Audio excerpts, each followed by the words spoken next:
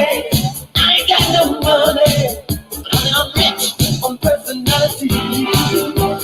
Hey, check it all out. Baby, I know what it's all about. Before the night is through, you will see my point of view. Even if I have to scream and shout, baby, I'm a might not know it now. Baby, I'm tired of time. I don't want to stop till I reach the top and sing it. Hey, take a listen. Tell me, do you like what you hear? If you'll turn you on, just say a word, I'm gone. I know ain't nothing wrong with your ear. Hey, check it all out. Well, look now, it just might be too late. I'm just gonna chase night. It's gotta be a better life. Take a picture, sweet. I ain't got time to wait. So, baby, you might not know it now. Baby, I'm tired.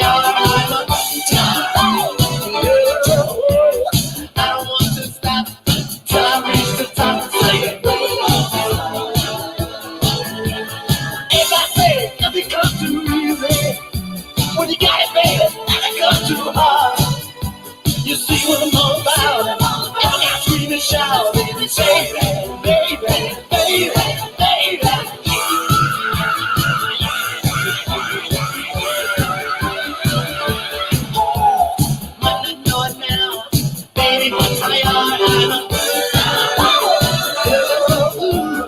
I don't want to stop till I reach the top and sing it. Baby, baby, baby, oh baby, no. Baby, baby, baby, somebody.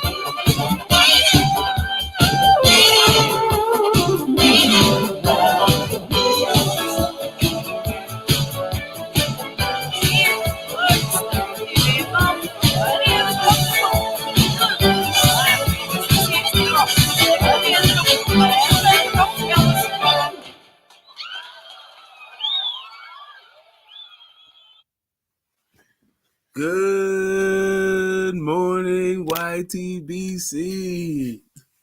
Peace, everybody. It's Friday. Doing it once again. I hope everybody's doing wonderfully, fantastically, phenomenally.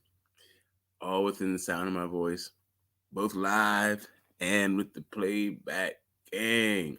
TGIF is Friday. Okay.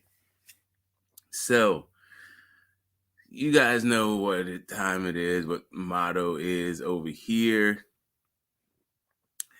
It's always 420 somewhere.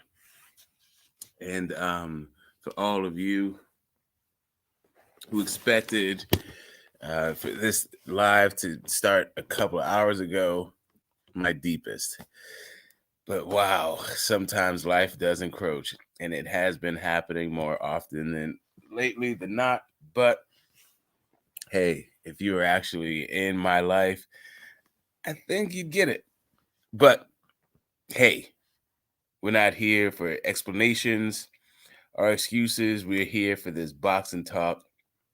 And wow, have we got some good fights now? Finally, it seems that the much aligned boxing media may be got something right on its face value when they first started talking about this era's four kings. Sorry, this era's four kings. I think most long-time, hardcore, die-hard, purist boxing fans almost spit out whatever it is they were eating or drinking at the moment, and if or whatever they ate or drank within the last few hours almost came up when they heard the names Teofimo Lopez, Ryan Garcia, Tank Davis, and Devin Haney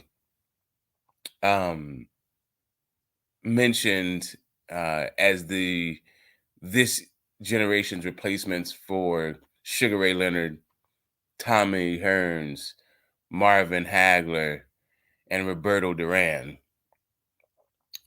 They're like, what was going on with this thing, this comparison? But now, when we are in the doldrums of 2023, who should happen to be putting boxing on their backs and moving the sport forward? None other than Teofimo Lopez, Shakur Stevenson, Ryan Garcia, Devin Haney. Yo, but as funny as that may be, funny as in haha, as well as funny as in strange, there's another name out there, right? Shakur Stevenson.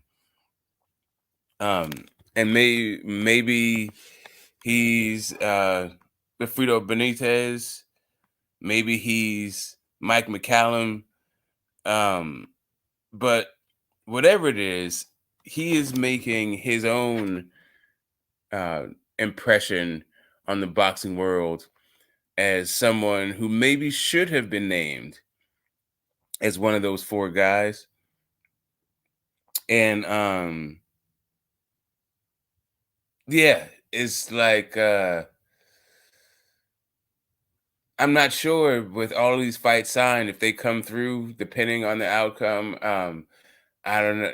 I don't know that our good friend Shakur Stevenson is going to be able to catch up to those other guys, assuming that Teofimo Lopez and Josh Taylor actually happens. If Teofimo should win that fight, if Devin should win his fight with Lomachenko, and the winner of Tank and Ryan, whoever that may be, does Shakur have a pathway to actually catch up to these guys? Is he always going to be that name just kind of mention the periphery? And not just Shakur, all these young guys, are they going to be able to catch up, right? Are they David Benevidez's of the world? Are they David Morrell's of the world? Or the Richard Hitcherson's? And I mean, maybe it could very well be that Abdullah Mason, right, might be the next generation. Or maybe will he always be just a little bit behind it? These guys. Yeah, I'm very excited about the fights that we have signed with these guys, the Four Kings, and I definitely want to talk about those fights and chop them up. But when we're chopping up these fights today, and the fights that we've already had, Benevidez, coming back, it looks like he's being marketed in a way that they haven't previously. When you talk about these fights, I definitely want to get in, the other young guns, the Bam Rodriguez's of the world. We got Rabisi Ramirez. He's fighting Dogbo. They released his Blood, Sweat, and Tears. I'm very interested in you guys' thoughts about not just the Four Kings, but are they is there somebody that's going to be replaced as one of those four kings, or someone that emerges as someone who should have been named that wasn't? But yeah, for anybody who who gets their jollies off talking shit, yeah, fuck you too. But yeah, we're gonna get as always, before we get too far into it, I'm gonna do some housekeeping as always. Let me just open up the hold up. Let me open up my panel here and get the do my housekeeping as I do every morning. Let's see.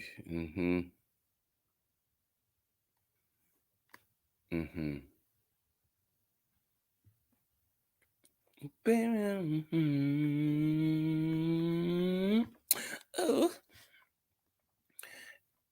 Yeah. Which of these young guns is flying under the radar? Will any of them be able to catch up to the guys? Let's see. Hold on a second. When you got it, baby, nothing comes too hard. Let's see what it's all about.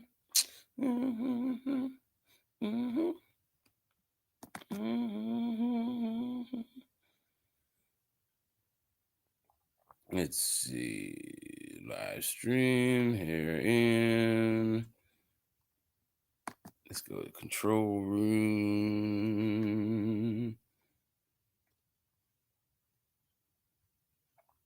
Yeah, man.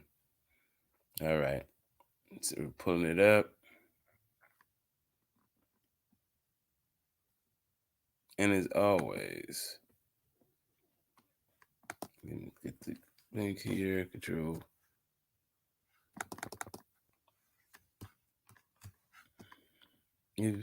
Just say the word no. Man, oh man. You guys, on a personal note, gotta tell you, your boy is getting stretched pretty thin these last few weeks. And yeah, I can tell it's just yeah, in the words of Langston Hughes, life for me has not been a crystal stair. At least not for these last couple of weeks. Actually, that's a little bit too deep. Hasn't been that bad actually, but I am stretched through. They're running they're running me ragged. I've put in a lot of miles, both emotionally, physically, and actually, just literally on the car. Man, I've been going at it. But yeah, all right. So we got that thing pinned up. Let me see what's happening in the chat. See who's here, who has been. Yeah, Tommy brother from another. What's up? The top Tycho. Yeah, man. I went to bed at 3:45. Like, there's absolutely no way I could have, I set alarms. I was like, this is gonna be a rough one, but I'll check it out. But yeah. Yeah. Hey, Mr. Lightning World, thank you. Yeah, man, I'm trying out here. There's Tommy, kicking the man when he's down. Let's see, but that's how we do it.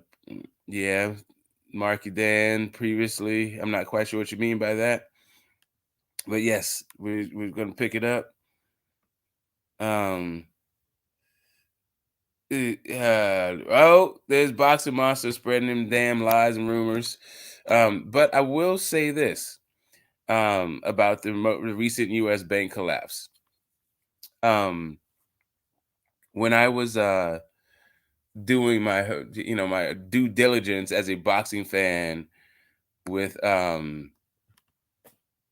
BLK Prime, when they were supposed to be the ones, the new kids on the block breaking in and revolutionizing boxing with their marquee talent and paying people like, right when they're done fighting and all this other stuff. And I went there and I saw that it was their public face was an abandoned storefront where a school used to be, a diploma mill for aspiring athletes. It was told to me that I was full of crap because, they had this major financing behind them, none other than Silicon Valley Bank. And now the whole world is familiar with Silicon Valley Bank.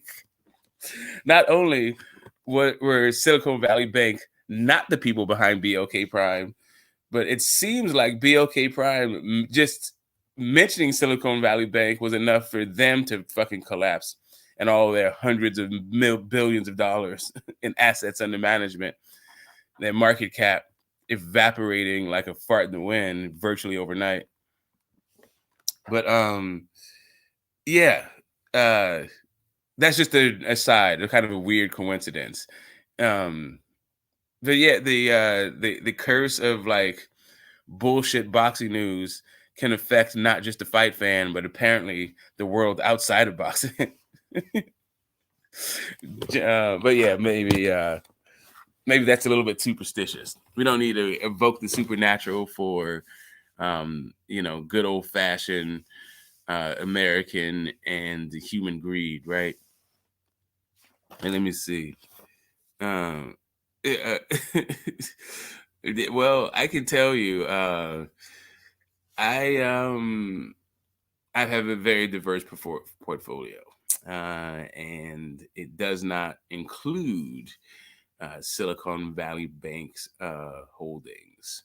I think they were mostly into startups anyway, and the perks they got for making huge deposits that are not federally insured. But let's keep it going. Let's get into these damn fights, man. We have a press conference. We had a press conference yesterday. We've have guys making around Coach Calvin. It's just heating up. That's just it. It is what it is. But yeah, let me hold on a second, guys. Let me pull up one of these press conferences here. Let's take a listen. What's up, Big Blunts? Mark Dan. Let's see. What up? I definitely would like to catch a little bit of the press conferences. As a matter of fact, let me just do it in the background as we talk about some of these fights, and you guys populate the chat in the panel. Hold on a second. Devin Haney versus Lomachenko press conference on YouTube. Pardon me while I talk to my television. Tell it to pull up some shit I want to see. Look at that. How do they spell Lomachenko right? Man, that Loma is a cultural phenomenon. He's an icon. Like, usually a name like Lomachenko would yield the weirdest results for my remote control of my television, but they know exactly how to spell fucking Loma. Okay. The kickoff. Let's see. We got, just looking at the actual press conference numbers. Let's see what's going on here. 63,000, 30,000, 8,000. Damn, Dante, we don't have very many. How's going on? Okay, we got 41,000. 3,000, 10,000, 60,000. Okay, so 22,000. I'm seeing little clips. The main thing I'm seeing pretty damn good pretty good engagement. A lot of big sites. It looks like the most watched one is out of Fight Hype as the actual stare down with 122,000 views. Yeah. What the hell is this? David Haney came with a grill, huh? He's coming to sell you a show. It's look like Manny Fresh, illegitimate kid, but we know that's Bill's baby. Look, those dudes look dead alike. Bill can't get out of that. He can't be on the Maury show talking about that. It's not mine. We shit. DNA results reveal you are the father. Hold on a second. Let's take a look at one of these little clips here. All right, D1, what's happening with it? Let's see. I have been indirectly. Hey, listen, I am indirectly involved with some of the mayhem around the world. I don't know about a lot of it, but some of it indirectly, not through any of my own personal vision or actions. I just happen to know some of the players involved. And by players, it might be like the kid or the grandkid or something like that. I may have said what's up to him or had like a couple of conversations with him. Like I may have. I personally don't have anything related. Wow. Okay.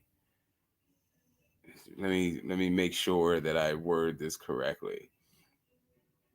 I don't have anything.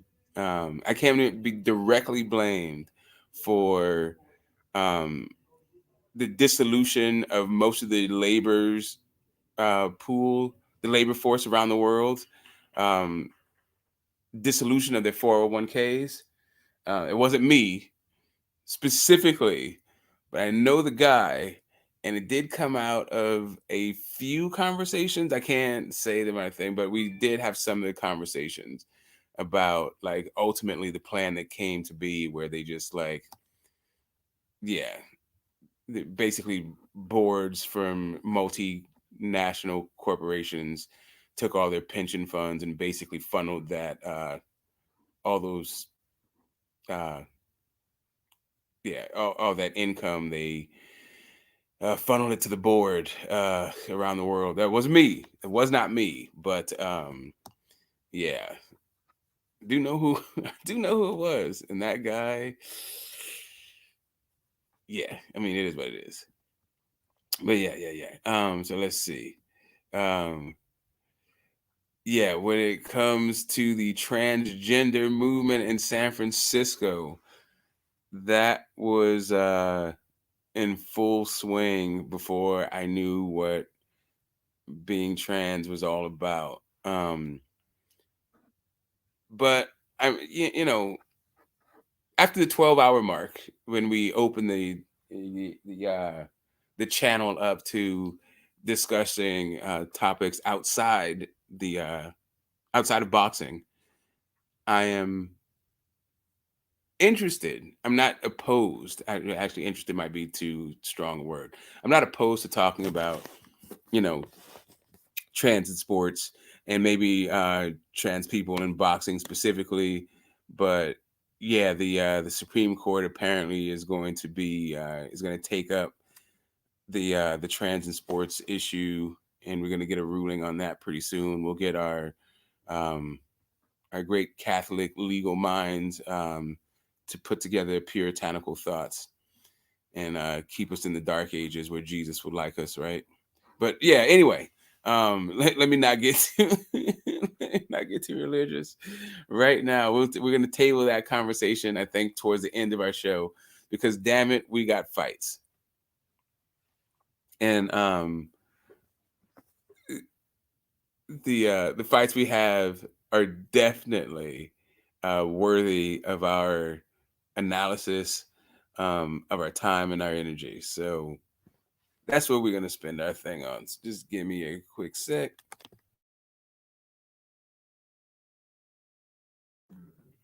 Yeah, I got to get some of that fresh squeezed orange juice in me. I'm a bit parched. And then we're just going to jump right into the fight that isn't signed, but that's ordered, right? Between the four kings, and that is Teofimo and Taylor. Teofimo Lopez, Josh Taylor. At 140 pounds, Teofimo trying to become a 2-division champion, and Josh Taylor trying to retain his, not just his undefeated record, but also his status as the WBO super champion, so he can just move on up and slide into a mandatory spot for the welterweight title, right? Once he moves up. So give me, fewer than 15 seconds, or maybe actually fewer than 30 seconds. I'll be right back. Let me jet to the Sub-Zero and get me some OJ. Be right back, guys.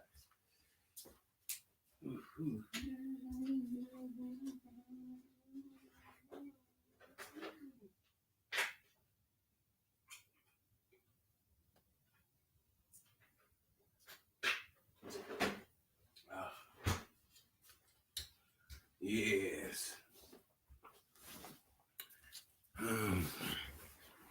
Oh my God, that's so good. What up, Mad Chad? Yes, exactly. Mad Chad's running interference. I did absolutely nothing wrong. I had nothing to do with the Silicon Valley Bank's collapse. I happened to spend a good portion of my adolescence in Silicon Valley. It is a coincidence that if I go into my backyard, I can see Silicon Valley. I have absolutely nothing to do with that bank. You know what I'm saying? Nothing at all. Let's see. I am not responsible for the disappearance of D. Jefferson. As a matter of fact, D came on to this panel not too long ago, a 3 months ago, made an appearance, but I wasn't around for it. I missed him. I got a new phone. I can't wait for this dude to hit me up so we can catch up. Whatever he's got going on these days, I'd love to know. But yeah, right at this moment, I don't even have his phone number. I'm a little bit upset about that. Yeah. But anywho, all right, let's get these clips happening here. Oh, wait a minute. Did Canelo pick Lomachenko? That's pretty good. Hey guys, have you noticed that there's some of these fight fans out here that have channels can't figure out how to say anything positive about certain fighters, and those fighters don't have anything in common, seemingly outside of I don't know, man. I'm not, you'd hate to put the R word on people where they haven't earned it. But it seems that a lot of people have this some kind of prejudice, some sort of personal rancor, some hidden agenda, some just rancor about certain fighters, right? Like I remember that Devin Haney wasn't going to find the balls to fight Lomachenko. And I hear, now it's like, how much credit? What does it matter if Haney beats Loma? And yeah, and then Loma's an old man. I mean, by the same people, but like, you know what? I'm not gonna put that on there. I'm gonna just say, yeah,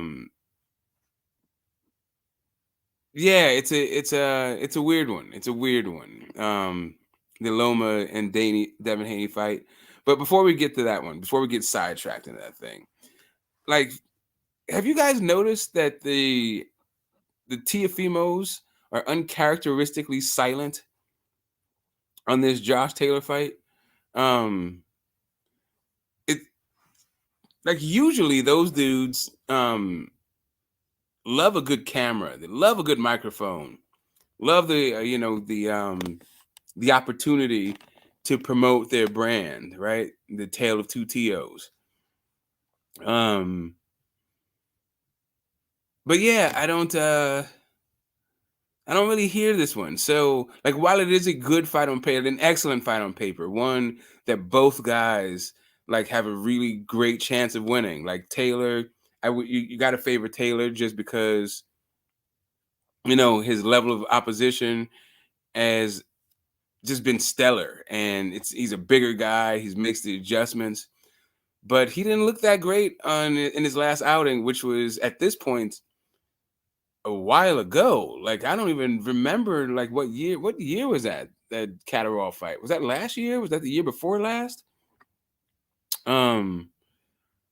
Yeah, I can't it's a good fight on paper. It's a good legacy fight for definitely for Tio. It'll be kind of embarrassing if Taylor gets his ass whooped up by one of these kids. But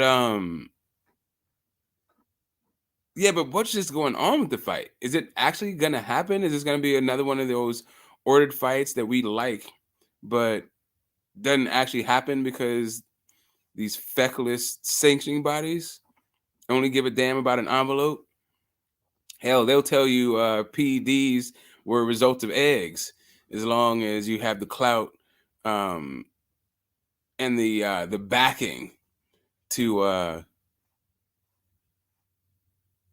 what is it, to give them a veneer of plausible deniability, right?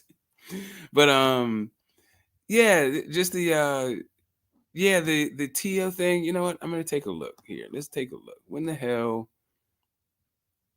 was this damn Tio fight anyway?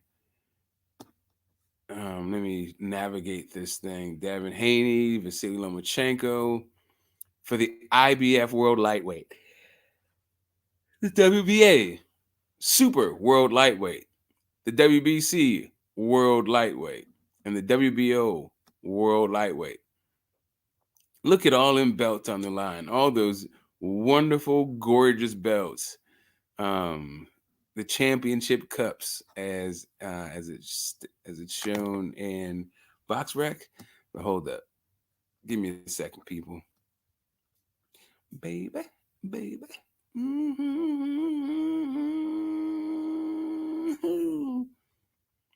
All right. Let's see. Teofimo Lopez. Yeah. I don't know that fight is that fight even scheduled. It's not on the. Hmm. I don't even think I can get. How do I get there from here? I don't think I can. Diego Magdaleno, huh? Yeah, that dude was old as shit. Look at that. It's 3 different. It was a unified baby belt champion fight. What the hell? All right. Sorry, guys. Give me a second. Let me bring up this Josh Taylor. When you got it, baby, nothing comes to, huh? So yeah, I took the old lady out earlier in the week to see this damn John Wick movie. Okay, guys, a moment of silence for Mr. Hard to Kill, John the Baba Yaga Wick. But I gotta say, like, my man killed an awful lot of people in that movie. All right, so he fought in actually right after my birthday. Okay. He fought in February of 2022. Late February 2022. Okay, so it's been a year and some change. But before that, he fought. It was damn near a year before he fought that. So he's actually had one fight in 2 years. Crazy. And coming on 2 damn years, man. That Regis Prograis fight was in 2019. That was pre-pandemic, that fight. Bananas, yeah. Yeah, the inactivity, the weight. I'm very interested. And also, does at this point, does Josh Taylor have to move up? I mean, does he have to? Does he have to fight Teofimo if he wants to? Avail himself of the automatic mandatory challenge at 147 for the WBO. Like now that the fight is ordered, does he have to go through with it, or can he say, "No, I'm going to vacate, but I'm also going to move up and become Mando"? I'm very interested in that. You know what? Let me look this up. Let me look this whole thing up. We got Bruce Gass, the elder statesman, of the YTBC. What's happening, bro? And if you guys aren't subscribed, I'm thinking that we're all family here. That all the people who are subbed to me are also subbed to Bruce and to Mad Chad, and the Boxing Lounge. If you're not, hey guys, put your links or in Big Blunt's Boxing. I don't know that Marky Dan does content just yet. I don't know if Mr. Lightning World does content either. But if you guys, whoever does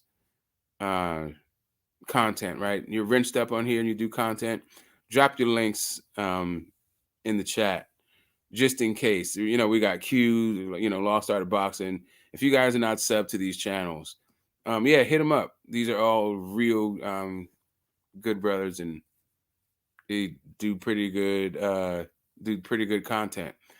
But yeah, John Wick, I feel like not only was he excessively murderous, but he was completely disrespectful to corpses. Like, the dude would shoot you in the head a couple times and then cut your throat. Like, what's the point of that? What's the point of like cutting somebody's throat and then shooting him in the head? Like what are you gonna do? Like, wrestle the corpse to the ground? Like, I don't understand. Once the body's dead, why in the hell do you need to do further damage? Why give it more bullets? Why give it another tweak or torque of your wrist to open a vein and all this other weird shit? Like, I gotta say, it was a great series. I can't believe they got 4 movies out of it, and all those combat dog training sequence, that was good. Crazy, setups, blocking, choreography. I gotta say, I'm gonna miss the Baba Yaga. Apparently, there's a spin-off, The Ballerina. I can see Keanu do it one more again, but at a certain point, I just got like numb to the violence. I felt like I was in a combat zone. I'm like, God damn, do I have to kill more motherfuckers? I felt like I was killing him. Yeah, that's the thing. It's like you get the feeling like you become John Wick, and I was like, I am tired of the murder. Like, at this point, I'm tired of the fact that of not smiling. I'm tired of my scruffy beard, of destroying all these goddamn American-made cars. Does John Wick is his tank always just on F? Like, this guy, he was at the gas station one time, and the one time he went to fill up his car, it seemed like it upended his entire fucking life, and it led to his death. Just filling up his tank. And maybe that's why the guys never showed him do anything. But yeah, I don't. Anyway, I just had questions leaving that movie. But it is what it is. Let me scroll up before we get back into this. Josh Taylor, Teofimo, Taylor two Tios. It was the it was the best of Tio. It was the worst of Tio. What's up, Jimmy? How you doing this morning? Salute, Smoke. I hope you're doing well. Shout out to the chat. What happened with your timing? I checked your channel several times. I didn't know if you were going to go live today. Showing up again for the streams. What's happening with it? Let's see.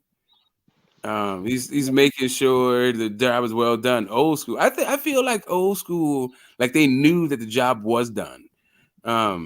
I think that the old school had a sense of propriety. They understood the concept of overkill. Like you don't need to do all that. You just stab a dude and let him bleed for like 4 or 5 days.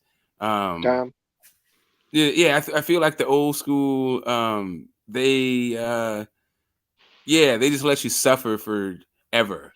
But nah, I feel like the new school is like you gotta keep stabbing his soul until like even though the dude is like already talking to God, he already got through the pearly gates, or maybe he went the other direction. But fucking John Wick is still going to work on the corpse, like. Yep. But yeah, who's Baby Yoda? What it is. Let's see. We got Phantom happening. What up, Phantom? We got very unfortunate I'll ask of Thomas. What happened to the timing? Damn. Smoke. And Mr. Wick. But also the concierge died. Not just in the movie, but like in real life. And that was kind of sad. It was also weird to see the guy from Highlander show up, right? As the Harbinger. Yeah, I noticed that. Are you out here giving away spoilers, bro? I ain't seen the movie yet. What happened? Oh, there you go. Wait, Smoke?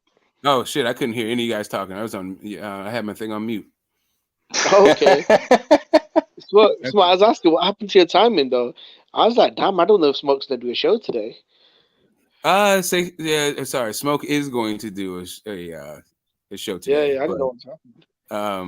Yeah, man. Those relationships, right? Sometimes it can appear that I'm not in a in a relationship that I don't have. I was actually concerned, but you're so meticulous. You want to Smoke? You're so meticulous with your timing, right? That once an hour had passed, I was actually concerned. I was like, "Oh man, I'm worried about Smoke, but there's no way I can contact him to see if he's okay."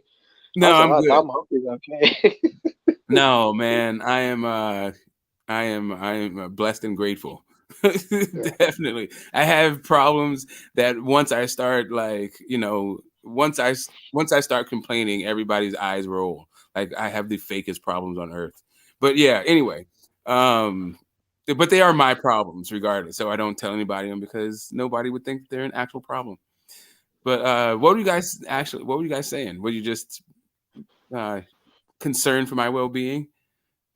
Well, I was though because you missed your timing, and then when I was asking you questions, you kept talking about Highlander, so I didn't know what was going on. To be honest. Oh yeah.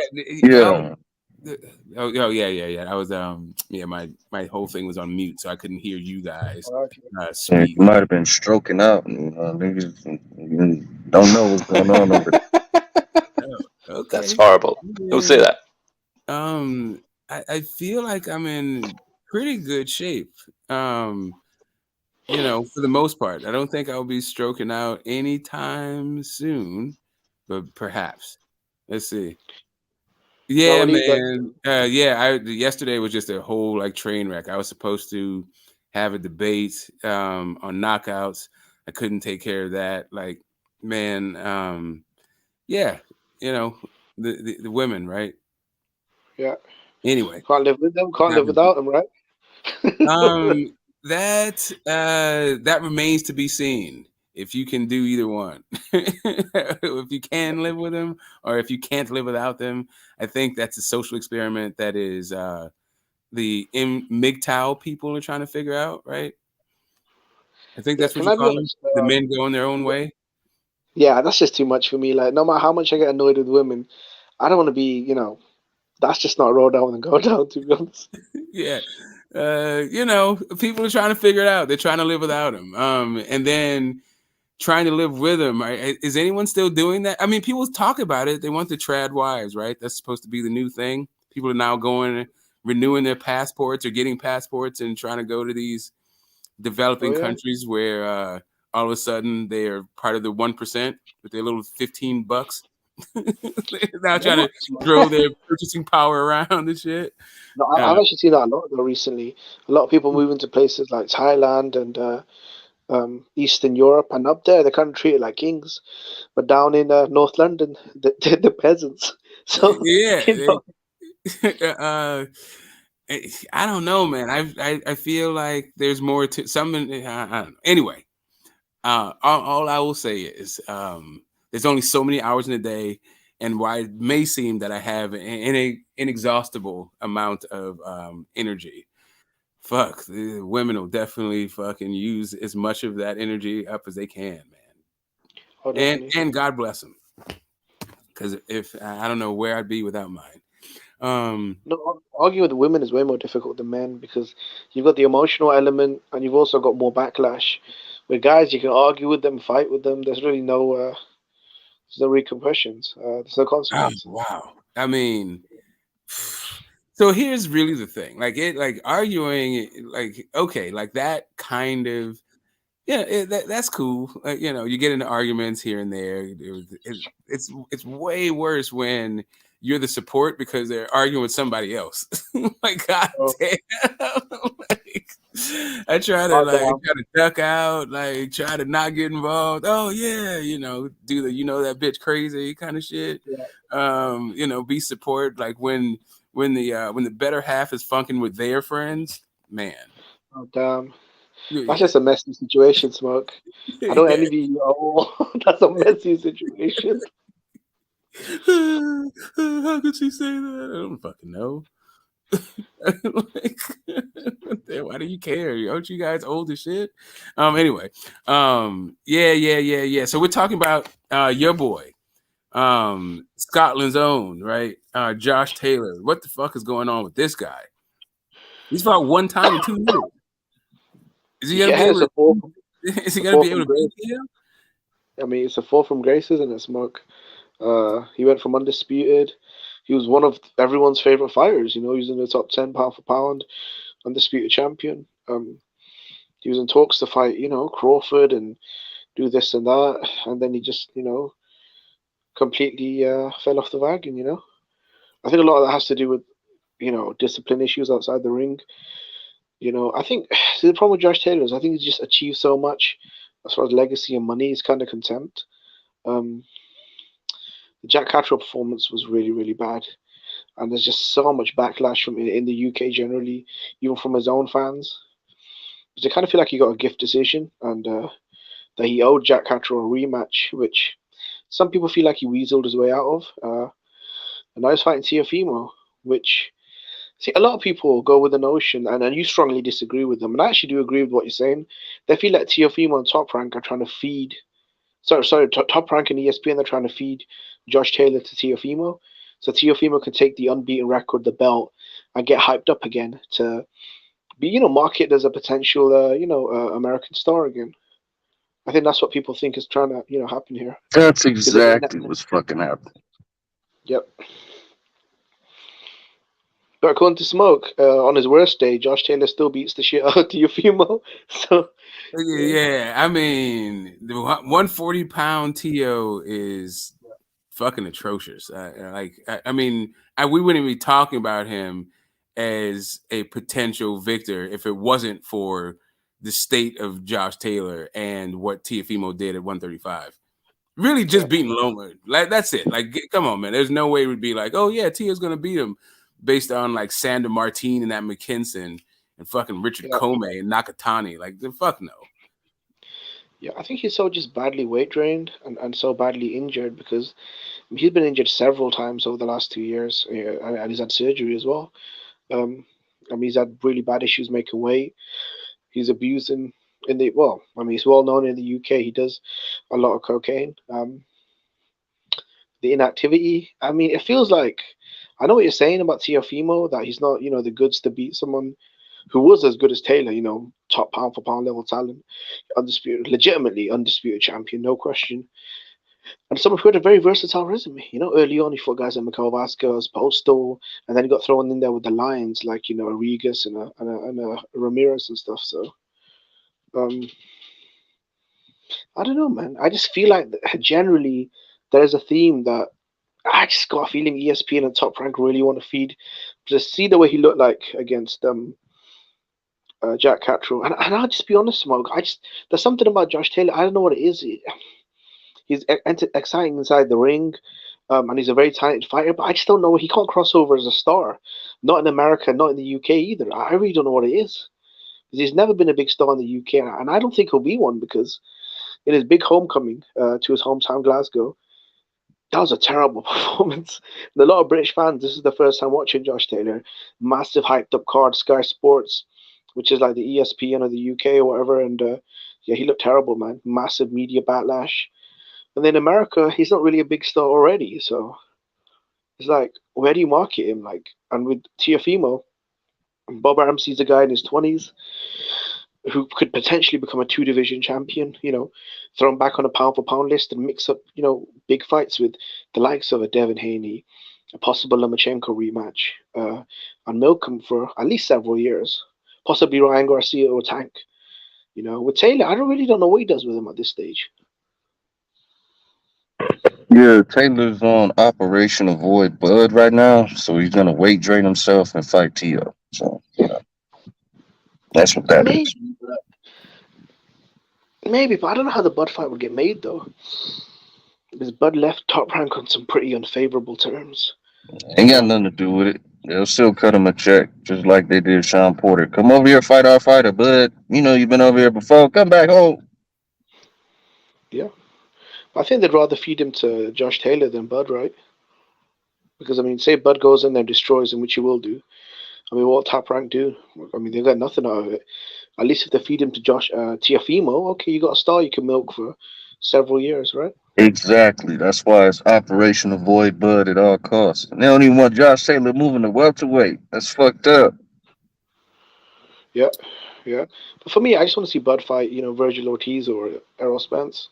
So I'm not really too interested in a Bud Taylor fight, to be honest. Yeah, Virgil is a guy who seems like he might not be long for the sport. Yeah, his kidney shut down again. Yeah. I don't know. Like you can't like if you can't pour all of your resources into a guy that might not get out of training camp. Or might fucking die in the ring. I mean, I guess they all could die in the ring, but like, from a pre-existing condition, like, ew. Yeah, why has he got bad kidneys? Everyone is, they're putting it to the weight cut, but I think that's just what boxing fans do. They got to, they have to be in the know. Or if they're not in the know, they have to speculate. Yeah. See, someone told me it was because he was taking roids that the fight fell apart. Now it's Rabdo. It's come back again, so. I mean, this is the second time in 1 year, so this is definitely a problem. He needs to see a doctor and get this sorted out because him being hospitalized twice in 1 year for the same thing. I mean, this is a serious problem.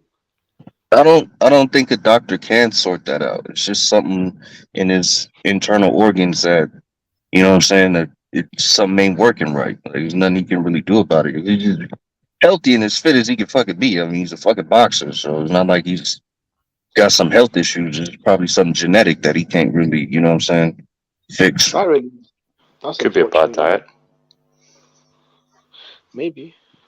Yeah, people just like, just put a couple of pounds on, you'll be all right. Like, I don't know if that's the case, man. Like, kidney, I don't know if he drinks. He doesn't seem like a guy that's out there, putting down liters and blowing lines by the boatload.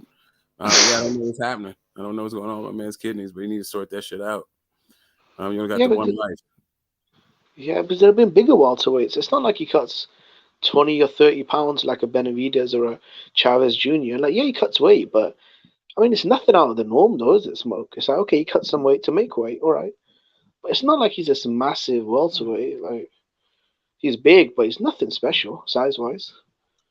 What's going on, GTS, man? It's been a minute. You had a morning show, man. I thought we were going to talk some world politics, something like lock them up, make America great again, number 45. Oh, yeah. Oh, my God. My man is going to be fighting cases for the rest of his life. I don't even think that's news. I don't know if he's going to get convicted of anything, but I do know that he's going to be in court for the rest of his goddamn days. I heard your opening, and I'm like, oh, okay, man. GTS talking to talk some world politics and shit.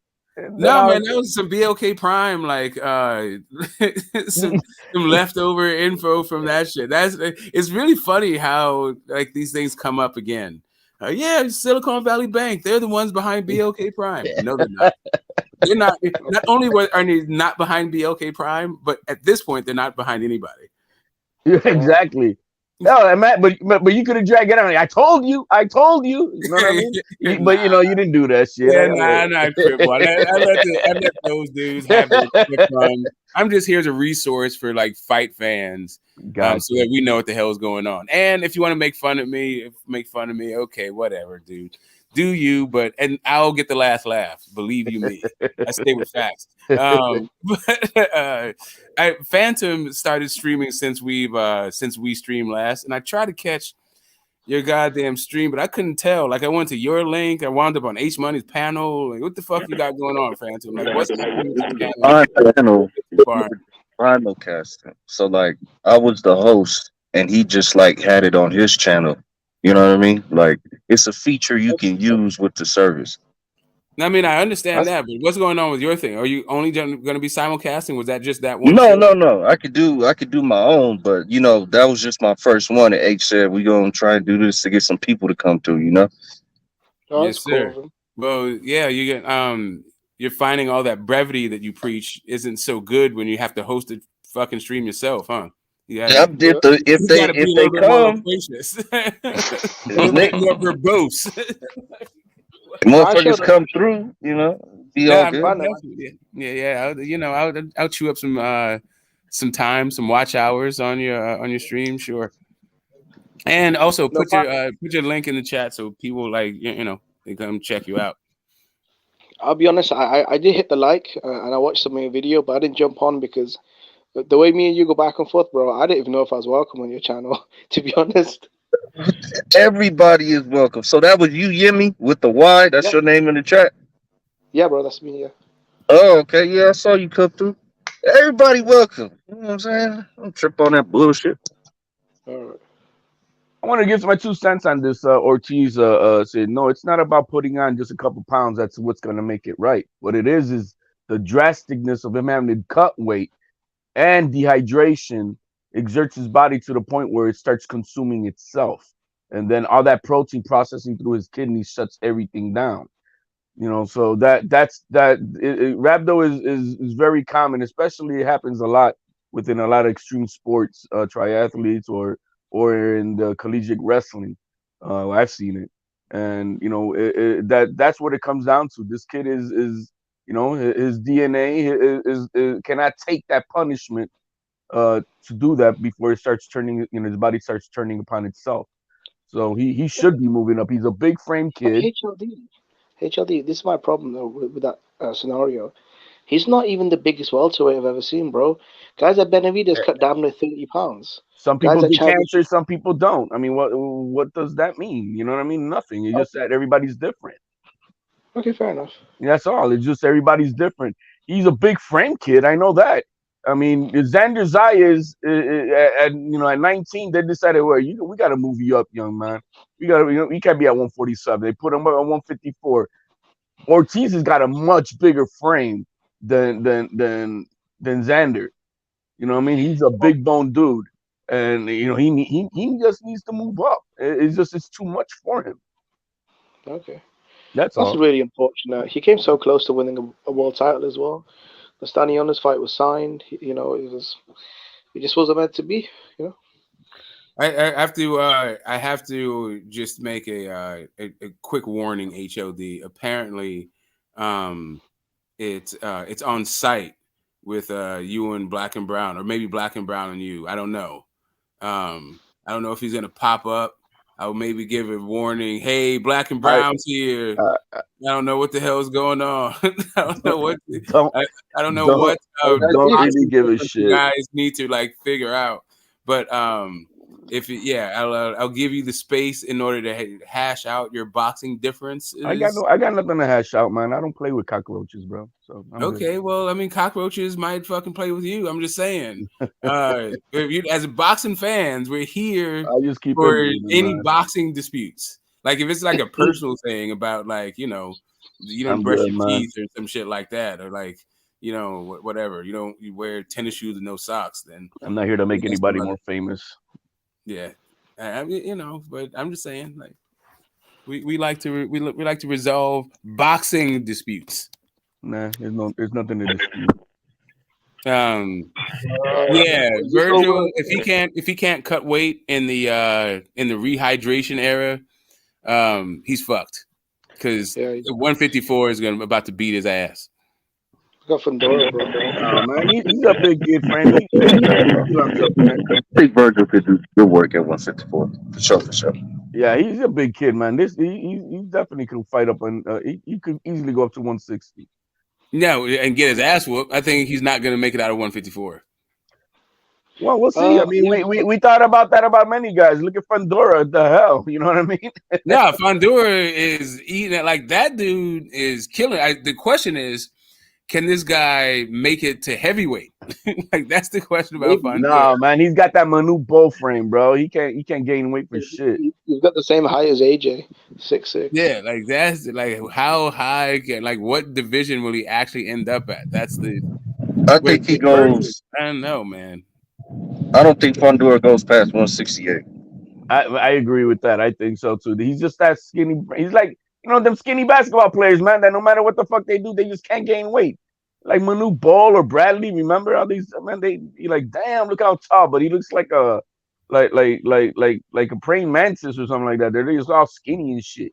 Yeah, I actually saw Manu Ball play live. He was a warrior at one point. Yeah, absolutely. No, there were a lot of rumors, though, during sparring that Virgil Ortiz really used to beat Brian Castano to a bloody pulp. And I'd say Brian Castano's a top guy at 54. So maybe, but he's so fucking small, bro. He's not even the biggest welterweight. Yeah. No, he's going to get his ass whooped. He gets hit too much. He likes to, that dude's a brawler. He's a brawler coming up from the lower weight classes. Yeah, nah, not at 154. That, all of those dudes just stand and trade. That's what 154 looks like to me. The only guy who uses, some lateral movement is goddamn Charlo. Mexicans don't need lateral movement, man. Haven't you seen that? Yeah, no, I'm just saying that he's coming up though. With these boys are big. They've been fighting each other. They're banging it. I don't like it. I don't like Virgil Ortiz versus goddamn fucking Danny Garcia. I don't even like that fight for Virgil. I don't like that. Might actually be a good startup fight at 154 for him right there. Yeah, shit. I mean, that's the whole point. If he loses to that dude, where's he? What's his career gonna look? Yeah, but what's the point? What's the point of being afraid of fighting, guys? I mean, they got. I'm not saying I'm not afraid. I'm not. It's not about a fear. I'm just saying, the assessing his actual career prospects, right? I just don't get it that we're gonna just say oh, what's gonna happen? No, man, he has to fight. He fights, and that's it. Who cares what happens with his career at that point? He needs to go fight the best. I thought the guy was going to be a champion at 147. I don't see how he's going to be one in 154. Like you have to move that guy really. He's got to get lucky. He's got to get luckier than Devin Haney. See, he was at 140 a couple of years ago, though. Smart. Or maybe he can take a shit deal like Devin Haney. Ortiz was at 140. Yeah, he started at 140. Yeah, okay, but at the very, very beginning, then. Yeah, because he was saying that at 140 he couldn't win the title because he outgrew the weight class, and he's been at 47 for a few years, and now he's outgrown. I mean, I Smoke is saying like fucking hell, like even if you move to 54, 2 years down the line, are you gonna outgrow that? Like he's 24 though, right? Is he 23 or 23? I think, right? No, he's the same age as these guys. 20. He's not younger than Dev. He's not younger than those. He's 20. Look, I think he's like 23, 24. Yeah, I think he's 24. I think he's 24, 25, but I know he's at least 24. He's not younger than those guys. Yeah, no, it's about welterweight though. How old is Benevidez? How old is Benevidez is 26. Damn, he got old on us. Yeah, that's what happens when you don't fight that often. You know, you just think they're the same age as the last time we've seen them. Yeah, I mean, I just I heard when they were talking about the young guys, I would always include David Benevidez in there, but like no one else did, right? They would always talk about Ryan and Tio and all. I'm like, David Benevidez is the same damn age. What's going on? Why didn't no one talk about him? But apparently not. I was wrong. Yeah, I actually dipped off the panel. I actually didn't catch your opinion on this. What are your thoughts about Bob Arum running around saying that Benevidez versus Plant didn't even crack 100K? We talked about it. I just don't. He threw jabs that kind of thing. I don't. That's just kind of the rumor shit. Like that's the rumor mill. I think it's unseemly if you feel the need to like comment on somebody else's pay-per-view numbers. Like if we if I could get reliable numbers for Bob Arum pay-per-views out of Bob Arum, then I'd be happy. But it seems like Bob Arum or like the Rick Glazers or the Eddie Hearns, they are very willing to talk about somebody else's fucking pay-per-view numbers. But they don't really say anything about the guys that they represent. Like, and not in any way that I find, believable or plausible. I find it difficult to believe as well, Smoke, because there was so much buzz around this fight. Like all the podcasts were talking about it. It was trending on Twitter. The arena looked sold out. Massive numbers on YouTube for all the media content, and everyone was hyped about it. I knew Casual was talking about it as well. Good undercard, and that produced 100,000 buys. Like that. Yeah, he went from 2 million. This dude, like Bob Arum, said that that he didn't even break even on a fight that broke gates and did 800,000 pay-per-view buys at $80 a pop. Yeah. What is that? Yeah, it's like, come on, man. You can't figure out how to make money out of $64 million in just pay-per-views. Another 20 million in site fees and like, get the fuck out of here. Yeah, you'd get site fees, you'd get sponsors, European TV. Yeah, you got movie theaters, digital downloads. Like it's not just pay-per-views. Like pay-per-view is just one number on even just a night.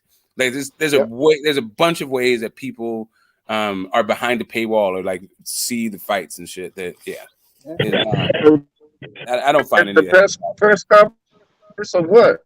Like, what's going on with that? What? The press conference. Devin and Loma. Did y'all forget it fucking happened or something?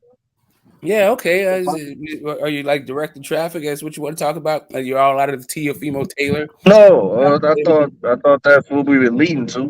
We talk about Bob Arum and what he said about pay-per-view. It's still not official yet, just to give you a heads up with that fight. Which fight? It's official. They had a press conference. No, I'm talking about the pay-per-view and why they lowered the price. The Taylor and Teo. And what he was talking about. He's talking about Teo Taylor. Right. That's not official just yet because they're still waiting upon to see if Taylor's going to be able to come into the States. So it could still be in New York or it could be in the UK. I don't understand. Like, why does it need to be in the New York? Well, I mean, that's where the most money is going to be made at. That's just but that dude is, he's been he's what is it? He's gang related. Yeah, he can't. He can't get past the State Department, right? He's not going to get a right. visa. That's that. Well, I mean, that's not fair to say. He was involved. No, that's related. I know what gang related means. he was once affiliated. Yes. But that's the reason why they plus he's still doing rehab on his foot, whatever issue he supposedly says he has with his foot. But the main thing is that they're trying to make sure that he gets on the tarmac and they let him come in. Surely Vegas would be more money than New York, right? For that fight. No, I think a bigger following, at Madison Square Garden would Teal will do that nicely. Plus, there's a lot of Taylor fans in New York too. You know what I mean? A lot of well, fly out as well. Yeah, it's more of an Irish crowd than a Scottish crowd, but yeah, we'll see. Anyway, it's the 140-pound division doesn't really lend itself to Vegas fights for whatever reason. I don't know what. I think it is just that people don't know who those guys are. I think so. I think that plays a big part of it. Maybe the popularity of the division is not. It's more hardcore fans. But it's always been like that, Smoke. You know that. Yeah, the 135, 147. Those are the divisions that always make the most amount of buzz. No one really talks about like Costa Zoo or fucking. I mean, you might get some Arturo Gatti, but it's mostly talking shit that he's in the Hall of Fame. Aaron Pryor doesn't really get talked about. They're like the 140 legends and Nicola Loche and all that shit. They don't really. The legends of that division go largely undiscussed. Right. It seems like it's one of those like bumping stone divisions where from there you jump into then 147 and then you make things rocking and shit but I don't agree with that. Shall I tell you why though? Because I remember Amir Khan fought Marcus Maidana and Zab Judah in Vegas. Bud Crawford fought Victor Postal in Vegas. And Josh Taylor himself fought Jose Ramirez for Undisputed in Vegas. Yeah, no. And that's just that's just something. What was the main card? Was it Taylor and Ramirez? Those are huge fights with they had like some ramifications. It's just I don't know. The 140-pound division, you have to go through like real names and real like significant fights for it to. Yeah, but look at the undercard he just said. I mean, that's why it sold out because it was a good card. You know what I mean? Undisputed fight. Then you got Crawford. You said it was underneath him. I don't even know if it was sold out. I don't even know what it did. Like I wasn't even looking at it for that. I was looking at it for the fight, not like it was a good fight, right? But it was I mean, just listening to it right now, like damn, that was a good card. Josh Taylor did really fucking well in that fight. But Tyson Fury fought Otto Wallin and Tom Schwartz in Vegas. Right, like it wasn't like he's fighting guys that who gives a shit about those. No one even knew who the hell Otto Wallin was at that point. He actually made his bones off of that performance. Like, yeah, that's true. But anyway, the Taylor. I hope he's all right. You're saying it's a foot issue, so it's a foot issue. I mean, I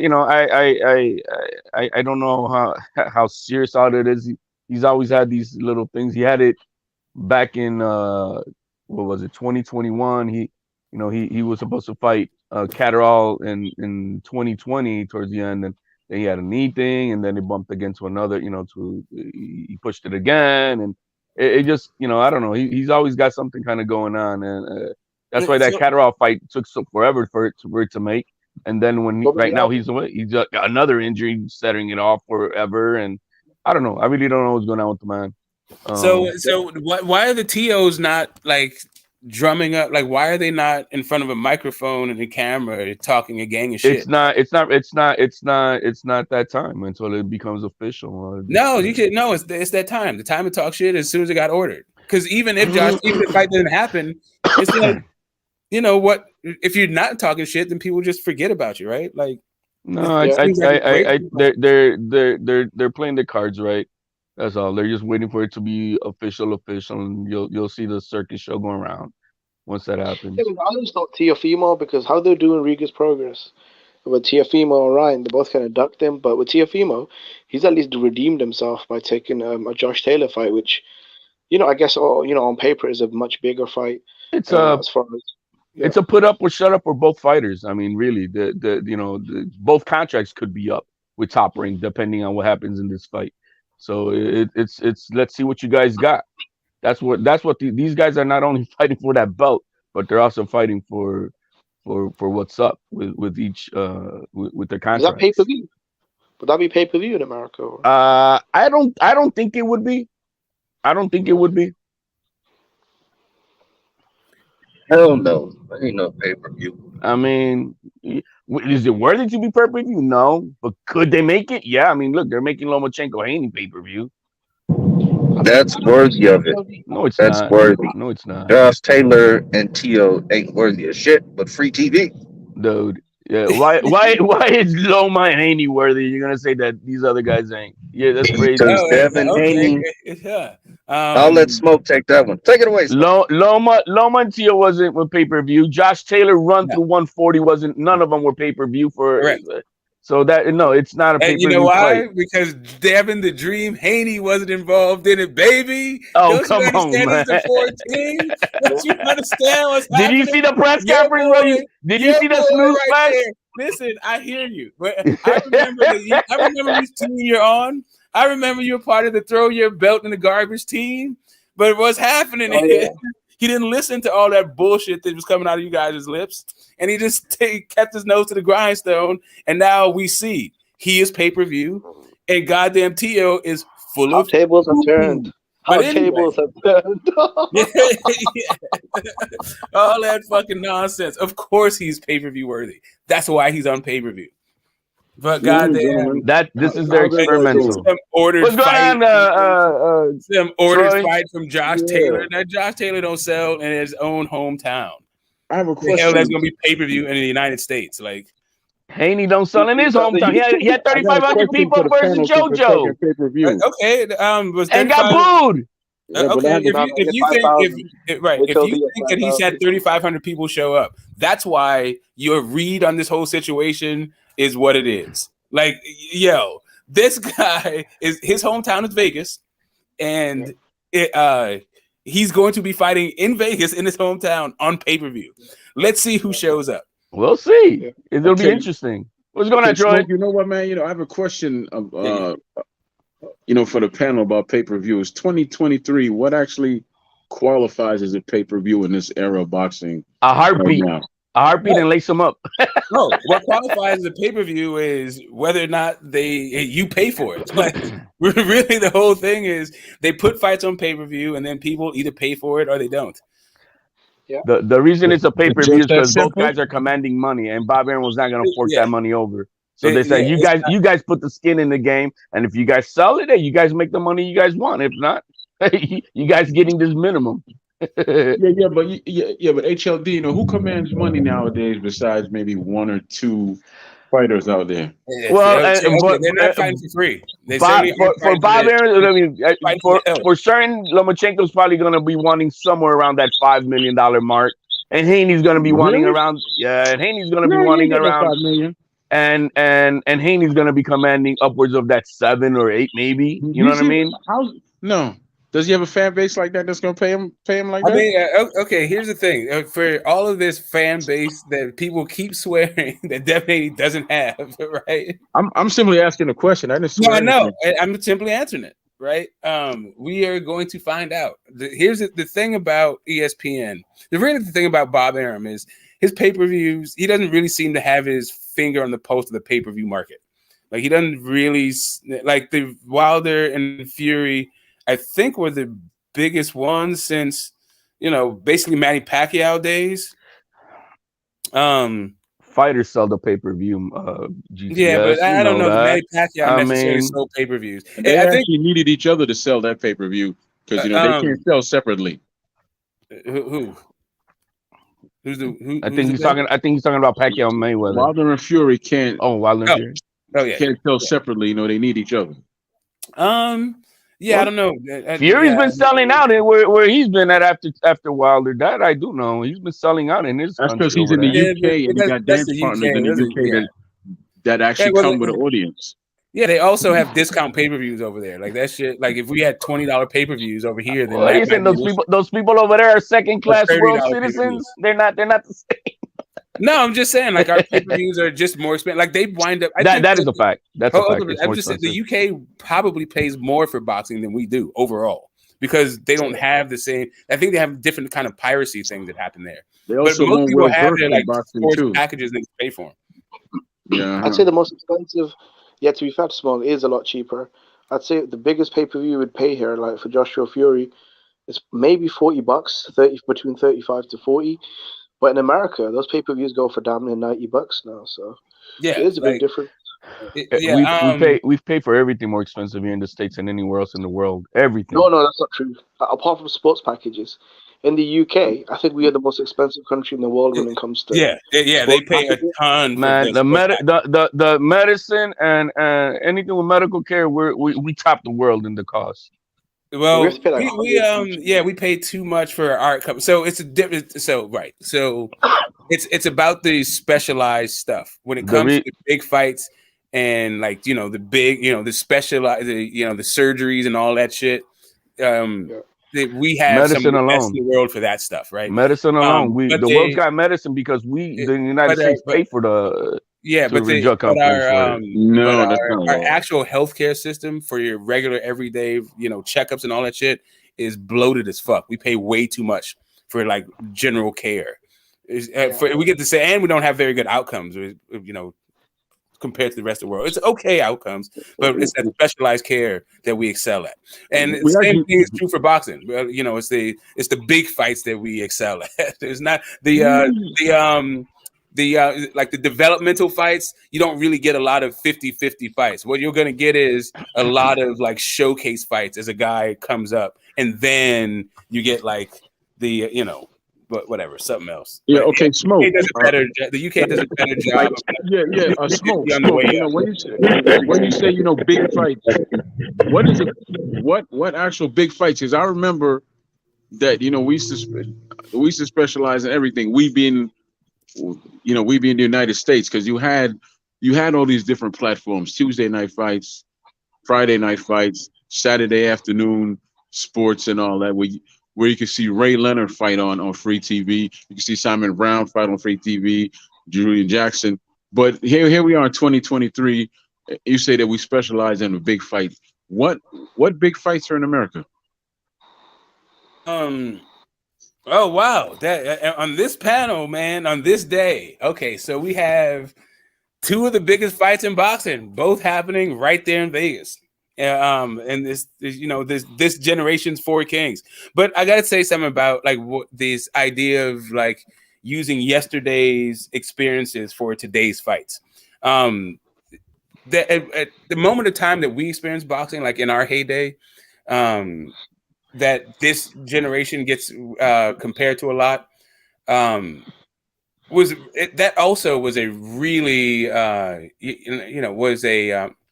the market shrank from how it used to be back in the day, right? Like guys used to show up and have thousands and thousands of people, like open air stadium fights.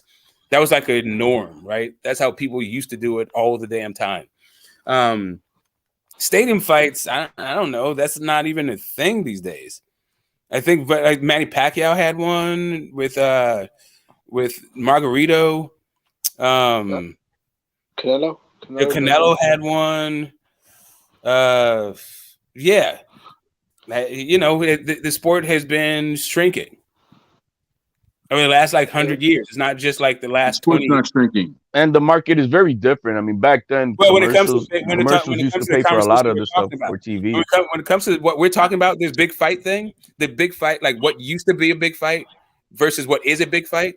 What used to be a big fight was also a shrunken version from what it was like, 70 years previously. I can tell you what's changed. Really, it's not like the people have more avenues to go into. But you can watch at home. It's very simple. You don't have to go to the fight anymore. No. But it's not that the sports that shrink. The sport is shrinking. You know what it is that's shrinking? Fighter development. That's the only difference. I mean, that's competition the difference. is different. These guys are not developed to be stars nowadays, or household names nowadays. Well, I mean I think that ignore that. While it's a part of it. Saying is true. Yeah, I think what you're saying is not a part of it anymore. It's a you want to make it 100%. Hold on a second. Hold on a second. I think that what you're missing though from that analysis, because it's not wrong, but it doesn't take into account how much other content is out there now. Exactly. Like it didn't used to be this much. There wasn't this much competition for your entertainment dollar back in the day. Like, okay, so there's 1,000 different fucking channels. There's 1,000 different like streaming services, all this other shit. It's just very hard to break through the noise. Okay, Smoke. I understand what you're saying, but it was always football out there. It was always NASCAR. It was always basketball. It was always soccer. It was always baseball, and it was always cable that had all these these channels out there. TikTok. And you always had, and then hold on. Then you had the advent. Then of course, later on down the line, you had the Segas, you had Atari come in, you had Nintendo. Are you trying to compare the 1980s media market to today's media market? That's fucking crazy. You always had a change. You always had choices. It's just that. Yeah, they're just Troy, fighters were groomed to be superstars. We're not saying you're wrong. Troy, you're not wrong, but in thinking that it's the only thing, that's where you're wrong at. That's not. I didn't say anything about only. No, that's not even it. What I'm telling you is what wasn't there was social media and all of the stuff that comes with, right? Like the way that people consume content, the amount of actual content that people consume that's not even sports for their entertainment is like just different. It's not TV. It's not. It used to be that it was sports, or maybe you went to a play, maybe a movie at a certain point. Maybe it was these kids nowadays don't want to get hit. People, listen, all of that shit is fucking. Not only is all of those things, those numbers, like people are still doing those things. Now there's a whole bunch of other shit. But Troy, nowadays you want to talk about development. I'm sorry, these kids nowadays do not want to get hit in the face. They're soft with that shit. They're not gonna. That's not what they want to do. Give me a basketball, give me a baseball and glove, but they don't want to get punched in the face. They're not. They're not into that shit. Also, the UFC. That's not true. UFC. That's not true either. You always will find someone who falls in love with the sport. You always will find those few that the sport calls out to, because the truth is you don't call out to boxing calls out to you, and it's like an addiction. You do it where everybody else thinks it's crazy, right? You do it. Hold on, brother. But there's fewer options though. Like that's what I'm saying. No, it's not fewer options. But okay. Go ahead. What I'm saying is people's natures have not changed. You have 30 seconds to grab someone's attention. It's kind of like you're doing a pitch on an elevator. You have between 5 and 30 seconds to get their attention, and that's it. That has never changed. What has changed in the sport of boxing is that it's nothing interesting to really keep the people's attention. No. That's more on the playground. Like the 30 seconds, the 5 seconds that you have now is being filled up with booty shaking. And goddamn a whole but like what people like just understand, like in the era of Sugar Ray Leonard, as big as that dude was, there was 3 fucking channels. But when he was doing his thing, actually, no, I don't know where you go. I had more I had more than 3 channels. Can I finish my thought? Like, bro, I was there for it. I remember when television ended, where you play the national anthem, show the flag, and then it was snow. Like that's not what happened. That's not what's happening now. Now there's 24/7 content over hundreds, if not thousands, of channels. That is not the way that Sugar Ray Leonard. That's not the environment. That's not the entertainment environment that those guys grew up in. And not only that, those guys that are like gravitating towards like trying to get your attention now, they're doing like viral videos. They're not like getting punched in the face. Like there's and they're not fighting. And that's the key. That's the key thing. Troy, look, I'm in the world of collegiate wrestling and shit like that. And let me tell you something. It's a niche sport. It's the only sport that in high school still they allow, right? Combat sport is wrestling. And guess what? It's such a small niche sport. Kids don't gravitate to this combat shit, man. They don't want to go through the grind of that. They rather give me a baseball. I'd rather play soccer. Let me play lacrosse. They don't want to go through this grind that it takes to be a fighter. Tell me this. tell me this, right? Since you brought up wrestling, there's this company called the WWE. Used to be WWF. I'm not talking about that type of wrestling. No. That is wrestling. That's where most of the wrestlers No, go. man. Yes, sir. That is filled with Oh wrestlers. my God, Troy. Do you think that's what's happening in high school? Do you think WWE is happening in high school?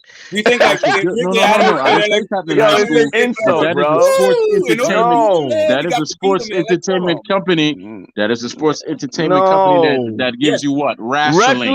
Wrestlers who come out of college go over there. and Olympics end up going to MMA. That's the niche sport.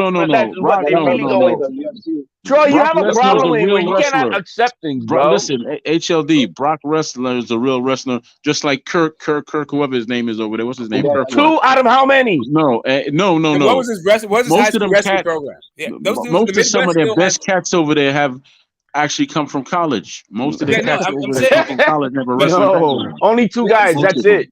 Out of how many? No. Those are the only 2 guys that I can name. But I'm telling you that most of the cats over there that are real good, they have a wrestling background. Hulk Hogan, Warrior. This is what we understand. Hulk Hogan was never a wrestler. Particular point. So we can move on from this point. Most of the wrestling programs are in the Midwest, like at the high school level. But like we do have some out, they do have some national ones, but most of the best wrestlers come out of the Midwest because that's where most of that culture is still. But that's not really the premier sport. I think tennis is actually more popular in high school than wrestling. I think you might be right with that GTS. Baseball is probably most popular right now because it pays the most. It can, but development. You see, these kids don't want to get into this shit, and you're trying to say that it's not. No, man, it's that kids are not into it. Plain and simple. Into what, HLD? Anything with combat sports. Okay. Listen, the PTA is not. They're not trying to pay for it. The liability is out off the charts. That's another factor too, right there. It's just no smoke. How much of it is down to the UFC though? Because if you look at the UFC Bellator 1 champion, they've got some tremendous athletes in there. Combat sportsmen. Mm-hmm. And I feel like back in the days, boxing was the only avenue where those guys could perform, but now UFC is a poor man's sport, like it was back in the day with boxing. It's really a poor man's sport. So all the UFC guys that you see, they're not from the United States. The top guys are not from the United States. They're all from all these other countries. Jones is the top guy. UFC is really a poor man's sport. One guy, but by majority they're all from outside of this country. I don't think it is. I think boxing is more of a poor man's sport than MMA. MMA seems to be like a strip mall sport. That shit. Like I took karate, right? It was kind of like it's like the new karate, like. You go and you pay. I think that for most like gyms, they cost. Whereas like your school, they just have a team. Like that's almost include. You do have to pay some dues for your equipment, depending on the sport you play. If you're a football player, you probably have to pay for like your equipment on there. But what style did you practice, Smoke? I mean, what style did I practice? You said you took martial arts. I said it took karate. Okay, karate. Okay. I literally said karate man. How do you turn that into? I said it took martial arts. So what style? Like, no. He was a Danielson. I was trying to find out what style you. But I literally said karate. It was in the thing that I said, right? Mr. Miyagi trained him. But anyway, but I was a karate man. You actually hear what you want to hear. That's crazy. Right? The karate man. By the time, in college, I did capoeira also. But like when I was coming up, you see you dancing like that and gyrating, yeah. You see, you do the whatever. Okay, let's get back to this thing. Troy's gonna come out of the closet one day, and I would be very you and I both. The day that you stop, you and I both, but I'm not gonna be wearing the leotards, baby. No, I'm just saying I'd be glad if you stop flirting with me. Like that thing it's just weird. But what we saw yesterday with Top Rank is that we were saying is that Top Rank does not know how to get this pay-per-view market going on the road for it. And first of all, they got a shitty cast of people. I mean, that lady that was interviewed, she's boring as fuck. She don't know how to ask questions. She don't know how to stir up the pot. Come on, Christina Ponce. She sucked ass, bro. Like they need to change that. I was like, why do they have this person like doing the interview? It was boring, man. And she just doesn't like Brian Custer, bro. That dude is awesome. You know what I mean? And look, I give credit to Eddie Hearn. He knows how to You know, he knows how to delegate. You know, like he knows how to do the showmanship shit. Yeah, well, Bob Arum's 90+ years old. He can't do it no more. Well, and I enjoyed that lady for myself. I enjoyed her hostwomanship. I enjoyed it. No, I was like kick her off. It was the highlight of the press conference, bro. And these guys, I gotta say, of the 4 kings, none of them know how to sell a fight just yet. That's because they weren't groomed to. They're not groomed. Yeah, I mean, but neither really was Hitman Hearns or fucking Hagler or Duran. Really. True. No, it was true. It was true. But once they got the moment, they both of those guys had something that these youngsters don't have: panache. They knew how to. They knew how to sell it. Yeah, nah. The fight kind of sold. You could sell the matchup, but anyway, that's the different point. I'm not even. And they didn't. There was no shit because they were like quite like a mouse, like a church. You know what I mean? It's messed up because Lomachenko has a deeper English vocabulary than Tank Davis. I mean, we're in trouble, aren't we? Stop it. That's not true. Stop it. Listen, I knew it was trouble when Rolly won the war with Tank. I'm like, what the hell? Like, damn, we're telling this dude, we're saying this dude is developmentally challenged, but he seems to be running some mental circles around fucking Tank right now. That's not true. I got a serious question, though. Serious question about the press conference. Yeah. Did Devin Haney's grills sell you on the fight? Did them gold teeth sell you, bro? No. I mean, he sounded like he had shit in his mouth, bro. No.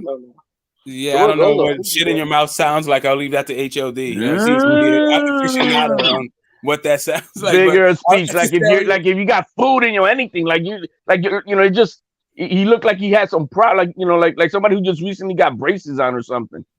So I feel like if he's gonna play the heel, right? Or he's gonna have his dad play the heel.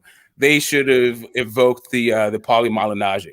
They should stir up that little controversy, to help with the spectacle of it all. Devin's swag yesterday was on point. Like, I mean, his outfit, the shades he had on, his hair. I'm like, oh shit, man. All right. I was feeling that. And I saw him open his mouth like, oh, fuck out of here. That's why I asked, did the grill sell you? Because for me, they sold me. He's a representative trying to capture the urban vote. Hey, I did a video about this on my channel, State of Boxing, comparing boxers to politicians. I think it was a pretty good breakdown. I want to go more in depth on it, but, it is what it is for now. But Devin, representing. Hold up. Comparing boxers to politicians, what happened? What am I missing? I missed something. Yeah, on my channel, I did a video of State of Boxing. I didn't go into this as in depth as I wanted to because I wanted people to join the panel. But yeah, boxers are politicians. No. I don't. Yes, they are. I don't. Yes, they are. I don't know. Okay, why don't you break that down for us, sir? Okay, I will break it down for you.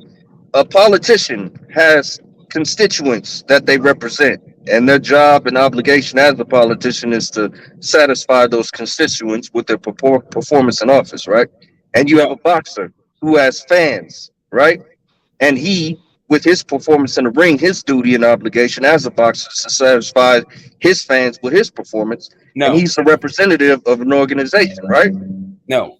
All of this is a fundamental misunderstanding. Yeah, man, because it's a comparison. Well, if you were to go by that, the moment, what does Haney push as of late in the forefront of his life? Being Muslim all that, and at the very first moment he said that I broke Ramadan fast. If that's not the way you're thinking, that means all these people are gonna be pissed off at him. He's not representing them. I mean, HOD, that's your. That's haram. Hold up a second. That's you misreading the thing. Like all of you guys are just misreading what the fuck's going on. No, I'm just going by his. If that's the case, I'm just telling you. I'm just telling you that Devin Haney's is not like number one at the fucking ashram or the mosque. Like he's not like that's not where he's going to like get his constituent, like to use Phantom's analogy, his constituency from. What he's doing is he's making it play for a generation, and so for like urban youth kind of thing. And part of the urban youth thing is being like Muslim. Like apparently Islam is like the preferred religion amongst the kids these days. But that's not him like trying to garner his support from Muslims. That's him garnering support from those young kids. But the other part of this whole thing is what boxers are entertainers, and entertainers have fans. So as long as you entertain people, fans will come to you. Politicians they get their thing from actual special interest. So as long as you toe the fucking special interest line, then you get your campaign money. So then you get reelected. But like most of the constituents don't know any of the policy points, just like most boxing fans don't know shit about the fucking sport. So the idea that you would be getting your interest from those two people, from either the voters who don't give a shit about policy or boxing fans who don't know what the fuck is going on in the ring, is just a misreading of what's happening. Like the only politician, that has that fan base like that, how crazy is Trump? He's out of all of that. No, listen, a Trump supporter can't name you two policies that this dude fucking did. Exactly, that's what I'm saying. You know, they don't know what the hell. They just like what he says. He's an entertainment. Right, exactly. He's a quote machine. He's the only one that I know of that's like in a popularity. No, you know, he doesn't have a fan base. Saying this about Devin Haney. He has a terrorist base. HLD. The religious thing. See, I don't get it though, because whenever like Tyson Fury gets on stage, right, and he says, "I want to thank my Lord and Savior Jesus Christ," thank you to God for giving me the strength to be here. No one brings that up, but when Devin Haney says it, I mean, I don't get what people are saying. What are you saying, Jimmy? I'm trying to understand. Well, what Jimmy is talking about is the fact that Christianity had a reformation. So there's like all of these different branches of Christianity. So at this point, it's not that like controversial to be a Christian, because what does that even mean? Like, like people are going around saying, like it used to be saying that if you're a Christian, you might be putting some people to the fucking sword if they didn't believe the way you believed.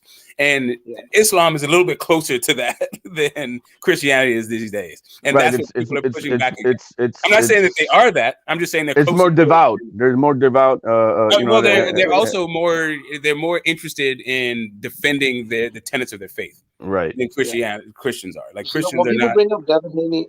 No, it was like, people say Devin Haney keeps referring to his faith, right? Me personally, I've seen him highlight it a couple of times, but I've never seen him get on stage and talk about it for half an hour like Tyson Fury does. But no one ever brings that up about Fury. So when Haney does it, I don't get it why fans keep highlighting it. Yeah, like there's a jihad against fucking Islam. Don't you understand? Like people are shook from Islam. Like these Muslims, if you draw the prophet, then they want to blow your shit up. Man. That's not cool. That cartoonist, you remember that cartoonist a few years ago? That's not like it's just a different.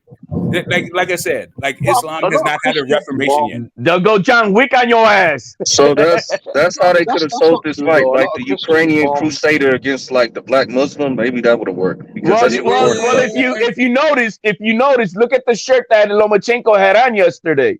Yeah, I saw that. You know what I mean? That was like, damn, that was that. You know, I saw the underline in that shit.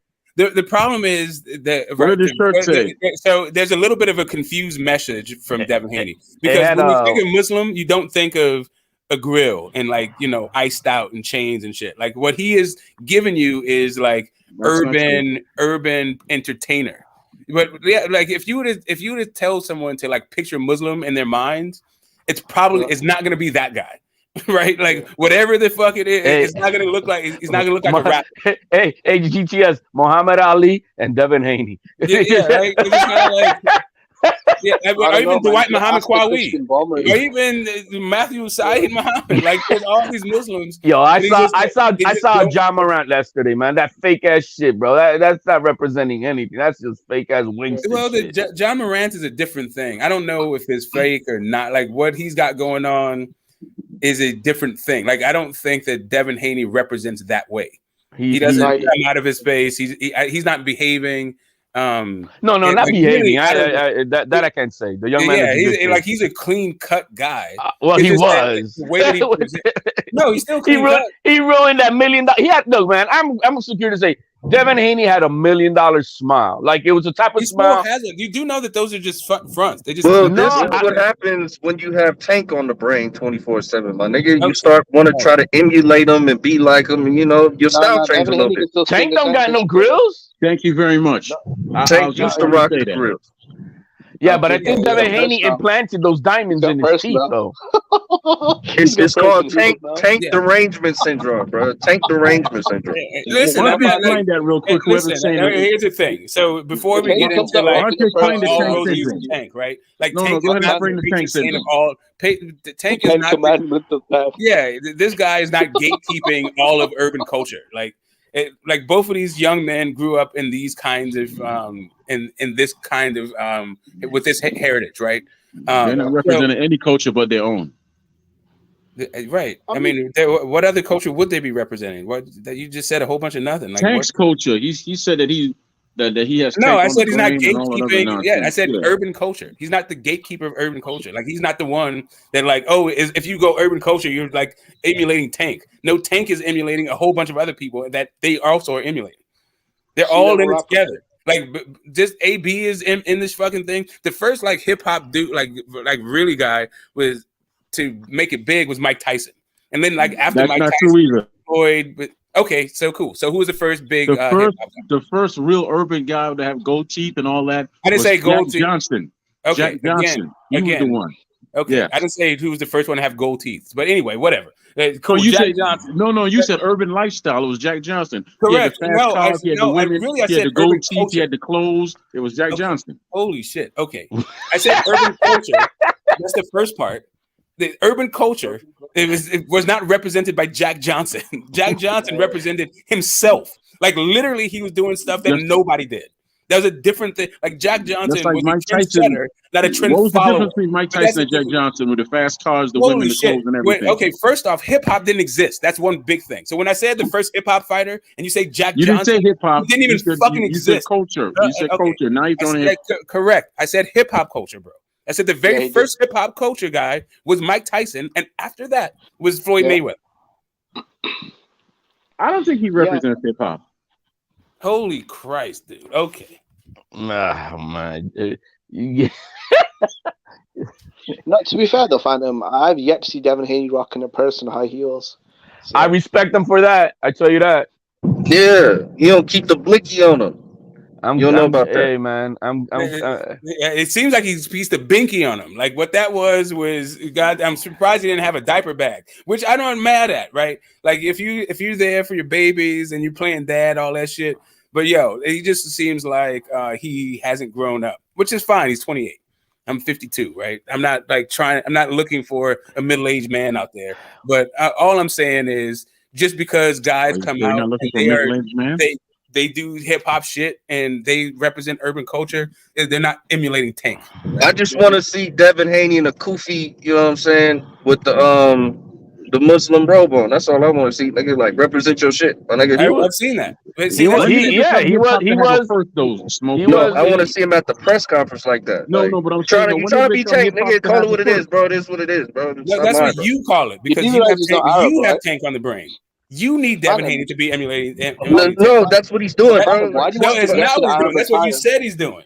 That's just you, bro. Like just because you say it, your opinion, just because you state it with sincerity, doesn't make it turn. Like we haven't seen that nigga change his style. Like it's okay, bro. Okay, great. So because we changed his time, it has to be Tank. Trying to get tatted up and shit, like putting the city on him and shit. You ain't even from there, nigga. Oh yeah, that must be Tank, right? Like Tank is the one who started doing that. That was Allen Iverson there, Mob. To sell the fight, that's what these press conferences are for. So based off of yesterday's snooze fest, how much are they going to really sell? $100K? I think 250. I think that's a good number. How much do you? Okay, so what is it? They have 300,000, and that's it. We're in April, right? So they got two more. They have a month, basically 2 months. They're only going to have the other press conferences is fight week. That's it. 450,000. Yeah, but they have 2 months to sell the fight. Like it's not. You don't necessarily just sell the fight at press week. You have to continue selling the fight. Like Tank and Ryan have been selling this thing. The weight clause, right? The hydration clause has been doing a whole bunch of work in promoting this fight. It's like the stipulations in the fight, right? It's how you garner interest in it. That's just how you sell a fight. So I got a question. With Devin and Loma's pay-per-view being $25 cheaper than Tank and Ryan, do you think it sells better? Like it does better numbers? I think because there's a lot of pay-per-views going on very close to each other in that time. I don't know how is it gonna. To me, Benevidez if Crawford sold, I think 100K. 135,000. I don't see these guys making that much more. No, 150. He did 150. Well, I mean, I wouldn't consider that a success, but that's still good, you know, for lightweights. And well, it's a test me water fight. You know what I mean? They're both. This is the first time both of them are ever going to be on pay-per-view. So it's test me I've water actually fight. changed my mind on Tank Ryan, because when the Benevidez numbers came out, 100K, and that had huge buzz. Yeah, heated press conference. Showtime was pumping out media content. They were doing massive numbers on Twitter and YouTube. All the fans were talking about it on their podcasts. And in Vegas had a big crowd. So I was thinking, oh shit, this is going to do over 200, 250, maybe 300. And they're like, no, it's 100,000. I don't know if the Tank, and I think at $85, I actually think they fucked up. They really fucked up. One guy's never fought on pay-per-view, and the other guy. They overpriced the fight. They overpriced that fight. It shouldn't be more than $50 or $60. That fight. It should not be more than that. Whenever Tank does a pay-per-view, he's always getting lambasted for doing less than 100,000 buys. I don't know how much this will do actually. Well, everybody's. I mean, like our mainstream media is talking about this fight. I mean, you got Joe Rogan talking about this damn fight of Ryan Garcia and Tank. You know what I mean? So it's hitting mainstream media where a lot of the casuals are going to buy into it. I see that happening very well. I see them having a good pay-per-view sell. If I am Bill Haney, we were talking about this on Q's. Like I'm hitting up the fucking whoever, like E40. I'm hitting up Damian Leonard, right? I'm getting the stars out there and talking about it and tweeting and all that stuff, and I'm getting them in the stand. I'm getting the celebrities in there. Like you got to make this into a spectacle. We already understand that Tank and Ryan was a built-in spectacle, right? Lomachenko is like this dude. He's a talent, you know. He's an impresario in the ring, but not an impresario. Sorry, he is a master. He's a maestro in the ring, but like selling a fight. Like him, listening to that dude like struggle with English is like it's fucking painful, man. But apparently has a personality, but it's just in Russian. They need to figure out how to market like Loma past his boxing ability. They love Loma in the Ukraine. They don't like Usyk though. Someone told me that. So you can't. Weird. You can't because he can't speak English, so he can't really grab. No, there's so much the market. And in comparison. Ryan Garcia has been selling his fight for a long time. Stephen A. Smith has had him. He's going through all these mainstream media podcasts talking about it. He's out there selling this fight since before he even got official. So he's articulate and going out there and doing what he's got to do. These other guys ain't doing that. Look, America loves race, right? I mean, you guys are obsessed with it, right? So sell the angle, man.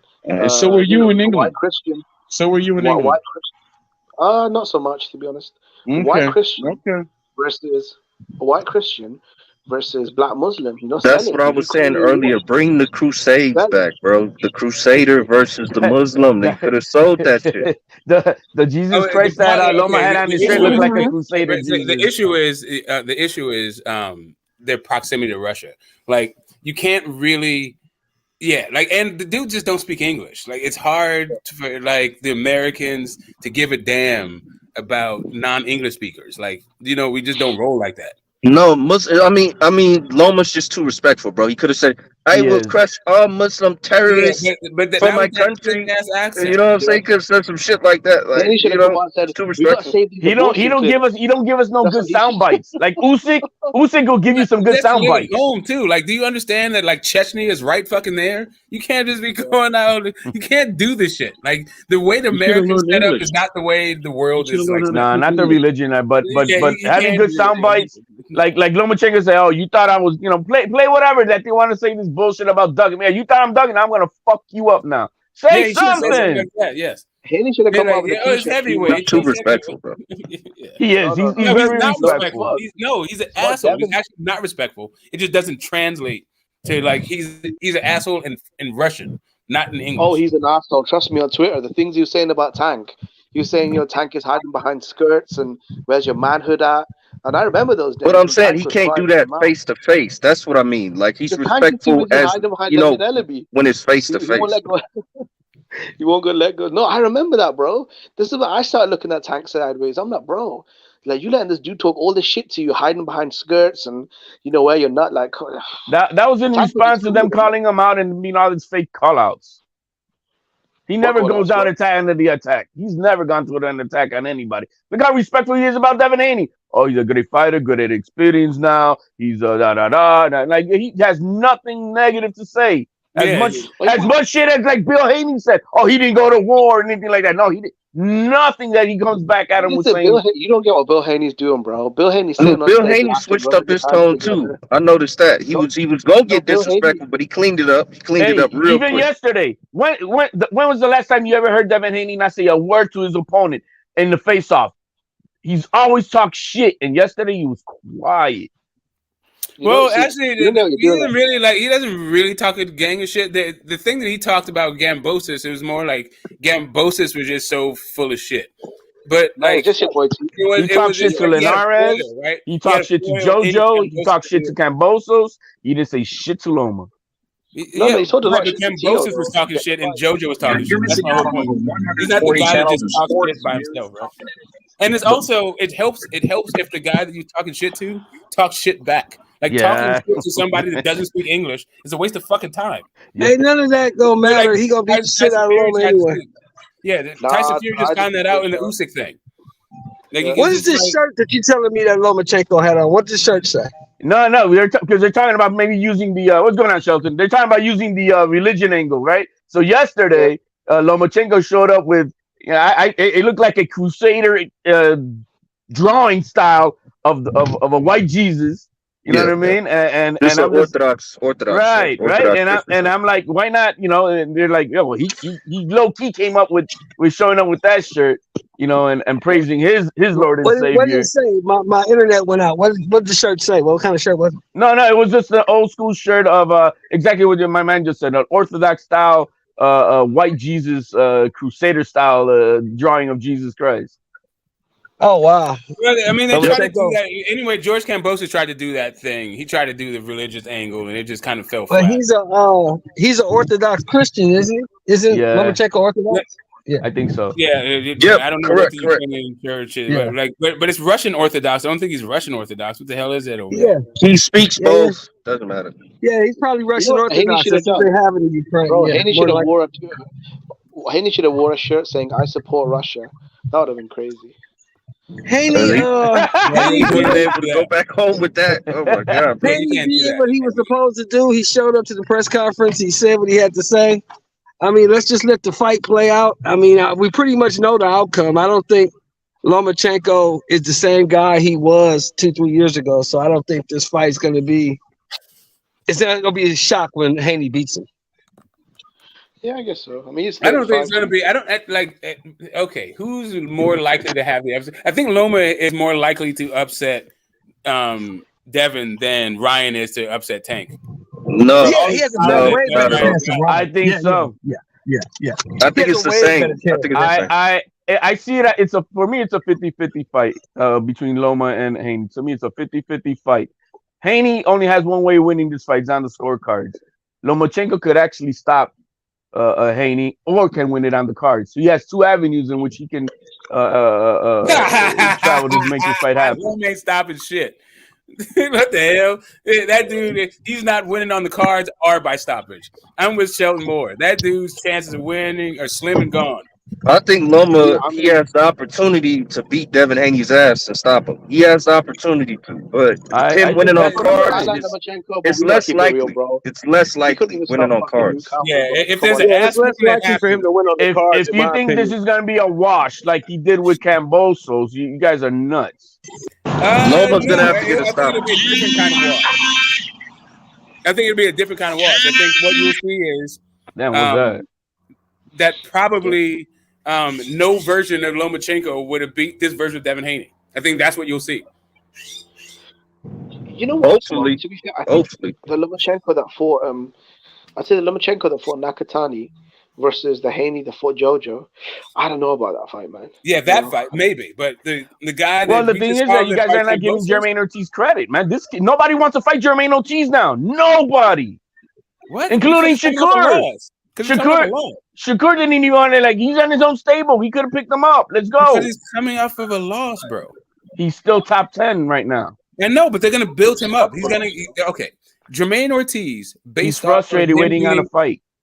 Based on what he did with Jamel Herring, and now that showing against Lomachenko, they need to build him up as a credible opponent to feed Shakur, because Shakur has nobody. Once Devin Haney beats Lomachenko and moves up, the top rank doesn't have anybody at 135. They need to preserve. Where's the opponent? Because nobody wants to fight him. Let's take away Shakur. Who else? There's nobody wants to fight this kid. No, I'm telling you, they're going to build Jermaine Ortiz up. They're going to give him a soft touch. They're not going to match Jermaine. There's a million soft touches out there. Nobody's taking it. No, the kid is expressing that nobody wants to fight him. You not understand what I'm saying to you. Hey. They're going to give Jermaine Ortiz somebody that you've never heard of because they're trying to build Jermaine Ortiz up. Do you think that's who Williams Zepeda will fight on this undercard coming up? Who? Jermaine Ortiz? No, Zepeda's on top rank. I mean, top rank and the zone or whatever. Like Zepeda's on the zone. Williams Zepeda is on the Tank undercard, fellas. Yeah, because he's on the zone. Because he's Golden Boy. I'm sorry, he's Golden Boy. He's Golden Boy fighter. Yeah, exactly. This is a cross promotion between those two fighters. Just because of this fight. Who's better at 135, Ryan or Williams Zepeda? Which one? No, I'm gonna give the edge to Ryan on that.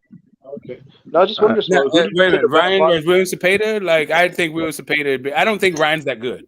Like, listen, people were talking about Ryan beats Tank after Leo Santa Cruz fight. And I'm like, Leo Santa Cruz is way better than fucking Ryan Garcia. I don't think, like, Ryan Garcia, if you're not going to stand there and let him hit you with a left fucking hook, then how is he going to win the fight? He doesn't know how to close the distance. He doesn't work behind the jab. His footwork is trash. Like, you literally have to be standing there in a straight line for him to be fucking successful. I mean, my only thing is this, though, Smoke. I think the kid has been wanting to fight for a long time, you know? First guy to make a mistake gets knocked out. That's all I know. No, it's not the first guy. Listen, Tank can make all kinds of mistakes and fucking nothing will happen. If he gets touched by Ryan Garcia, clean flush, that's a problem. No, okay. So, I mean, yeah, but the question is, how does that happen? For him to, the mistake that he'd have to make is by standing still right in front of Ryan Garcia. Dude, we've seen Tank get outboxed rounds and rounds. What are we talking about? He doesn't get hit? He's not a defensive masterclass dude. No, no. What he is, okay. The issue is not whether or not Tank puts on a defensive masterclass. It's whether or not the mistakes that he makes, that the mistakes that he will make, will be the kind of mistakes that Ryan Garcia has the skills to capitalize on. The only mistake that Ryan cannot make is making the mistake of standing in front of Ryan and not doing shit. That's the only, like, if he makes that mistake, the way I see it, the first 6 rounds are more favored for Ryan. After the 6th round, it's very much more favored. Hell no, it's not a round by round thing. Listen, Ryan Garcia cannot do anything with Tank unless Tank is standing there. That's it. It has absolutely nothing to do with the rounds. If Rolly was able to put hands on Tank, you're gonna tell me that Ryan can't do that? Yes, I think that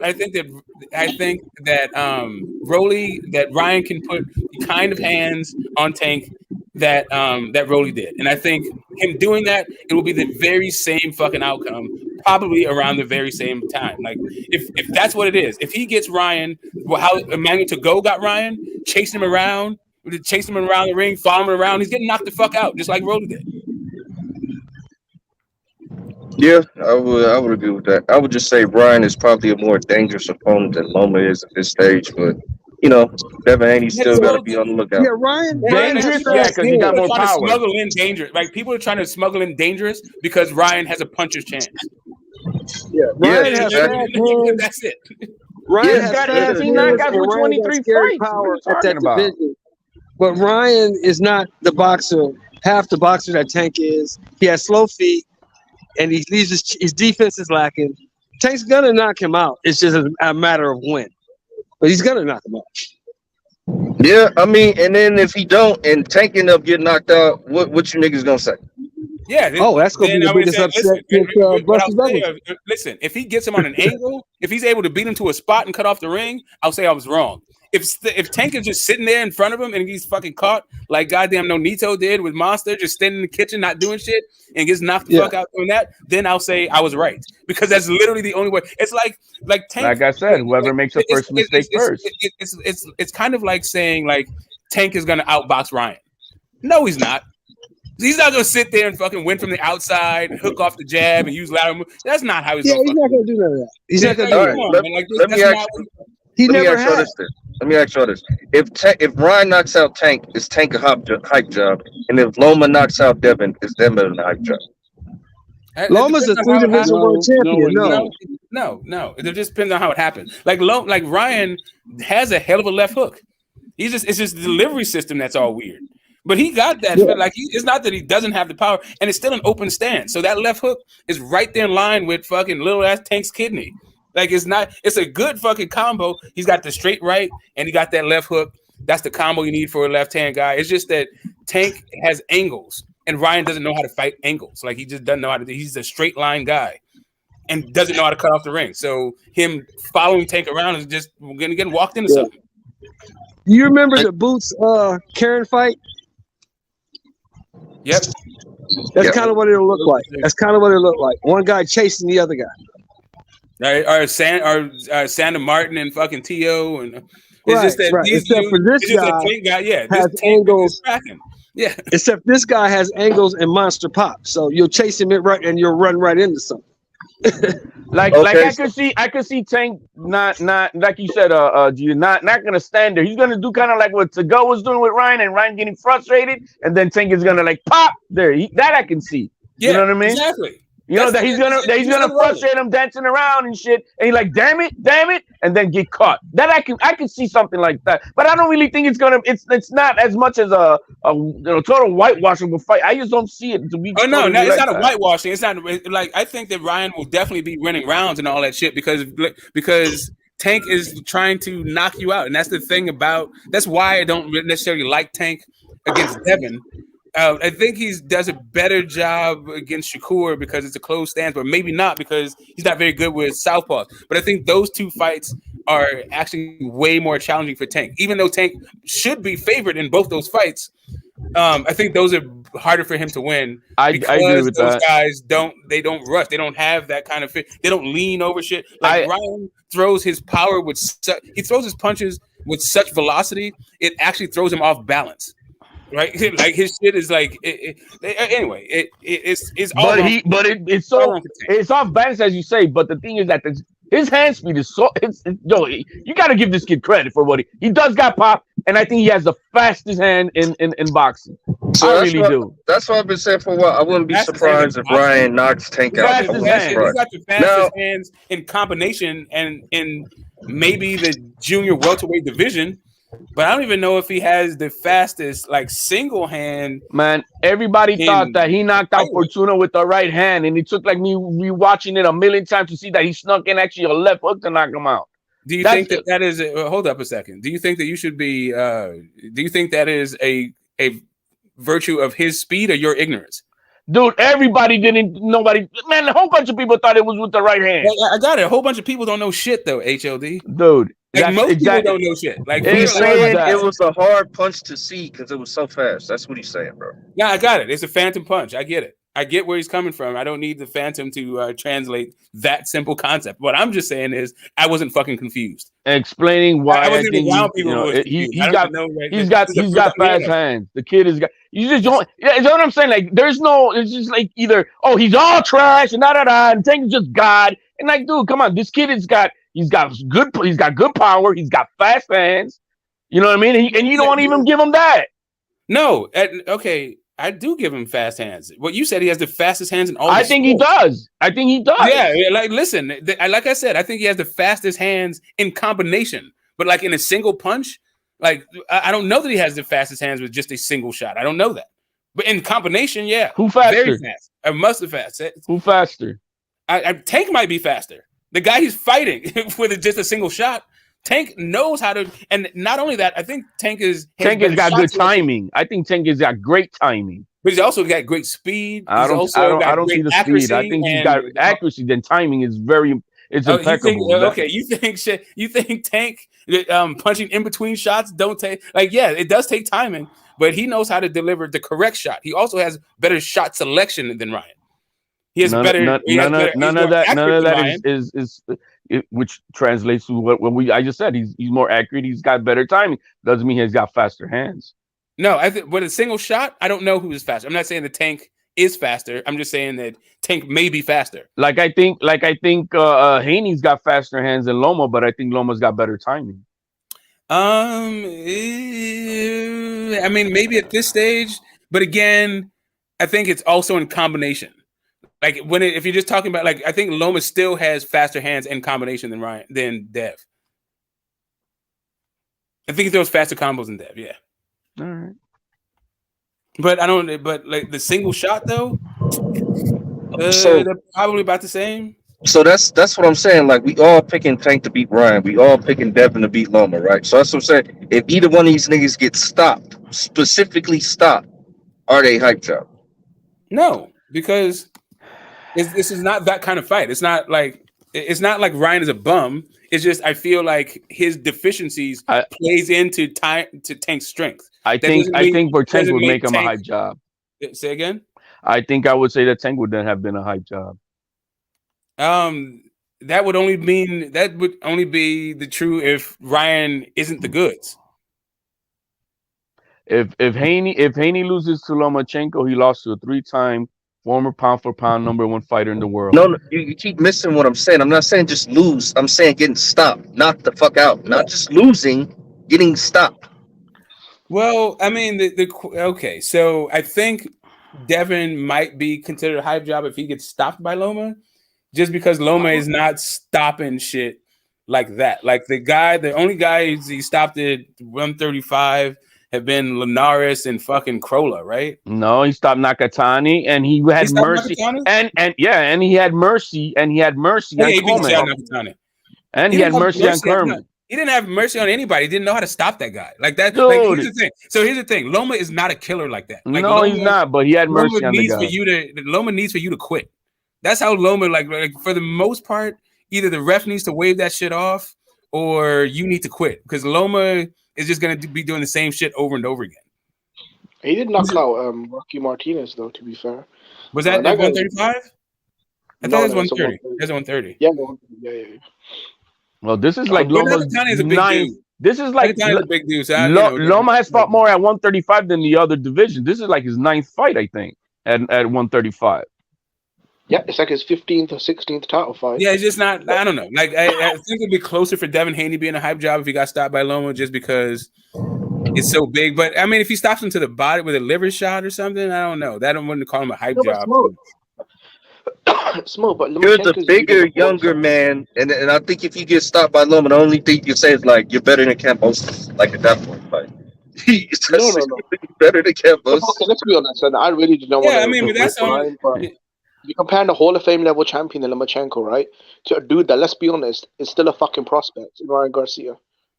I mean, but that's like saying the only way, like if Ryan beats Tank, you just say like, oh, I guess he's better than Pedraza or better than Hector Garcia. Like that just it doesn't follow. Like here's what's weird about the Devin Haney like comparisons, like the way that people seem to be leveling this critique at Devin Haney is especially George Kambosos. George Kambosos has a better win than fucking Tank and Ryan fucking combined. There is no Teofimo Lopez on their resumes.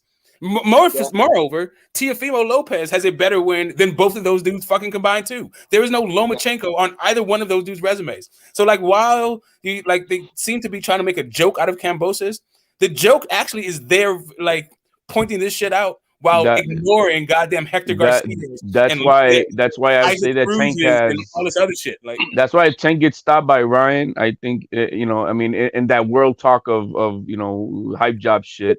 I'm not gonna say total hype job, but I think Tank would look worse losing to Ryan Garcia than Haney. I agree with that. That's why I said more danger. Well, yeah, but come on, that's just a word people use when they can't come up with legitimate points. Yeah, all I'm saying is, bro, they're trying to dress up the fact that Ryan has a puncher's chance. Danger and mystery. Yeah, that's all I'm saying. Like, he can crack. Yeah, no. But the thing about this is that it looks worse for Devin because you're not supposed to lose to the little old Ukrainian man and getting stopped. That's why I said specifically getting knocked the fuck out. Not just losing, getting knocked out, bro. It depends on how it got knocked out, right? If he gets stopped to the body or some shit, probably not. I would imagine that both Tank and Haney are favored in their fights. If he gets separated from his conscious, right? If he gets knocked smooth the fuck out, he's snoozing, then probably. If he loses, hold on. Let's just be clear. If he loses to Lomachenko, no matter how he loses, they're gonna call him a hype job.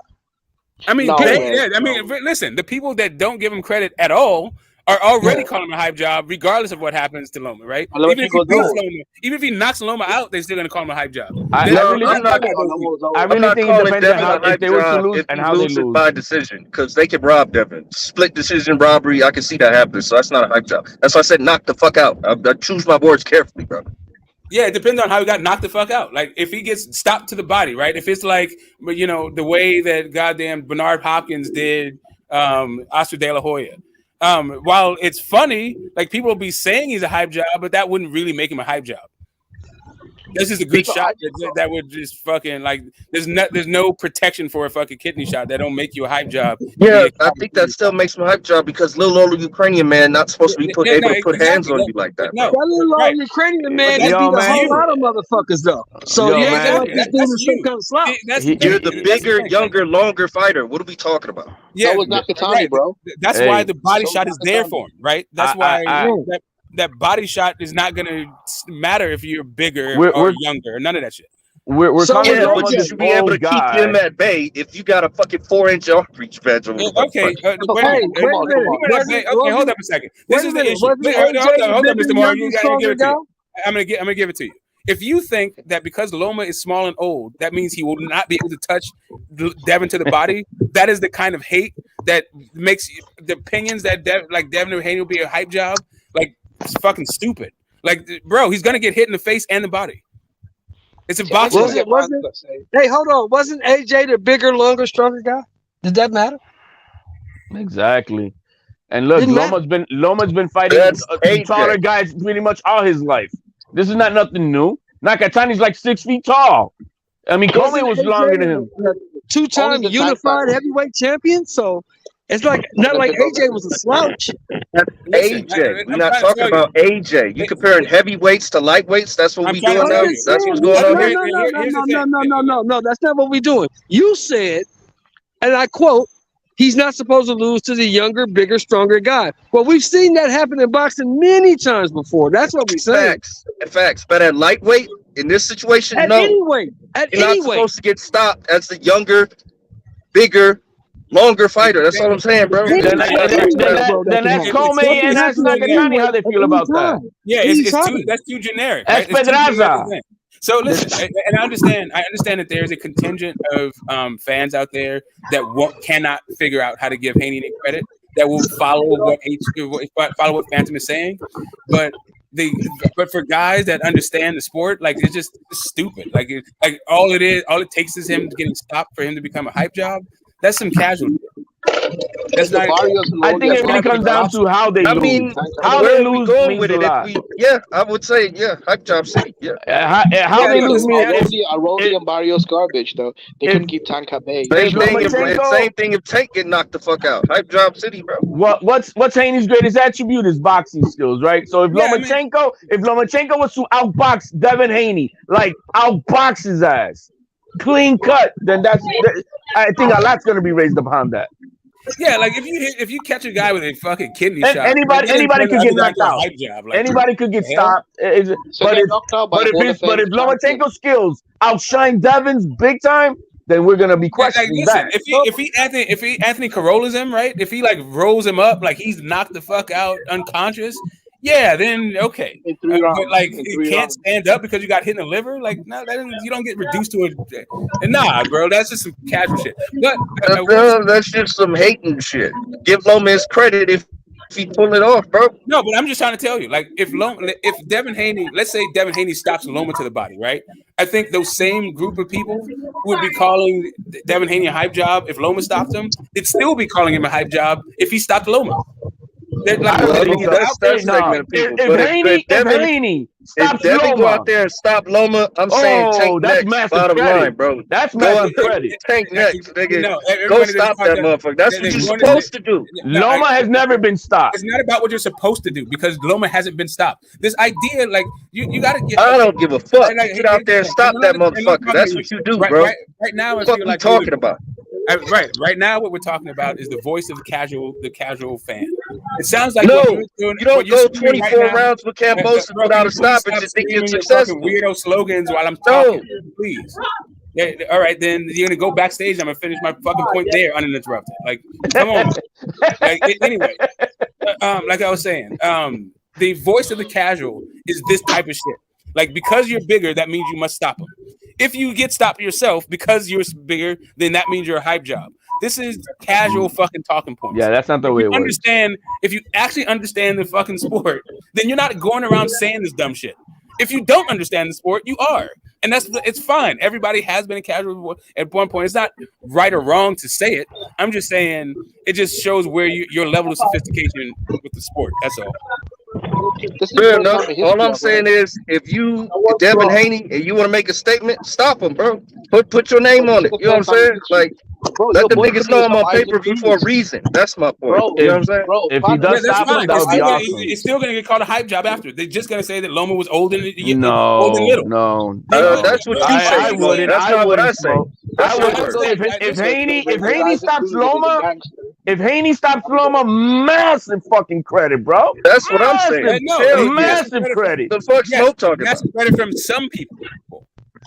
Maybe I think by most, man. The narrative will still be that Devin Haney has fought nobody. I bet, like right now, if Tank knocks out Ryan and fucking Devin knocks out Loma, everybody will still say that the Tank victory was more impressive. Yo, if Haney was to stop Loma, bro, massive. Oh hell, fucking yeah, bro. There's nothing. They'll say Loma was short though. I mean, come on, Loma. That's how you make the super fight between Tank and Devin. What are we talking about? I'm just too much of a futurist. You know what I'm saying? I just be over niggas. But that's how you make the super fight, bro. Devin stops Loma, Tank stops Ryan. What we talking about? Tank should have stopped Isaac Cruz, bro. Tank should have stopped Isaac Cruz, but that guy's a fucking bomb. He's a non-factor, and Tank couldn't stop him. So. I mean, Isaac Cruz is a tough out for anybody at 135. No, man. He's a cab driver. Yo, when they announced him, he was not a tough for nobody thought that. Unless you followed his career, come on. Unless you compare, no, he's not a bum, bro. He finally retired. He finally retired Gamboa, man. Which Tank and Haney, Tank at least knocked him out. Haney was supposed to retire his ass and did it. So 30 seconds longer than Tank, yeah. That's what Haney did, bro. 30 seconds longer than Tank. He extended Gamboa's career, man. You're like, damn, I can hang with the Young Bucks. I could get a few more checks. Now, Isaac Cruz, for me, if you're a real puncher and a dog, first of all, you don't spend most of the fight on your bike. And you don't go the distance. When I saw that shit against Isaac Cruz, right then and there, I knew like Tank's not that good, bro. It's the reason why he fights guys. Name me somebody who can knock out Isaac Cruz at 135. 135. Let me see. Let me go through the contenders. Yeah, that's what I thought. Nobody's knocking that little motherfucker out. There's only one power. There's only one power puncher left at 135, and that's Tank. All right. Nobody's knocking out Isaac Cruz. Frank Martin is also there. Frank Martin can knock that dude out. Nope. I mean, you're just saying nope. They haven't fought. Like I get He's it. Bro. too small, bro. The punch angle. Bro, like there's no such thing as too small or too big to get knocked out. Like this doesn't exist. This whole size thing you have in your mind is a fabrication. It's harder than you think. That's what I'm saying, bro. You don't know what I think. I'm going off of what I've seen in the sport, not what I think. Hey, Phantom, do you think if Crawford was at 35, Isaac Cruz will go the distance with him? What? Say it again. I said if Terence Crawford is at 135, do you think Isaac Cruz will go the distance with him?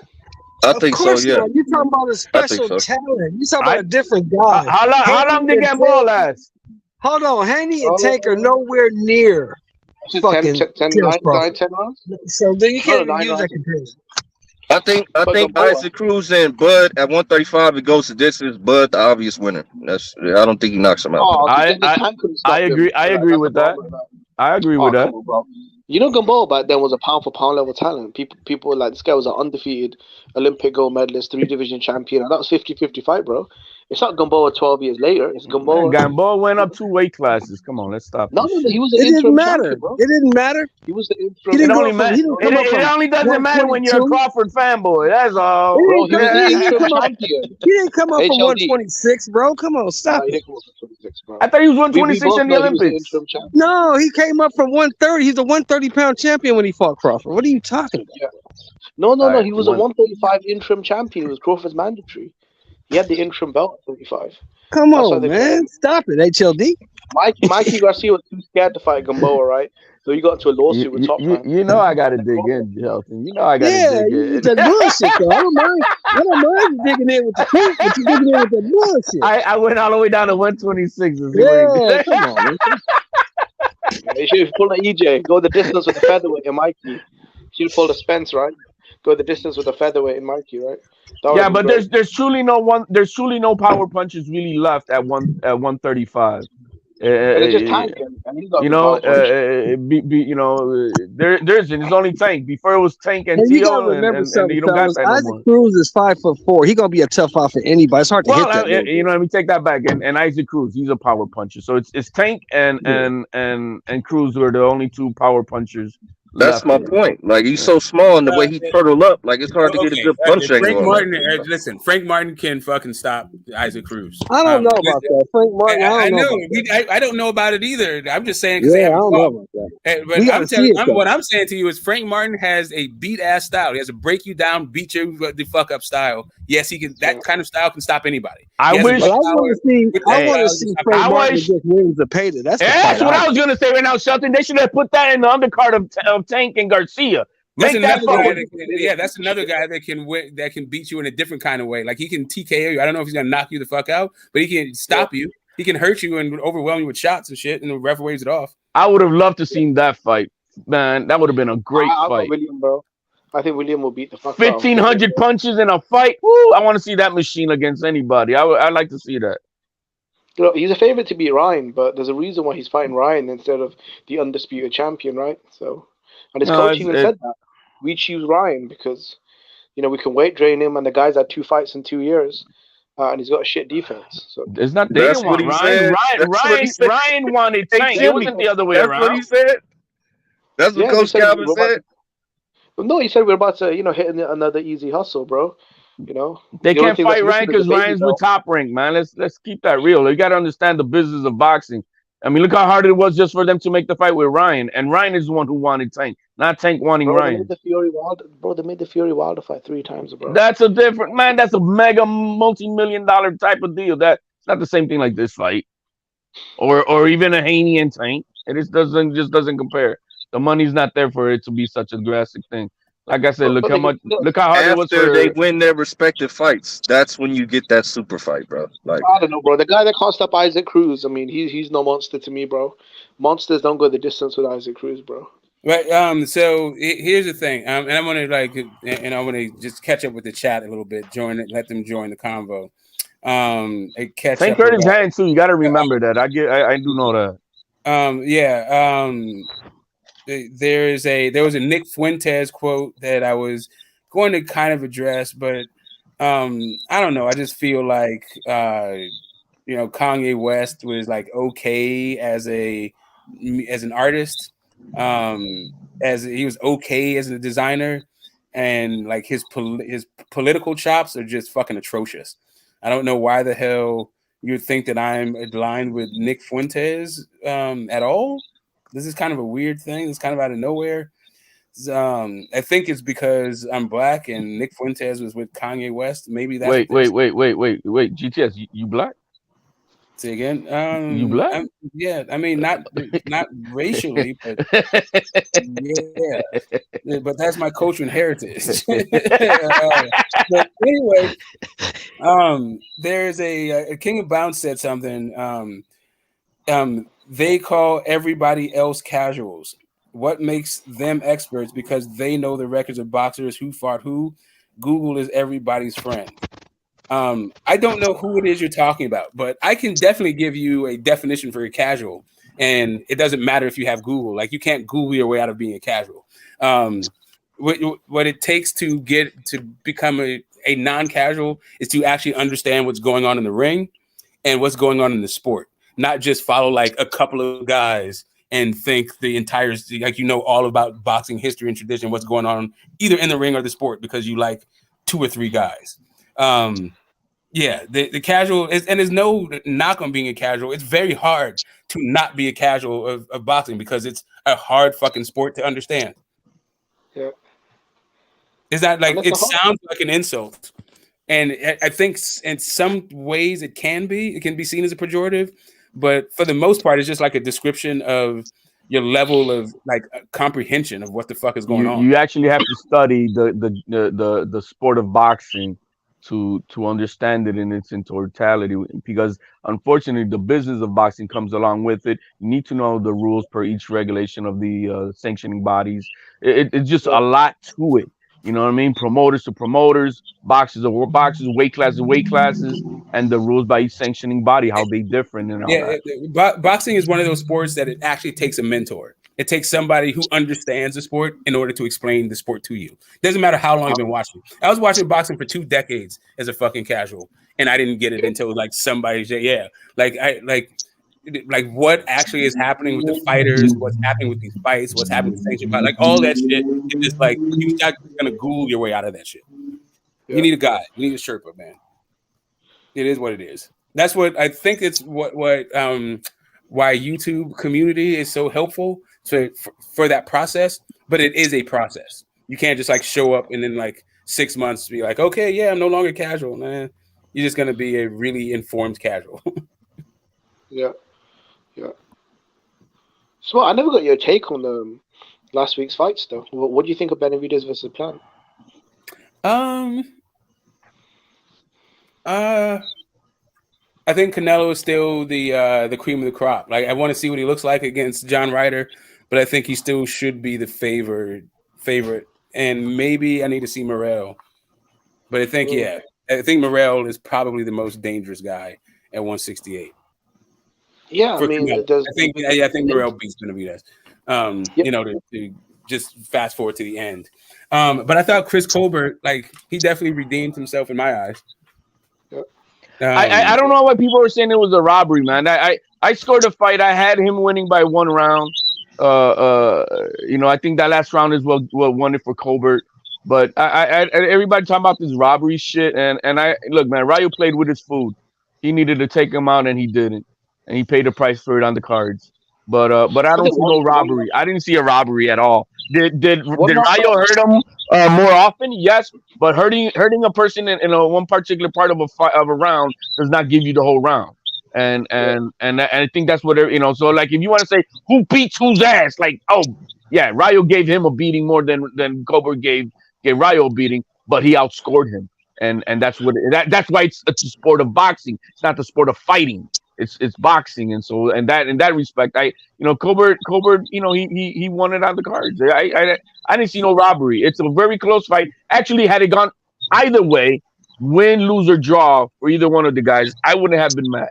Me too. That's where I was with it also. Like in the scoring of the fight, it was still like even a tough fight to score because a lot of the rounds that Colbert was winning, I felt like he was dominating most of the action, but then Rayo would hit him with the most. So it's like when you're scoring like clean, effective punches, it goes dominance, disruption, damage, right? And I feel like for most of the round, Chris Colbert was dominating, but Rayo was doing the more damage, even in those rounds that Colbert was dominating. So it was kind of like it was a pick your poison thing. You could have given those rounds to El Rayo, and I wouldn't have been mad if you did. Like, whoever won those rounds, cool. That's why the judges get paid and we just talk shit, right? Because they have to make a choice. But it's kind of hard to choose in those rounds. Like, do you pick a guy who seems to be winning most of the round, or do you pick a guy who is smacking the shit out of him in the last like 30 seconds? Yeah. Right. Like in that last round, Rayo, you know, he had a little flurry of punches where he was catching but that was in the last part of the round, while in the meantime, Colbert was you know, he asserted himself winning the most of that round. So how can you give that round to Rayo? See, that's the problem though. When one guy wins 2 minutes and 30 seconds, and the other guy rallies back for 20 seconds, lands a big left hook, and might kind of, buzz the other dude. It's like, it becomes really difficult, though, to score the round because, okay, one guy did, finish strong and landed, hurt the other dude, but the other guy's been outworking the guy who outworks most of the round wins the round. Unless you drop him in the last 30 seconds, then you may get that round. That's the only way. If you drop him in the last 30 seconds after you were getting dominated for most of the round, but that never happened. Only in the first round. You know what I mean? So I'm like I said, I don't see the controversy. I just feel that there's a lot of fanfare that and I get it. I mean, you have a favorite fighter, it hurts and whatnot. But I wasn't disappointed. I wasn't. Yeah. So I think Rayo's got a lot to learn still. What do you think of the main event, though? I was rooting for Plant, not so much based off all his skills. Just because I like the factual shit talking that he was doing to Team Benevidez. He just won all those press conferences. And I'm like, and he's a clean cut guy, man. I like how he represents himself. So I was rooting for him. But was I surprised at how it ended? No, I'm not. Was I impressed by Benevidez? No. I wasn't. I same thing GTS just said. I think Canelo's gonna stop Benevidez. That's my opinion. Can I be honest though? After about 5 rounds. I don't because Canelo has the same issue that Plant has, gas tank. Yeah, but he has way better power and also way better shot selection, and he's not as patient as fucking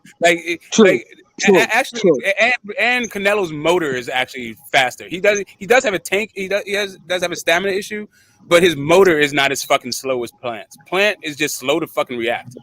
Well, I was there in person, and I'm telling you, Plant won the first 5 rounds in a row. Yeah. And then Benevidez made an adjustment. Instead of letting Plant clinch, he started to fight out of the clinch. That's what changed the fight. The body shots and beating him up in the clinch changed the whole fucking fight. After 7 rounds, I had it 5-2 Plant. The fight was going at Caleb Plant's pace. Yes. But David Benevidez kind of so technically what happened was he beat him up in the clinches and all that other thing. But also what happened, there was a settling down into the fight and then fighting your own pace. And once he turned it up, started fighting his pace and not Caleb Plant's pace, all that other shit fell into fucking, chips fell into place. And in the clinches, he started letting those elbows fly. He like, all right, you want to do all this holding? I'm going to play you that game, motherfucker. So, I mean, Benevidez. If you remember HLD, Benevidez was complaining to Kenny Bayless at first. He said, okay, so you're not going to break this guy? Okay, I'll break it myself. Right. Do you want to And Bayless helped out Plant. Let's keep that a buck. I didn't like Bayless in that fight for nothing. Absolutely nothing. That dude sucked in that fucking fight. So I've been a little bit on Kenny Bayless's bumper really since Wilder Fury 2. I didn't like his performance and I didn't like his ref job in that fight. I really did like but the Benevidez is probably the worst performance from Kenny Bayless that I can remember. Yo, when he stopped the fight to check his eye, I'm like, what the fuck are you doing, bro? See, I disagree with you guys here, though. Should I tell you why? Because I was pissed off as well, just like you guys. But why is he checking his nose? 10 seconds later, Caleb Plant's face started leaking blood everywhere. So I think maybe Kenny saw something early that we didn't. Yeah, but you don't stop. You don't stop the fight in the middle of the action, though. You don't do that. I wasn't tripping off the nose thing. I was just tripping off the fact that Benevidez was fighting out of the clinch, but Kenny Bayless was way too fucking close to the action and way too ready. Yeah, he was trying to be in the show. He was just. If you watch those first 2 refs, they let those guys fight. The first 3 refs just let them fight. This guy wanted to be in the mix. Yeah, they needed to switch it up. They needed to have Tony Weeks in the Kenny Bayless fight, and they need to have Kenny Bayless in the Tony Weeks fight. They need to switch those 2 fights up. That would have been cool. Yeah. But I still got look. If they were to ever make this fight with Benevidez, Canelo, I got Canelo beating Benevidez. That's where I got that. There's nothing wrong with that. Canelo's a great fighter. There's nothing wrong with having that pick. Now, what I do got a problem is all this shit talking that this team Benevidez is doing. Oh, he's ducking when they already. His own father just said it. They have a 3-fight deal, and they already got the fighters selected for those 3-fight deals, and none of them were Canelo. Let's see what happens. He's gonna fight Boo Boo next. He's gonna fight Boo Boo next, David Morrell, and then possibly Charlo after that. Those are the 3 names that are in the contract Morrell is already signed. He's fighting Morrell next. Morrell's already signed. That fight's already signed, sealed. HLD makes a good point though. Like they took all this shit that we're gangsters and Canelo were never fighters, but you've literally got a 3-fight plan mapped out and signed. And Canelo just came out and said, "I'll fight him." Yeah, so I mean, I don't like. Canelo just came out and said, "I want to fight him." Yeah, he said, "I'll fight him." The man wants his get back with Bivol. I mean, he's not gonna get it. I mean, he wants it, but he's not gonna get it. Oh, he's gonna get it. He's gonna get it. He's gonna get beat again. Well, he may, but still, his competitive fighter says, "I want that challenge. I want to fucking get my get back." So you got to respect him for that. That's all it is. That's it.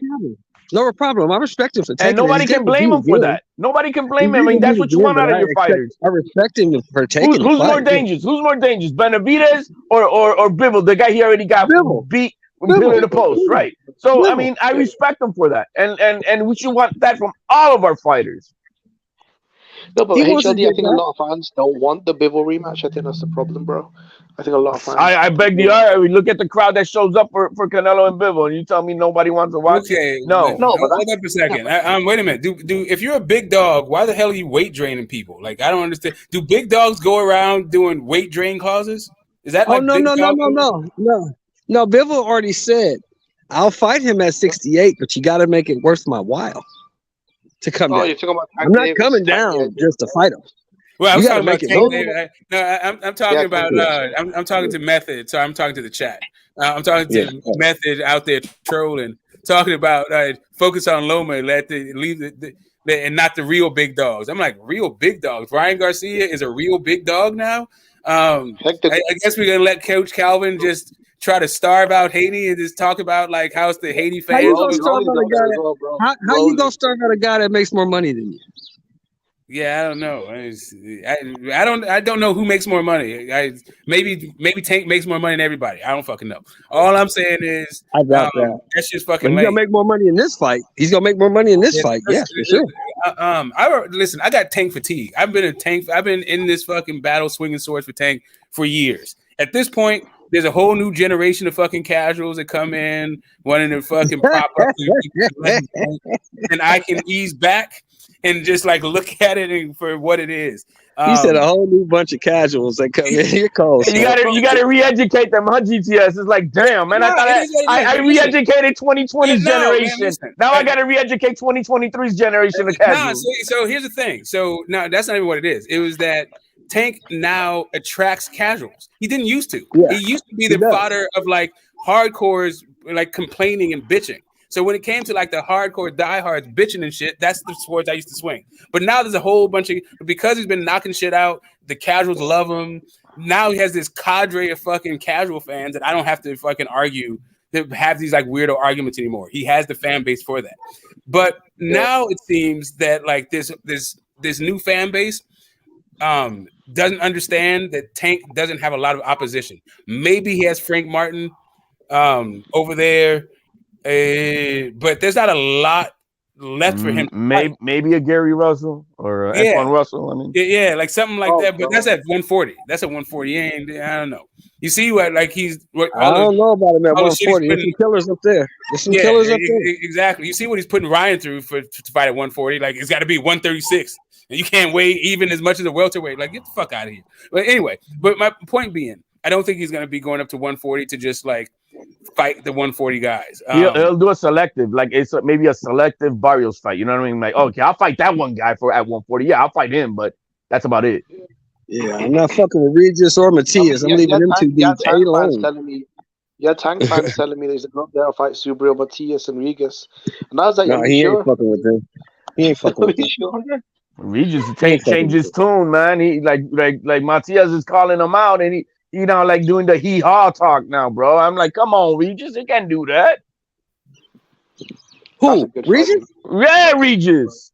No, Regis came out and said, "Get that guy, sign him up, get him in there." I was on a live with the man, and he's like, "Well, I don't know what to do. Should I go for the money or should I go for the belt? That's gonna make me, money." I'm like, dude, if you fight Matias in Madison Square Garden, that's a hell of a good fight. And if you are to collect that belt, you have now 2 belts to go into the negotiating table versus any other champion out there, or you're gonna make the most amount of money. Which means if you get the winner of like Tio and Taylor, shit, bro, you're gonna make a ton of money.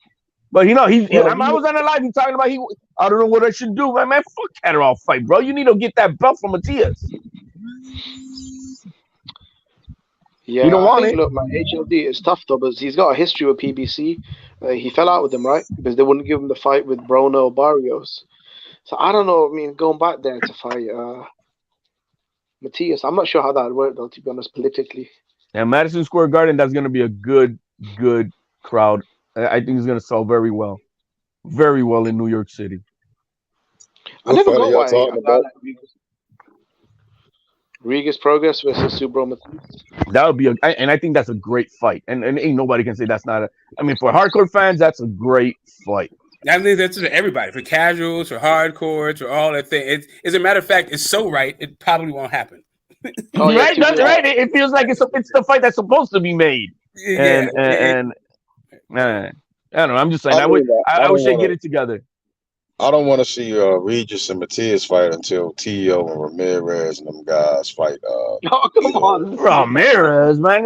You can't even mention Ramirez, bro. I'm done with that dude. Yeah, no, that's just right, bro. That fight is the right fight. I'm not mad at Ramirez and Program. I'm not mad at that fight, right? Because we have been waiting that for a long time.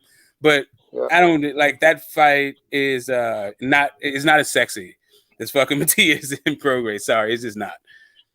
And especially after that back and forth, they went back for like Ramirez. And Ramirez had a what was it, like 11-round banger with Comey? I mean, it was a good fight. I mean, he stopped him with a body shot, but damn, bro, that was a back and forth brawl. I'm like, damn, bro, you can't. Comey's 36 years old. Yeah, you mean Peter? No, Ramirez when he fought Comey 2 weekends ago. Fuck Ramirez! I missed that fight. Shit. Yeah, man, ESPN, man, you got to check it out, man. Shit. Like I just missed and Ramirez went. I think it was 11, 12 rounds. That fight was it the undercard of what was it? No, it was the main card. It was the main card for ESPN on the. Hold on, that was the night of the Benevidez fight. Yeah, that's what happened. Okay, that's what fucking happened. God damn. Dude, Ramirez was not impressive, bro. That's all I gotta say. Regis would be the shot, Jose Ramirez, bro. Like, come on, that's not even that's just not the. But financially, right? So I think, for the fans, I think that's that fight. Ramirez, Tio fighting, and even that Puello and Rolly, like all them guys mixed it up, and then Matias and Prograde being like the final fight. No, but the winner of Tio and Taylor, they're gonna go. They gotta go against another champion. I mean, there's no point of going against any other. Ain't no Ramirez, anything like that, bro. These guys are champions at that point. They go collect them belts. Yeah, yeah. What I like is on Taylor. Look, the winner of Tio and Taylor, that would be the top dog, right, at 140.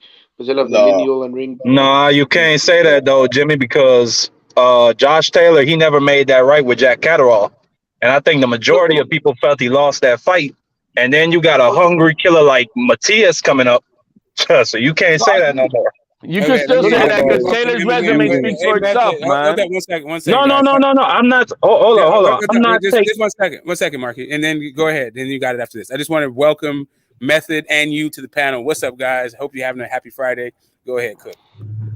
Hey, I'm having a great day so far. So, yeah, salute.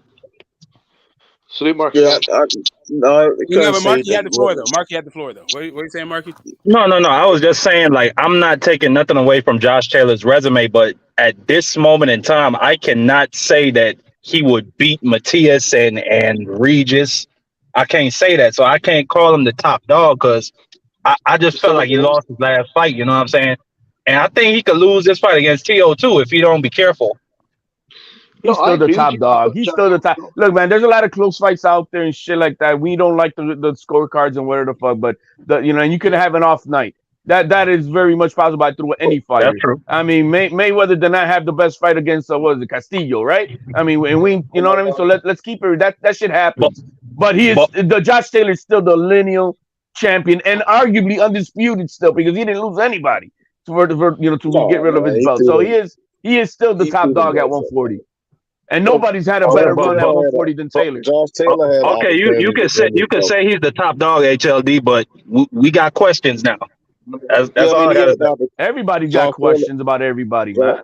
Josh Taylor had the opportunity to defend his title against Alberto Puello, bro. He didn't take that opportunity. That's a fact. So I mean, the winner because he can't come to the country, man. It keeps them in the rankings. I think they only offered him $100,000 for that Puello fight. I can't blame him for turning that down. Yeah, and also it was a purse bid. So it was a purse bid though. So somebody and everybody was bidding. Yeah, but I don't think they were putting that much money on the table for that fight in the first bid. That's what I'm saying. That's what I'm agreeing with that. What I'm saying is his handlers ain't even putting no money up. So I mean, he ain't defending against Puello. Taylor still has a lot of questions about coming into the country, guys. And so that's why the Teo and Taylor fight is not official yet, because we don't know if he could come into the country until they get that squared away. That's why he's had to release a lot of his belts. It's not because it's because he can't fight in the States right now. So why then his handlers put no money up to have that Puello fight and he defend his titles? Because we're going to put more money up to put more money up to lose money where? In the UK? To lose money in the UK? Who's in the business to lose money? How would they? So, all right, cool. So that even still, I agree that it's about money, but the winner of Teo Taylor does not make them the best in the division. Hey, they're the lineal champion. I say yes. So, okay, how about this? It's not the best, it's the number one, though. Because that guy, come on, he won the tournament. Regis, if Taylor beat Teo, he moving up, right? So I don't man. If Taylor beat Teo, he moving up. If Teo beat Taylor, Regis is going to be number one. Because Teo not even really top 5 right now. See what I'm saying? He beat Taylor. There is no better fight. There is no more highly anticipated fight than goddamn Regis and Subriel. The only thing would be second would be Regis and Taylor rematch. But Taylor he's been so inactive and he looks so bad in his last outing that nobody knows what the fuck version you're gonna get. Jose Ramirez, you never know what Jose Ramirez you're gonna get. Like he seemed to have his peak night against Maurice Hooker. He hasn't looked the same. Like he's fought really well against Taylor, don't get me wrong, but he didn't have any fucking adjustments in that fight. His adjustment was to fight harder.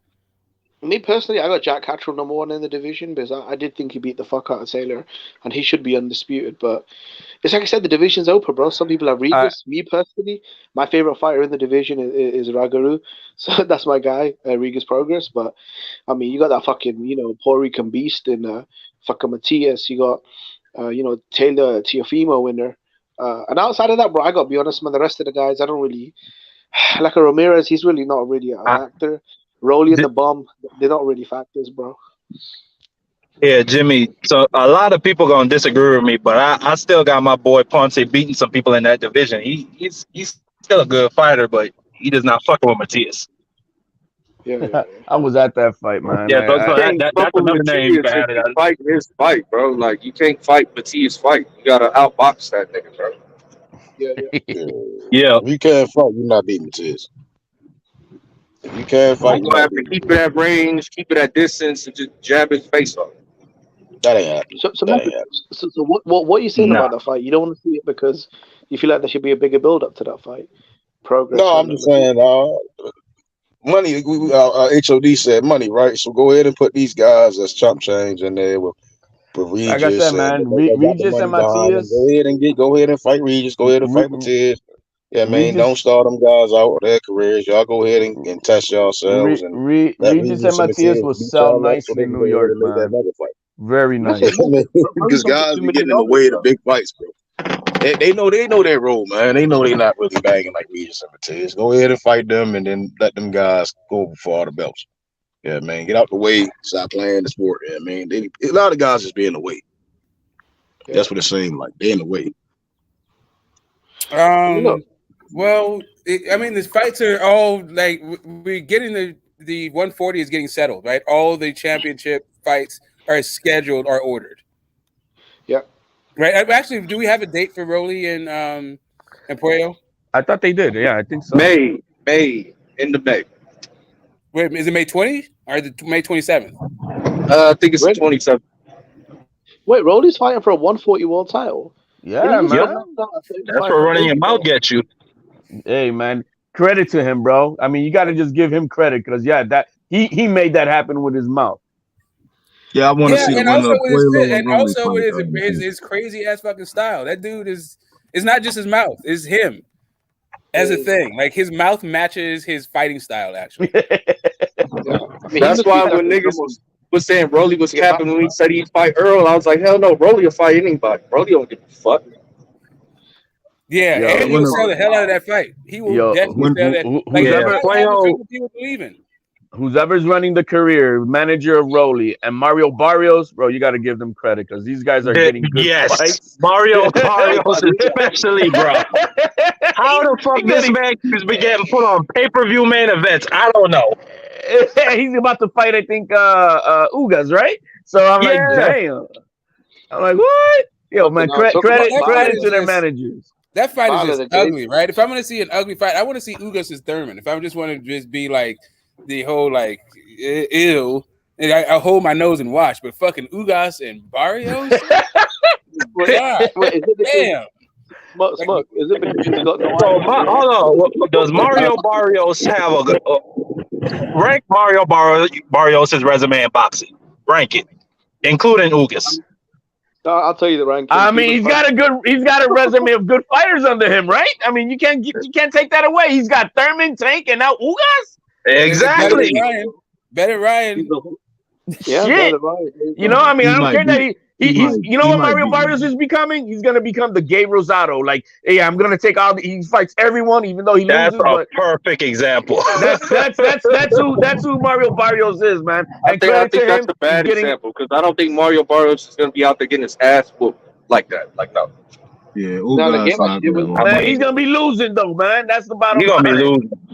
Y'all think Ugas gonna be Barrios? That's crazy. Come on, of course he is. Man, Method, stop Ugas, it, man. Ugas ain't man.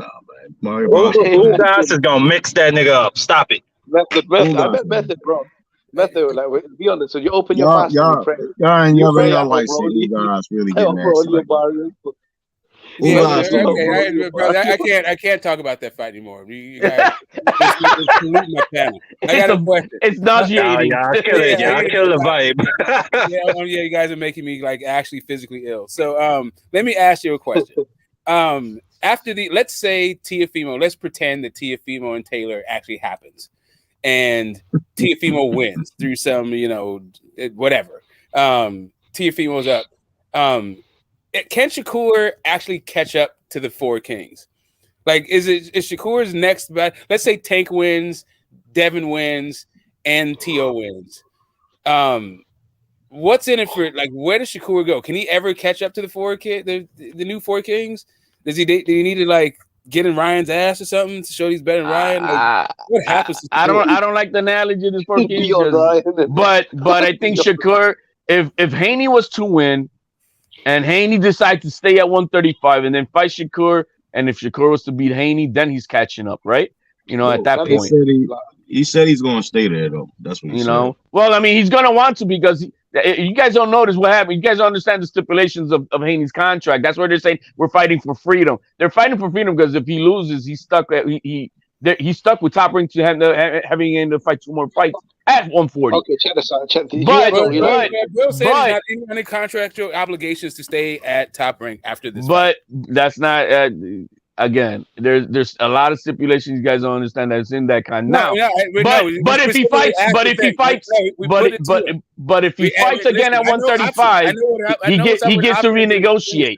If he stays, his 3-fight deal at 135 is just 3 fights at 135. If he decides to stay after this fight, if he beats Loma, then they get to renegotiate everything. They're free agents, and so they and then be able then to fight Shakur, right? And if Shakur.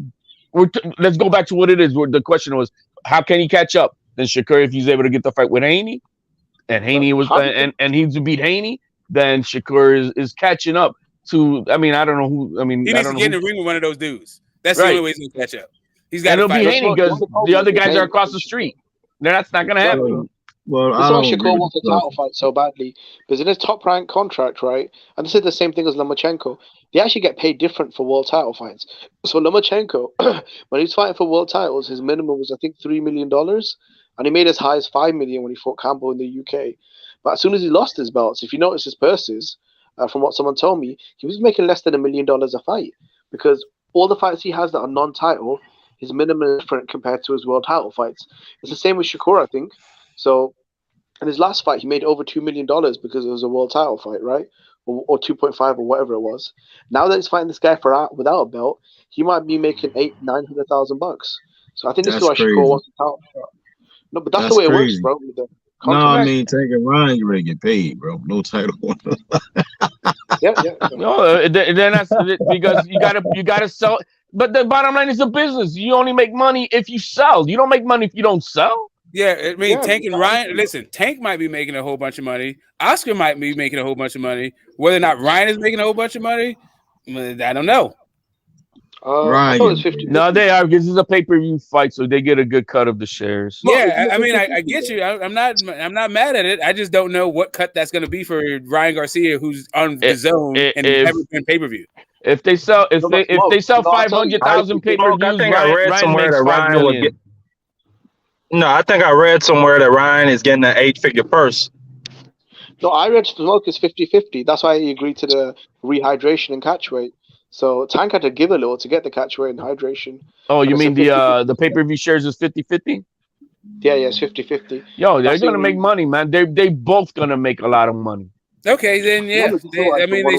They should make a pretty penny for splitting 50-50 pay-per-view. But if they're not and the gate, oh my god, and the gate too. You know what I mean? Well, the gate, that's all promoters, right? That's the promoters thing. This is where Tank is going to clean up. Because maybe. I don't know. It depends on. Yeah, no, that's not a maybe. That is like they're gonna make like $20 million on gate. I bet, bro. At least. Right.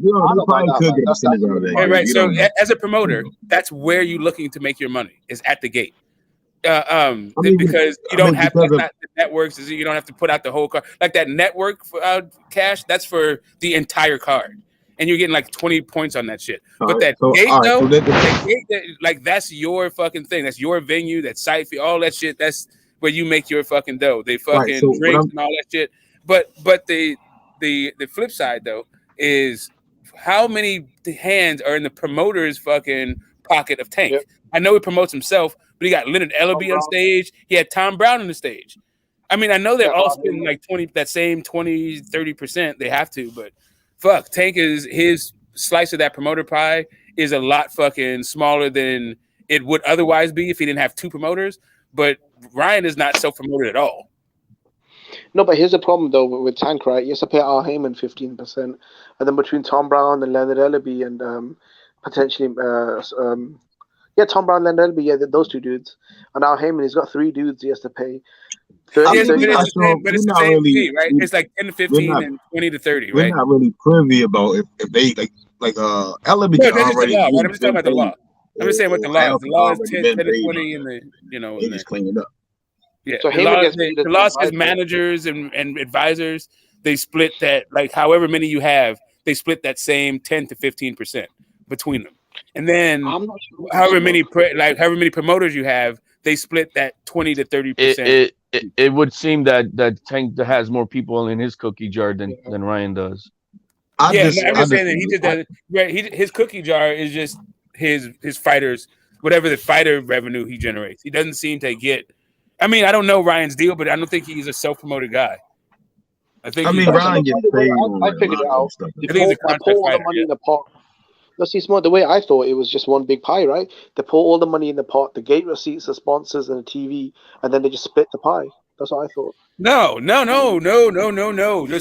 That sponsorship, that's all promoter cash. Like you get a percentage of that, but you don't know what that percentage is. Like you have to do your due diligence. They might cut you a check for $10,000 and say that's what the sponsorship fee is. But that sponsorship could have been like $2 million. You fucking have no way of knowing. Yeah, that's what I'm about to say, though. I mean, they did get paid millions of dollars, at least $2-3 million bucks. Yeah, but how much of that is the fighter? How much of that is the fighter's cut? Which the promoters are going to get.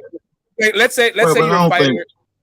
So here's the thing. Let's say you're a fighter and you have your own sponsors, right? You got your own trunks and stuff, all that shit.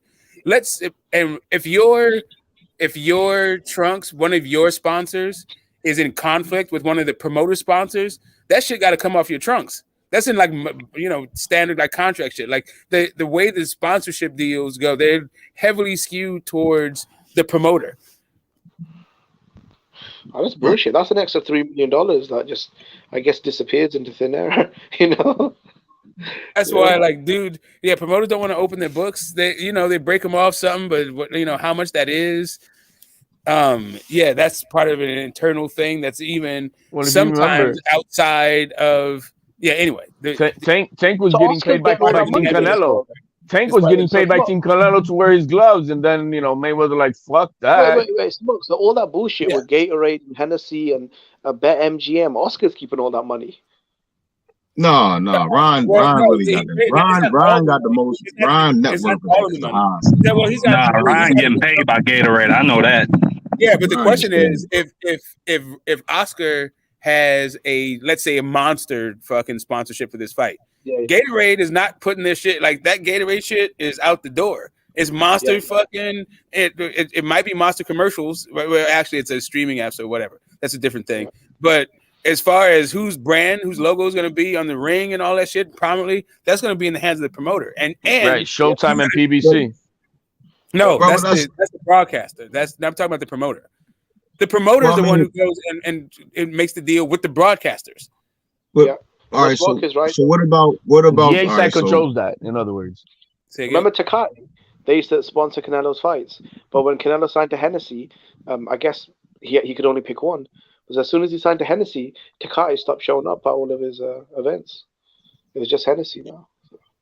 I think there's a confidence. There's only so many sponsors you can have, so you can't have 2 liquor sponsors, right?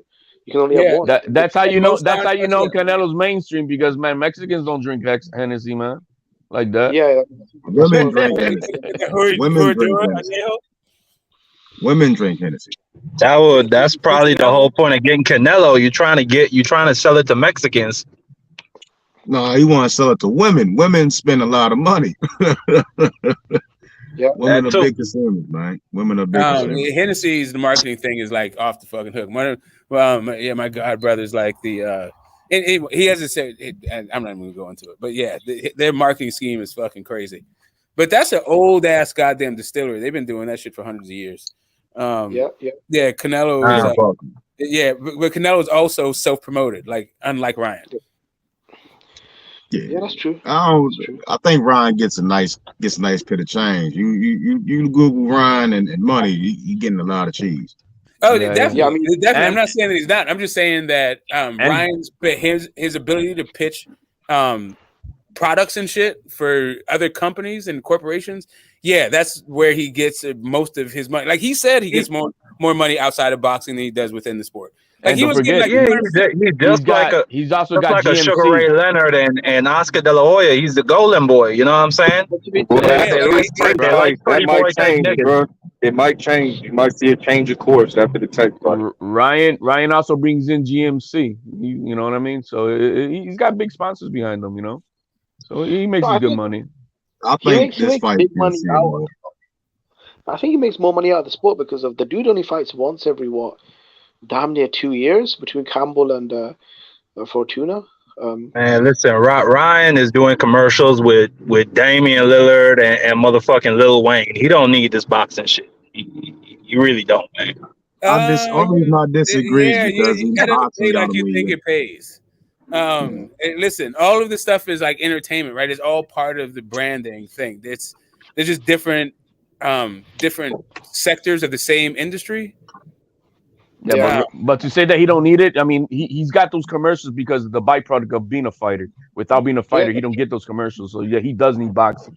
I did a video. I agree, but I think if he just goes into content creating, I think he can make just about the same amount of money as he did at boxing. I really think so. All right, so so if you get a national ad campaign, right? Let's say you get $250,000 for that. he's probably still got to get a job, right? He's a young dude, $250,000, and especially with his lifestyle, it seems like a lot of people are living out of that $250,000 too. It seems like he's got a whole bunch of family members that are like pitching in. He's like Ryan Garcia, family business, and the $250,000 for a family business, you got to still like that could be your property taxes of just 10 years, man. Look, man, he makes, from what I heard, he made $3 million in his last fight, and he had like I think over 15,000 fans there. So I think he's okay. If he was 50 years old, then $3 million, you probably can just chill out and talk boxing on the fucking internet, right? But as a 24-year-old guy, still got some more work, and everybody's living out of that fucking $3 million, like brothers. Nah, he's gonna be fighting. He's gonna be still fighting for the next 5 to 10 years and all that shit. Like, yo. Yeah, he probably retired at 31, 32, man. But in my opinion, I think Ryan could really be one of them dudes like NLE Chopper, who's a big rapper, but now you see him making the switch to content creating and putting out videos and shit like that. I think people would fuck with Ryan just like that. How big would Ryan become? Still do the commercials. Okay, check this out. How big would Ryan become if he knocked out Tank Davis, in your guys' opinion, in America? If he actually puts Tank to sleep, how big of a star would that make Ryan? He'll be a superstar. Matter of fact, I think he'll be a bigger draw than Canelo. Yeah, he'll be on top of the world. No, I don't think he'll be a bigger draw just yet, but he is on his way. If Ryan beats Tank, right? That's like if Canelo would have beat Floyd in a sense. You get what I'm saying? Or he'll be on top of the world, bro. Like, not only that, but Canelo didn't need to beat Floyd to become the superstar. No, I'm saying so Canelo would have beat Floyd. If Canelo would have beat Floyd, like he would be bigger than life, bro. He cool now, but that win would have propelled him far greater than what we see him today. Y'all keep forgetting about one guy too. There's one guy y'all keep leaving out. Who's that? I keep leaving out the tax man. Tax man taking 35% of that shit off the top. Yeah. I mean that's why these guys. But that's why they're.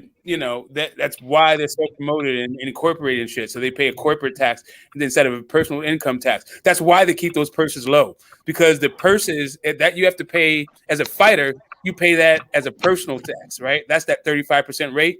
But you can get down to 18% or write it off damn near to 5%, depending on how you're structured, right? Yeah. That's corporations. You use the LLC to pay yourself, or if you go into an S corp and do other fucking write-offs at, there's many ways to play around with it. You get a different rate, and that's also why Floyd was buying real estate and all that shit. He's avoiding taxes. In the United States of America, anything you make over $250,000 is subject to the luxury tax, which is 35%. Yep. Smoke, I didn't get your opinion though on it. If Ryan Garcia does go in there and knocks Tank out, and I actually mean like knock him clean out, how big of a star would he become? Oh my God! Oh man! I don't think that he's ready for it. They're bigger than he's ready for. Yeah, but it's gonna be huge. He'll be huge. He'll be second to Canelo. That's such a no, he'll be the Canelo thing. It's gonna be second to Canelo. He will be taking the Canelo. If he knocks out Tank, he's gonna be as hot as Stone Cold. No, he's taking Cinco de Mayo. Yes. Next year, Cinco de Mayo will belong to Ryan Garcia if he knocks out Tank Davis. Yes. You remember how famous Stone Cold Steve Austin was? He knocks out Tank. The issue with Canelo is he doesn't speak English. What? He does English. No, he does English. Anyway, Ryan Garcia is going to take that date. Now Ryan Garcia is very fluent. Yeah. Ryan, the problem is he doesn't speak Spanish. Like Ryan don't speak that's not the problem. No, that's not the problem. Because that dude looks like the thing is that furthers his whole American fucking teen dream thing. Everywhere, actually, from America to Europe, he's on top of boxing if he beats Tank. Come on, man! Like Madison Avenue already likes the guy. So can we say the same if Tank knocks out Ryan? Is he the new face? Yeah, Listen, Tank knocking out Ryan. Tank's right after that, he's going to the bank, and then he's going before the judge. Madison Avenue is not into that shit. Oh shit! Yeah, I forgot he pleaded guilty. And Tank don't get nothing from winning this fight because everybody thinks he's gonna win anyway. That was a nice he can't drop the soap type of thing for the next few months. Low blow. Y'all tripping, man. Nah, come on. Low blow. It's not a low blow. It's reality. That's not a low blow. It's just reality. He's going to jail. No, I'm talking about that drop the soap shit is a low blow. That's a fact too. That's a low blow. Man, Tank's gonna be a legend. HOD said I know from experience. No, here you go, defending his little man. No. The fact is that he's gonna be in jail for. I think he might be in jail for like 6 months. It's not gonna be. It's not gonna be very long. Probation and community service. No, the judge rejected it. That's why he had to take the plea. The judge, when the judge called the plea deal, that doesn't mean that sentencing he's gonna get jail time, bro. Like what the fuck but the plea deal was community service, and I think he had to take he's getting sentencing. Hold on. The plea deal that they initially offered that the judge rejected. That's what I'm talking about. When the judge throws out a plea deal like that, typically he wants to give you jail time. That's all I'm saying. Right, exactly. He's gonna get 6 months, kind of like Mayweather did, I think. You know what I mean? Right. Yeah. Right. So you put out a low blow, like I said. It's not a low blow, man. We're talking reality. GTS. Listen. That nigga Tank got money. He gonna be just fine. I know you don't want to hear it, but that nigga's going to jail. They're saying that's going to be his nickname in jail, low blow. But listen, all I'm saying,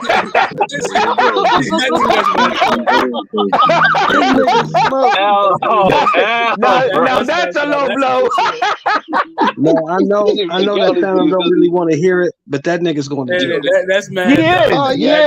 That's I'm just saying, Shelton. All I'm saying is jail and prison. So back to the argument. What's gonna happen if Tank wins? Nothing. He's going to jail, so he's gonna lose that shit. I mean, just because he might lose some momentum. You think they gonna be able to take options, bro? Like, he better not wear that pink coat. He better not wear that Minx coat in jail, because they'll fucking split him right down the middle, man. They're gonna take that shit before you go in, man, Jill. That nigga gonna wear a suit. You know, man, look, man, the pink thing was. I mean, that was kind of pimpish in a way, right? But that purse shit. Yeah, I got a problem with that purse shit. Nah, because he's fucking up. He better not wear that purse in jail. Man, my nigga Tank is a star. He getting dressed by designers and shit. Y'all need to let that man win. Designers? Yeah, man. They go in the back and pick out their clothes. Nigga, yeah. Remember when Russell Westbrook came out with the pleated tennis skirt? Yeah. No. Russell Westbrook, he lets a gay man dress him. I don't fuck with that. Shit. Hold on, but wearing a person not no gay man shit? Come on now. What? Nigga, bro, they got designers, nigga. I don't give a fuck. No man wears a purse, bro. I don't give a fuck who does it. Men don't wear purses, bro. I hear you. Men don't wear purses, period. I agree with what you're saying. I'm just saying that, nigga, they got these fuck. Like, he ain't the only one, is what I'm trying to say. I don't give a fuck just because everybody else is just every man want to be gayish. Don't mean I want to be gay. HLD, I think it's a click up there. I be seeing a bunch of male celebrities with purses. Man, that fruitcake shit. That fruitcake shit, I don't give a fuck who it is. So here's the thing. They do it for the money. Them niggas don't give a fuck. They see that money. Here's the thing. Yeah, they take them in the little back rooms. They offer them the purses. They let them know, hey, we're gonna help you out here. Let me take you to the back room. That's you right. They taking them to the back room. Hold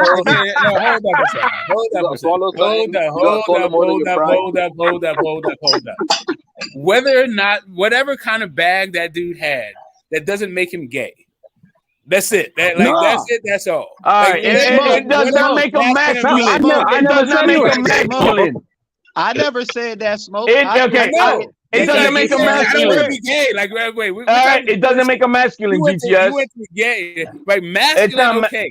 All right, I conflict with both things, but it's not masculine at all. Come on, dude. Like, it's not masculine, bro. Smoke. All I said was that they getting paid to wear that shit. That's all. Oh yeah, no. Listen, I know, bro. I'm trying to tell you. All I said was they in a clique. I know what kind of bag it is. I know what kind of jacket it is. It was a combination. Like whatever. Like I said, bro, it is what it is. Hey, you cannot pay a real man to do that shit, bro. You just brought up Russell Westbrook. That nigga married with kids. You know what I'm telling saying? you, like these dudes are not gay. Like, but dude, like these dudes, they may not be towing the same kind of line that you have to at the fucking truck stop. That soft shit don't fly, but bro. This dude is like the way that the men are. I'm not justifying particular social economic. You may, it may think you may think, well, that's kind of, that's masculine, right? That's like kind of feminine. That's gayish. That's why we say use the word gayish. Yeah, I hear you. But those dudes, Dennis Rodman did it.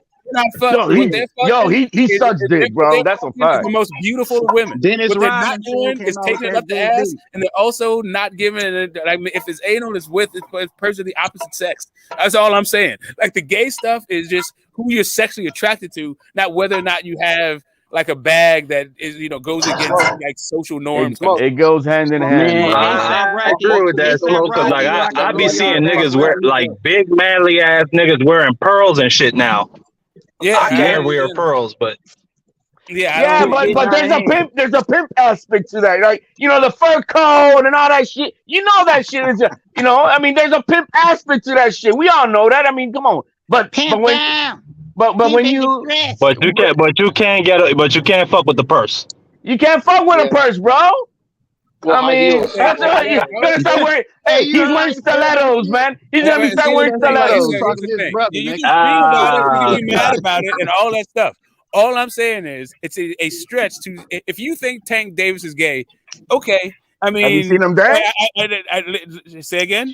Have you seen him dance and how he hangs out with AB at those times, bro? I don't know. If you think these guys are gay, I'm not here to even prosecute that. I don't know. I don't think they're gay. I mean, AB said it himself. Me and Tank fuck bitches together. He said that, Smoke. Yeah, the bitches let me, bro. Yeah, you saw him dancing. You saw him dancing in his kitchen, bro. That was very manly, man. Yeah, fuck bitch. Right, so you gotta pay attention to this shit, Smoke. Okay, listen, I do pay attention. Do you know how many times I hear grown men call other grown men bitch on this fucking YouTube? I don't engage in this shit particularly, everyone I don't know just because you say they fuck bitches. Smoke. I don't know that. I don't think they are. But how you feel about P Diddy then, Smoke? Say again. How you feel about P Diddy then, Smoke? I think that there's been a lot of rumors about P Diddy's sexual proclivities, but I don't know about anyway. All I'm saying is, nigga, that nigga be doing some nigga. You ain't seen that fucking interview with him and fucking Usher, bro? No. Oh, come on. I also heard something about Usher too. But this is not I'm not interested in gay, which celebrities like men. Bottom line is, man, I just think that men don't wear purses, I've never heard a rumor about Tank being gay. I did hear a bunch of people talking shit about the way, AB and you haven't heard a rumor, but he's raised eyebrows, bro. He's raised eyebrows. Like, what the fuck is up with you, man? When you seen him doing that kissing shit with the other dudes, or when you seen him fucking dancing in his kitchen, fucking queerish and shit, I'm like, what the fuck, bro? Okay, that's weird. It raises the eyebrows. HLD, that's what I was telling you, man. They have them clicks, and Diddy is the head of that clique. So here's what I don't get about your generation. So what I don't get about you guys' generation and why my generation might be really intolerant is that you guys see gay shit everywhere, and you say shit like no homo and pause. Yeah, where you bring up when nobody is even thinking about some gay shit. You guys bring that shit up. And so for me, I don't I've never seen goddamn Tank Davis dance in his kitchen. That sounds like some gay shit off the jump. Like, why the fuck are you doing that? I ain't seen that. I've never seen Deontay Wilder. I've never seen Deontay Wilder twerk. But everybody references shit. This whole I haven't seen Errol Spence and Yellow Beezy smooching. None of this shit. But people are into that stuff. For me, I don't think I ain't seen that shit either. Earl Spence, no man. Earl Spence gets the grown man. I said, "Oh, that's what's up." I ain't checking that shit out though. Can't look that shit up. Anyway, no, but boxing historian. No, see, boxing historian covered this. When Errol Spence let his hands sag, that's actually a code word for he's down to fuck other men. So when he was twerking. Nah. Watch the video about boxing historian. No, Jimmy, niggas just sag their pants. That's the style, man. Though, bro. They were to his fucking ankles, bro. Oh my god, bro. That might mean that. He was saying his pants down to his ankles.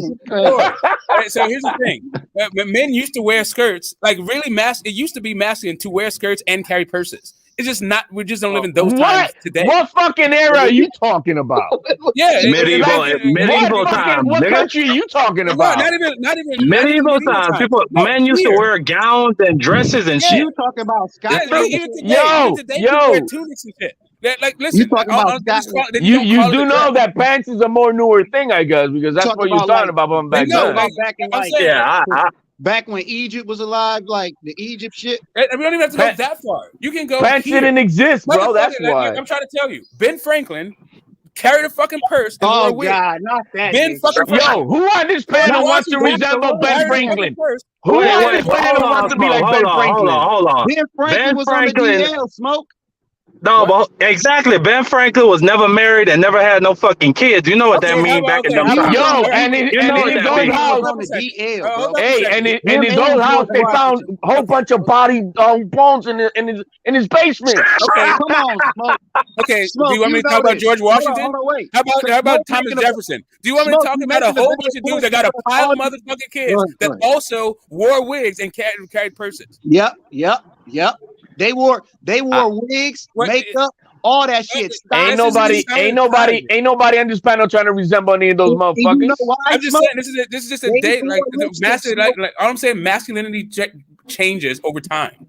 This is not some like group. Just because you're bucking today's social norms, that doesn't make you gay. That's what I'm saying. So you gotta say, hey, it's just the luggage that I'm carrying. But why does it gotta be a pretty female color? Hold on.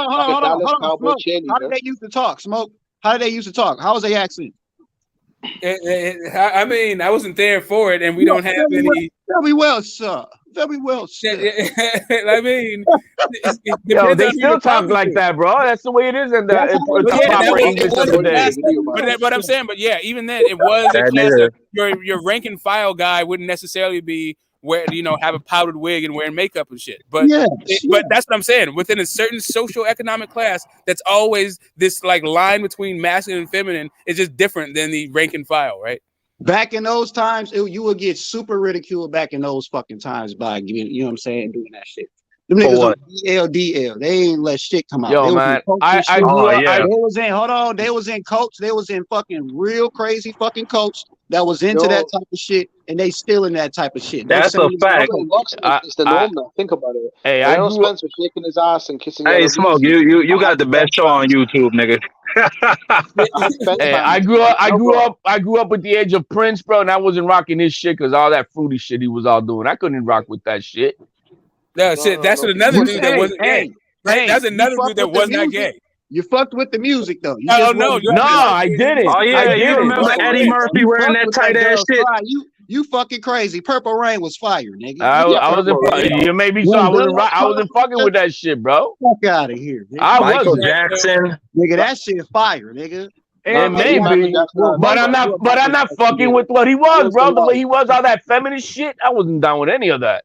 Yeah, I'm trying to tell you. All I'm saying is the women were.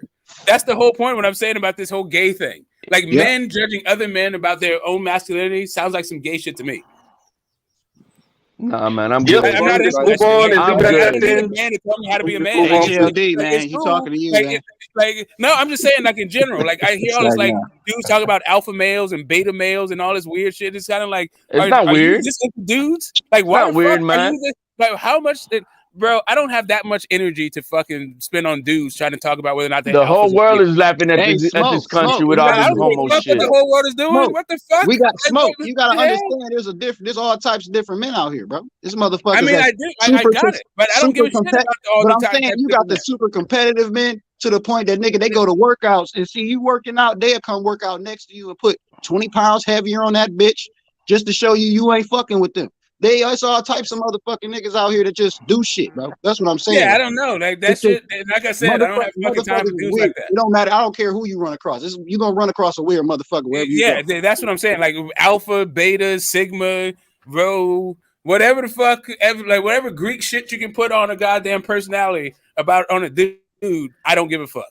But if you're an alpha male, I'm cool with you, and then I'm about to do my shit. I got my own fucking life. I don't give a shit what you got going on in yours. Like I just don't get it. There ain't no reason for a man to be wearing a fucking purse. That's what I'm saying. Ain't no reason for that shit.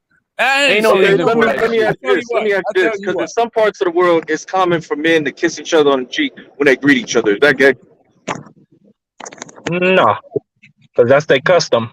Yeah, like when I was in India, bro, like dudes. No, he asking HLD. Dudes are just. But hold on, that's for that specific area. If you came over here and you kissing dudes on the cheeks, that's not gonna be received very well. Okay, so as far as societal context, can we move because the man just said it was culture. So if you're here in the United States and you start pulling up to your homies and start kissing them on the cheek, what the fuck they gonna say? Yeah, we're gonna look at you weird. Yeah, exactly, because it's not a cultural thing.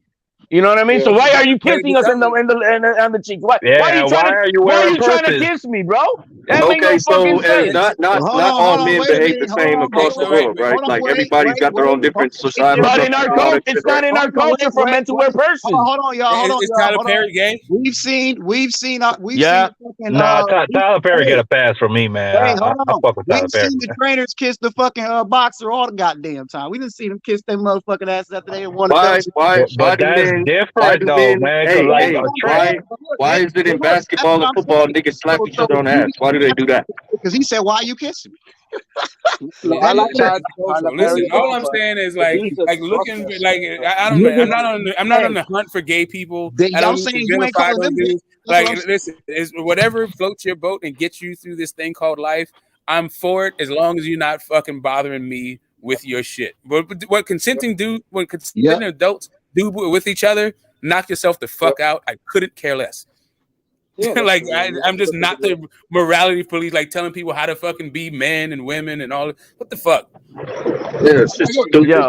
All I know is that when Tank tried to play Ryan about the heels, and he got clowned because like, what the fuck are you talking about? You wearing a purse?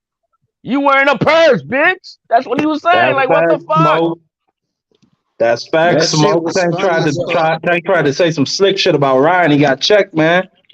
Oh, I mean, It's really Tank brought it on himself, to be real. And listen, everybody's gonna have a thing. Like, I'm not a big fan of the merce, right? Like, that's not my swag. You called it the merce? No, you're not gonna do that. You're not gonna do that, Smoke. It's a purse, bro. You're not gonna try to make it socially acceptable here, bro. Man, that's what it is, yo. If you're gonna talk about his mangina, I'm also. I gotta be honest, man. I just don't. I'm not into emasculating, man. I'm not into calling. Yo, even Calvin Ford was laughing at Ryan Garcia when he did that to Tank. So here's the thing: we used to say gay and F body, the S. We used to do that, but it wasn't about being homosexual. It was just about being lame.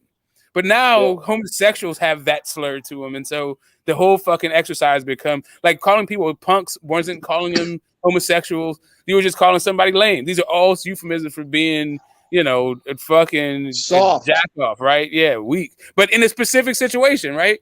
It wasn't like you wouldn't fight or nothing like that. It's just like, now you gotta be careful. You wouldn't share your you wouldn't share a piece of candy bar or some shit like that. Fuck you, punk.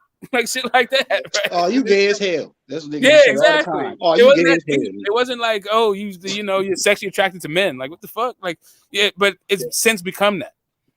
And so, yeah, like I don't give a damn about what's going on in people's bedroom now. Like, for real, things change over time. That's all. Keep it there. I'm cool. Yeah, you keep it there. I can give a fuck.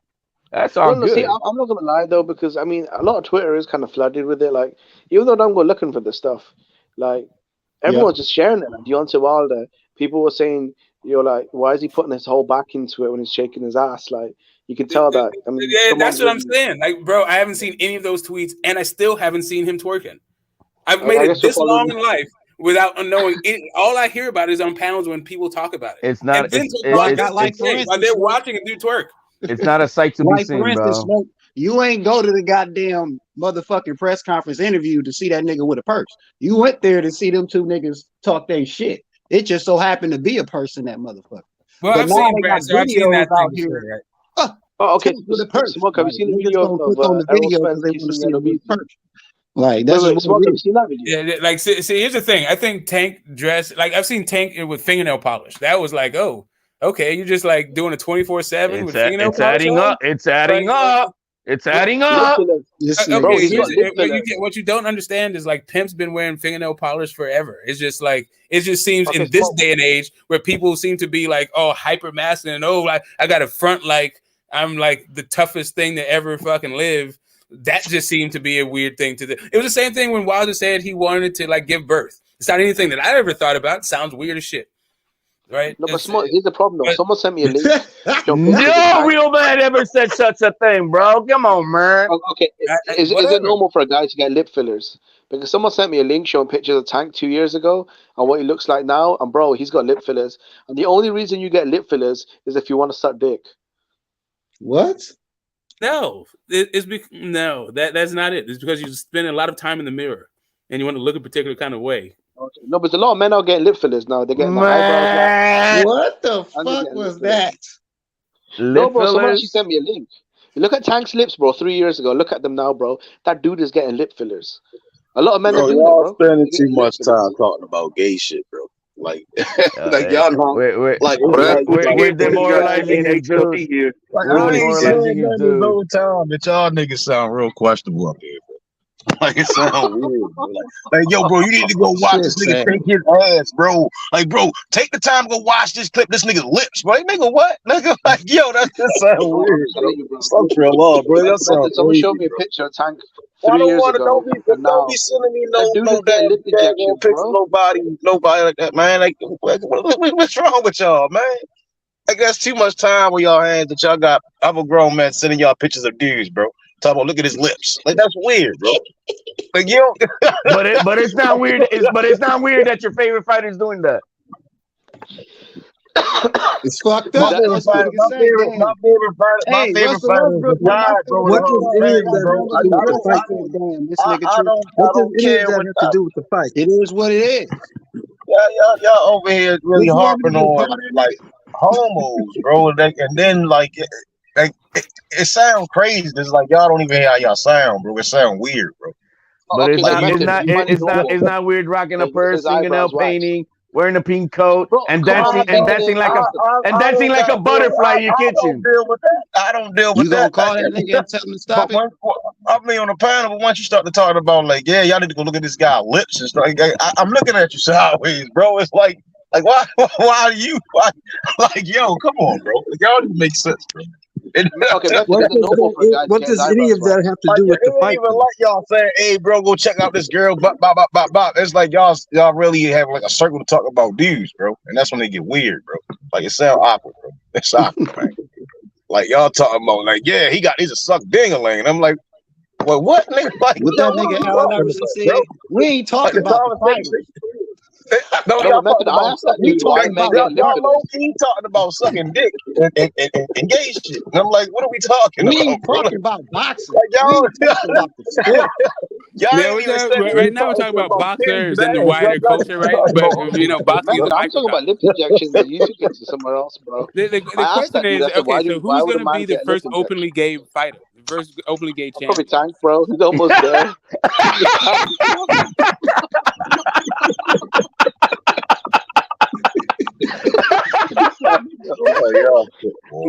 He's hitting the check marks. I tell you that.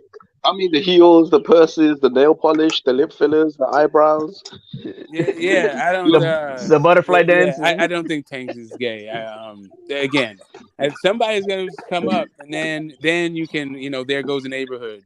But yeah, at this point, I think as crazy as these people are, they do get punched in the head, right? Like the fact that they be exhibiting that they live extreme lives. they participate in an extreme sport. It seems like they have extreme personalities just in general. I would expect it to come out in all sorts of unconventional ways. So I'm not really playing these guys as closely as you guys are, especially looking for the things and talking about the things that you guys talk about. I simply couldn't care less. If his next domestic violence case is with a man, then you'll know.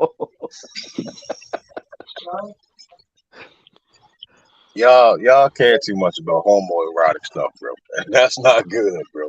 The problem is this nation is really making a lot of soft emasculation of men nowadays and pushing that to the forefront. So that's the problem. That's the problem I got with it. That this nation is emasculating men, and it's making it a softer nation by the day, by the hour. Jesus Christ! Okay, so if everything's like we're supposed to be as hard as our great grandparents or some shit, like I don't. No, but we don't need to be pussies, bro. We don't need to be that hard anymore. Like it's just kind of like. We want to act like we're in Jack Johnson's era, but we're not. We got refrigeration and shit. We got roads.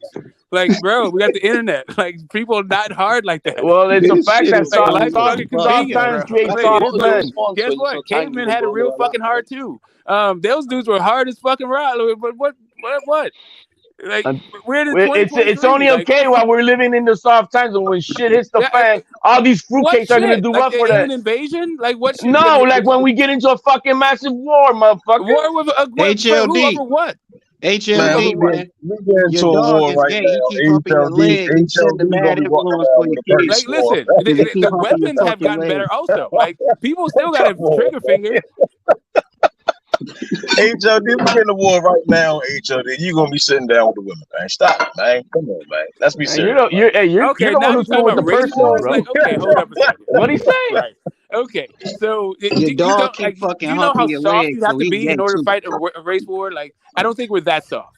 I don't think we're so damn soft that we need to get our self-esteem from some group identity based on like the UN census and like this complete fabrication about racial identity. Like, come on, guys.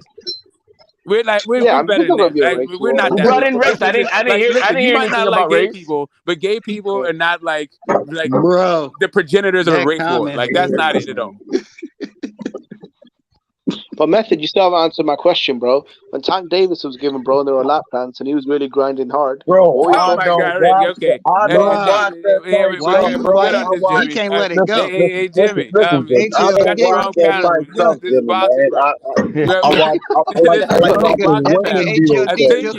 think you're looking for the grinder app. Why are you watching that, Jimmy? Stop it, I think you're just in the wrong spot. Recent history shit. This is what I'm trying to get through your head, man. Why are you taking the time to watch dudes do homosexual things? You at least admitted it. You at least admitted it. He admitted it. That's homosexual shit. Hold up a second, guys. What he does in his own spare time is fine. What I care about is what we talk about on this panel. Okay. So can we just we can move on from it. We can move on from it. Some guys like to play around in kind of ways that they find entertaining, but I just would like to talk about the fucking fights. If it's okay with you. Yeah, we could keep it moving. We could keep it moving. Y'all so Shakur, it's looking like Shakur is not going to be able to catch up unless he gets one of those guys in the ring. What is the likelihood you think Shakur gets one of the four kings in the ring in 2023? Very like 63%. 55 to 57%, somewhere around there. I think Dad stays at 135 and Shakur face off. I don't think so. I think Devin will beat Lomachenko if he does, and then he'll move up to fight the winner of Teofimo versus Taylor. And I think that's a smart move. You know, the young man's struggling to make weight, the same way Shakur couldn't make 130. I don't know why Devin is held beyond the standards of Shakur and Tank. Tank couldn't make 30. He moved up. Shakur couldn't make 30. Let him cook. Let him cook. Haney thing said they stand at 35 this year. So yeah. But let him finish though. So yeah, I mean that's just what I think he'll do. Can I be honest? Like, this is fucked up for Shakur. He's almost like the ugly duckling in the bunch because I feel like everyone else has found their groove at 35. You know, Devin's undisputed king. Lomachenko's, you know, the Hall of Fame legend. They're clashing. Ryan, he's the, you know, the Disney star, the ticket seller, whatever. And Tank is, you know, something like that as well. So with Shakur, I just don't know where he fits in, bro, because he's not really a superstar, but he's also not really like a, you know, like an undisputed champion. So he's still got belts. Multiple. I think we're fast tracking too fast. No, he's not. But he just got to 135. Everybody else is busy. So I think we're trying to fast track where he's at. We gotta still wait till what happens with Loma and okay. So who is T.O. ordered to fight? I see him getting that. No, just a quick. Just rock with me for a second. I'm gonna ask you like 3 questions. Who is T.O. ordered to fight right now? He's not ordered to fight anyone. Josh Taylor, right? Right. So Josh Taylor, yeah, former undisputed guy, undefeated, you know, whatever. All right. So, what fight? You know, who is Tank fighting on April 22nd? Ryan Garcia. Yeah, right. Okay. So who is Devin fighting on April? Oh, sorry, on May 20th. Lomachenko. Right. Okay. So who is Shakur fighting and what day is it? Who's left to be fight at the April 8th? He's fighting Japanese dude. April 8th. Right. So you got one guy got the date. Unknown date. Somebody got the date at least. No, I know. Anybody know the guy's name? It's one of the best. What are you talking about? I mean, it's April 8th. Notice how it turned into a conversation, not just a name. Let me go back. Hold on. Let me get this off. Hold on. Let me get this off. Let me go back to this. I didn't finish my shit. I'm just saying. Let me get this. Go. Let Sheldon just drop his bomb, bro. He does not have a dancing partner, so we have to wait. Why are we being like crazy? It's April 8th, bro. Shakur's fighting April 8th, bro. That's the same card with Big Baby and the same card with Keyshawn Davis. It's April 8th, bro. Hey. That's what I'm saying. One of us had the date. One of us on the panel had the date. Nobody can say what the guy's name is.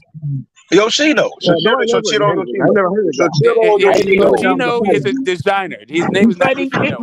I mean, who the fuck is that? Yoshino, like, listen, I looked it up the other day, but whatever. Can I get a smoke? I have no idea who he's fighting and when he's fighting. I have no idea. That's the issue. I just told you. Now you have an idea because I just told you.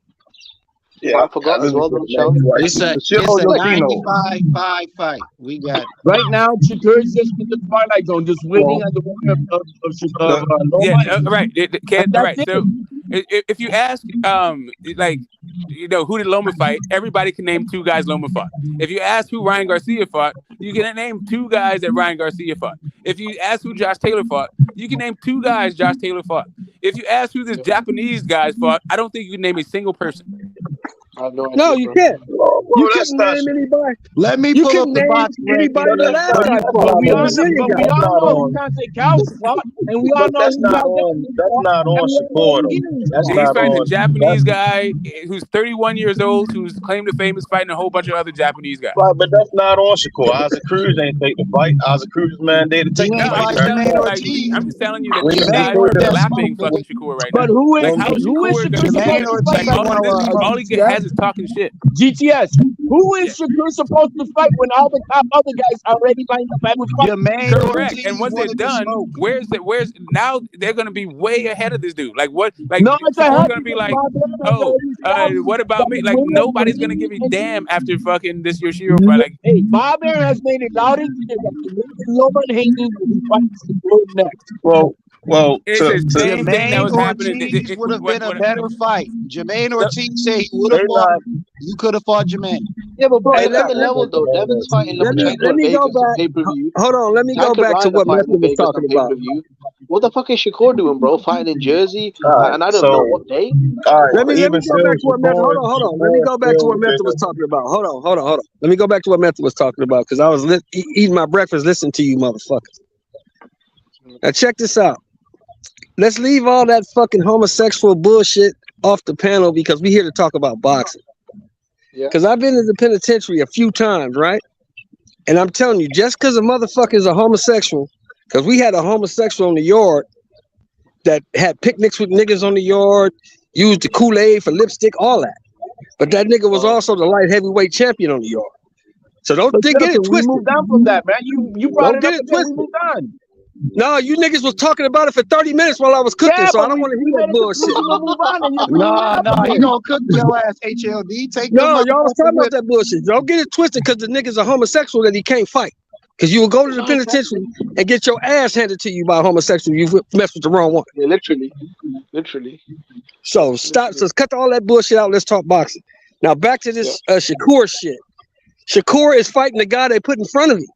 They should have put Oscar. They should have put the boy Jermaine Ortiz in front of him, but they didn't. They put this guy in front of him. So let him beat this guy up.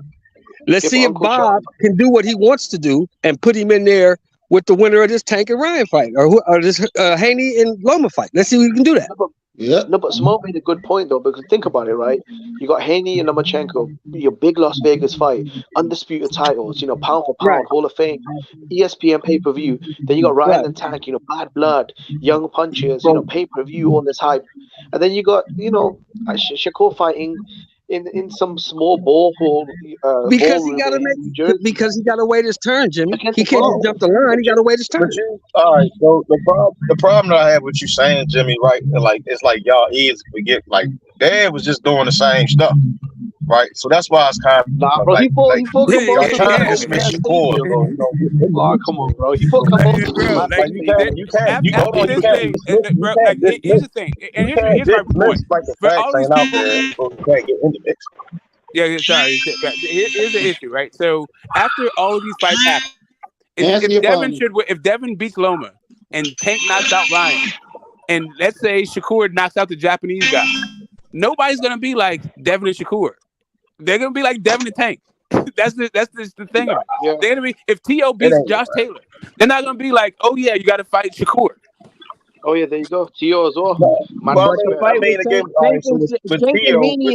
Is almost a long shot, regardless. Haney got options. Well, we go decide. I don't see Tank and Haney fight happen. So again, Shakur will be the mandatory, right? Calvin don't so whoever wins brings Loma. Nah, man, come on, be serious, bro. Like so again, like these fights are too big. Like that's what I'm saying. These guys are involved in fights that are too big, that are too meaningful, and Shakur is just like losing his belt on scales, fighting unknown Japanese dudes, and people are trying to make it into a rivalry, but it's just not going to happen if the other four kings, the three of these four kings come out. Like that's who people are going to be looking for. They're not going to be looking for the fifth wheel. Well, I mean, nobody was looking for Kambosos, bro. Nobody was looking for Kambosos, but hey, we got him, right? Nobody was looking for. That nigga was undisputed. That's why he went and got him. Yeah, that shit was a mandatory. That was a mandatory. So, but Shakur gonna be the mandatory. He's gonna be mandatory for the belt. Who knows who's gonna have that belt though? GTS. What is Shakur supposed to do? This fight is for the WBC. This fight is a WBC title eliminator. Of course, Shakur's gonna be the mandatory. What are you talking about? No, but Shelton. Yeah, okay, but doesn't Devin have the franchise champion? Isn't he franchise champ? No, he got the WBC too. Because he had the WBC when he beat Kambosos. He had the WBC title when he beat Kambosos. So what are you talking about? But Kambosos it won't be a mandated, but just say y'all scared of Shakur, man. Just say it, man. No, it's not. Listen, it's scared of Shakur. I'm scared for Shakur because Shakur looks like. Here's the other thing about Shakur is he doesn't have the best power, and he's also a southpaw. Like it's gonna be hard for this dude to get fights. Yeah. Well, he'll be the mandatory for Devin and Loma, man. So it ain't gonna be that. No, he won't be the mandatory though. Smoke. They're on the same. No, it's not even about mandatory. They're gonna negotiate that fight to make it happen. Yeah, when it's convenient. But I'm just saying the whole boxing public is not gonna be talking about no damn Shakur.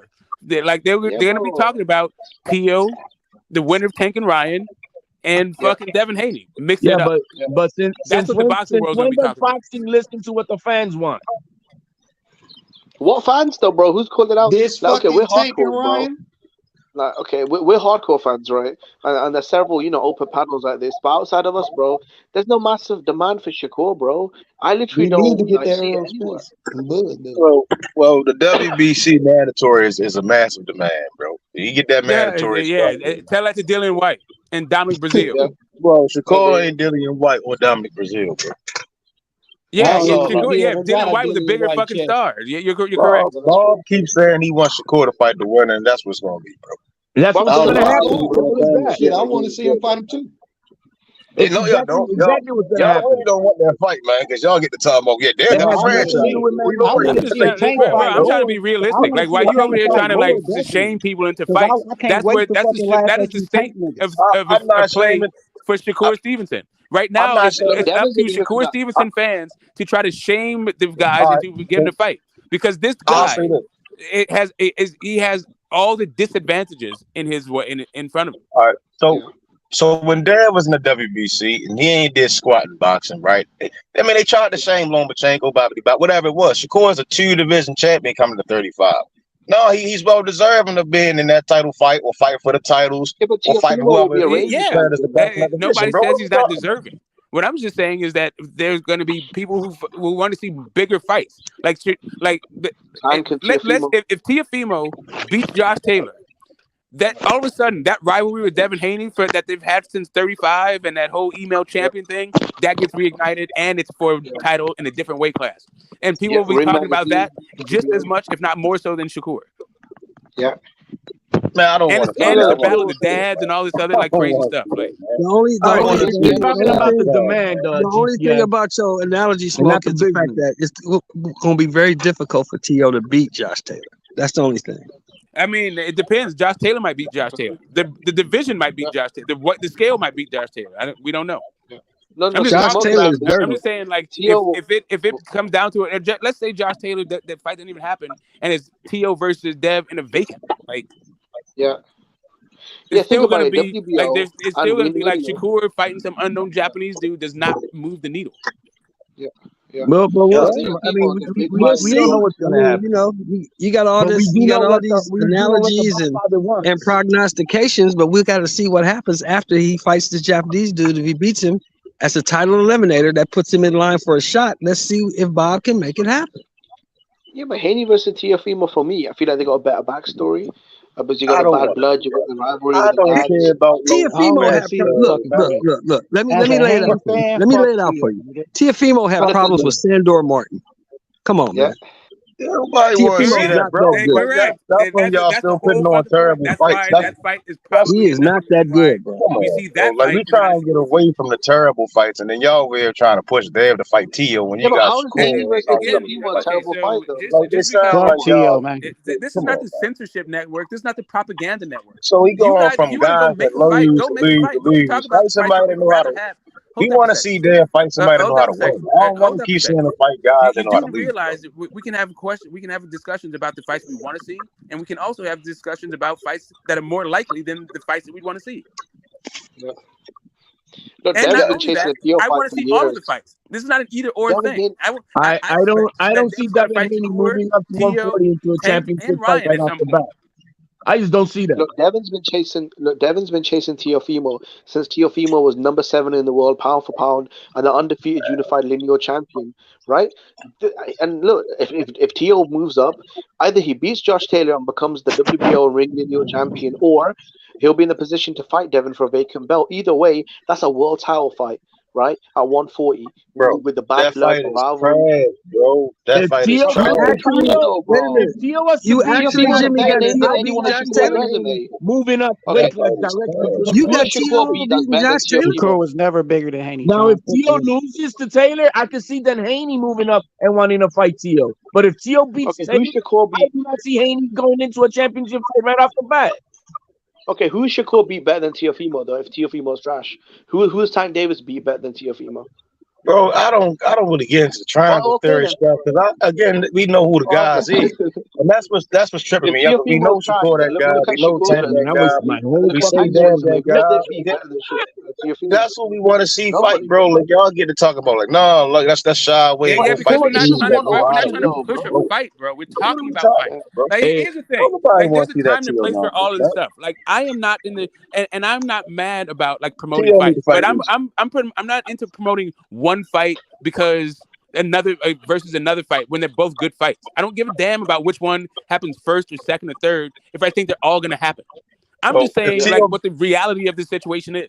The reality of the situation is this dude is fighting a nobody and is not really going to propel. It's not going to make a case for him when all the other guys are fighting. The boxing world are on their fucking fights. Well, that's cap. All right. So first, the reason I'm gonna say that's cap is because Lomachenko fought Roman, man, and he's still looking where he's at. I mean, what are we talking about? It's not Shakur's fault that he's getting who he got. No, it is Shakur's fault. Right. It is totally Shakur's fault. Hold on, because he fighting the guy. Because he's a fat bastard. That's why. No, man. Come on, man. You don't get talking about franchise and Devin up, so you don't got. No, I'm just telling you. I'm just saying. Listen, I'm just talking about reality situation. It may hurt your feelings about a fight that you want to see, but all I'm talking about is a fact of the matter. Like when I call him fat bastard, I'm being hyperbolic, right? But I'm just saying he lost his fucking titles on the scale. That's why he's fighting an unknown guy. It is his fault. No matter what, because the mandatories for those belts. No matter what, Loma was going to get that fight, bro. What are we talking about? No matter what, that doesn't mean that he needs to fight nobody. Loma was part of that deal. These guys right now. Loma was part of that deal, so you got to stop that, man. No matter what Shakur did, he was right away, bro. But Loma was a part of that deal. Shakur was in the lightweight division. The issue is the reason why he's fighting nobodies. The reason why he's fighting nobody is because he couldn't put himself in title contention because he ate his way out of his belt. No, that's Yoshino's right, bro. The other guys ain't want to get in there, bro. You got. The only living up ripping Kamosas. That goes up. I'm trying to hype up the Japanese guys that no one knows. I'm not hyping up the Japanese guy. I'm saying Cruz is a payday ain't getting there. You ain't see Dev say, "Oh, they go to pound for pound guy coming to my division. Let me fight the guy that's at." You ain't see Dev. You ain't see Dev and them say, "Oh, let's cancel this guy who used to be pound for pound." Bro, one guy's fighting in Las Vegas on pay-per-view. Y'all gotta stop. Okay, hold up a second. Okay, so hold up a second. Here's a thing. Come on, bro, stop that, bro. So hold up a second. Now I'm hearing that Loma versus Haney is not must see. Like if all the fights that hold up a second. Okay, hold up a second. I just want to let me just go through this. In 2017, one of my favorite boxing years, in recent memories, right? We had the Bermain-Stavern Wilder rematch in which he turned Bermain-Stavern into a meme. It was never the same fighter again, right? We had Joshua Klitschko, knock Klitschko out, and we had a new emergence of a new champion. We had Mayweather McGregor, right? We had Canelo versus Triple G1. We had Linares versus Loma. Which one of those fights wasn't must see? Ward Kovalev is also. We had Bud versus Ndongo. GTS. The fights that Haney's got when which one of those fights wasn't must see? Like I don't understand what the hell boxing fans are talking about right now. Like how in the fuck is Loma versus Devin not must see? GTS. What the fuck we watch? But Benevidez plant is. Yo, GTS. If they drop another fight the same day as May 20th, if PBC go up there, right? Let's say PBC go up there May 20th. They're not, bro. It's not. What is this false dichotomy? We have more than one fight. When the fact that all of those fights were must see. He already had all his fights lined up. He had to fight Kambosos twice. He had to then fight Lomachenko. That was all lined up. So who the fuck is Shakur gonna be fighting? All these fights were. Shakur was at 130 when that deal was struck, though. You guys aren't being fair. When Devin Haney signed that contract, Shakur wasn't even in the division. He was talking about unifying 130. Exactly. Yeah, exactly. That's why I call him fat bastard. That dude ate his way out of it, and now he's calling everybody a duck because they had business. Like May 20th, step on that, bro.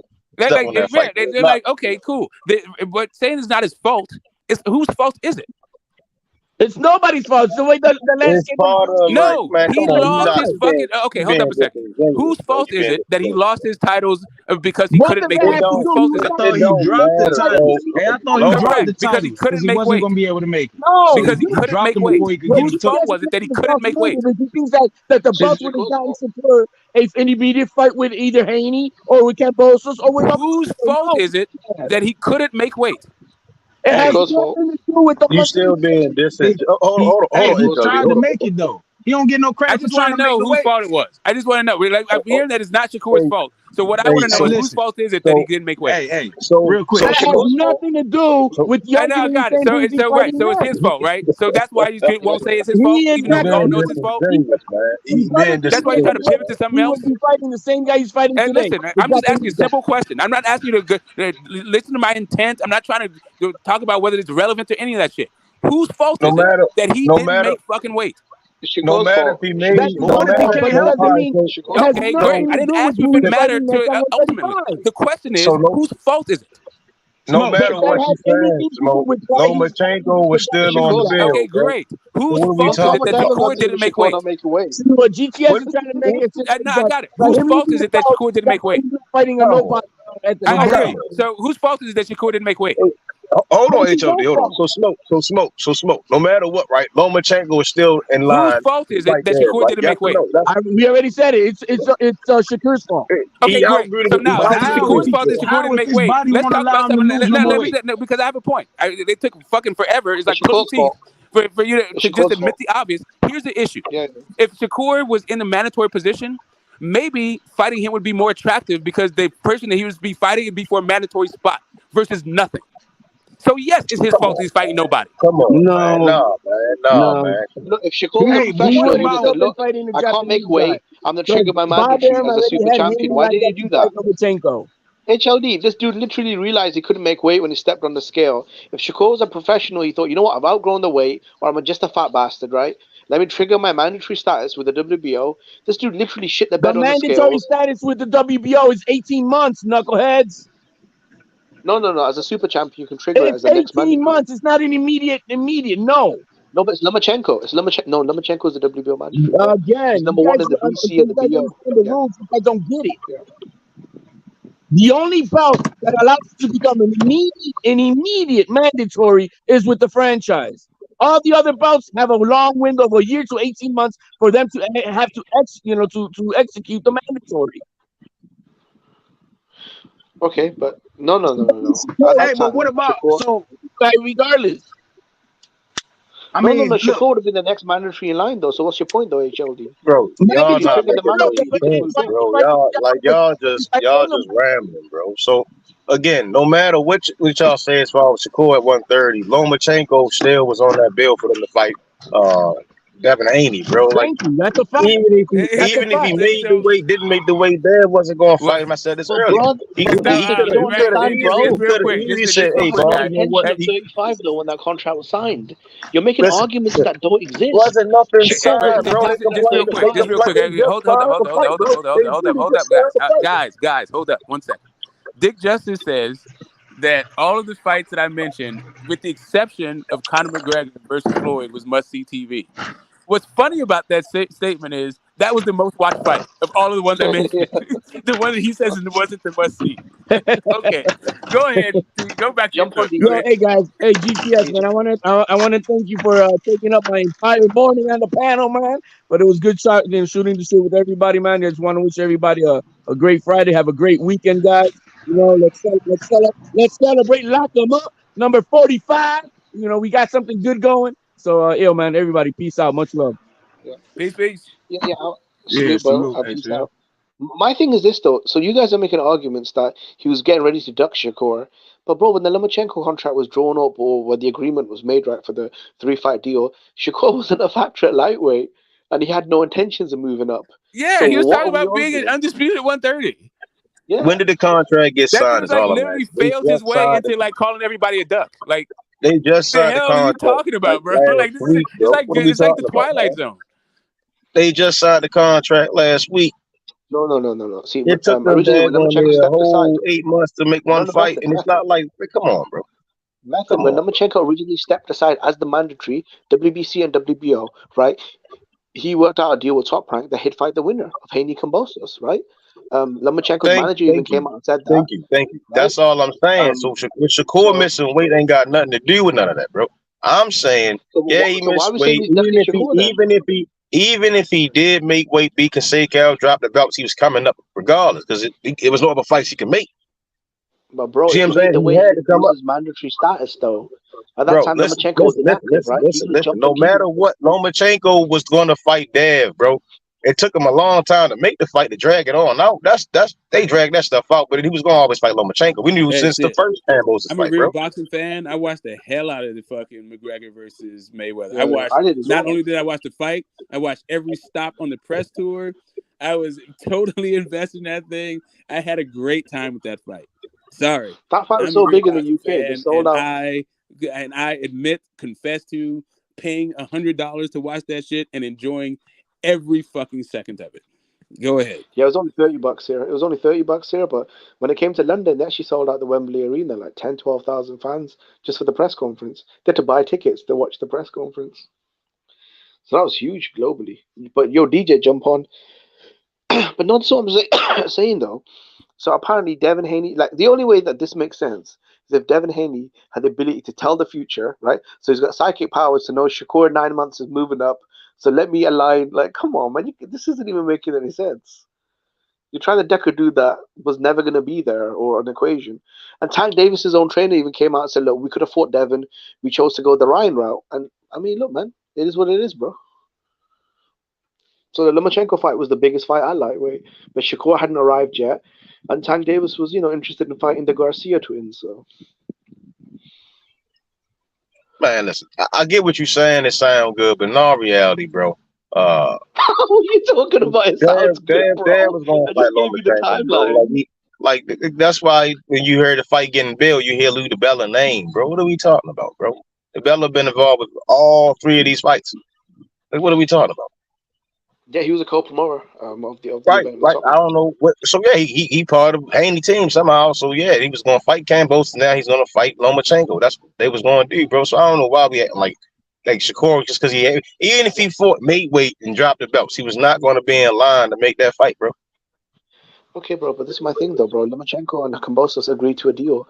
Lomachenko stepped aside because of the Ukrainian war, right? With the agreement that he'd circle back and fight the winner, right? Bill Haney came out and said, look, they're willing to scrap the Loma fight to fight Tank Davis. Tank Davis' team said he wasn't going to the Tank fight, man. Come on, bro. That was just Bill. Called his bluff, though. Bill just be talking, bro. Bill was just talking. Said they ducked them. Okay, then why did Coach Calvin say they ducked Devin Haney to fight Ryan? DiBella want that Loma and Campos fight, bro. They're going to have to give DiBella that Loma and Campos fight, bro. What are you talking about? Bob and DiBella want that Loma and Campos. That's what's going to be, bro. Everything else is just talk. That's just talk. Yeah, but bro, if they're lies, then why won't anyone call that bluff, though? Because we know it's just talk. Y'all going to sit there and take everything people that get paid to lie to y'all say. You know what I mean? Like, come on, bro. What are we talking about? It wasn't no tank fight. It wasn't. It was going to be Loma Campos. Like it's clear as cut. It's clear cut, bro. Yeah, me personally, I don't have an issue with the Loma fight. Loma's ranked number 1 in the WBC and WBO. He's a former unified champion at the division and a Hall of Famer, bro. I think it's a good fight. I'm not knocking the fight. I'm just saying what Smoke trying to say is like the question basically come back to like where does Shakur fit? I'm saying, man, you just gotta keep beating who he gotta beat. Now, do I think? If we do take the word of what Team Haney's saying, what they said, they're going to stay at 35. I'm like, all right, cool. I think the WBC going to mandate Shakur, and that's going to be the fight we're going to get. Is Dev going to fight Shakur? I hope so. Is it Haney franchise, though? Hey, bro, I don't understand. Okay, not only is he Haney franchise, but Loma is like the number 1 contender. Like, what the hell are we talking? Like, that fight, even if he wins, that fight's going to get ordered in like a year or something. Yeah. Nah, man, that's the next fight, man. It ain't even no point. Remember how excited Dylan White was when he won that eliminator? Bro, WBC takes his time, Yeah, you guys act like you win a fight, then it gets ordered and the fight happens and that. Like, what? When? Well, Bob said that's the fight he making next. Well, listen, then if that's just the Bob making it, then we're not talking about the WBC ordering shit. The WBC gets paid off that fight. Why wouldn't they gonna get paid? Shakur gets paid really well. His purses be good purses. Their purses be cool purses. Shakur really a big star. Shakur is about to fight some unknown Japanese dude, and Dev is fighting Loma on right. pay-per-view. He's gonna sell out. Like, I don't understand. What world you think these are the same thing? Bro, Devin Haney's about to fight Lomachenko pay-per-view in Vegas. Bro, listen, bro, I hear that, but that's because it's on. Listen, Shakur and Devin Haney pay-per-view going to do way better than a Loma pay-per-view, bro. Let's be serious, bro. Listen. We can even look at the cards. Especially after Loma pay-per-view. We can even look at the cards. Dev's cards are trash, bro. Shakur gonna be the one bringing the people on the card, bro. What are we talking about? Okay, do you understand that Shakur is not a promoter? It's Bob Arum that fills out a card, not Shakur. Man, them guys ain't got to get on that card, bro. Them guys ain't got to get on that card. Okay. Do you understand that Devin Haney, right? So Devin Haney, you say that his cards are trash, right? Like Devin Haney had one of the best cards. Like that fucking first George Kambosos card was real fucking cool. That was trash. I didn't even watch it. Here's the thing. So here's the deal. So I've noticed something about you, and it's all good. But like you put a huge amount of stock into your opinion, like even over facts of the matter. You tell me so like the facts of the matter is like that thing that particular card had a whole bunch of like guys who were former champs, going to be coming up guys. Amari Jones is a fucking up and coming dude. We had what? I'm sorry. They've been like I hear you. Like I get it. I'm not saying that it was the rebirth of Don King. That's not the issue. Yeah. The issue is like calling it trash. First off, right. First off, that's fine. That's your prerogative. You can call whatever you want trash. So, but what just saying it doesn't make it so. And certainly, it is not on Devin Haney to like yeah, he has a couple of spots. He's co-promoted, but both of those dudes are promoted by Bob Arum. It's Bob Arum who fills out the cards. Not the cool. So Shakur and Dev fight, right? Pay-per-view. We know it's gonna be a pay-per-view. You're gonna get the big babies. You're gonna get the Keyshawn's. You're gonna get the Tiger Johnsons. You're gonna get all these guys that bring the rumble and bring pain on that card. We don't see that. Like I get that you giving some guys that flowers. I'm not that's not a Shakur thing. On Devin's card. I'm saying Shakur's cards are just better, bro. But that's Bob Arum, bro. You're putting it on like that. Shakur is the response. Like Shakur is the one responsible for putting together this card. He's not. Come on, bro. Stop it, bro. Stop it. Do you think that Shakur Davis? Do you think that Shakur is playing purses and negotiating fight dates? Bro, them guys would have been on a pay-per-view then, right? Who? Yeah, man. What are we talking about, bro? That's a pay-per-view. What are you talking about? Who are you talking about? With them guys been on a pay-per-view? Like, what are you talking about? Dev got a pay-per-view event, right? And the guy Shakur beat the brakes off of is a co-main event. All right. So what are we talking about, bro? We're talking about the fact that Devin Haney is a main event guy, not a co-main event guy. And you're like making some weird equivocation between Shakur Stevenson's cards and Devin Haney's cards to talk about Shakur's, I guess, viability as a pay-per-view guy.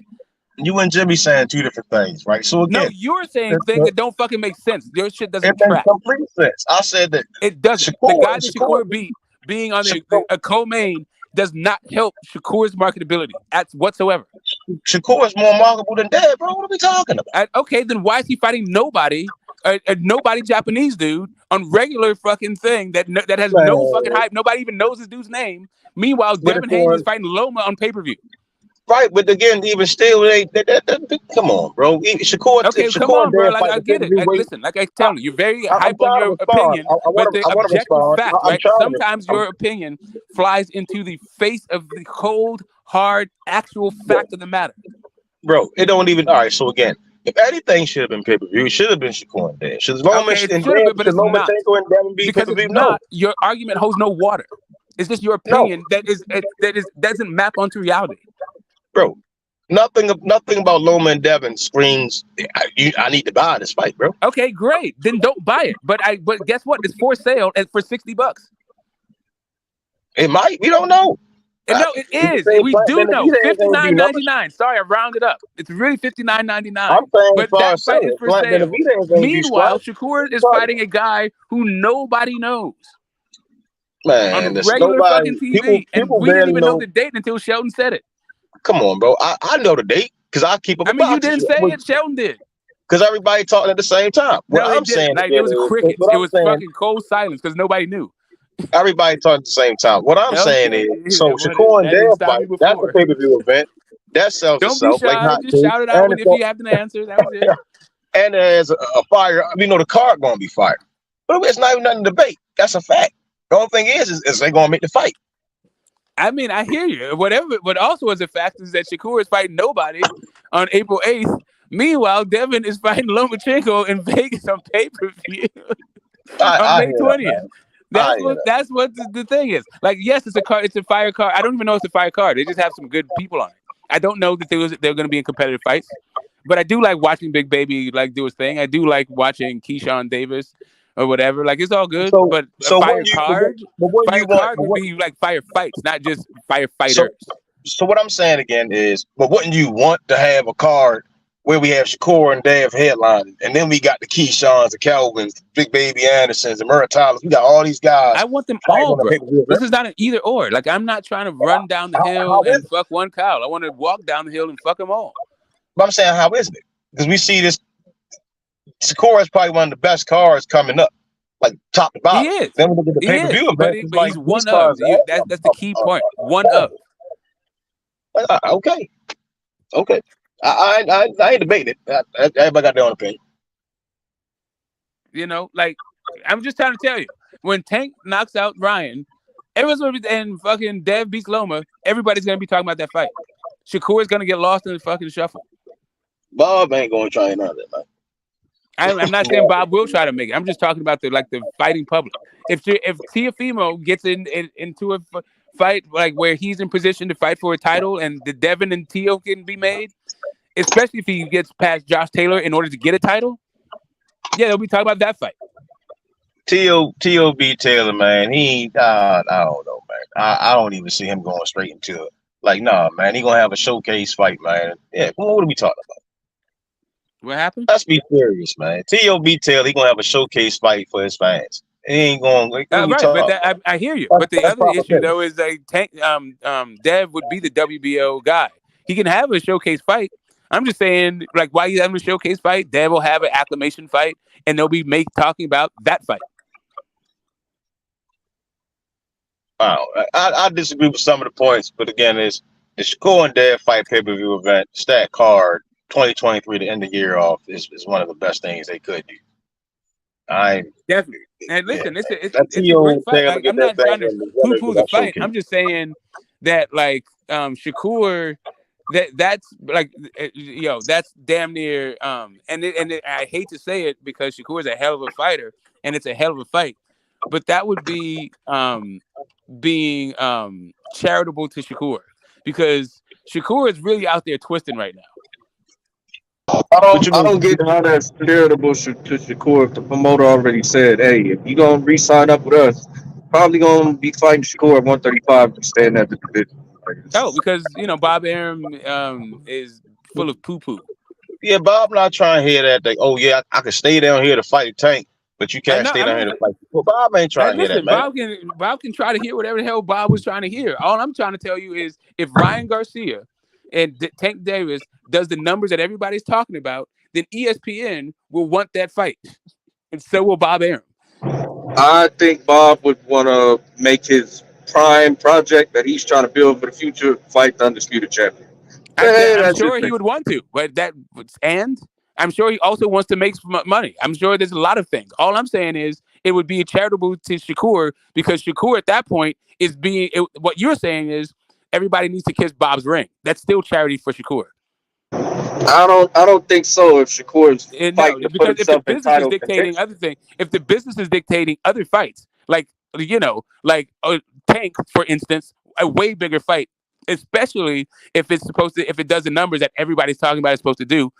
How in the hell would you be like, oh yeah, forget money, we like Shakur? That's charity. You can say forget money because I get all the money, I get all the dollars, making my fighters fight in-house. Yes, that's charity for Shakur. What's going on here, Smokey? I'm just trying to tell you. Like, when you start talking about, like, I don't care about the money aspect, it's because you're talking about being charitable to Shakur. No, it's not charitable. It's my nigga. Or else it'd be just a straight capitalistic endeavor. Because you just be going for which fight made the most money. Why would I act like I'm going to send my fighter over there to PBC and do a joint promotion with them? Thing. Okay, Devin Haney is a fighter, and he's saying, I want to go over here. But Bob Arum does not control Devin Haney, especially after this contract, right? Correct. So if he wants to be in the Devin Haney business, the entire world is going to want to be in the Tank business, right? Like, just because Bob don't want to be in the Tank Davis business, okay. Yeah, what I'm saying, Bob gets all the dollars with Devin and Shakur. All the dollars. All the money. No, all the monies is with Bob, is with Tank and Dev. So what does he get? A little 20% off Devin? That's it. All he's gonna get is 20%. Period. Yeah. But with Shakur and Devin, he makes bank off both. No, off everything. There's gonna be as a co-promoter, you make what you make off the entire event, not just from one fighter. It's a co-promotion. And Bob will be putting on the entire event. ESPN is going to be the bigger network. Like it was a different thing when we were talking about like Fox and ESPN when it came to fucking Wilder and Fury.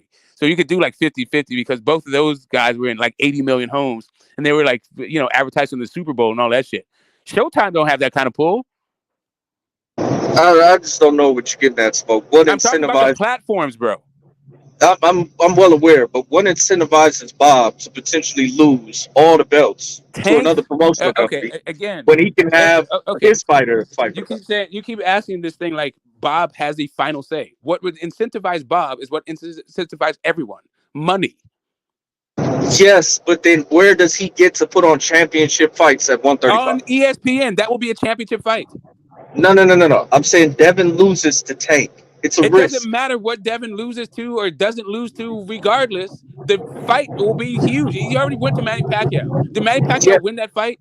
Was like Bob Arum like asked out about it, or did he just like put that guy into like another championship fight? Tank is not going to hold on to all the belts. Like you probably won't have another champion. If Devin loses at ESPN Top Rank for. Do you think that Devin is going to hoard all the belts? I mean, sorry, that Tank's going to hoard all the belts? And do you think do you think that Bob Arum wants to have his fighter fight another fight, bring Tank over to his network, possibly for another fight against What's going to happen? What's going to happen is Tank's going to drop the belts, and a lot of those belts are probably going to get gobbled up by PBC fighters. It'll be gobbled up by Shakur, who's in position for a shot, and maybe Jermaine Ortiz gets a shot himself also. Oh, so one belt. Shakur's going to win one belt, belts. and then it'll be two belts. The other two will be. Say again, because Jermaine Ortiz will probably get one. Okay, Jermaine Ortiz. Okay. Now you just Loma might get another one. Like it might be three belts. That just gets too messy. Like it's easier to just make a fight with your fighter. Bro, these are fights that Bob Arum can make money off of. What are you talking about? Too messy. Who is Jermaine Ortiz going to fight for a belt? Who is Jermaine Ortiz going to fight for a belt? Who is Shakur Stevenson going to fight for a belt? You're doing a whole bunch of mental gymnastics with something that ain't that fucking difficult.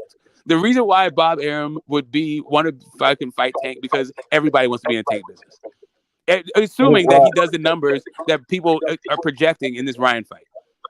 So, all right. So it's not that that difficult. It's not that complicated. It just sounds crazy. Okay. What I'm trying to get you to see what I'm saying, right, is that if Dev stays at 35 and Shakur gets mad, let's say Dev beats Loma, Shakur beats Yoshino, and then they make that pay-per-view event fight, right? How does not put them into the mega fight with Tank, the winner? They don't need it. You don't need that to be in a mega fight with Tank. I'm saying it builds. But you don't need to build. You don't need to. Loma builds it. Loma does not build that, bro. Come on, of course he does. Come on, bro. Tank go up there and not Ryan out, bro. It ain't nothing. You can't just work. Hey, yo, I just beat Loma. Like nobody give a dang on, bro. I mean, you don't give a dag. Okay, if nobody gave a dag on, it wouldn't be on pay-per-view in Vegas. I know that this is a very inconvenient fact for you, so you can like pshaw and hand wave and shit. But like, yeah, this is going to be one of the biggest fights in boxing. It is going to be one of the biggest fights of 2023. While you might think it's not a big deal, the eyes of the boxing world is on that fight, not on the Shakur and whoever the fuck that Japanese dude he's about to fight is. It's cool, man. It's cool, man. You keep talking about building stuff up. What needs to be built is Shakur's profile. That's what needs to be built up. Right. So that's what I'm saying. Him fighting the winner and that mandatory spot. But Dev's profile is already being built up. He is in the position for the Tank fight. Bro. No, he's not in no position. Okay, bro. Hold up a second. You mean to tell me? So you mean to tell me that Tank can like break records with Hector Garcia, but Dev needs to fucking build his profile up. Please make that make sense. I'm not saying that, bro. I'm saying you are saying that. You keep saying that Dev needs to be built up for a Tank fight. I'm saying Hector Garcia was fighting on PBC. Okay. Right? Dev bounced around. He bounced his behind over there to Top Rank, and you went over there, and we know he's in his last fight of his contract. Shakur is the face of Top Rank, bro. And you telling me, okay, no, I ain't gonna fight this guy. I'm just gonna fight the guy. Right. Yeah, the new face of Top Rank is fighting some unknown dude that nobody gives a damn about. It don't Here's matter. really what it is. We just seen all the things like that. We just come on, bro. Stop, bro. I don't even want to get in my bag with that. But yeah, Shakur Devin is a pay-per-view fight, bro. It's way bigger than that. Okay, then if it's way bigger than that, why is Shakur not on pay-per-view? Why wasn't Devin on pay-per-view when he fought Kambosos? What are we talking about? Because he just got there because the fights were in Australia, bro. Like, what the hell? It was pay-per-view in Australia. So why they ain't pay-per-view?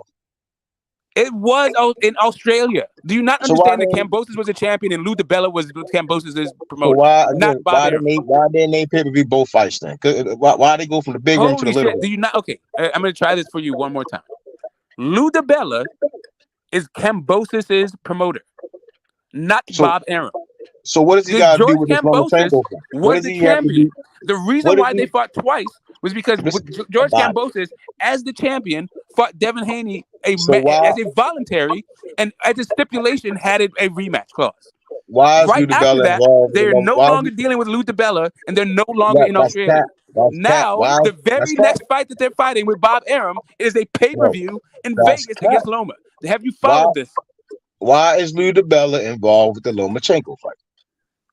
Oh, what do you mean? Why is he involved in Lomachenko? You go back to yesterday's press conference. They said about Top Rank Promotions, DiBella Promotions, and Eagles Cleavers.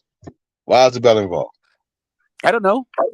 All right then. So again, the Shakur fight and Devin fight is a mega pay-per-view event that we. Okay, I'm sorry. Is Lou DiBella representing Shakur? I'm not like what you said that. No, man.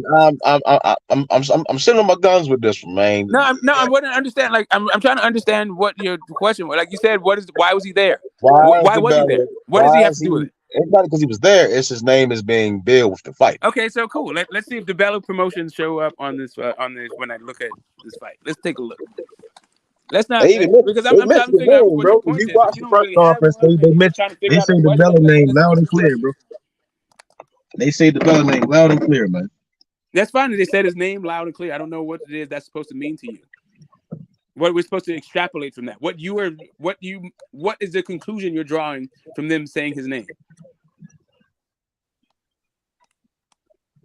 I mean, I just think is the logical conclusion is if Devin is staying at 135 and he re-signs with Top Rank, he's 90% more than likely going to be fighting Shakur.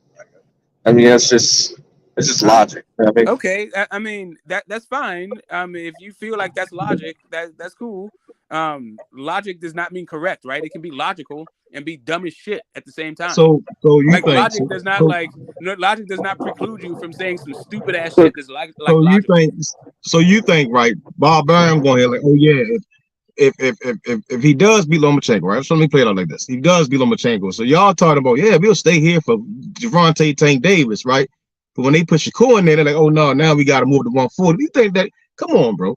Like, come on, bro. That's all I'm saying, bro. And it's like y'all tiptoeing around that. So if it's Tank, yeah, we can stay at 35 to fight Tank, but we can get you a pay-per-view fight with Shakur Stevenson, right? Man, do the same thing in Vegas, but you can't do that. But you can, yeah, I mean, you're gonna drop. No, there we go. Yeah, Lou DiBella. I think you know what. Now that I think that Bill was saying that he liked working with Lou, and he wanted to mess with him again. So maybe that's their rep. I don't know. Well, not like Bill is inaccessible. We can ask him about it. You know, they're having Shakur fight next. Anything else don't make sense because you know already said that. No, we're still 35. But the reporter even asked, and it was smooth. Listen, like I said, they told me a long time ago, and maybe this wisdom was lost on your generation. But if it makes dollars, it makes sense. And Tank and Dev makes dollars. Of course, it makes dollars. You got the best prospects in the world. So it makes sense. This is sport, like this boxing, and I say it like is the purest form of capitalism in the sporting world as exists today. There's no unions. There's only two guys plying their marketability to their craft. Right. That's it. That's what boxing is. Okay, I just want to say this real quick without getting interrupted and triggering some folks. If you're Devin Haney and your contract is up and you go over to PBC, okay, you're going to be fighting Tank. No shit. But if you're telling me Devin Haney is going to re-sign with Top Rank, and you got Shakur Stevenson right over there, that Bob Arum is going to not want to make that fight and prefer to cross the street to fight Tank? That's just crazy. I don't even understand how you can say that. Okay, so you do realize that. Okay, so you do realize that a stipulation for re-signing could be the Tank fight, and they just want to put ESPN and use a platform. And Bob, in order to get Devin Haney to not lose him altogether. No, man. Okay, so you'll be in Bud situation again, trying to get the Earl fight, right? Yeah, all right. That makes sense. No, you make the fight before. Like, listen, it's the same. No, it's like the Kambosos fight. They couldn't make it at the Zone, and so he made it at Top Rank. No, so now Bob can guarantee fights with fighters on other companies. What you guys are missing about this? Yeah, he can do that. Maybe like a magic man. I'll say it slowly for you. If Tank Davis and Ryan Garcia does the numbers that everyone says they're going to do, Tank Davis wins that fight like everybody expects he will be the hottest, one of the hottest properties in all of fucking boxing. Bob Arum would be a fucking half a fool to not fucking get that fight. Especially to like sacrifice that at the altar of Shakur Stevenson's potential greatness. No, how can he guarantee a fight with a fighter under another network in another company? You guys are putting more into Shakur than fucking Bob Arum. Bob can't I'd rather see Tank and Devin, but I know it's going to take Devin getting out the contract and going to fight on PBC. He's not going to be up there on Top Rank ESPN fighting Tank, bro. No, he's going to fight Shakur. Here's the thing. I'm not saying that that's not a possibility. That is a thing. You're saying it's the only thing, but it's not the only thing. So let me. All right. So let me get on this. All right. So let's say let's play it out. I'm gonna play it in all different ways, right? So like, he stays at Top Rank. It's one option. You stay at Top Rank, right? We already know that you said you'll stay at 35. So if you stay at 35 for Tank, Ball, okay, cool. You want to stay? We can give you the Shakur fight. You beat Shakur, you go up. You can get the 140 guys, right? That's one option, right? Because it would make no sense that you say you stay at 35, then all of a sudden we got Shakur for you want to fight Teo or whoever at 140. No, that's cap. So now we put into the PBC situation. If you do sign the PBC, yeah, we can give you the Tank fight, but also at the same time we want you to fight our guy Matias, and then we can lock you in for a Regis fight. Yeah, we don't know. They do. That's what I'm saying. Like we haven't seen Devin on the scales. Like saying something that you're gonna stay there for a year doesn't. It's not like you have a crystal ball. You don't know what the dude's gonna look like. Wait, hold on. You said if he signs the PBC. If he signs to PBC, what about staying at 35 and fighting Frank Martin? What the fuck would he fight Frank Martin for if he could fight Tank? You said if he stays at 35. Yes, if he stays at 35 and goes over to PBC, he's gonna be fighting Tank, not Frank Martin, bro. Like what? Yeah, you're right. That does make more sense. Yeah, that would be the whole point. That would be the only point to go to PBC is to get a Tank fight. Like what I'm saying is, what Smoke is saying, it doesn't make any sense. Because if I'm saying I can guarantee you a fight, why would I not go to Al and say, can you guarantee me a Tank fight if I sign with you? Al says, hell yeah. But you're saying, oh, Bob can guarantee me fights with other fighters on other networks and other companies. No, it's fucking crazy, bro. If Bob can't guarantee you shit, he can try to work and get the fight. I think he has actually getting those fights, but I don't think he can guarantee any of those fights. Exactly. But you know what he can guarantee? A Shakur fight. Definitely can guarantee that. He can definitely guarantee that. And Shakur wants to fight. So if he stays at 35 and he stays at Top Rank, he's going to have to probably fight Shakur. That's what Bob wants anyway. That's what I'm saying, Sheldon, and Smoke acting like we talking crazy over here. Like, no, I didn't say that, bro. I didn't say that Bob doesn't want Shakur. What I said was the entire boxing world is going to want Devin and Tank. No, you change. All I'm saying is, if Tank knocks out Ryan and does a whole bunch of a whole bunch of pay-per-views, and makes a whole bunch of money, and that has all that hubbub, and then Devin beats Loma, does a whole bunch that does decent pay-per-views. That's the fight that people will be talking about, not Shakur. They won't. Bob might want to make that fight. That's not what boxing fans will be talking about. But the boxing community, the boxing fans will accept the Shakur fight. They will accept it. I'm saying that they'll accept the Teo fight. No, man. No, bro. No, that's not. See, we keep throwing the Tio up there. You can't say that you're going to stay to 35 to fight Tank and then say all of a sudden, correct. yeah, Shakur fight coming line, and now I'm going to try to go up to 40, bro. I'm with you. I'm with you, Method. I'm with you if as long as he doesn't look bad on the scales or bad in the fight. But if he looks bad on the scales and it shows up in the fight, nobody's going to be like, oh, but you said you're going to stay at 135.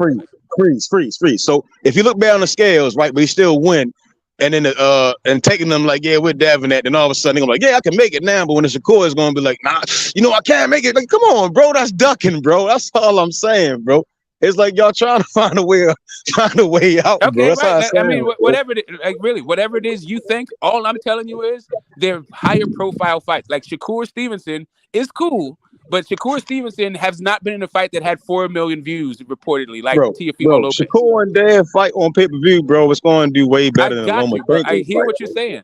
All I'm trying to tell you is they are going to this whole thing about this marketability of Shakur is overstated. It's overblown. And the boxing world, if Teofimo gets past Josh Taylor, Ryan and Tank gets past Ryan Garcia, and Devin Haney gets past Lomachenko, nobody's gonna be like, oh yeah, what's up with that Shakur fight?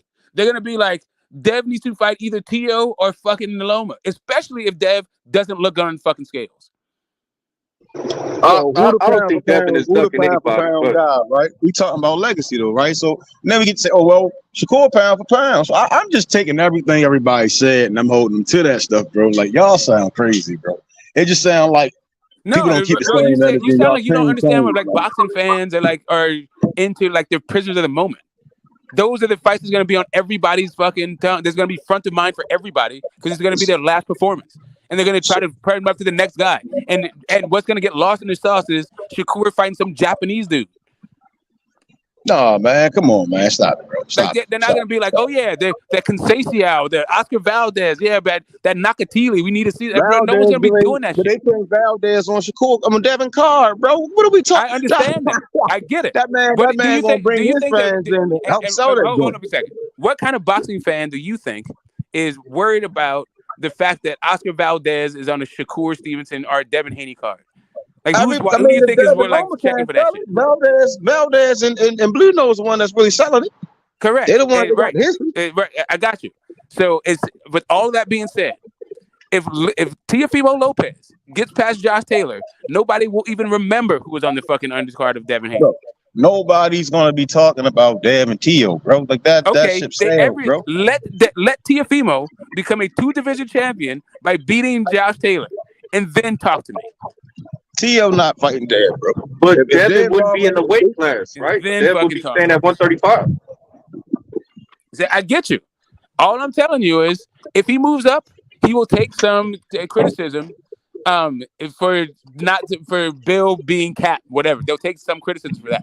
If he doesn't look good on the scales, he'll take a lot less criticism for that moving up. But he's gonna take some criticism regardless if he moves up. I've heard it out of Devin's mouth really himself. Gonna be tripping if the dude don't look good on the scales and then he moves up to fight Teo. I've heard it out of Devin's mouth himself. All the big fights are at 135. There's really nothing up there for me at 140. I'm gonna try to stay at 135 if I can.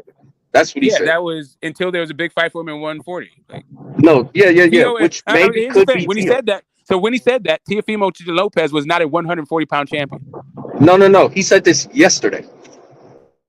What? No, he did. What the hell? Post press conference interviews, my guy. I'm sorry. What yesterday was Teofimo Lopez's 140-pound champion? No, I'm saying no, he wasn't. Devin said this yesterday. Correct. So again, if there is a big fight for him at 140, then what is the point? Right now, there is not one. But if there is one, then what would be the point? Yeah, one. You got 3 right in front of you. Okay, but it's still one, right? Like there's still one of it, like 2 of them in front of you, right? Like you still got Loma, Tank, Shakur. I mean, you think he's gonna fight them all year? Like he's gonna fight all of them in 1 year? Like because all I heard was 135 this year. Yeah. I'm like saying 2024. You got options. You got Shakur or Tank after Loma. So that's already 2 big after Loma. Correct. So you have options, but I'm saying he knows the big fights are at 135, and if I think Devin could stay there, he would fight all. But it depends on his body. That's all. Yeah, that's what I'm saying. That's all my point. Right? All my point is he will have options. I think his number one option, business-wise, would be Tank. There's a couple of different ways you can slice that pie. If he does not have any contractual obligations to Top Rank, he can go over to PBC apparently and make the fight that way. Or apparently he can, but maybe less apparent, he can make a deal with Bob Arum to co-promote that deal, so it's Showtime and ESPN.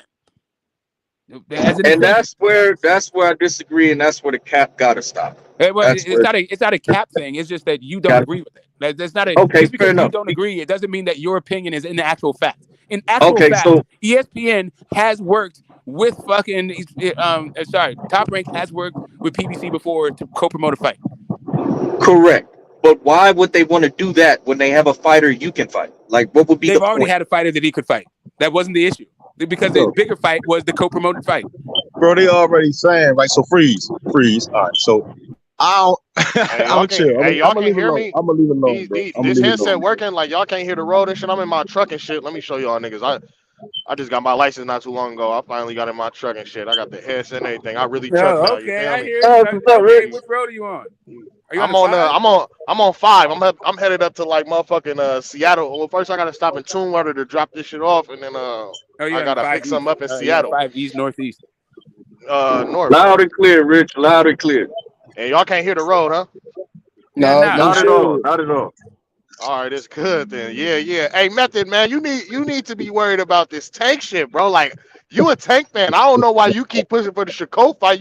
Don't you want Tank to have all the belts, my nigga? Like, what's going on? Hey, let Shakur go get him first, then we're gonna see what that's about. All right. Hey, I'm gonna keep it a band, right? I don't give a fuck which one of them niggas fight, but I think Devin is on some, you feel me? If I can make the weight, I'm going to stay at 135. If I feel good about making the weight, I'm going to stay because everybody knows, his father knows that the bigger fights, unless maybe Tio win, no matter what, Tank is the biggest fight. I ain't going to say it's the best fight. I think Shakur is the best fight, but Tank is the biggest fight by far, even if Tio was to beat Josh Taylor, which is not fucking happening. So that's all the way out. And I'm not saying that the nigga Devin, you feel me? He cannot move up, after this fight. I'm not saying none of that, but I'm saying though, like, if he can make the weight, I'm pretty sure that nigga I'm pretty sure he's gonna stay down there and make the best fight possible for sure. And you can't really say the nigga ducking. You can't really say that he ducking Tank if he fights Shakur, and you can't say that he ducking Shakur if he fight Tank. Well, you most definitely can't say he ducking Shakur if he fight Tank. You feel me? This Tank and Devin shit kind of been in the this shit been in the works. We've been talking shit. I've been on Method ass and all the other Baltimore niggas. I've been on you niggas asses for a couple years now. So don't try to make it seem like just because Shakur Stevenson missed weight last year, because the nigga don't try to, you feel me? Don't let Shakur do your let Shakur do your dirty work. You feel me? They also niggas trying to hide. Like, I don't understand you niggas bringing up Shakur. With Shakur as a security guard, like, how come Dev? No, man, I'm not. No, man, all them guys get their props. They all doing phenomenal things. All I'm saying, it sounds like y'all boy trying to dodge this work, it sounds like you trying to use a protection. Why are you trying to protect Tank? Ain't nobody protecting Tank, man. Tank hands you all the way from himself, man. Hey, who you want to have to fight most, Method? Who you want to get the fight? Who you want to get the chance at the belts next? Tank or Shakur? I want Shakur to get that. I want Shakur to get that shot. I understand. And then when it take off, when the smoke for all the smoke. I'm good with all of it. Hey, so I'm telling you, I'm good with that. But I'm not gonna lie. If I was from Baltimore and I really thought Tank was that guy like you niggas, right? I would need them belts. Devin and Bill be fucking trolling the shit out of Calvin and Tank, and I don't understand why Baltimore isn't taking this shit a little more personal. I know I would take the shit personal. If niggas was trolling, I would take it personal. You know they don't want to fucking stand on it. There you go. They want to just act like it. They don't want to prove. They don't want to act mad. No, man. We know that's just all talk. Now you want we know that's all talk, man. We just trying to see. They talk about Shakur finna have one fight at 135 against the Japanese nigga, and he more worthy of the shot than your boy. I'm confused. That But ain't it what don't I'm matter. saying. That ain't Because what look, I'm saying. No, man. look, both the sanctioning bodies. I'm saying that two division champion that's over there on top rank, that's been washing everybody, that don't know how to lose. That's gonna be that WBC What happened to mandatory training come April wheels? 9th. I'm Hey, that's a saying fact. him versus Devin. Yeah, I mean, winner take all. That leads to a mega fight against Listen, whoever come out if I'm top and Tank, take it out. It's if winner I'm take Tank, all. then I'm trying to get both of those guys to fight me. Like I need for you guys to fight me. Period. Fucking. But man, I'm saying the it's zone something that y'all not talking about though, because Method just brought it up. I'm saying Tank clears up the zone. He beats Ryan. Yeah, I mean Ryan will clear out. What does clear out the zone mean? That doesn't mean a damn thing. Ryan the best. Ryan would be like the best lightweight, whatever we want to call him, right there around 35. Tank beat him. Did he fight Devin Zepeda? over there. When did Ryan beat top Zepeda? supremacy. Let's see who the best in boxing. Hold up a second. I missed the part where Ryan beat Zepeda. When did that happen? Zepeda cool, man, but him and Frank Martin and Keyshawn and them gonna line up. Yeah. And Schofield. Right, but you said that Ryan Garcia was the best 135. Ryan not fighting at 135. He's a Golden Boy fighter, so he would be more likely to fight Ryan than Frank Martin. He's a Golden Boy guy.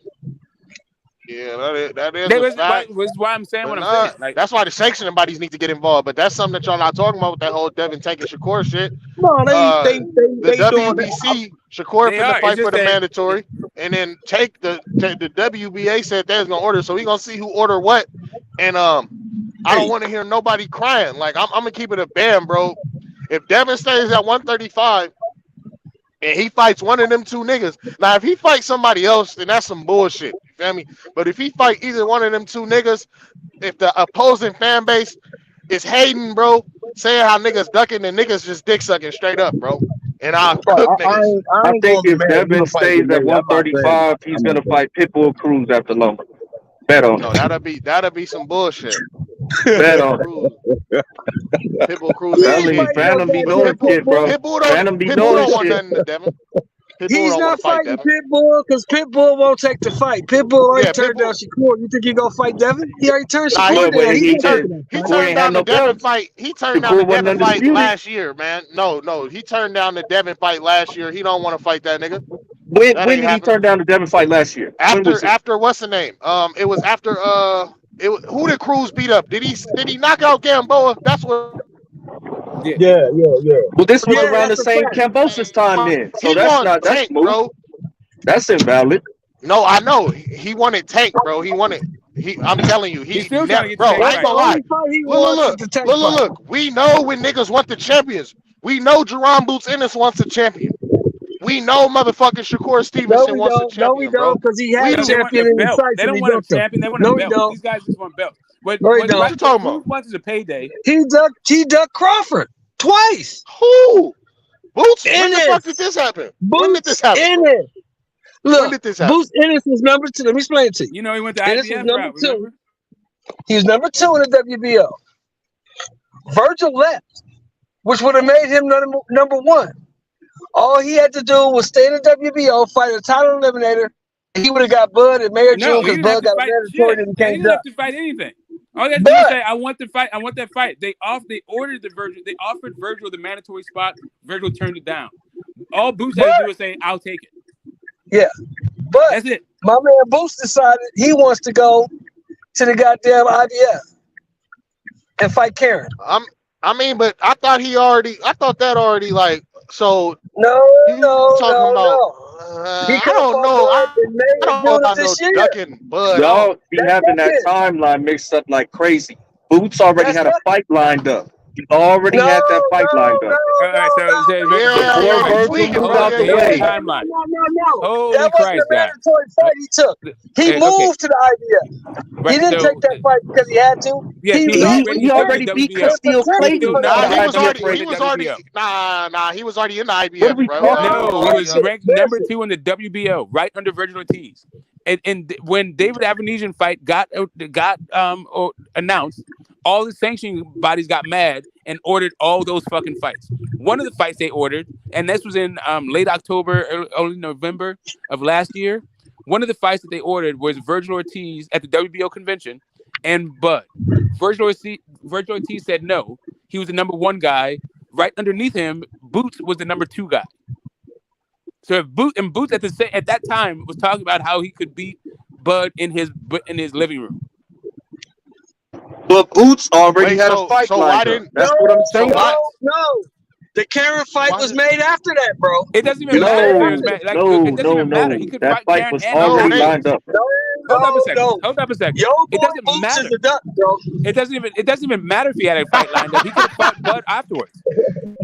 That's not a reason to not say like yo, let me fight him I want that fight, especially if the fight was already made. Like, I mean, they said they offered Boots to fight, and the nigga said, "Let me go holler at my Showtime people."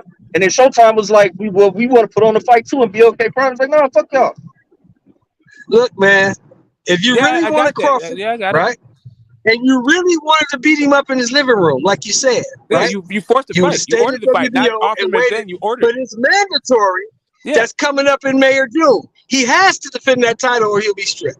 You would have been the guy, but you didn't want it. You wanted to go fight Karen. No, you tweaking. His mandatory just. I'm about to tell you, his mandatory just got called.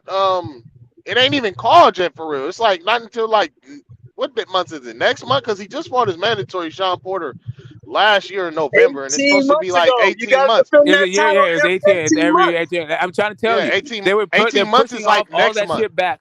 But also the Sean Porter thing got pushed back because Sean Porter got COVID, if you remember.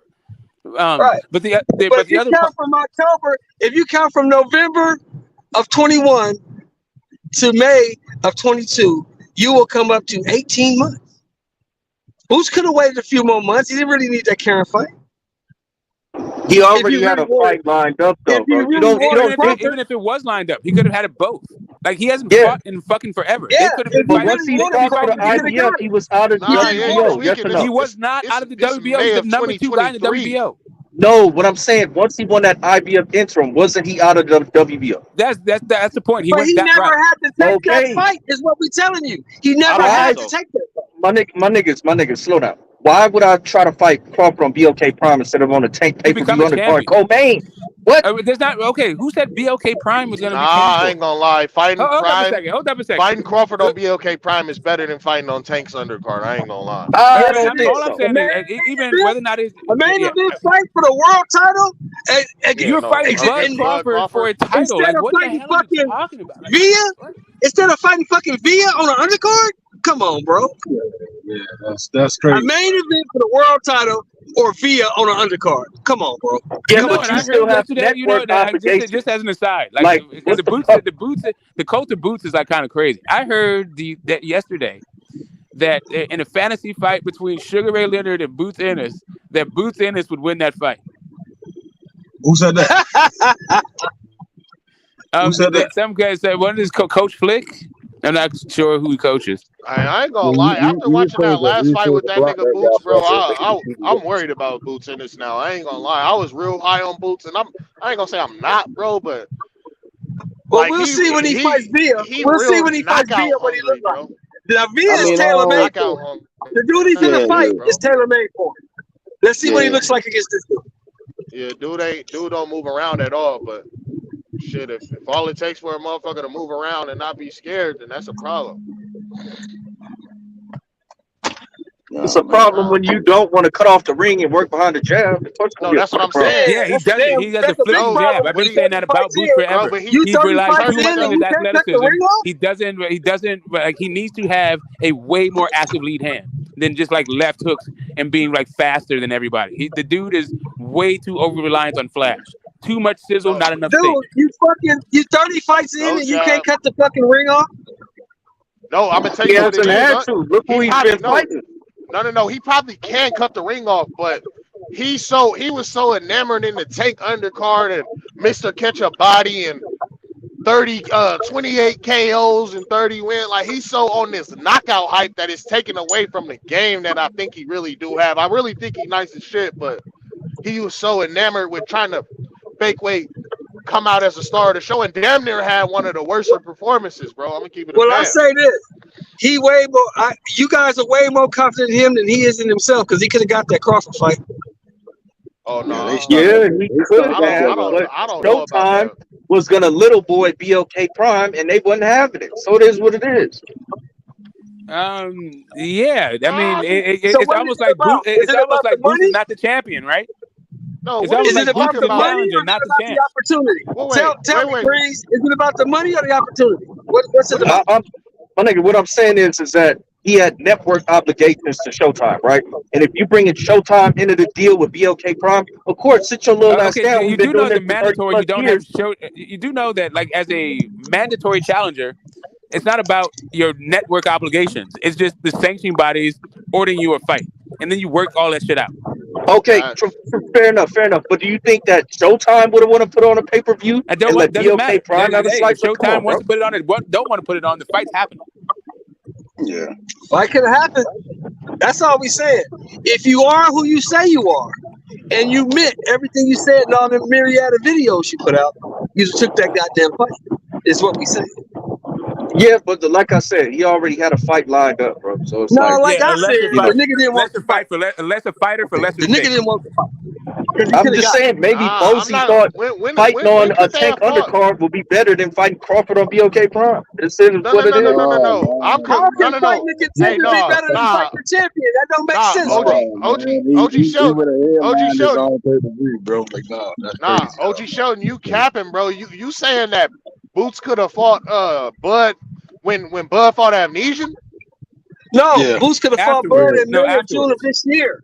Because Bud has a mandatory that he can't get out of in May or June of this year. He has to fight. So Boots should have just sat around and not fought nobody, but I don't care. I heard that Boots should have fought Rochin in, like, for the title eliminator. Like, what the fuck is going on, bro? Say what now? Same thing he did with Karen for the IBF.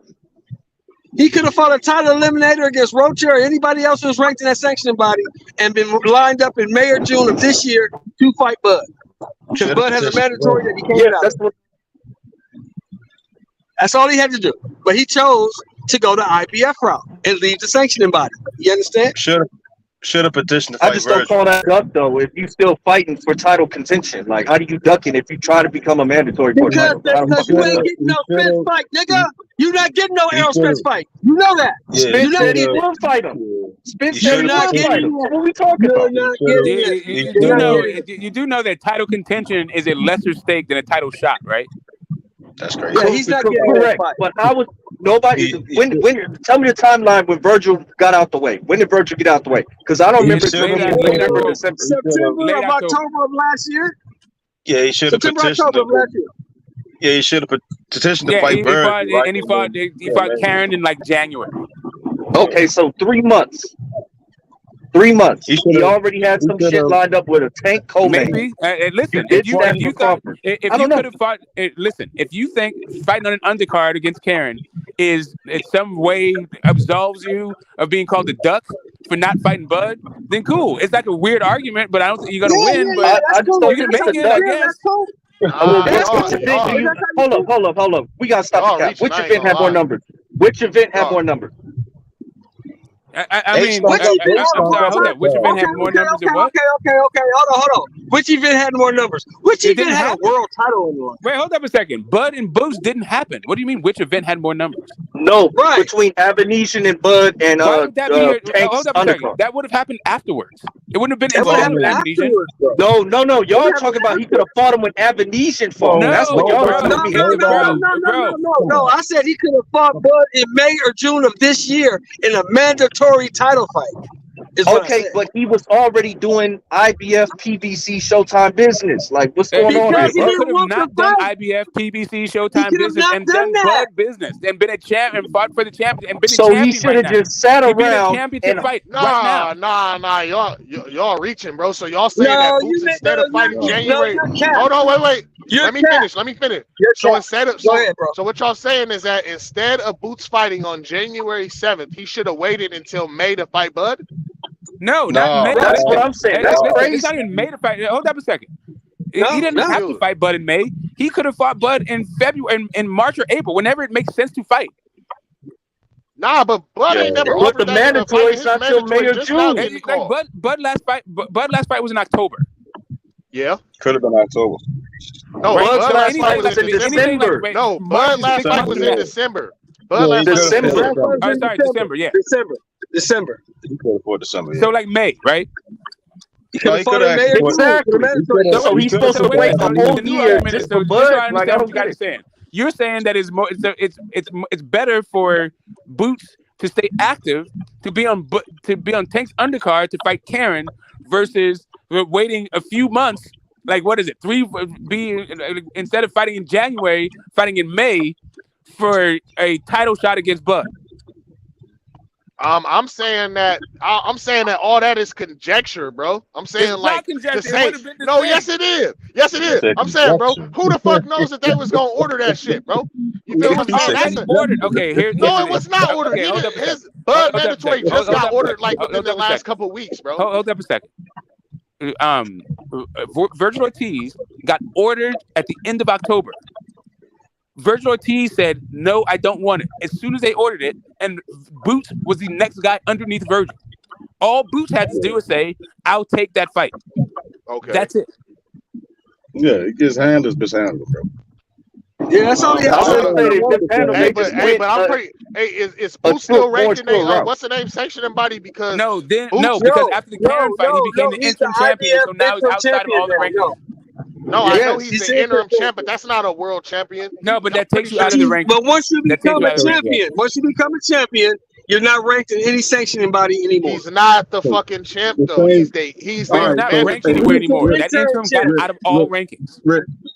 So the same way Manny Pacquiao was a WBA Super, Ugas was a WBA World, and Jamal James like the WBA interim. That's what Boots is. Yes. He's like the Jamal James right now. He out right. Even Dillian White. There's a point when like Joe Joyce was the gold champion, Dillian White was the interim or the silver champion. Like none of those dudes were in the rankings at that point. Not even in the WBC. Can't be in the rankings. You're outside of the rankings at that point. You got a belt. Okay. All right. So yeah, at this point, I don't know if we can say ducking, but I wouldn't say ducking, bro. I ain't gonna lie. I think Boots like his chances better against Bud than he do against Spence. Then why did he take the fight? Then why didn't he take the fight? It ain't like they offer. So we got proof that they offer Boots in his what's the name? The mandatory after Virgil. And Bomac said it. Okay, Bud said it and Bomac said it. We are Bud said it. Why would okay? Yeah, all right. Yeah. We offered him the fight. That's crazy. I ain't gonna lie. If that's the case, then. What are we even talking about? Okay, so what part of this thing's a made up fact? What part of this is made up out of thin air? The WBO in late October ordered Virgil Ortiz to fight Bud. Virgil Ortiz turned that fight down, and Boots was the next guy underneath that. And all he had to do was say, I would take that spot. What about that is made up out of thin air? Nah, Virgil's the duck though, bro. Don't say what's the name. No, I'm just saying. Like, listen, I'm not even like, but this isn't even about Virgil. We're just talking about Boots. We can talk about Virgil in a second later. Because Virgil is a different thing.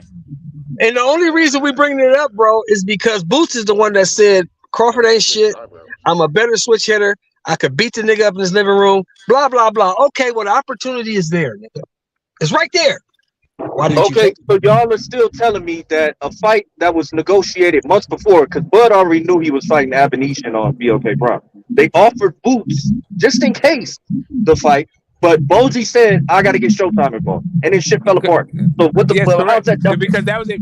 Because if you remember, David Abanesian was a voluntary. What happens if Boots takes his mandatory spot, then it can go to purse bid if Bud is not happy with the Showtime deal. Or Showtime can just or Boots is like Cameron can fucking win the purse bid. No. Hold up, because there was no purse bid, because no mandatories were ordered. That was a voluntary. Okay, you keep understanding. You misunderstand. Just so we understand, David Abanesian was no. Hold up, Shelton. I don't need help with this. David Abanesian was a voluntary. WBO would have ordered Boots. That would have been a mandatory. The thing that you're talking about, okay. So you're saying that? Okay, so you're saying that the WBO, if Boots had petitioned, they would have ordered the fight within 2 months before the Abanesian fight. That's what's telling WBO, bro. If you call it a petition, it would have been May or June, just like it is now. The problem is that you kind of ignoring fandom is that if it did go to first bid, Showtime wasn't going to win it. Yes, but that would have been this year, not last year. That's what I'm saying. Boots didn't fight last year, bro. The only thing that happened last year was David Avenesian. I don't know why you keep bringing up David Avenesian. But Boots fought last year. So are you saying that, bro? The fight was been ordered in November, bro. And like the end of October. So when did Bud come out? When did Bud come out and say that they offered Boots to fight? When did that happen? When did he say after the Avenesian fight? When they asked him about it, said, "Why'd you fight Avenesian instead of Boots?" He said, "I offered Boots to fight. He didn't want it." But that's cap, OG Sheldon, because when he went on live doing his damage control and they actually not call out Boots, he said he was like his name didn't come up, and I swear to God that's what he said. And I was like, his name didn't come up. I'm like, well, how the fuck did Avenesian name come up? Oh, fuck my life, bro. I'm sorry. I'm sorry. You guys, the boots, the boots protection. It seems like the elevator is not going to the top floor. Let me see if I can break this down.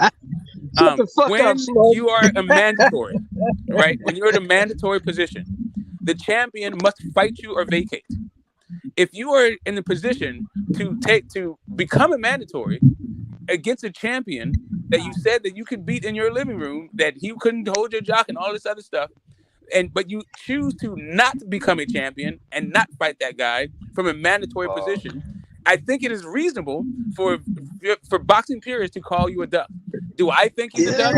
I don't think he's a duck. I don't think he's a duck, but it does seem like he got his card pulled. It might be reasonable. He's giving you free. Let me finish. Let me finish. I'll be right back. He's giving you that free. He's giving you free smoke attitude, but really he's hiding behind like office politics.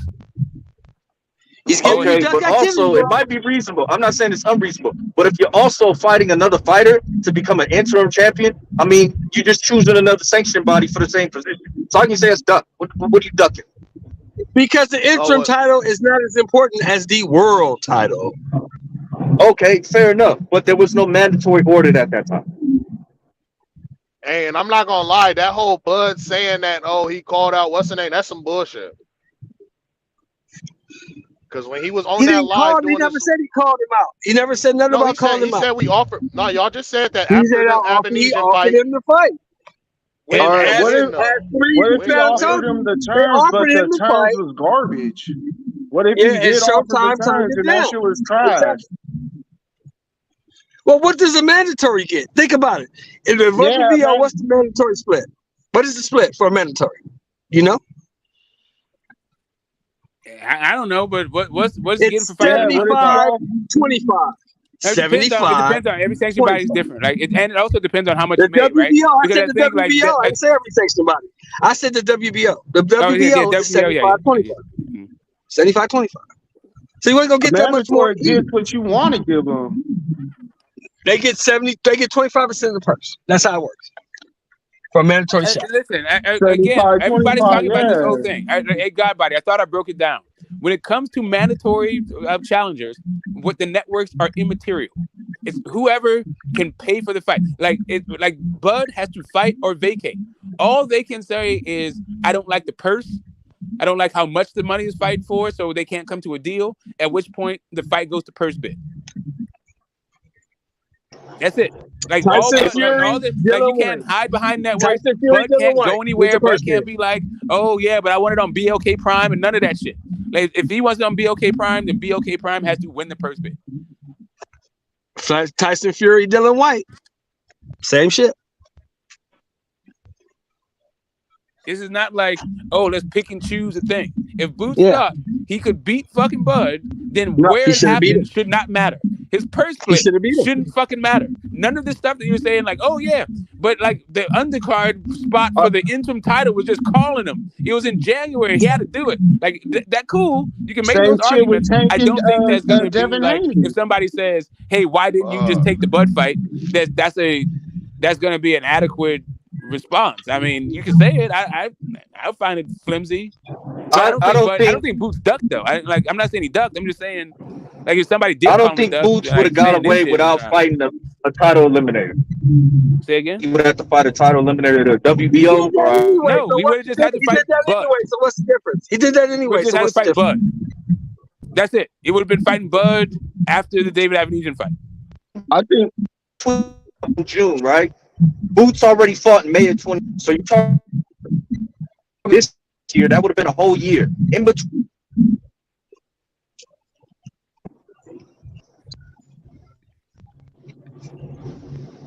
Somebody connection fucking up, or They is just that my gonna sit shit? out for a year and they can fight. Wait a minute. Wait a minute. Sit out a year. So that's what it is. Like the whole thing is like I need to stay active. So because it's too long in between it, But I you need to said fight it was Karen for an okay. interim. I mean, But make the that second argument. I mean, time, it is what it is. but It's the the same second argument time that you said Bud. it's It's the okay for same Bud argument to that Bud sit out was 16 making with months the to David fight Earl, Abedisian right? fight. I I don't think y'all particularly making buy it. It sounds like fucking retarded, but whatever. Shit, I is think it y'all really? making this a little What I'm too saying hard. is he would have had to fight regardless, WBO or IBF. They would have made him fight somebody. No. All right. So him fighting in the IBF takes him out of anything, right? Because you know he's not getting Earl fight. He's on Showtime, which means Showtime doesn't spend PBC. He know he just took himself out of it completely. You know what I mean? So he take it easy route. Personally, that's how I would call it. You know what I mean? To stay fresh in the rankings, he could have got that fight for the WBO against a world champion, current world champion, Terrence Crawford. Like that, we gonna call a spade a spade. We call a spade a spade. Just real quick, gentlemen. Let me welcome Cisco. D Kid wanted Dead or Alive. I'm not quite sure who it is. I think it might be Coco, but I'm not quite sure. Or maybe it's who is this? Is that Butch? Who is Cisco D Kid? Wanted Dead or Alive. Who is that? Yeah. Shit. Yeah, Smoke. I've been on what is it? H Money's podcast with you. Oh, okay, that's what's up. All right, what's up, baby? I hope you're having a great Friday. Welcome to the panel. Get in where you fit in. Oh, Yeah, go ahead good and cook. looking, Go ahead and Smoke. cook. Hell yeah, brother. Yeah, no, I just wanted to come. I wanted to come on and just say like,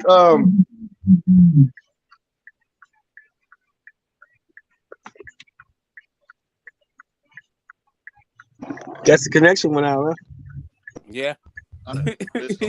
Right when he was saying it. Yeah. Hey, this is Portland. No, this motherfucker kind of. This shit kind of different, boy. I ain't never really got nowhere up here. Motherfucker, I had to go man. to the last night. I'm just saying. So bad, I'm not saying back to threes and Phantom. I'm not calling your boy a duck, but he's sure committing duck activities. Yeah, like the reason why I'm not calling him a duck because I think that they would have fought him if they went on a Showtime. But I'm just saying, like, the way that he was talking was like he wasn't about a whole bunch of politics and all that shit. But he actually is. Right. Just like all these other guys. Right.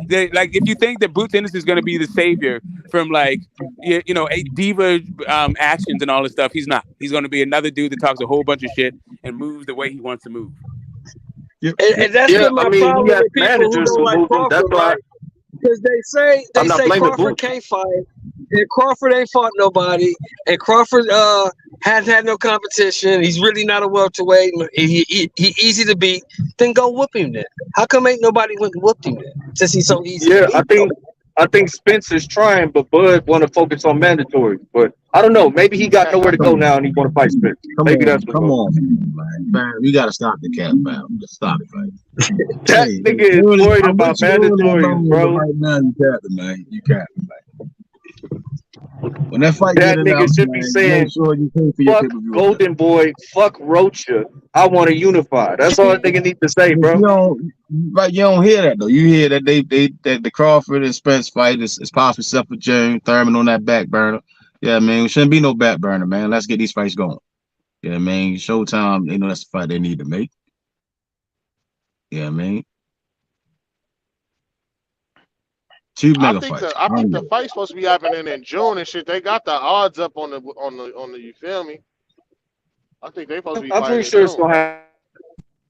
I don't think Bud. So he gonna take what's going on. No, one thing is for damn sure. If he fight Rocha, I'm gonna be fucking mad. Rocha. So y'all be mad if Crawford fight Rocha, but y'all won't be mad if Earl fight Thurman. No, why the fuck would I be mad Thurman, bro? Come on, bro. Like, that's some bullshit. You know you bullshit. You know you Thurman bullshit, nigga. Thurman ain't seen a rope or a ring in a year. That nigga Thurman has great feet, bro. I ain't even gonna lie, bro. That nigga has some great feet. That nigga battered Mario Barrios up. You got niggas picking Barrios over Ugas and shit. I don't see that happen. I think Ugas is gonna beat his ass, but niggas like Barrios, I guess. I don't know. I got Barrios beating Ugas, man. You got Barrios beating Ugas. Yeah, I think he got more professional ring intelligence. What? I ain't gonna lie. You say Earl fucked his face up. That nigga Thurman, the nigga you just shitted, bro. The nigga you just shitted on. Man. Ugas old. I ain't gonna lie. The nigga that you just shitted on, Keith Thurman, broke that nigga Mario Barrios' face. I'd rather get my face broke by Earl than I'll Thurman take shit. it. Yeah, but I mean, that's his first fight at 47. Ugas been at 47. Ugas always got problems with guys from 140. Yeah, I mean, so yeah, I mean, I think Barrios gonna put hands on him, man. I ain't gonna lie, Barrios is finna get his ass beat. I don't even know why they making that fight too. A WBC. He was in the hospital like for 30 or 40 days after the Spence fight, bro. Like Barrios didn't get his ass beat like that, my nigga. Stop. Wait, you said he was in the hospital for like 30 or 40. Cut it out, bro. You niggas funny. Y'all funny, but yeah, Ugas was in the hospital for a minute, man. It was all broke. Bro, he broke that nigga orbital. He broke his orbital bone, bro. That nigga didn't put him in a coma or none of. Hey, whatever happened to the nigga that Boots fought that went into the coma, bro? Or no, not Boots. David Morrell. Like, whatever happened to bro? I didn't hear about the guy before, and I ain't heard about him. They just stopped talking about him. And I ain't gonna lie, bro. If the sanctioning bodies, one thing I don't like about them niggas, bro, if they not finna like order fights, you feel me, and order purse bids, then what the fuck is you niggas around for, bro? Like if y'all gonna let niggas go around, you feel me, y'all whole process, and y'all not gonna be strenuous about like what you niggas here for? I don't mind 4 belts, I don't mind 3 belts, I don't mind none of that shit, bro. But if y'all not standing on real business, I don't understand it. I don't understand why they would be around, bro. So yeah, they need to start ordering fights, bro. The WBO did good in 2021, but they need to run it back and do good again. And that means all the sanctioning bodies. They said hey Rich, you a little different now. Hey Rich, what's your lot list account? This nigga crazy. What's your lot list account? You got me fucked up, man. Hey, salute to you, man. Congratulations. Nah, yeah, man. I appreciate that shit. Congratulations. Hey, every time I see somebody with the diesel, man, I'm proud, man. It's a very, very open business. And it's need more black men in transportation. Yeah, I mean, it's where a lot of the money at. We run the world, man. We keep the world moving. Yeah, I mean, do you guys do the rappers and all that weird stuff. Get that money. Hey, Method, you drive? Are you a diesel mechanic? Okay. Hell yeah. I drive and fix, man. I do it both. My partner, he a diesel mechanic. He with Waste Management right now. He say he finna journey out in a couple of years. I'm telling my nigga, man, learn as much as you can and get your own practice, man. Start your own company and shit, man. Get some of that money on your own. Yeah. Hell yeah, bro. I have been focusing on this shit since like April for real. I have been had it in my mind, but I been down in April. So got my did I get my permit or did I start getting I started my whole permit process in April and shit. And then I got my shit in like whatever the fuck. I think it was like October. Yeah, I want to say October. And then I did all the other little shit. And then I got I ain't gonna lie, I went to school. That shit was real fast and shit. Little 10-day program, 40 hours and shit. I got my shit. I started school November 19th. And then I had my license December 13th. And then nobody was really hiring the nigga because I ain't had no experience. I was finna get on with JB Hunt. But what happened with them? Oh, yeah, I had an accident in my load in my car within the last 3 years, and it was my fault. So it was bad for me. But they was going that JB Hunt shit was going to be real smooth. But nobody was hiring me. And then 2 flatbed companies got at me.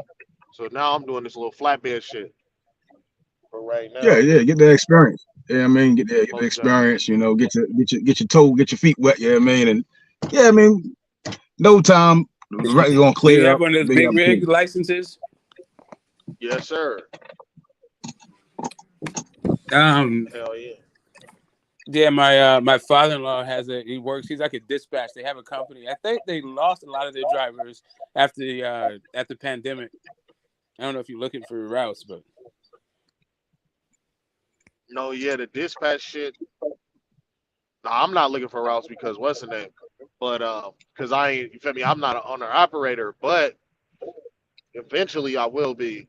Eventually, you know, that's the goal for sure. Most definitely. Yeah, that comes with its headaches. Really, you gotta. Yeah, I It's know. really a business. No, I'm already knowing. But everything gonna come with headaches. And then that's another thing, bro. I be telling motherfuckers, bro, I ain't gonna lie, life is gonna be hard fucking regardless, bro. You feel me? It's either but it just depends on what type of hard life you want, you feel me? It's either gonna be a hard life because you struggling, or it's gonna be a hard life because you working hard to not struggle at all. So Facts. I'm I don't mind working hard. I don't mind the headache and shit, nigga. That's just what's gonna come with the life shit. That's just what's gonna come with the man shit. And I gotta win. I ain't gonna lie. I got so many people that I want to make proud, including myself. But really, I got so many people in my life that I want to make proud, bro. So I'm going to win. What they be saying, inshallah. You feel me? I am going. Yeah, but yeah, you gotta say it with gold grills. Then no, you gotta get your gold grills and then say inshallah. well, I mean, listen, the old people used to say, "Lord willing, the creek don't rise," but I think it's the same thing. God willing, you know, giving it up to the powers of goodness, as the external powers of benevolence, right? But yeah, we're definitely rooting for you. But fuck your job for real, Rich. We're talking about boxing. Fuck my job. Hell yeah. Hey, perfect setup. Yeah, man. Segue. Yeah. Let's talk this boxing shit. Hey, why your guy got them gold grills in his mouth looking like I focused on Shakur, right? Like his ability to catch up. But really, it's all these young dudes. I think Bam has a fight that's being touted. Can Bam catch up to these four kings? Is he just too small? He's fighting in the lower weight classes. Well, he's past. He's past Benevidez. Since Tank is Benevidez is younger than Tank. Well, I think Bam is this mix. Morrell is also around their age, right? I think Bam is past Boots. I think he is past a lot of guys. I mean, he jumped up 2 divisions, won a world title, defended his title, ready to go back down to try to get more titles. Like he doing pound for pound stuff. Nah, I'm not gonna lie. Bam Rodriguez, he's somewhat chicken shit for that move down. I ain't gonna lie. Why not fight the legend in Estrada? I don't understand that, bro. I think he wanted to. I think his brothers, they're trying. His brothers supposed to be getting like that opportunity. We don't know, but I think again, he jumped up a weight. He jumped up in his brother's weight class, and he got his respect. He was beating ass, right, bro. Him and Estrada would be a great fight. Yeah, but it was business wise at the same time, right? So nobody below him could say, "Well, now we ain't gonna give him a shot." Yeah, I mean, he took his shot. Yeah, I mean, I'm gonna pay. Well, this is what I'm gonna do to them. I'm coming back to where I was at, and you're gonna give him an opportunity. You're a big fighter down here. Let's make this big fight. My thing is with the Bam Rodriguez shit, right? Let's say Estrada retires before Bam Rodriguez comes up to 115. It ain't really shit worth talking about. I ain't gonna lie. He needed one of them. He needed Choco. Only reason I would disagree that he don't really need them. He can create his own legacy, bro. Like we done already seen what he's capable of doing, right? He's moving and doing pound for pound stuff. If Estrada retire, Chop retire, it's gonna always be somebody else coming and just keep beating the guys that's in front of you and putting on spectacular performances, bringing that money down to them lower weight classes, making people want to come. And it's not like he can't go back up later. Like he's still young, bro. Still go back up there in a couple of years. Who we talking about? Bam. You got to go now. He ain't gonna fucking make it. Like he's not getting younger. It's not gonna be easy to make weight as he gets older. No, I'm saying he can go back up because he's going down now. No, he can go back. If he's gonna go down, he got to do it now. But I thought he was doing Sonny, and they're saying he's fighting. Bam signed Matchroom. Yeah. So we got Sonny Edwards on the horizon. That's a good fight. Yeah. The Sonny Edwards. He's okay, the switcher, but Sonny Edwards a little bit overhyped, huh? Like the UK, you guys really like to praise your fighters early. That's his job to beat him, though. He gotta be the one to prove that you're right. You know what I mean?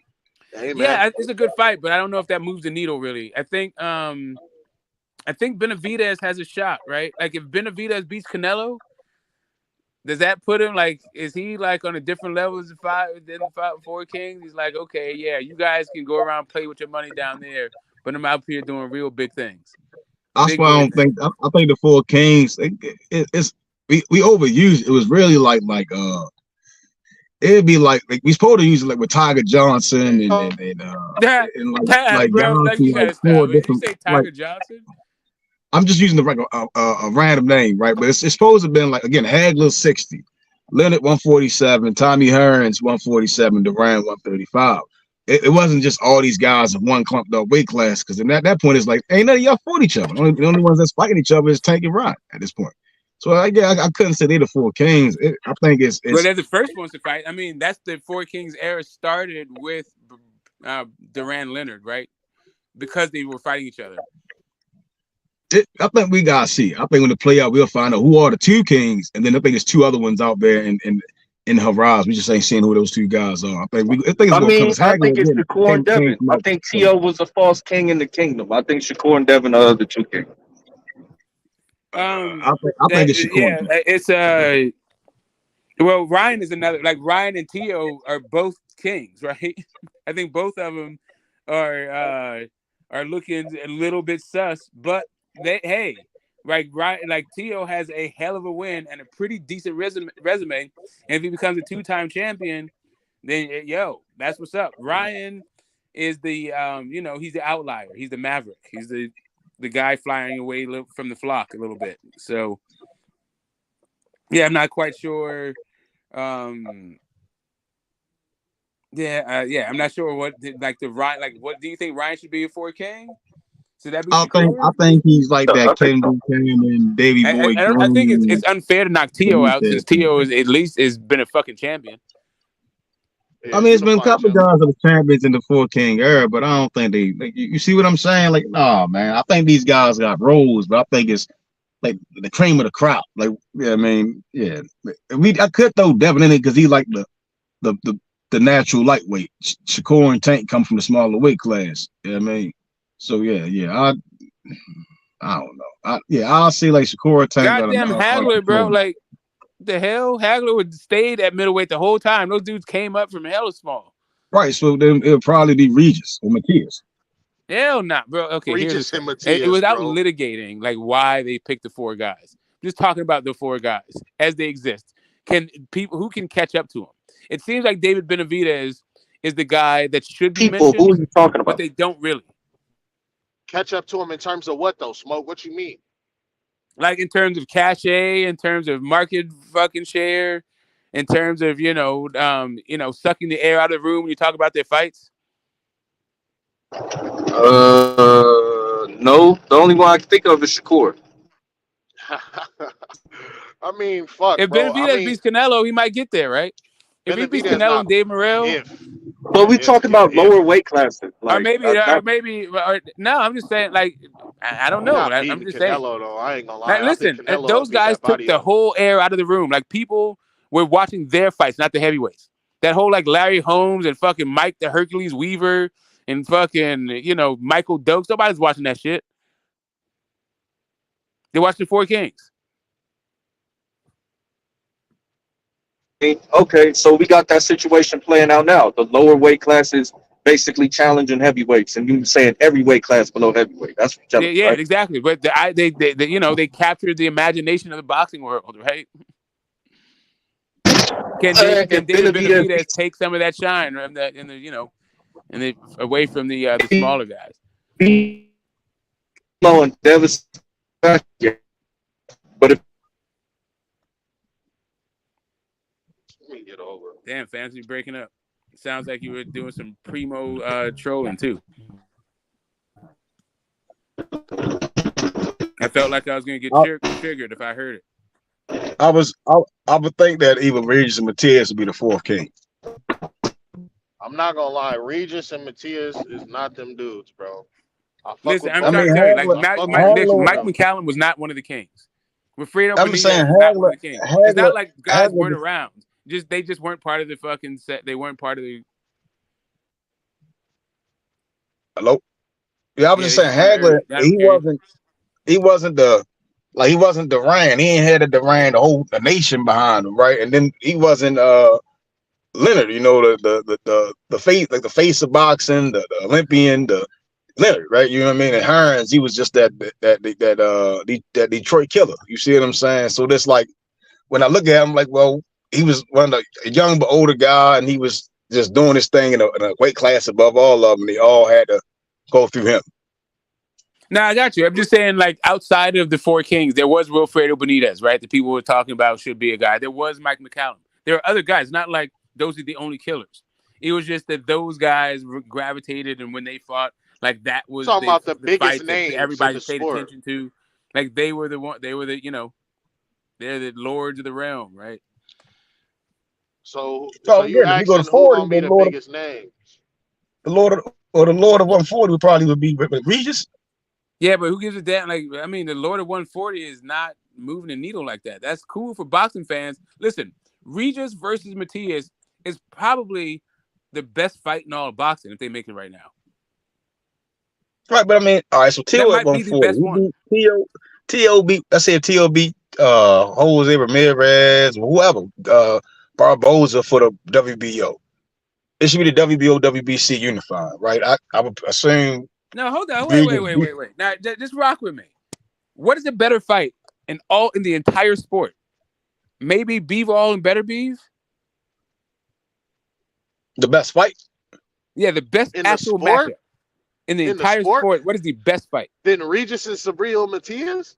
Yeah. Oh. I can name both fights. Two fights. Give me two. I think maybe Bivol and Better Beef, maybe. What else you got? Yeah, Bivol and Better Beef. Shit. Usyk and Fury. Motherfucking Hell Earl nah. and Bud. That fight's gonna fucking suck. Hell nah. No, it's not. That fight, that's a banger. That is a banger, bro. Like, stylistically, Bud and Earl. Is on a different level. Yeah. Bud and Earl, stylistically. Motherfucking Tank and Devin, bro. Like, hell nah. That fight. Them fights is better, bro. Them fights is better than that Subriel Matias shit. I'm not gonna lie. If Regis doesn't try to and Prograde, if Regis hold up a second. Hold up a second. Hold up a second. Not try to bang. He's gonna beat the brakes off that dude. I'm sorry, man. Listen. I love me some Dev Haney, but I cannot. This ain't got nothing to do with Devin. I cannot, in good conscience, say that I think that both Tank and Dev can knock out each other. I just can't say that. Like, I think that Dev could outbox Tank, and Tank will have a problem closing the distance and all that other stuff. But that's really the whole thing of the fight. So for Subriel and Prograde, both of those dudes could go to sleep. Yeah, they're gonna work. Opening bell. They're gonna work. Yeah, that's gonna be work. I don't know. Valdez Navarrete is a Navarrete. That's a pretty good fight. That's a pretty good. But Navarrete is looking kind of suspect at 130. He seems like his best work was at Super Bantam. Yeah, but he knocked the guy out. Came back, knocked him out. He did, but that guy looked underwhelming, right? That guy looked like a straight novice, and then he made Navarrete look like straight one-dimensional. Yeah, he was knocking, he was tagging up Navarrete, but so was the guy before Navarrete. He just doesn't look like dropped him. He knocked him out. I ain't gonna lie, he stopped Navarrete. They cheated. Yeah, he was fucking Navarrete up, but Navarrete got up and kept his calm. Like that, I like that performance, but he did look very one-dimensional.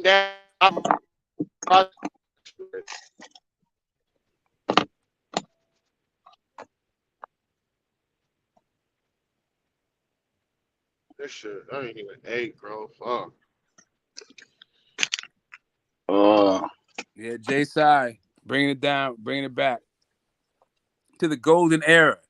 That's when 8 out of the 10 fights of the year were in the heavyweight division. Ali, Frazier, Foreman, and Norton. And you think Usyk Fury is a snooze fest? Yeah, the stylistically, I don't think that like Usyk ain't knocking shit out.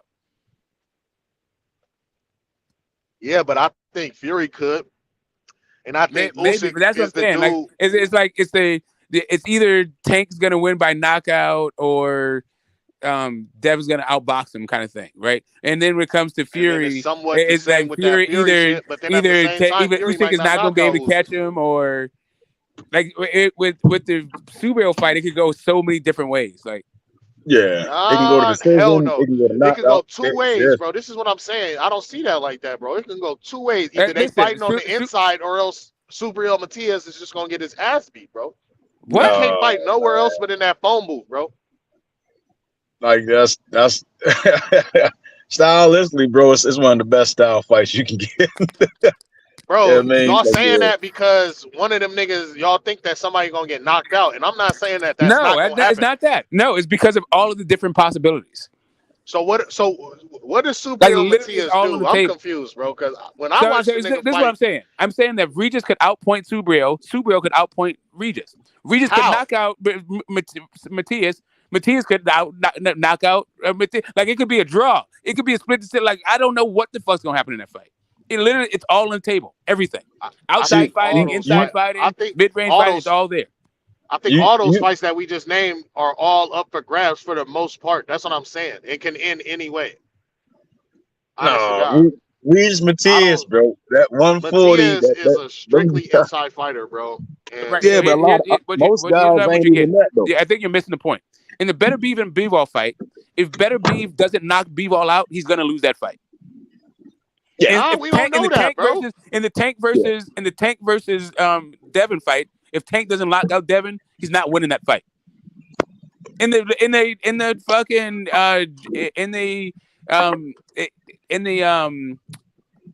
Fury versus Usyk, Fury has more ways to win. I think he could probably outpoint Usyk and probably knock out Usyk. Meanwhile, Usyk, I think, can only outpoint him. It's all past the victory or not on the table for these other fights. But the Subriel Matias shit, right? He's either gonna knock Regis out or he's gonna get his ass beat, and it can happen. I don't think so. He could outpoint him because of the work rate of Subriel Matias. He could outpoint Regis. He don't have to drop. He don't have to drop him or stop him. He can just keep coming forward and keep doing that fucking work, and the straight work rate of it all, and the effective aggressiveness could get him to win on points. Yeah, when you hear guys in the gym, they say that's work. Matias fight the same way he trained, man. Work. Like, hey, bell ring, don't touch the gloves. So I had to do the last belt. Yeah, man. That Matias Regis fight is like fight of the century, almost fight of the century, bro. Like that's the hype behind that fight. Yeah, that's to me that is the best fight in all of boxing. I mean, it's a fight that I wouldn't mind watching, bro. But I don't think it's all that, bro.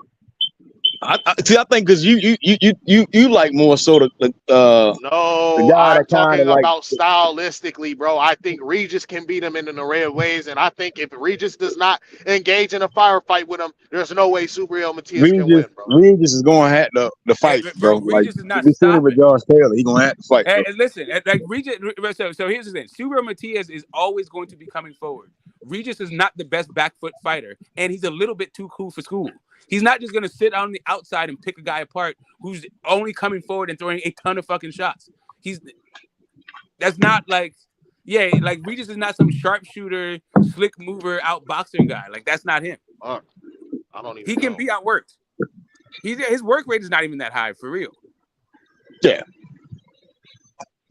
Yeah. That's a great fight. I'm listening to my man Rich, and I get it. You know, Dev is your guy. But, bro, let's just keep it in the realm of reality. Dev couldn't stop fucking Kambosos. He damn sure ain't stopping no shit. Or Wait, what the fuck we talking about? Wait. When the hell we start talking about Devin? He's not stopping no Matias. If he goes up to 40, he gonna stay far away from Regis. He gonna stay far away from Matias. He ain't fucking with them dudes. Bro, I'm not Them gonna dudes lie. are all Devin wrong finna take. for him. We don't even talk about the Devin shit, bro. At 140, but Devin's finna take over 140, bro. No cap. No, like none of them niggas is fucking with him at 140. Listen, Rich. If Regis get 2 belts and Matias get 2 belts, it's a wrap, bro. Like ain't nobody like they like nobody stepping in there, man. They too dangerous, bro. Devin, So you think Devin's going up to 140 Ryan, to fight niggas like none of them Tio? dudes is gonna have it easy at 140, bro. Matias and motherfucking Regis, that's a fight none of them dudes want. None of them dudes want that fight. I think Bud and Spence is a really good stylistic matchup, but the guys are just they're just it's fading, right? They're just turning into like different kind of fighters, and yeah, like right now, Regis and Matias are still hungry. They're still champing at the bit. They're not divas and all that shit. They're still like ready to work. Like that fight's just better. And that stylistically, Bud and Spence is still a good style matchup, but the fighters themselves are a little bit, they've been living a little bit high on the hog, and it's affected. Like, yeah, the one thing that Regis and Matias have in common is they're gonna make you fight. They're gonna make you fight. If you don't fight, you're gonna get beat up. OG Shelton, you got Regis beating Devin when Devin move up? That's what you saying? Yes. I got it. Yeah. We're betting on that. I ain't gonna lie, we betting on that. Yes. Devin is gonna take over 140, bro. Easy. Devin not beating Richardson Hitchison, bro. Oh shit, that's funny. Come on, man. That boy Hitchins can hit. He can hit, bro. Like Richardson no, Hitchens can like, hit. He's not stopping bro. shit, and I'm not gonna lie, he cannot, bro. He's not that guy, bro. Listen, Fuck all that. I'm not talking about Richardson. I'm talking about Regis Prograis and Subriel Matias. That's who y'all think the niggas is. I'm gonna tell you, I'm gonna be honest with you. I love you for Subriel, bro. I ain't got nobody beating Regis at 140. Nobody. Hey Rich, I'm gonna tell you ancient Chinese secret, man. If Dad was that comfortable, I think Regis the best right now. If boy Dad was that comfortable and that believing, bro, he would not be fighting Loma. He'll be going straight to one of them two guys. You sound crazy. Loma is a big fight, and he's a bigger legacy fight than both of those two guys. What are you talking about? No, that's for the fans. That's for the casuals, bro. For fighting, if you like to fight, bro, and you getting money, and you say you got money, you gonna be like, I'm ready to go beat this guy, Duran style. Like you say this guy, hey, come on, bro. Like, nah, man. Like, bro, stop. At the end of the day, this nigga Loma was just on the pound for pound list like 6 months ago, bro. You sound crazy. Right. I mean, I hear all that. I mean, all I'm saying again, if he was what you saying, he'd be like Duran right now, going straight to Regis and Matias. Nah, I ain't gonna lie. He finna be like Devin if he defends this belt one more time, 2 more times. But really only 1 more time. That'll be 2 undisputed defenses, bro. He's in contention for being one of the greatest lightweights in history, bro. You talking crazy, bro. Nobody was gonna be saying that shit if he would have left after Cambosos. Beating Regis and Matias gets you in the Hall of Fame, bro. If you don't think that, I'm trying to tell you some real stuff, bro. You beating them, you automatically walking in, bro. Bro, I'm saying the 2 greatest lightweights, bro, in recent time, most definitely is motherfucking Roberto Duran and why is this nigga's name? No guys, Duran, Sweet Pea. Sweet Pea. That's what I'm thinking. That's what I'm thinking. I'm talking about recent history. I can't tell you about but Duran the one that said like he wanted to work. He seen Leonard, I'm going to go get him. You know what I mean, that's all I'm saying. He's also one of the greatest lightweights, and that's what this nigga Devin is on right now. He's trying to become one of the greatest lightweights. Fighting Lomachenko, man. That lightweight days talking about. Loma, he handling tank dirty work. The only way, listen, Rich, the only way Devin can be in the conversation with Roberto Duran is he has to clean out lightweight. He has to beat them all. Yeah. Well, who did Roberto Duran beat at lightweight? I know he went undisputed, but who did he beat? All of them. All of them. Yeah, and I'm not gonna lie, he didn't beat nobody. Hey, no. He didn't beat nobody on the Lomachenko level. He ain't beat nobody on the Tank or Shakur level. Shit, Ken Buchanan was on Lomachenko's level. Ken Buchanan was on Lomachenko's level. What are you talking about? You would have snoozed Lomachenko, bro. Them guys, Ken Buchanan was an undefeated, undisputed champion when he beat him. He was an undisputed champion when Duran beat him. I went and watched him, and I wasn't really impressed. That's what I'm saying. Yo, let me tell you something, bro. You didn't like those tight ass fucking bric-a-brac shorts? You didn't like Buchanan's outfit, man? Buchanan's a little bit overrated. I gotta, No, like let's be honest, bro. If Devin beats Lomachenko, just listen 1 second. Just listen 1 second. Go ahead, man. When Duran went up from lightweight and fought Sugar Ray Leonard. Do you know what his record was? No, I don't. It was 74-1. Okay. So who did he lose 74 and 1. All right, that makes sense. All right, who did he lose to? Like, who did this L come to? I'm pretty sure he avenged it, but who was it against? Oh my God, what's that guy's name? Yeah, the name not clicking for me right now. Pedrosa. I think it was Pedrosa. He lost to Pedrosa, came back and knocked him out. Yeah, okay. What the fuck was he The doing? guy ain't he in the Hall of Fame, Tito? Slipping your mind, bro. No, the guy in the Hall of Fame, I think. I'm not even hating. Duran is obviously one of the. He lost to a Hall of Fame fighter, though. I don't think. No, I'm not gonna lie. He lost to Duran He lost to a division champion and a Hall of Fame fighter, bro. A Hall of Fame fighter. No, I'm not gonna lie. Champion. So look, that's what I'm not saying Pedrosa Duran isn't one of the. I'm not saying that. What's the name? He's the greatest lightweight of all time, bro. Bro, okay, but not if fucking Devin fights Lomachenko and either take a Shakur. No, the fuck he's not. Devin is. So Dev ain't fighting all them guys. Devin got to fight. That's what I said, bro. He got to fight Shakur. He has to fight them and beat them. No. He has to fight one of them, bro. He don't have to stay at 135 and compromise. No, he has to fight all of them. He has to fight all of them. He has to fight all of them. Bro, you just brought up. Nah, but OG Show, you just brought up. First of all. Go ahead. Have to really think harder about it. I know you're saying he's a Hall of Famer, but so is fucking Rocky Balboa. So my whole thing is you brought up the Pedrosa nigga, and then you brought up Kim Buchanan. Them niggas is not fucking with Tank Davis and Lomachenko, bro. Straight up. Bro, listen. So if Devin both of them niggas after already unifying the division, bro. As soon Pedrosa will beat Tank and he'll beat Lomachenko. He would have beat Tank and oh my God, bro. Probably the same night, bro. Fuck no. Just because he beat Roberto Duran.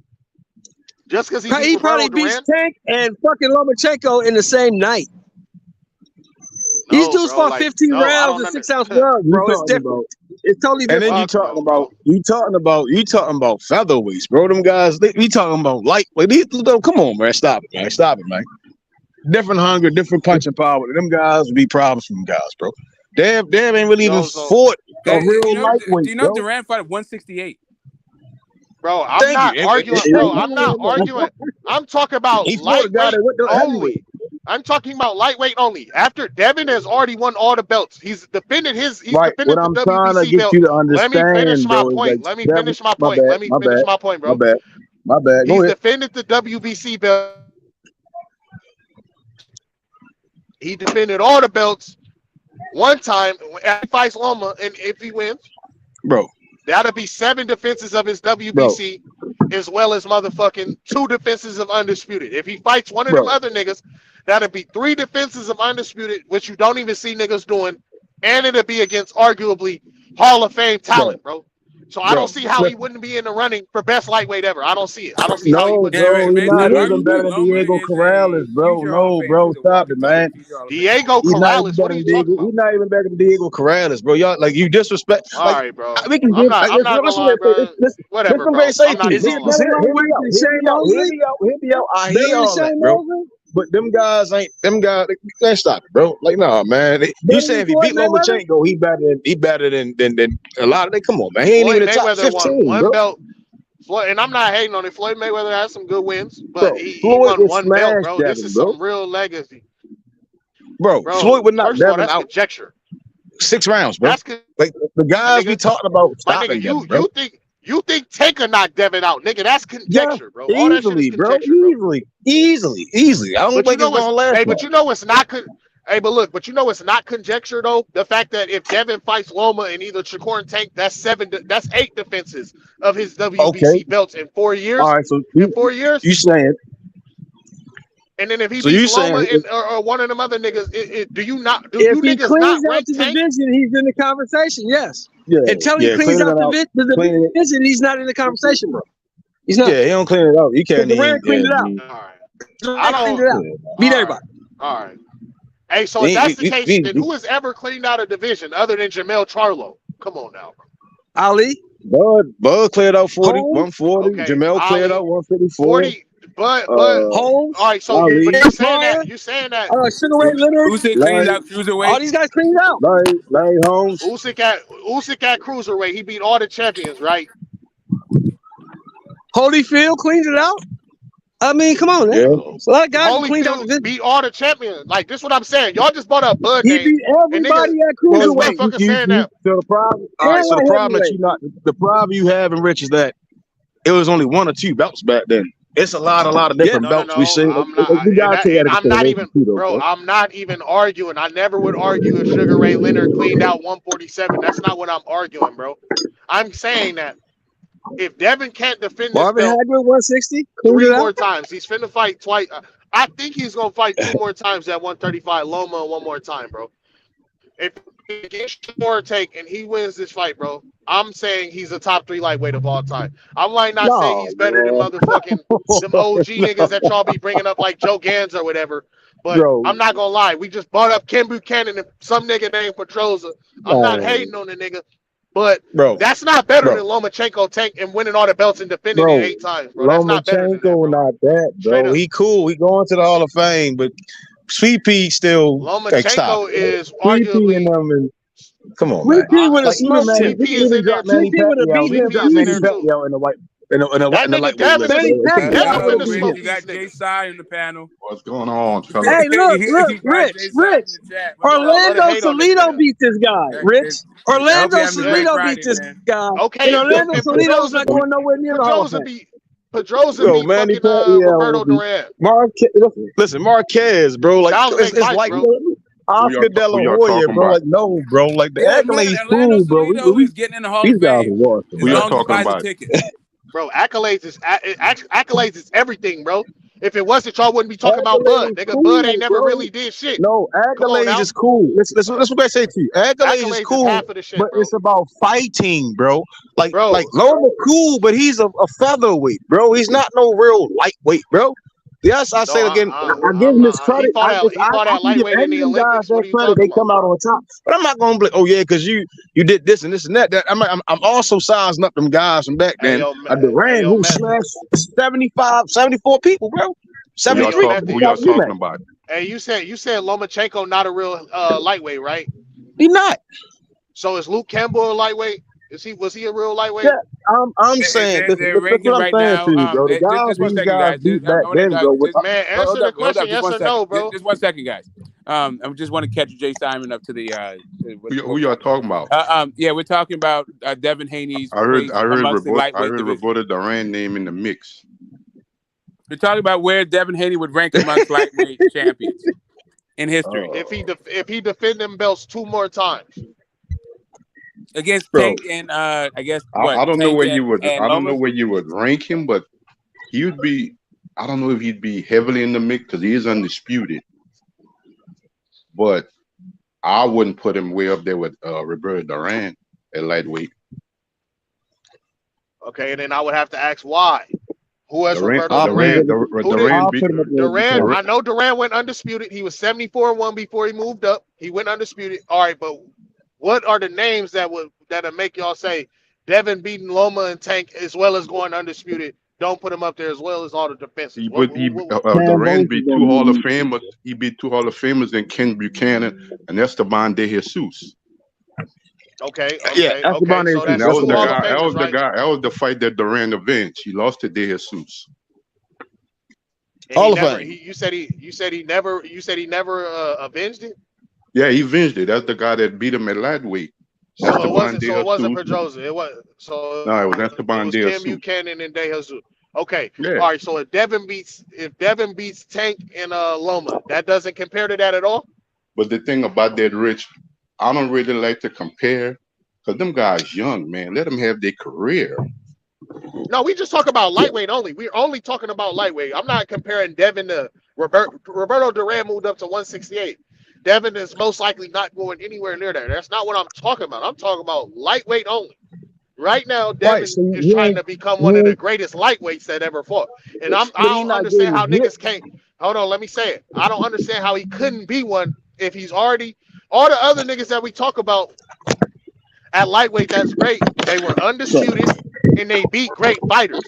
So why would the criteria be different for Devin if he's doing the same shit? If he does the same shit, my bad. So Joe Gans, Duran, right? These are guys that could bounce. Like they went up.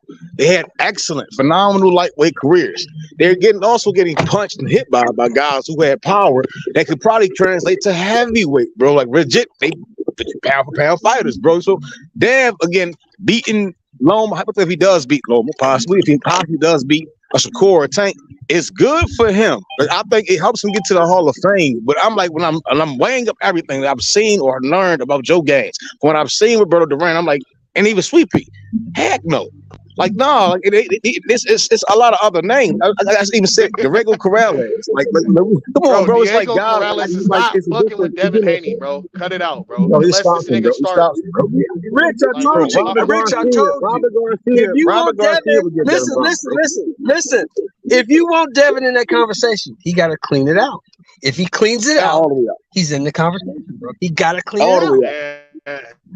I'm saying Devin is already looking shitty on the scales. If he defends those belts 2 more times, Lomachenko once, and whoever the fuck else, but not whoever the fuck else. It has to be either Devin or Shakur, or my bad, Shakur Tank. You feel me? And really, I want to say Tank. Shakur just moved up and he finna fight the Japanese nigga. He is finna become the mandatory, and so is Tank. But nah, really, Tank been up there. Shakur just got up there.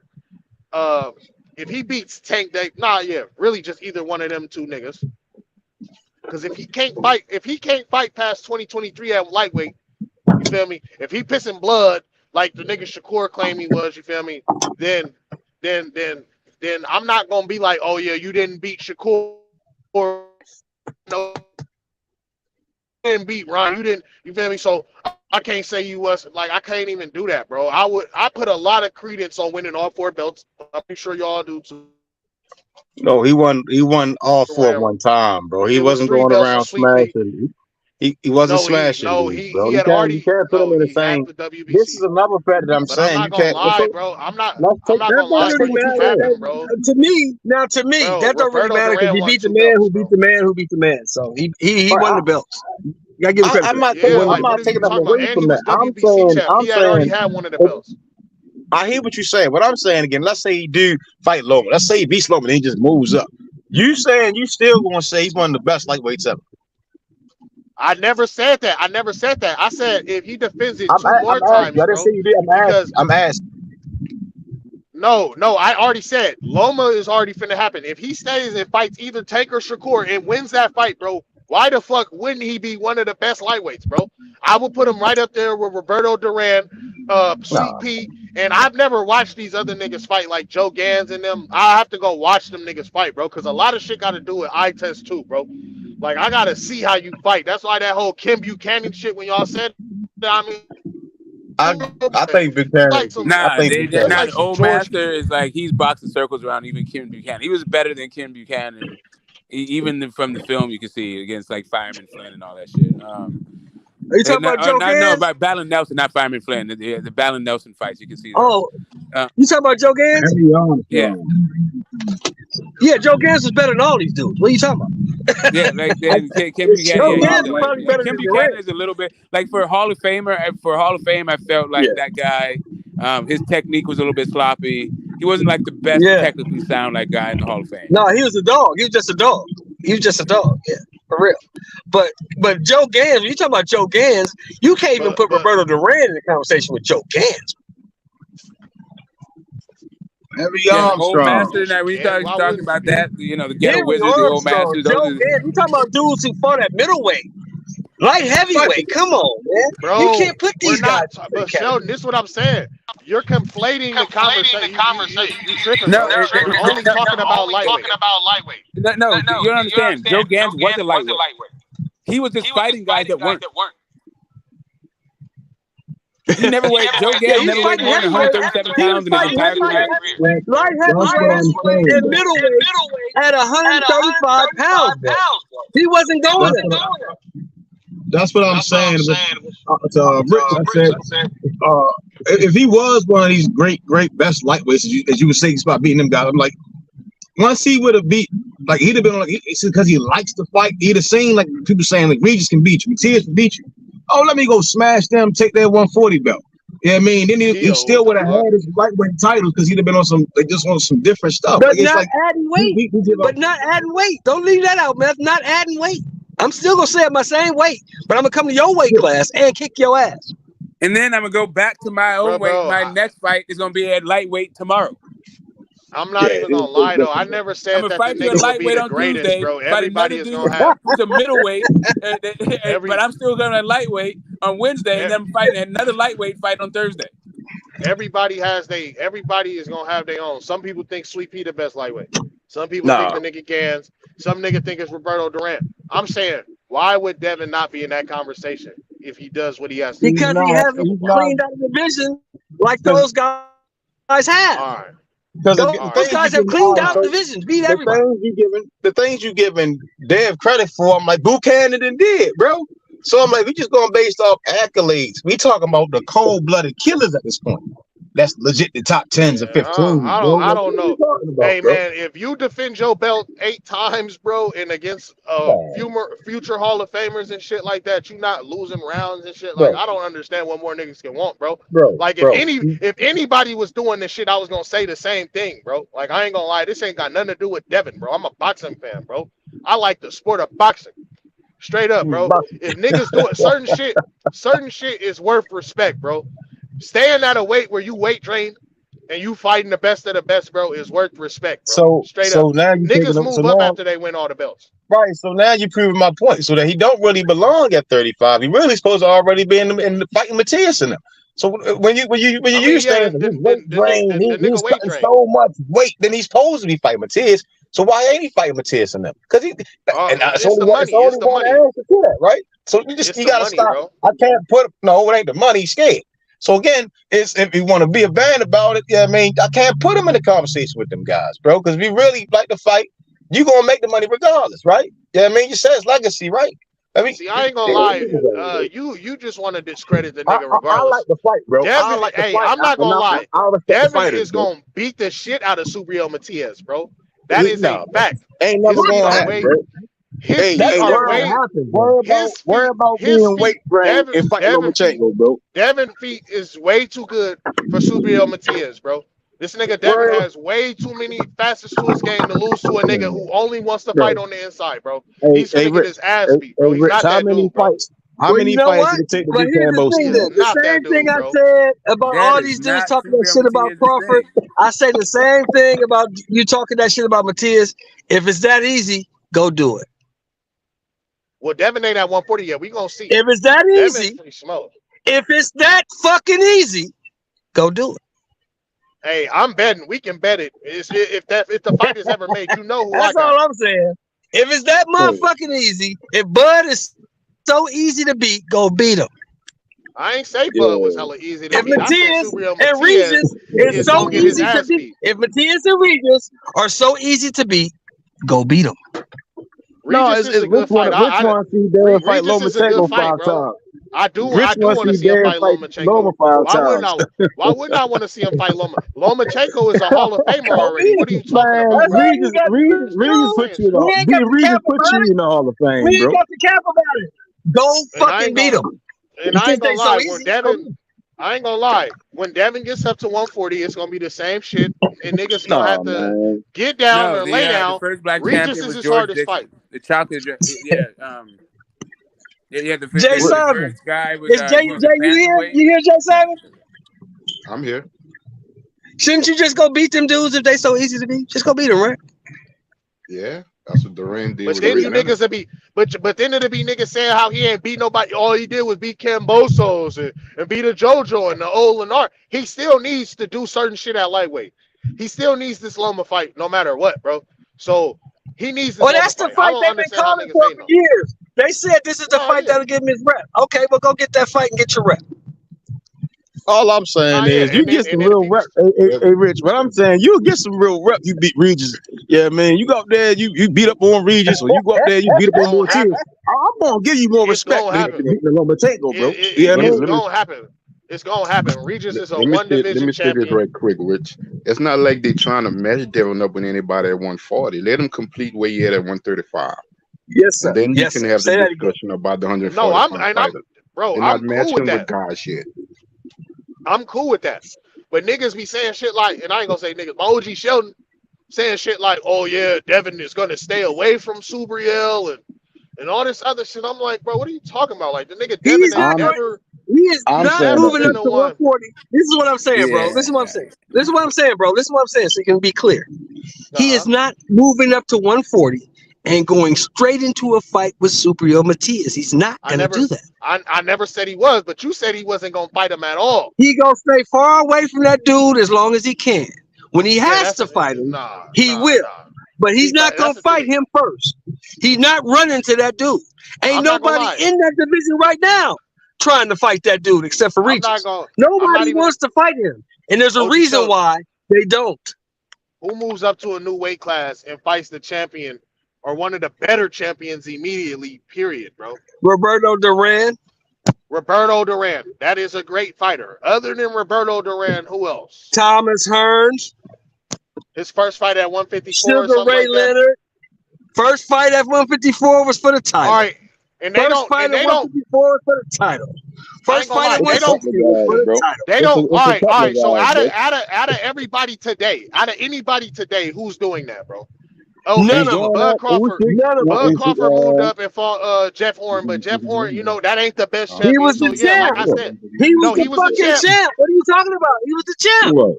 I said one of the best. He was one of the best. He was the champ. I just gave Bud his credit. He moved up. No. He was the champ. If you being a champ makes you one of the best, then you being a unified champ should make you for surely one of the best. And niggas be hating on Cambosos. You know you. Man, come on, man, stop it. Man. Don't even put Cambo. Don't you dare put Cambosos in the competition. But moving up and fighting the champ, Cambosos is just like Jeff Horn. Actually, hey, one more name for you, Rich. One more name for you, Rich. Hold on. One more name for you, Rich. Usyk. Usyk did not move straight up and fight a champ. Hell no. He fought two fights. He fought Chaz Witherspoon and Derek Chisora, and then he beat up Anthony Joshua. And that's regular. I know of niggas moving up to the. I know a niggas moving up and fighting an okay little what's the name to get acclimated to the weight and then going okay, well we'll go back a little farther since you won't Usyk. You're right about Usyk. We can go back a little farther. We can go back to B-Hop. We can go back to Kelly Pavlik. We can go back to Jermaine Taylor. We can go back to fucking Andre Ward. When he moved up to 68 was for the belt. All right, so what about Tank Davis and shit like that? What about Lomachenko? What about who else that moved up and ain't fought? Like we just named fucking Usyk, and Usyk is a great fighter, bro. So now the expectation is that Devin needs to move up, and his first fight immediately has to be Subriel or Regis. No. Nobody said that. Nobody said that. That's what you saying. We said he's not running up there and dominating the division. He's not, because he's not going to fight the champions in his first fight. You said he was going to run up to 40 and dominate the division. He's not going to do that. No. You putting words in my mouth. What I said was that's what Devin you said. Is going. No, I'm going to tell you exactly what I said. I said Devin is going to run 140 just like he did 135. Does dominate and run mean the same thing? Does dominate and run mean the same thing? Yeah, but I never said he was moving up immediately. I think Shakur finna dominate 135 when Devin leave, but that don't mean he finna fight the champ first. It's not happening. See, the problem I have, Rich, is right, is like we live in the era, and the fighters you like, right, or you just cat for, bro, is like they do what everybody else doing. They don't go against the grain, bro. Why you have to sneak that in there, man? Why you have to sneak that? They don't go against the grain. It's like, oh yeah, because this guy doing it right, I'm gonna do that, you know? Because come on, bro, so we can't even put them guys in the same conversation with trendsetters, bro. Like, come on, man. Like it's like you try to find an easy way to do something. Like you ain't really the fighter you think you is. So stop trying to sell that you are. Easy way to do what though? What you mean? No, I'm saying like you just said, right? That's what you said. Like, but who does go up there and do this? Who would do that? Well, it's a lot of guys in history that have done it. But you like, well, the guys today, they doing it this way and that way. Who cares, bro? Because we always complain about we don't get the fights this way.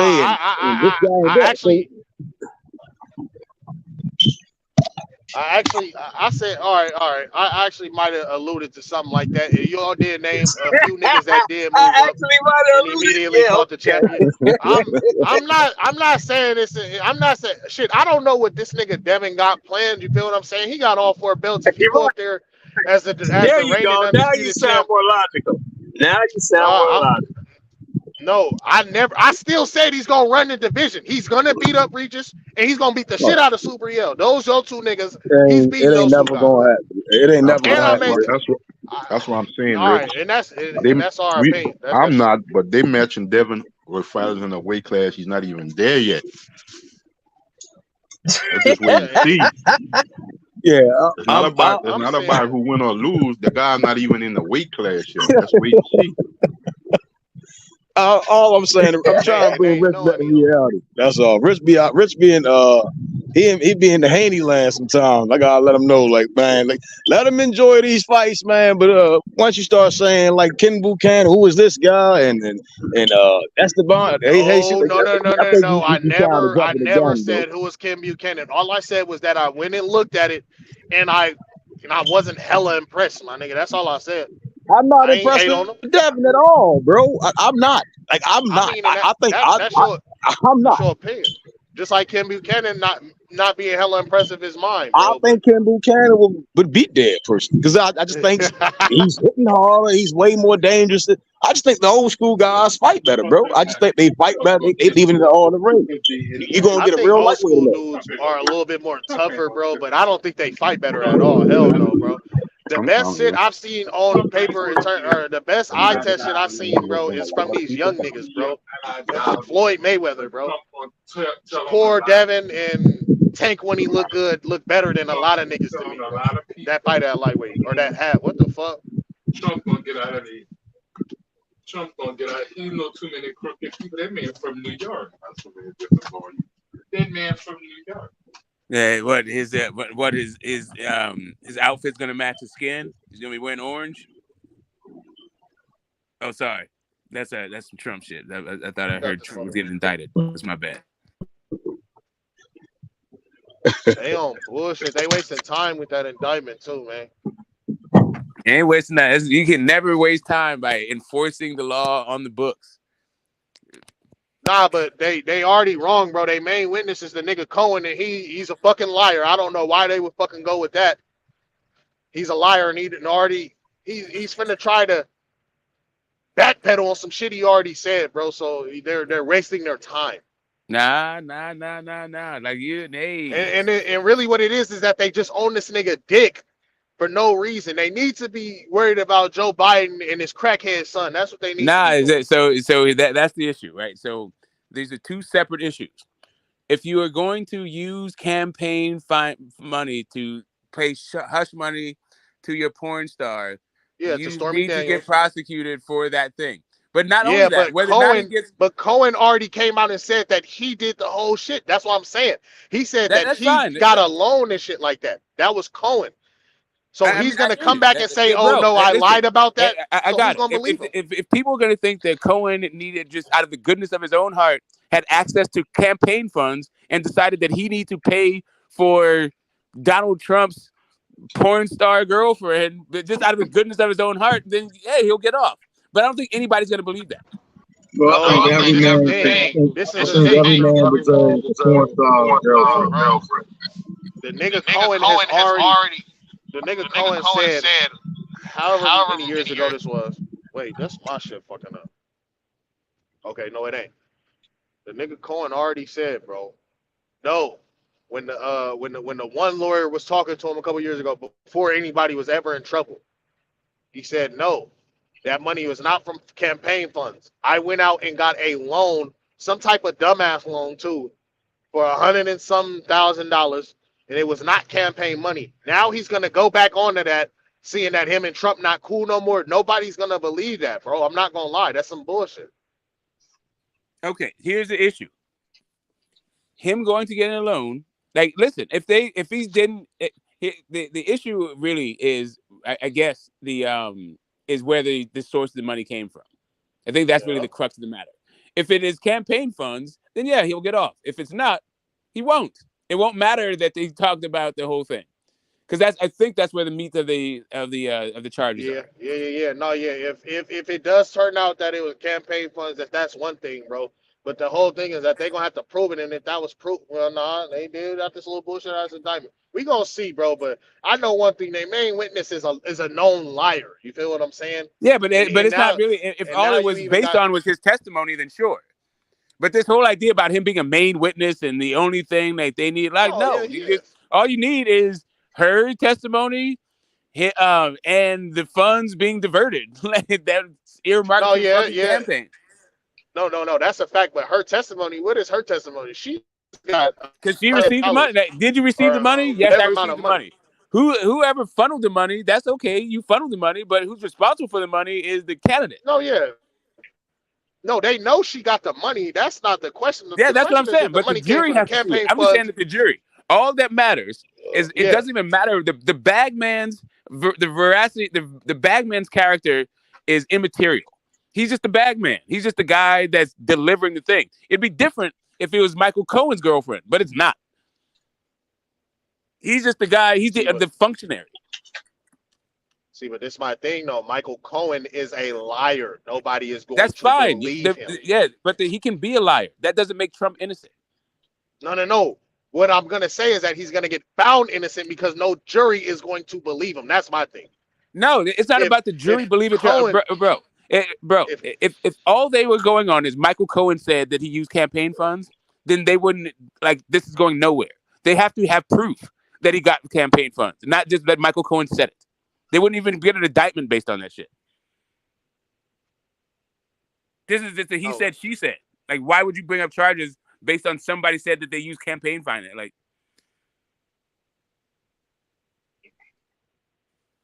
they need to leave that nigga Trump alone, man.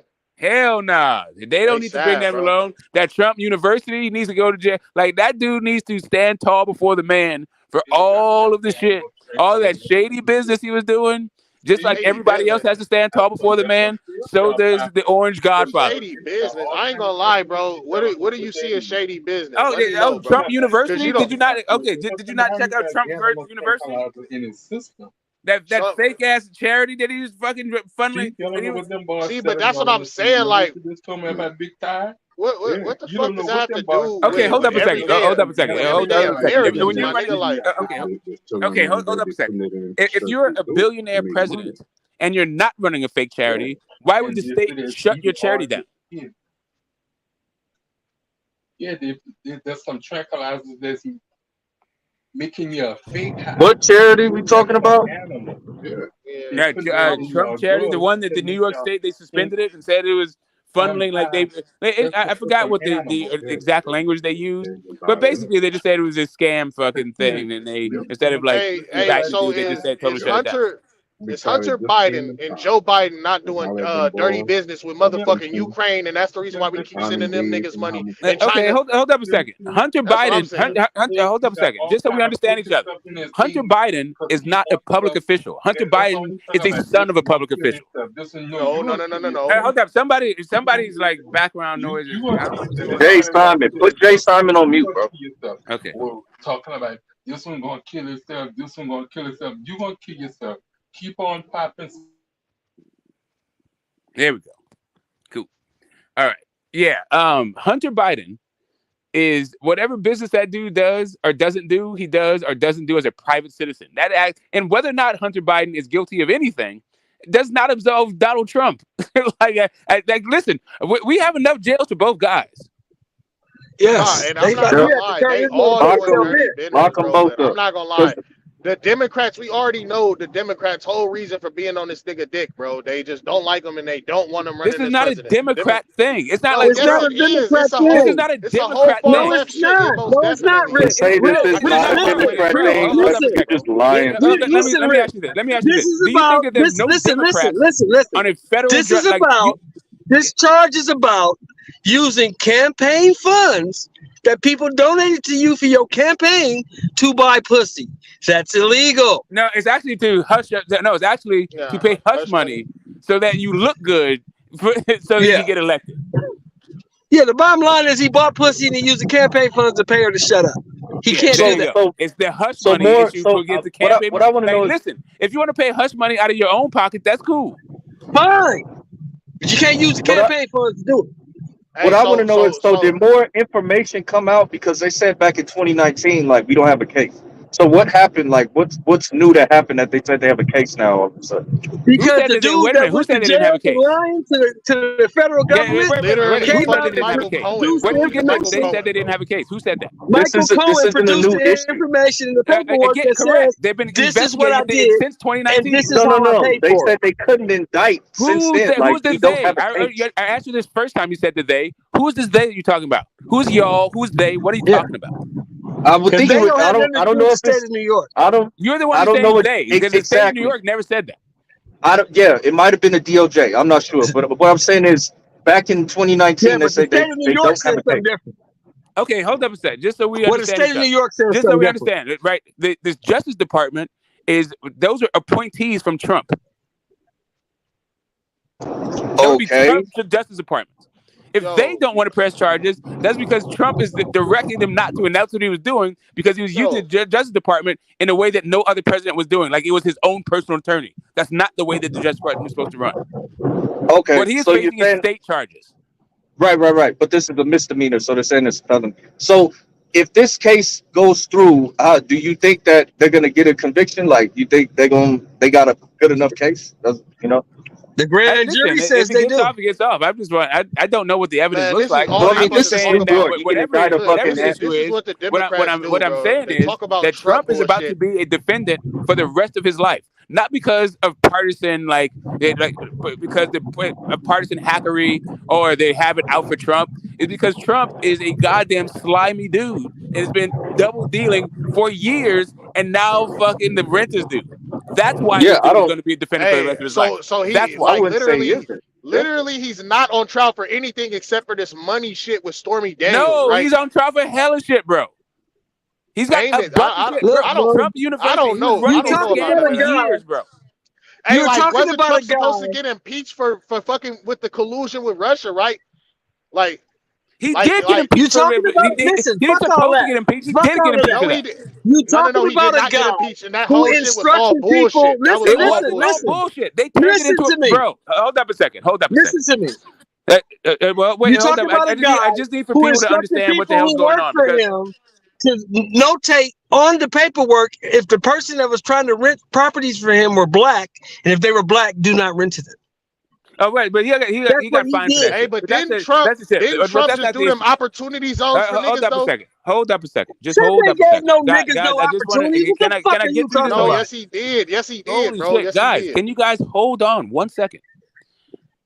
The reason why he was impeached, the reason why it didn't go further than that was because the Republicans blocked it, not because he wasn't guilty. They were in control of the Senate, of course. They blocked it. Yeah, I'm not gonna lie, bro. The Senate's the only one that can impeach you, bro. No. So you mean to tell me that Donald Trump was colluding with Russia, and that's how he won the election? Yes. Bro, y'all I ain't gonna lie, Smoke. Yes, bro. Like everybody, bro. So I can see you being a Democrat, bro. Y'all really believe that? Let me ask you a question, Richard. Y'all believe that shit for real, bro? Hold up a second. What do you think Robert Mueller was bitching about? That dude's not a Democrat. Look, bro, I'm gonna keep it a band, bro. The FBI. What do you think he's bitching about? Hey, Smoke. So Russia colluded in the American election in 2016. Did America collude in the Ukrainian shit? Of course, yes. In 2014, they did that. Yes, we do all that. Yes, we do all that. Yes. Do you not understand that one of the things about democracy is its susceptibility to influence from outside forces? That's one of the thing about democracies the whole time. If you remember, bro, if you remember in the movie 300, hold up a second. If you remember the movie 300, that one guy had fucking Xerxes gold, right? And he was influencing the council. This thing has always been. This is the problem with democracies, that you can have corrupt people be influenced by outside money. That's what was happening. Yes. It sound like Joe Biden and China and Ukraine in that. I mean, okay, hold up a second. Just so you understand, what you're engaging in right now is some shit that don't have anything to do with what we're talking about. Whatever Joe Biden's hold up a second. I'm gonna tell you why. Hold up a second. I just want you to listen for just 1 second.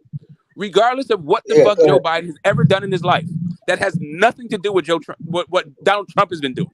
No, yeah, I understand that, but all I'm saying is that So Democrats. when we're The only talking reason why about we Donald talk about Trump, this why shit in is the to hell are we not talking deflect, about bro. Joe Biden?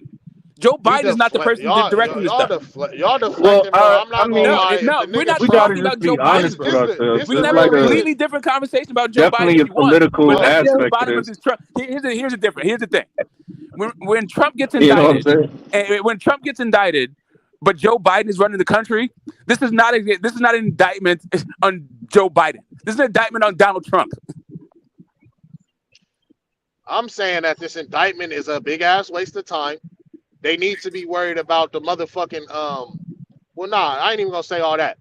I'm saying that the liberal news media needs to get off Donald Trump dick. They've been on this nigga dick for 7, 8, 9 years now. So who Fuck should? Donald I Trump. mean, wait a minute. Hold up a second. And it's getting a little old. You know Hold what up I'm a second. saying? Hold on. It's a whole bunch Hold up a second. Hold up a It's a second. whole bunch He of got deflection, caught. bro. He Hold got up a second. fucking caught. Fuck him. He got caught. Deal with it. Bro, they was on this nigga dick Hold about up a second. Russia for 4 years. Hold up a second. Who gives a fuck? He got The guy, because he did it, bro.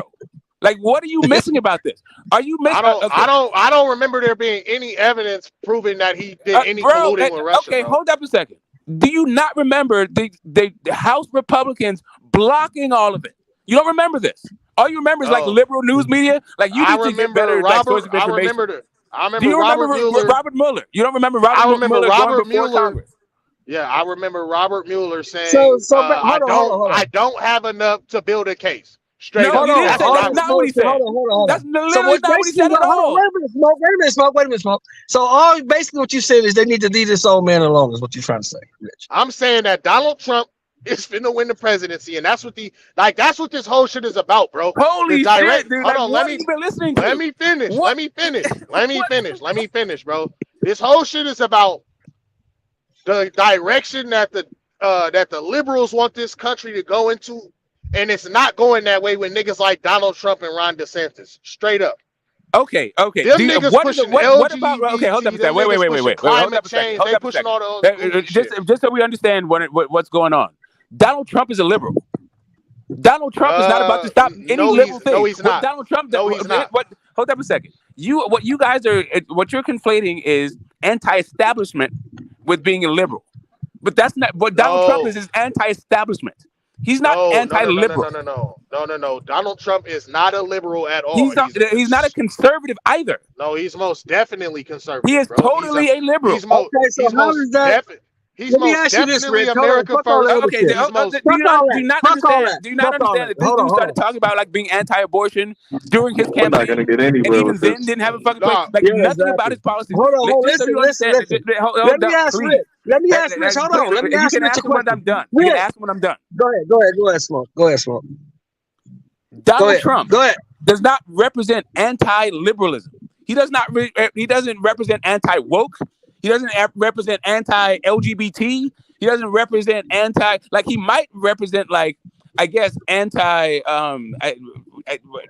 what you may do like CRT kind of stuff, like that kind of that ethnic diversity. What we talk about, that woke stuff. He may not be part of that thing, but that's about it. But he's not winning or losing the president behind that shit. They're not locking him up because he's not woke enough. Like, that is just fucking weird. No, that's not what I'm. Let me ask Rich a question. Rich. Hold on, Rich. Let me ask you this question. So, if Donald Trump is about to win the presidency, or Ron DeSantis wins the presidency, how does that help you? How does it help me? Well, first off, them niggas most likely and people who look not like be you, on yes. that. They not gonna be on that far left shit. First of all, what the fuck? How the fuck have niggas been voting Democrat for 50 years, and how the hell does that help niggas at all, bro? Okay. Look. But no, let me answer Sheldon's question. He said, how does it help me? I can answer that question. Ron DeSantis and Donald Trump are not on that LGBTQ. They not on that motherfucking climate change bullshit. They just not on that, bro. They're on regular America first type shit. Like trying to get, like, remember when Donald Trump was trying to ban TikTok because they was spying on Americans? And also, do you not understand that? Like, right? Hold up a second. Because I'm on some. If I'm gonna be in America, I'm on some American. It's been known fact that TikTok was Chinese.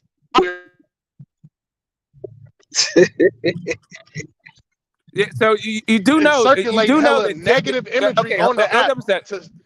Bro, go ahead, before you go into all this whole thing, you do realize that TikTok was working fine through the entire Trump's presidency.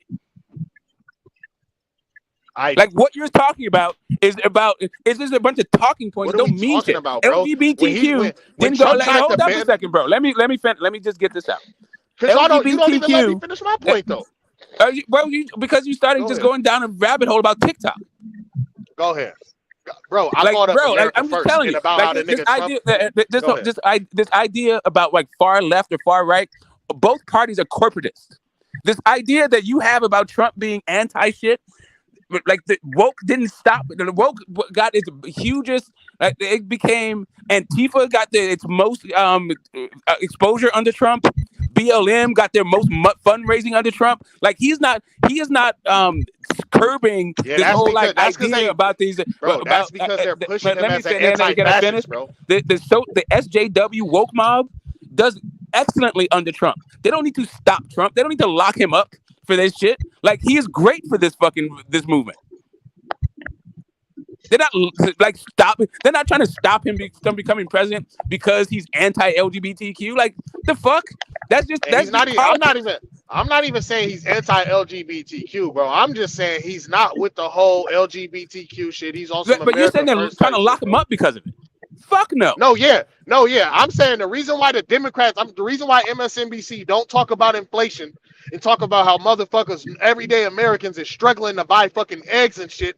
Instead of the reason why they don't talk about that shit and they talk about Trump and this fucking Stormy Daniels shit and he incited a riot on January. Like the reason why they do all that is because Trump is not aligned with the direction that these motherfuckers, I can't even put a name on it. So I'm gonna just say I'll tell you what the country to go in that direction. I can put a name on it for you. They're liberal. Okay. So you have the political spectrum, right? You go right, left, and center. There's news outlets that are more center. There's some that are more right. There's some that are more left. MSNBC is a center-left news outlet. If you're looking for business on if you're looking for business, it's not on MSNBC that you would find it. You'd find that on CNBC because that's the business channel. If you want to find inflation, that's where you go for that. If you want center-left like news coverage and punditry and like editorializing, then you go to MSNBC for that. Yep. CNN, but you can find center-right news outlets too. If you want to hear about like how Trump is getting railroaded because of like political brinkmanship, then you go to Daily Newswire, or you go to Fox, or you go to whatever. Like there's all kinds of center-right news outlets too, right? Fox News, and I don't like the comparison. Fox News, they talk about shit that affects Americans, bro. I know goofy ass Donald Trump shit, hold up a second. Hold up a second. Do you not think that the American president being a fucking criminal affects Americans? Yeah. So if that's the case, then why the fuck we don't talk about Joe Biden then? That nigga's a criminal. Right. We do talk about Joe Biden. No, the fuck we don't. No, we don't. Wait, okay, then why do I know about that Hunter? Why do I know who Hunter Biden is in his laptop if we don't talk about Hunter Biden is his fucking son. We talk about Joseph Biden. Right. His the reason why we know who his son is because we talk about it. No, but all right. So does MSNBC talk about it?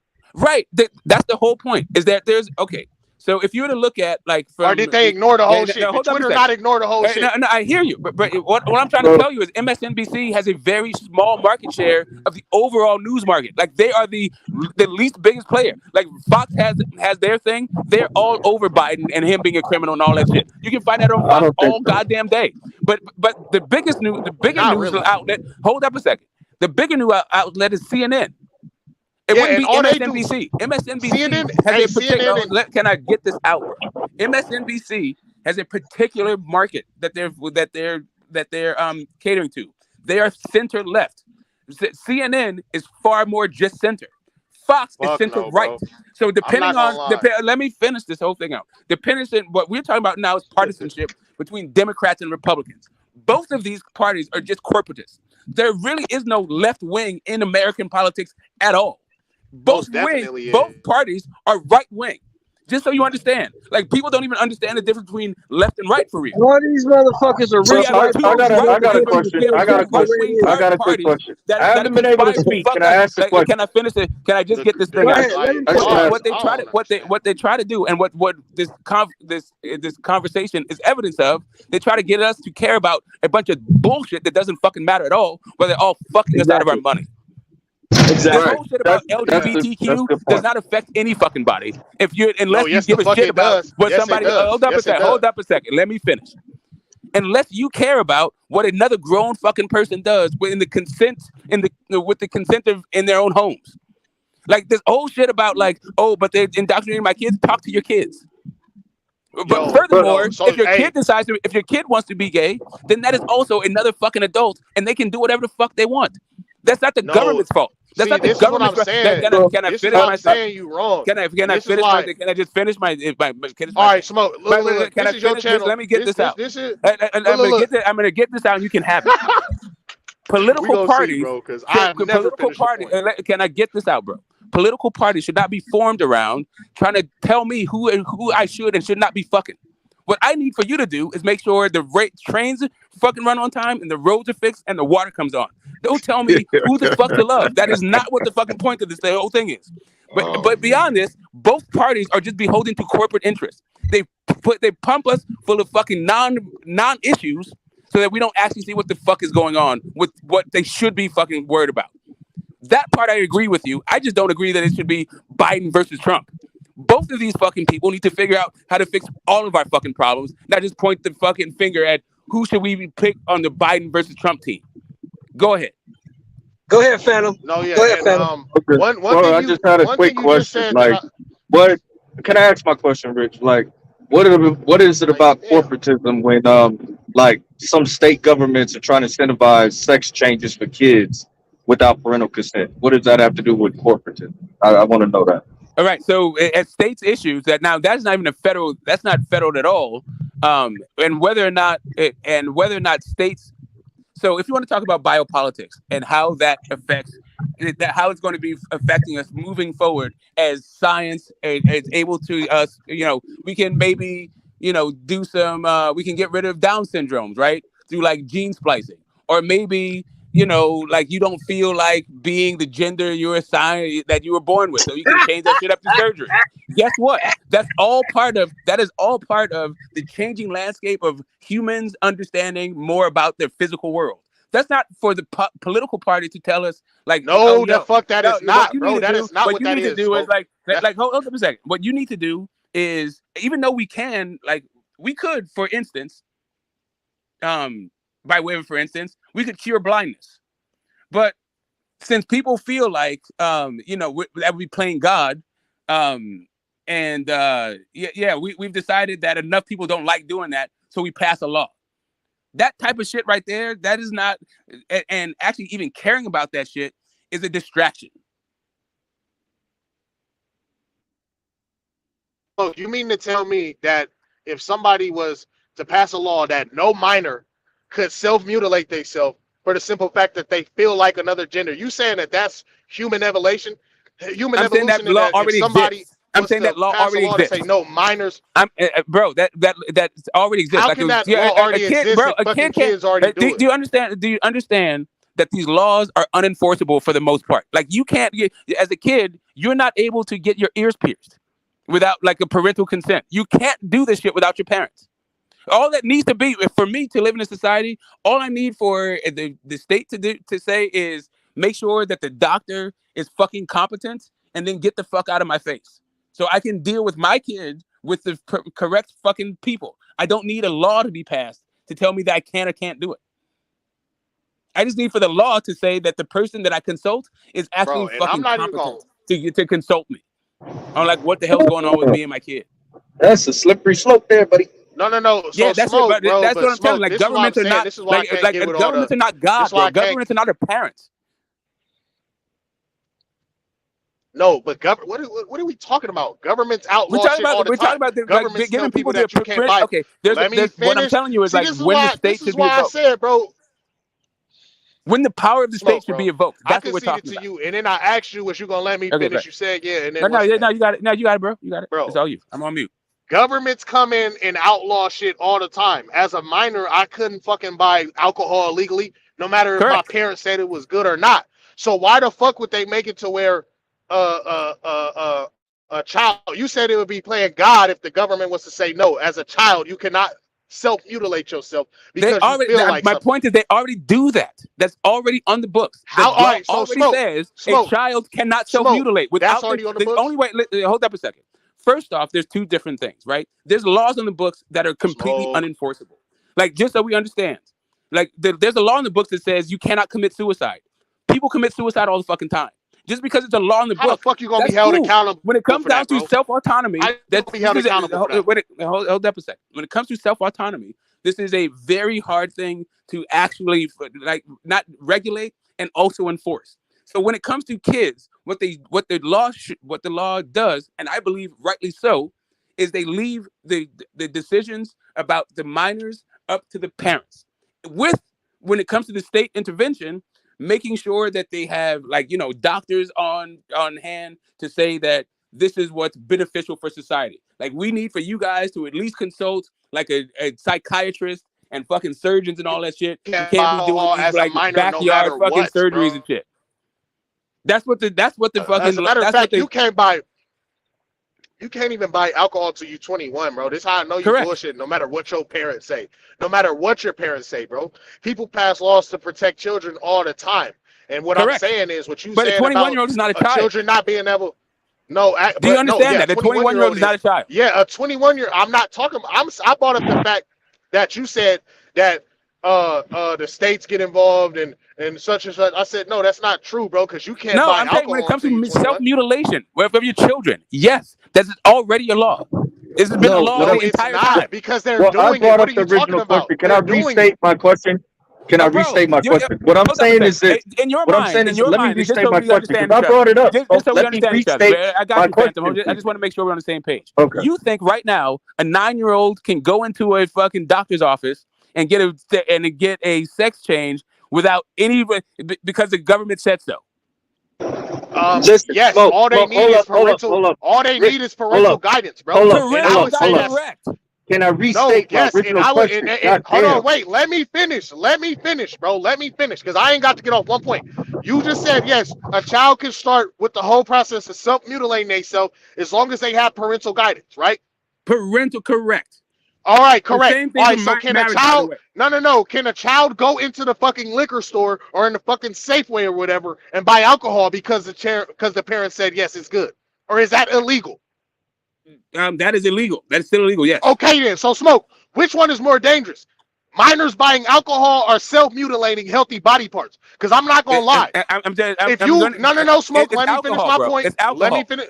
All right, so, Smoke, you do know that in any other instance other than this fake-ass transsexuality shit, if I was to go into the doctor and tell the doctor to cut off my fucking ankle, cut my foot off because I feel like a pirate and I need a peg down there, that they would classify me as insane because I'm trying to self-mutilate healthy body parts. You understand that? You understand that, right? Right. And so if you're trying to cut off your ankle because you felt like a pirate, first off, pirates have feet. So this whole thing, this analogy, and just to let you understand, just so you understand something else. Just so you understand something else. Just so you understand something else. Your alcohol will, if you give a child alcohol at 9 years old, right, and you let them drink until let's say they're 30, that child's organs, their teeth, their health, their actual their life expectancy, their ability to form relationships, all of that shit will be fucking diminished. Meanwhile, if you put them on like beta blockers and give them a goddamn sex change, I'm pretty sure they can still live just as long. I don't think their organs are going to fail. You're wrong. You're wrong. Can I finish? No. Let me finish. Can I finish, You're bro? wrong. You're interrupting me to talk about suicide. I'm talking about their natural lifespan. Wait, bro, suicide, if you want to address the suicidal rate, then what you do there is it's mostly about family acceptance and getting therapy. It's not the surgery itself causes suicide. Can I say what I was going to say? Alcohol causes this stuff. Go ahead. My whole point was that if you're passing laws where kids don't need parental consent, that was my original question. What does that have to do with corporatism? But y'all went down this rabbit hole. Wait, hold But I'm up. saying there's states. I don't think What I'm saying, can I finish? I'm just gonna finish real quick. There are states that are trying to pass laws to where you don't need parental consent, and a kid can just go to a doctor and say, "Well, I feel like a boy today," and they'll do research. All right. So the entire thing is ass backwards because a child can't even get a health plan without parents because most children can't read the fine print. As a matter of fact, you'd have to undo all of corporate law because children can't even enter into contracts. Aren't they under their parents' Hey, health but insurance? children can get abortions without their parents' consent. What? Nigga, that's a fact, bro. The bitch just told me the other children are you week, bro. talking about? Okay, hold up a second. Bro, in order for you minors. To all right, just so we understand what the hell is going on. First, abortion is not uniform in any particular state. Their abortion laws vary from state to state. Even in your most liberal even in your most liberal things, you would have to approve an inordinate amount of fucking harm in order for you to get an abortion without your parents' consent, and you still have to fucking be with an adult. Can I tell you how wrong you are? Can I tell you how wrong you are? I just want to hop Can I in tell you on how this, wrong man. you are? Because I literally just talked to a broad the other day, and she said that Planned Parenthood, when she would get in touch with them and tell them that they doing the whole procedure and shit, Planned Parenthood would ask her if we call and your mother answers, should we tell them that can we tell them that it's about an abortion, or should we just tell them it's the doctor calling? So they be on some straight sneaky shit, and the bitch just told me, she was like, I really just realized that is what do you think? What do you think that shows? shit. That's the HIPAA law. That's privacy between doctor and That patient. is privacy laws, bro. Like that doesn't show Privacy anything. laws between a. So if that's the case, if it's gonna be about privacy, then it's gonna be the same thing with the self-mutilation, No, bro. Like, okay, hold up a second. You guys are engaging in some really weird fucking things. First off, just so we get it, just so we understand, what happens in California has no bearing on what happens in Oregon or what happens in Arizona. Right? So when you're only talking about this thing, when you just say like abortion law, really you're only talking about a state by state thing. In some states, it may be the case that a child can get an abortion without the parents' knowledge, right? That can be the thing. Okay. But the laws on the books require that standard, that there's a standard that you have to meet. Can you subvert that standard? Sure. But the laws in the book say that you must meet a standard. That's all I'm speaking to. How long has that been the standard? Because didn't they just reverse that Supreme Court ruling last year? Wasn't it a constitutional right from 1973 until but it's always right. But there's always been but the abortion has always been the way that it was it's a been fucking applied. constitutional right. So it's been a right. It's been a right. But the way that right has been exercised has always varied from state to state. Not hop in on The this states have control over how they enforce that law. Yeah, the states control that. I mean, I think one thing. Yeah, with certain like trimesters and shit like that. Okay, that's fact. But nobody. Yeah. All right, yeah, that's a fact. But my whole thing is, bro, straight up, bro, transgenderism and that whole gender fluidity shit, this ain't the first time in history it's happened, bro. And it's not human evolution, bro. This is what happens when society starts to collapse, bro. Men thinking they women and shit, bitches thinking they niggas. Like nigga, that's blasphemy. And I ain't gonna lie, I'm not going for that in the country that I'm from, bro. That shit ain't good for us. Okay, so just so you understand this whole thing, like this is a really weird like for a zero-sum game. All societies collapse, regardless of what the hell you do. Like there's any kind, like to say that like gay shit is the thing that makes societies collapse is just a really reductive and like just weird way to look at like they're like not like what you're doing right now. You're talking about anthropology and history. Like what you're just talking about is just like crazy talk at this point. Like the Roman Empire fell because they were gay. Or because of transgenderism? No, of course it was not. a whole bunch you think the Egyptians fell it was a because bunch they're gay? It was a bunch of shit, bro. It's the infatuation. Don't have shit to do with it. Finish.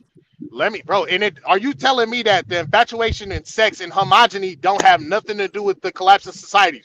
Strong men and strong families. Bro, I don't know what to say then, bro. I don't know what to say then.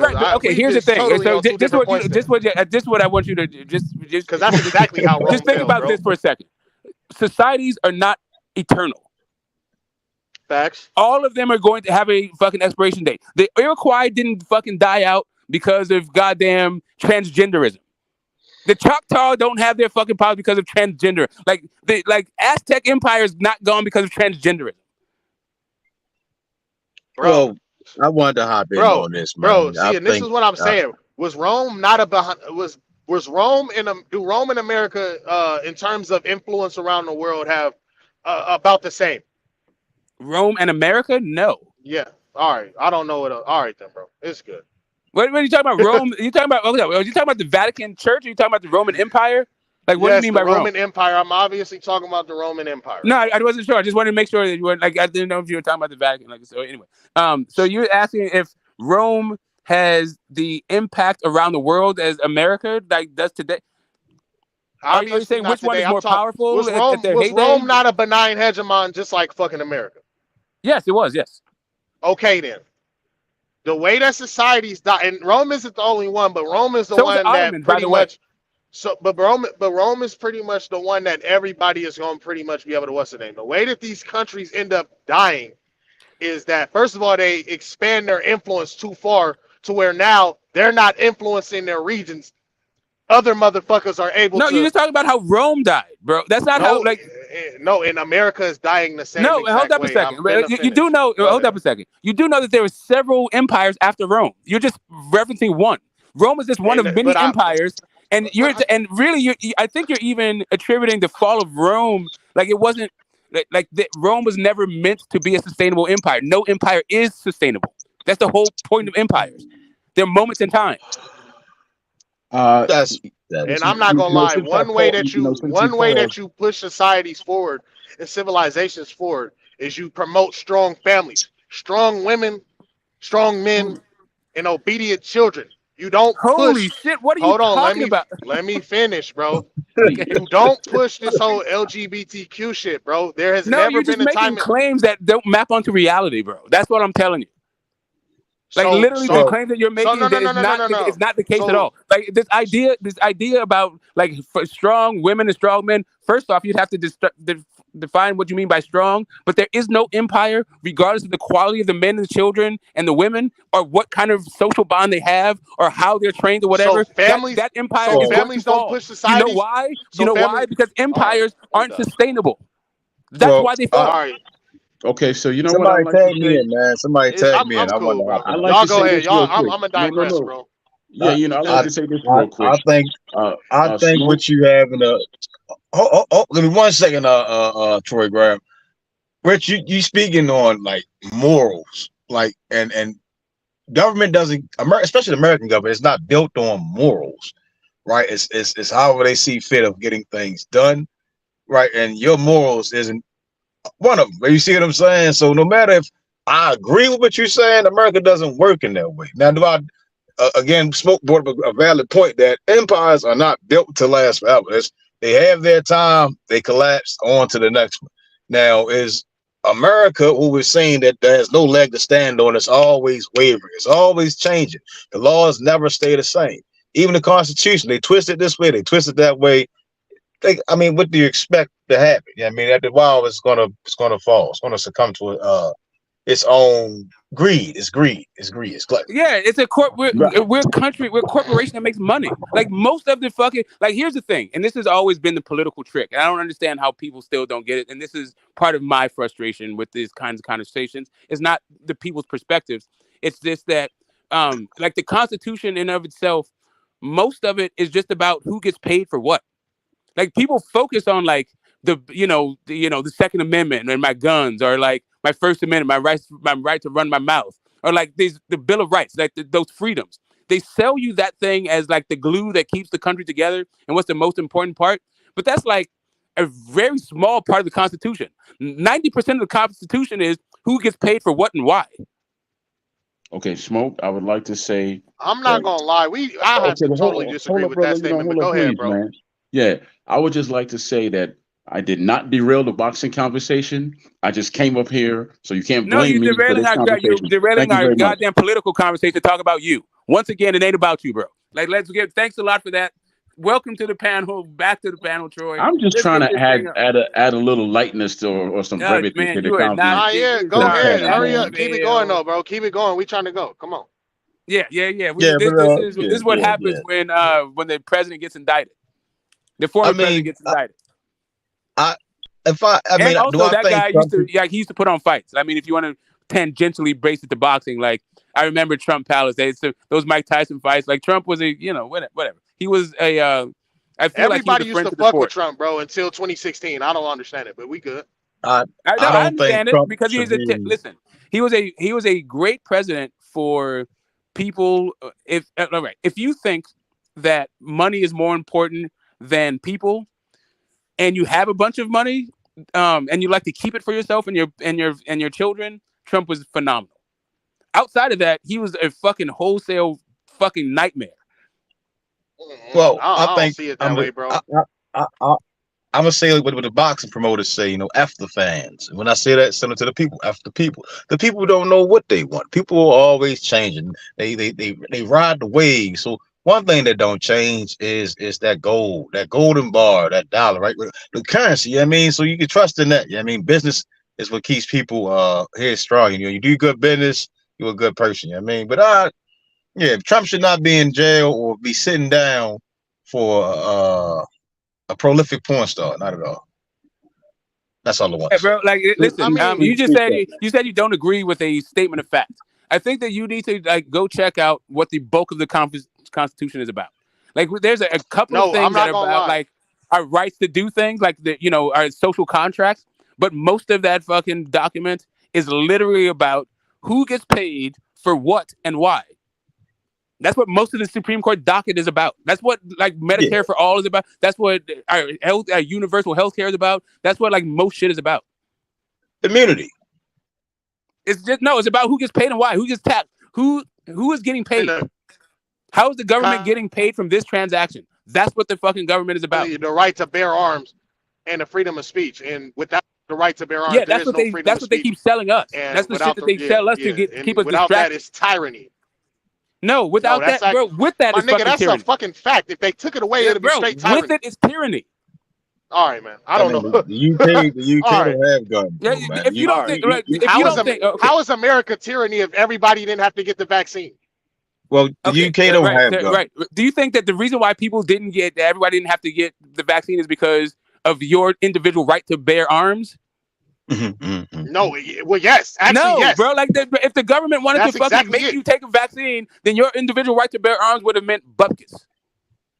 All right, all right, Smoke. If that was the case, all right, bro. It's funny y'all say that. So you don't think that the only thing keeping the American government from being tyrants is the right to bear arms? No, that's what you just said. You said without it, it's tyranny. I said with it, it's tyranny. That doesn't stop tyranny. Your individual right to bear arms is not going to stop an F-16 from dropping a goddamn nuke on your house. Yeah. They can do what they want. All right, bro. You don't have the ordinance to fight the American government, bro. This is a security blanket. This is like a weird thing that people have to distract themselves from the fact that they have a dick in their ass with a head in the clouds. Like, for real. Americans are debt slaves. And in order for people to be completely, to ignore that fact, they talk about all these freedoms that they have. And these freedoms amount to absolutely nothing. So do you think that your right to bear arms stops you from the fact that you need to pay rent? Hey, that's actually a good point. Do you think your right to? Do you think that your autonomy and your democratic ideals extend to your job? Do you think you can go to your boss and say, "Hey, here's my gun, and I got freedom of speech at your job"? Do you think that can happen? We in a nation full of debt, bro. You're talking about apples and oranges now, bro. Tyranny happens with all of these with all these Bill of Rights. All these Bill of Rights happen. They cease to exist as soon as you either step outside of your house or you step into a job. Or what you become is a fucking functionary, goddamn a serf. Like, basically, they just can't strike you or call you out your damn name or, sexually abuse you. Like, there's laws in the books to stop you from doing that. But you don't have any fucking autonomy, really? You can't just tell your boss what the hell is going on. Like, here's my right to bear arms. Like, the fuck out of here. We're in debt. The right to bear arms is just the simple fact that you have the right to own a weapon, a firearm, for sure. And I don't see how that is a cope. That's That's a coping mechanism. That doesn't make you free. That just makes you armed. That's a privilege, bro. But why was but why was the reason why what was the reason of putting that? Why did the forefathers put that in the Constitution or the Bill of Rights? Because the militias were a huge part of how we got our independence from England. What the fuck that has to do in 2023 is just political footballing and people feeling good about the good old days that weren't even that fucking good. Simply, it was because. Do you understand that life expectancy was like 40 then, right? Like the entire everything was different then. I don't know, bro. I don't know what to tell y'all, bro. America, the way this country is headed down a very dark path. I can already see the shit. That whole drag queens coming to read kids' books and shit, like they can have firefighters. Firefighters to come read books to the kids and shit. I got it, bro. Like, listen, I'm just trying to tell you. And then taking it to the kids, bro. That's that Democratic liberal left shit. And I'm just trying to tell you. Listen, Democrats. Alcohol is not worse than sexualizing children. I would argue that. Okay, hold up a second. Listen, just so we understand each other. What you're talking about is a moral. What you are talking about is what society you would like to live in morally, right? But what I'm talking about. Hold up a second. Hold up a second. What you're talking about is what kind of country you would live in morally. What I'm talking about is what the damage that a substance does to your body. Drag people reading kids' stories doesn't do shit to your body. Hey, Rich, do you have kids, Rich? No. All right, you don't have kids, right? But you have. Bro. If you hold on. I want to ask you something. Don't you have the right to choose the schools your children go to? Yes. You have the right to homeschool your kids. It's a choice. It's a choice, right? So a lot of things, like again, it's moral. Like you think it's immoral that those certain institutions, at those institutions, or whatever academic, whatever we're looking for, institutions, right? That they're bringing in probably men dressed as women and women dressed as men, and it looks like pure lunacy, right? But you don't have to send your kids there. As soon as they break through the door, oh, my kids are coming out. The same way if a child was at a school and they're getting bullied, you withdraw this child from the school, and you put them in an environment that you feel is suitable for your child's growth. It's indoctrination would be come from the home. You know what I mean? You sitting there and you feel like it's a problem, but you're still sitting there going through the issue. You see what I'm saying? That's a choice. It's an acceptance. You know what I mean? You can either accept to be in that situation, or you just go the hell away from it and let whoever wants to deal with it, deal with it. And most of the stuff that you see like that, with as far as like transgenders in schools and all that, like it's to stir up emotions. They know most people probably do. Majority of Americans don't agree with that, right? I mean, again, right. But like the majority of Americans, that's what I'm saying. Like trans people, there's not that many trans people.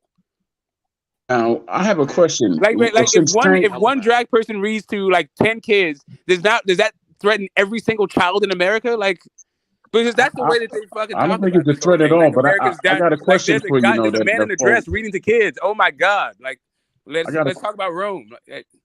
I got a question. Since Tank has a purse, is he now part of the LGBTQ community? Not, bro. This guy's crazy. I understand what's real, what's not too. What's not real is like this idea. Okay, so here's the thing. I don't think that there is. I don't think that there's good evidence for God, right? It doesn't mean that like God doesn't exist. Listen, just let me get this through. It doesn't mean that God doesn't exist. God may exist. I just don't think there's good evidence for it. So like when you start talking about like you must do this thing, other thing, mostly you're just talking about like appealing to some God that says you must do this and you must do that. Like there is no such thing as like a sustainable way of living. Life ends in death, all of it. Well, empires end in decay. Like all of it. I believe that is did I hear right that somebody on the channel actually believe that you have freedom of speech in this country? Yeah, somebody said that? That's what Smoke said. I know that's not what I said. That's what Rich said. No, you don't have to. Thing, or if you type the wrong thing on the internet, see if somebody don't come visit your house. Or if you post a video on your page, like a certain basketball player, and all of a sudden now you're anti-Semitic and you're a bigot. I ain't talking about that. That's fine. I'm talking about if you say the wrong thing. I'm saying if you say the wrong thing or you type the wrong thing about the wrong person in a position of power in this country, they will come and jail you for that. That's what I'm saying. Like this idea about like way of life and freedom and all that shit. What we have, we don't have freedom of speech. What we have is protected speech. And then they'll block you on Facebook too if you say we don't have the right to bear arms. We have the privilege to own arms if you meet certain criteria. Yeah, what the fuck is your right to bear arms going to do if the military decides to take over your neighborhood? You can't do shit about it. Listen, if you get convicted of felony, your right to vote and your right, all this shit goes out the window. Like they come to foreclose the house. We come to skip over the tax conversation. And Ryan using his gay voice. So are they all part of the LGBTQ community? Because Ryan uses gay voice a lot in commercials, and Tank has a purse. So we're just gonna sweep over that. Well, we talked about the purse and makeup and fingernail polish earlier. I guess we can circle back. We're just like those things change over time. It used to be men had purses, not women. Women didn't have money at all. Okay, so you had a purse then, huh? No, did you have a purse? Troy, you waited all Friday afternoon going into the evening to talk about purses. I don't know one man ever. Well, he's the purse king, right? He makes the most purse. Like he has the largest purse. Isn't that what Tank's claim to fame? The king. He's got. He makes those big purses. Part of the LGBTQ community too, right? Because boxing on the whole is gay because men fights for purse and belts. Like I was saying, like purses used to be the biggest purse, so easy carrying a purse. Men used to have a monopoly on purses. Yo, this guy's crazy, man. All right, hey, freeze, Troy. All right. So Troy, understand this, right? You understand the Rottweiler dog, right? Like they would attach the purse, right, which carried their coins, their money, under the Rottweiler. The Rottweiler guarded the purse. Purse is just generally a bag, right, or a satchel that holds your wealth or money. It's not. We correlated with women nowadays, but it wasn't seen that way. Which was the point that Smoke made, that women weren't having money. They didn't have nothing. They was in the kitchen cooking. I'm a misogynist. I definitely understand this. So they didn't have anything, and if it did have something came through the purse, the man had it, carried his wealth in and delivered. Yeah, this man that had a purse. Cut purse is literally a thief because like men were robbing other men. It wasn't like robbing women. Like I understand that. I'm just saying that when you enter boxing, you're fighting for a purse and a title and a belt. Well, men wear belts. That's not really. That is today's definition of masculine. And the belt, like wear belts. Like it would be masculine for women to wear belts. And of course, the belt is bedazzled. It has all these rubies and jewelries on it, and beautiful colors too. Oh my! Well, you don't technically wear the belts. You basically hang them up, and and it's no. It goes around your waist, and you wear it, and you shine with it. You shine. Yeah, nobody goes around wearing belts. Like the plumage, right. So males wearing jewelry is also not particularly feminine. So men, there's a bunch of jewelry that has always been acceptable for men, like chains and shit. Pinky rings, like a signet ring, like whatever the fuck. Like men wear all kinds of masculine jewelry. Like I've never wore a pinky ring. I haven't either, but doesn't mean that men wearing you ain't got that drip, Troy. We know you ain't got that drip. We know you ain't got no drip, Troy. Drip, you ain't got that drip, Troy. I am drip, man. I am drip. I'm 6 foot. I'm 6 foot 200+ pounds. I'm worth about $60 million when it comes to my melanin. Mr. Lightning World, my God, that is hilarious. I got to put this one. Mr. Lightning World says, let me put it up. I can't get mad at Tank's purse because of how he rocks it with such confidence, but I wouldn't be able to pull it off. There it is, man. Yeah, but he wears thongs, though. This dude wears thongs, man. So I don't know why he's commenting on things. I'm just saying, I don't think Tank's gay. Like, that's really my thing. If he is, power to him, then cool. I know that I'm not gay. Like, if I was gay, then I also... Everybody on here is gay because gay means happy. So everybody on here is gay. Whatever. Like, I'm not trying to redefine what the terms mean. I know exactly what I mean by gay. I mean homosexual. Words can have more than one meaning, right? Troy woke up today wanting to feel included today. I think. Yeah, look, this guy's always in the semantics. No, I was just saying that Tank is a boxer, and we talking about boxing, right? So hey, Troy's affinity with semantics is kind of interesting. He wanted to include everybody into that. I don't know Sam and I don't know Mantics, but keep on talking.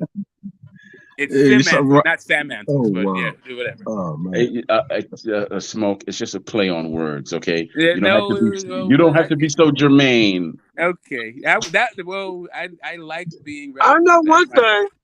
I just seen a bitch with an ass that would not quit. That wouldn't quit. What, did you get fired though? That ass would not quit. That bitch had so much ass. God damn. I damn near turned the motherfucking car around. You just saw a donkey. You saw a donkey, Sheldon. That's what you call that, a donkey. And she had the titties and the thighs to go with it. That makes it beautiful. She had the titties and the thighs and the legs to go with it. I take it back. You saw a stallion. We got the old people on the panel right now. Let me ask you something. In your relationship, do you incorporate the ass washing with your mate, or do you sneak the ass washing? You have just destroyed all of manhood. You've just destroyed your own manhood, Smokey. You've just destroyed say the ass washing? Yes, when you look at ass, right? Do you include your wife in the hey, look at that ass? You have just destroyed your manhood. Do you sneak the ass wash? Let me explain something to you, Smoke. So from a guy been married over 21 years, right? If I did not look at other women, my wife would not like me. She would think something is wrong with me. You're being honest. No, but what I'm saying is, do you point out the ass to the wife? That's my point. Do you point out the wife? Do you say to your wife, "Look at that donkey over there"? I say, baby, that girl has some ass. She say, "I know, I seen it." Yeah, there you go. That's my point. Yes, you pointed out. You incorporate your. Yeah, she said, "I know, I seen it." Cool. Yeah, I seen it. If you okay, listen, and Sheldon knows this to be true. If you're in a real marriage or real relationship, you could talk about, you can say stuff like that out loud. You want to know why? That's why I asked the question. You tell me I destroyed my manhood. I know what the fucking time it is. You being honest. Like your manhood is fragile. That's just you being honest. Now, if you lie and say, "Oh nah, baby, I didn't see her big ass." Okay, well, you're a liar. So right, you sneak ass. So you sneak the ass, right? You sneak the ass from fucking gazing. I'm just answering how how truthful are you with yourself and your mate? I'm 100% truthful. Go back in the closet now, Smoke. Oh, okay. Well, anyway, anyway, it is what it is. I was just wondering what you guys experienced was. I don't you can't be riding around here, especially in Southern California with all this ass walking around. You can't be saying you don't see it. You just a liar. You see all that ass. You can't. Okay, so here's the thing. Like, while we have like big fights coming up, there's not really a lot of intrigue in these fights, to be honest. Like, I think the big intrigue is whether or not Teofimo and Taylor actually happens, which is fucking boring, and then what state Taylor is when they come in. If Taylor is like 80%, he probably wins that fight, right? I think so. Taylor who? Who we talking about? Josh Taylor. Josh, we're talking about the big fights at a time. We got like Rabisi Ramirez fighting Isaac Dogbo, but everyone expecting Rabisi Ramirez to knock that dude out. We got Tank fighting Ryan. Everybody expects Tank to knock him out. We got Loma and Dev. We got everybody thinking Dev's gonna outbox him. Like, really, the only big fight. That's a big fight because for the undisputed title, all the rest are not big fights. Yeah, but I'm just saying, like, regardless of what you think of the magnitude of the fight, there's not a lot of intrigue in when it comes to the results. Well, we got some intrigue tomorrow. We got intrigue. Hold on. We got intrigue tomorrow. Do we really? You talking about Franklin and Joshua? Does anybody know if Joshua's going to win this fight? You don't. Man, Franklin's going to sleep, man. Like, that just gets knocked Sheldon, out. Sheldon, the only thing we don't know is what time the fight is. That's all we don't know. Yeah, which round is going to get knocked out in. The card starts at 11. But Joshua came in today at 2:55, so I think Franklin's in trouble. What? Yeah, he's going to sleep, bro. 2:55. He put on more muscle again. Oh man! But now he's got Derek James beat ass style though. He's about to beat that. How much did Franklin weigh? 230. 234. Oh, so he's going for movement and speed. There's some intrigue there, but there is intrigue there. That's a good fight. But that fight is postponed right now. It's not. He's gonna. Well, I tell you what Joshua was doing. He's going back to his old ways. June 25th. They rescheduled We're going to blast him out. Joshua's going to try and blast him out. That's why he came in that heavy. Wait a minute. I thought June 17th was a date. Oh, so that means June June 25th, 17th. That bro. means they're fighting on like a Tuesday or Wednesday or some shit. All right. Tuesday. June 25th. Hey, y'all, you know, Japan for the bag. if y'all ever heard of a boxer having to go to the bathroom during a fight? Yeah, that's what they said. That's why they said no moss happened. Yeah. They said that Roberto Duran had to go to the bathroom. Dudes shit on themselves. Excuse my language. They defecate on themselves all the time. You get hit in the stomach real good, you might defecate on yourself. Yeah, it's nasty. I've heard that, but yeah. I thought you knew boxing, Troy. I know boxing. I don't know someone's, you know, personal hygiene, you know, and bowel movement issues. I don't know those. If somebody plays a nice shot, you might shat on yourself. You might defecate on yourself. Oh yeah, that happens a bunch. Those body shots, especially in sparring, like that's like not even that's like almost an everyday thing. And how would you know, Small? Because well, how would you think I know?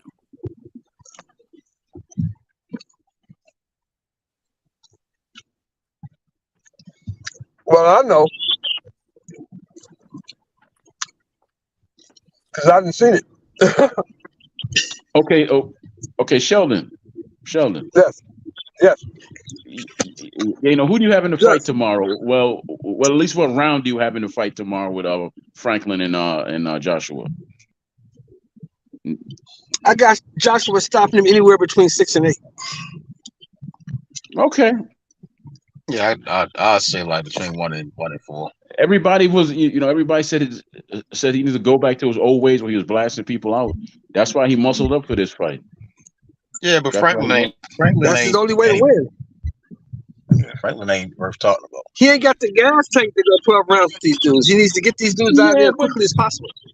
But it's pretty interesting because Franklin really is not a powerful puncher. He's just one of them guys that got to hit you to actually get you out of there. So, you know, we'll see. He ain't gonna be hitting. That's why he should impose his will on this dude. He should impose. How do you impose your will if you can't punch, man? No, I'm saying, how do you impose your will if you're not the better boxer and you don't have a punch, Sheldon? He's talking about AJ. He said AJ. AJ. I'm sorry, Sheldon. Yeah, AJ should just go out there and knock him out, go on to the next fight. And the next fight will be who? Because I don't understand how Franklin lost to White and now he's fighting Joshua instead of White fighting Joshua. How did that all come about? Eddie Hearn. Because White don't want to fight Joshua. Doesn't matter. That's absolutely not true, Sheldon, and you know it. White don't want to fight Joshua. That's absolutely not true, Sheldon, and you know that's a terrible fight. You don't think so? You think he wants to fight him? Of course, he's also people talked about how Franklin won the fight too. So that's and a terrible fight White afterwards. He's gonna fight both guys. I didn't see him winning the fight, but you know they said he won it. But who against White? He knocked White out. How can he not win the fight when he knocked him out? Franklin didn't knock out White. No, I'm saying, did you think Franklin won the fight? Who did you think won? Franklin or White? They're both he's. I was talking about Joshua. Joshua knocked White out. Yeah. Talking about White don't want to fight. I just want to find out. Be a good fight right now. Just straight you question. know, Joshua and Troy Graham. Yes, sir. Who do you think won the White versus Franklin fight? I think White edged him out because neither one of them really. I'll be honest with you. Neither one of them, you know, really dominated the fight, and it was just sloppy. It was a sloppy ass fight. Neither man really took control in that ring. So because White was at home, he was going to get the hometown thing, but neither man actually took control in that fight at all. It was sloppy and ugly. I tell you the fight I do want to see before he retires: Joshua and Joe Joyce. Usyk and Joe Joyce the rematch, because I believe Usyk will beat Joe Joyce will beat Usyk. Yeah, the only problem with Joe Joyce is he's old as shit and he's been fighting. He's only 30-something, 30+ years old, like everybody else. Huh? He's close to 40, yeah, but that's not old as shit. That's old as shit. No, he's old as shit. That dude has never had a championship fight. He's 30-something he's years. still younger He's than almost us. 40 years old. Yes, but he keeps his body in shape, and he don't go out and do nothing. He's a cool guy. He's fine. He keeps himself in shape. I guess all these dudes are in shape, like they're professional athletes. Not really, because some of them gain weight when they're not fighting. This dude stays in shape. Like heavyweights, you mean? This dude stays in shape with his martial arts, and his mind is very settled. That's why he's able to do what he's doing right now. It's been that way his whole ain't done shit in boxing career. Like the dude has been fighting used to be's and never was's. That's what he's been doing. Like most of the heavyweight are never was his Smoke. I don't know if you noticed that. Yeah, but some of them are 2023. Just not the guys he's been fighting. Not when he fights him at least. No. But he's beat guys that we know of, so I can't take anything from the brother.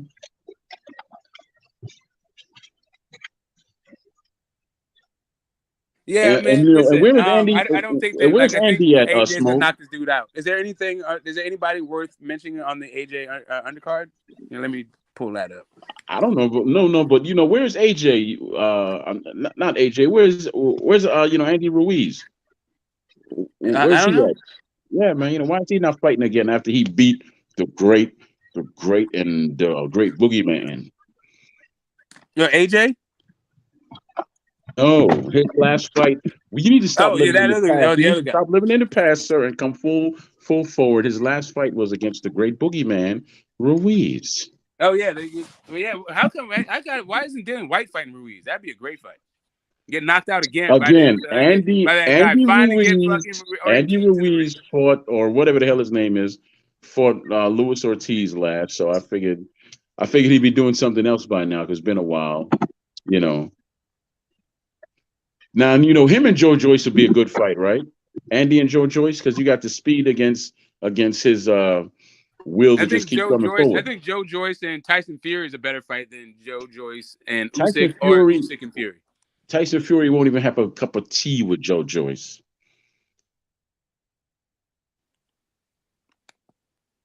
Yeah, what's Dylan White gonna do, man? The heavyweights.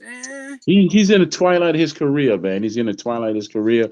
If I was him, I would be like Derek. I would just take on fights and win, lose, win, or whatever, just to keep getting bank, and then I would just retire when I feel like it. Because that's what Derek is doing. Derek know that he's done. He fights first, but he's getting paid a lot of money to fight. Done? I don't know. I think AJ. He knocks out Franklin, knocks out Dylan White again. Wilder Fury's back on. No one wants to see that fight again because there's no reason to see it again. Okay, just because you change your name to no one. No. What I'm saying, Smoke, is they fought 3 times. Wilder never beat him 1 time. So what would be the need for a 4th fight? Money. Listen, they're not going to make any money because no one's going to watch Wilder again. Why? Oh, Austin Williams. What is the intrigue? Okay, hold on, Smoke. Now this is a good card. Fabio. No. But being straightforward with you, what is the intrigue in Fury Wilder for?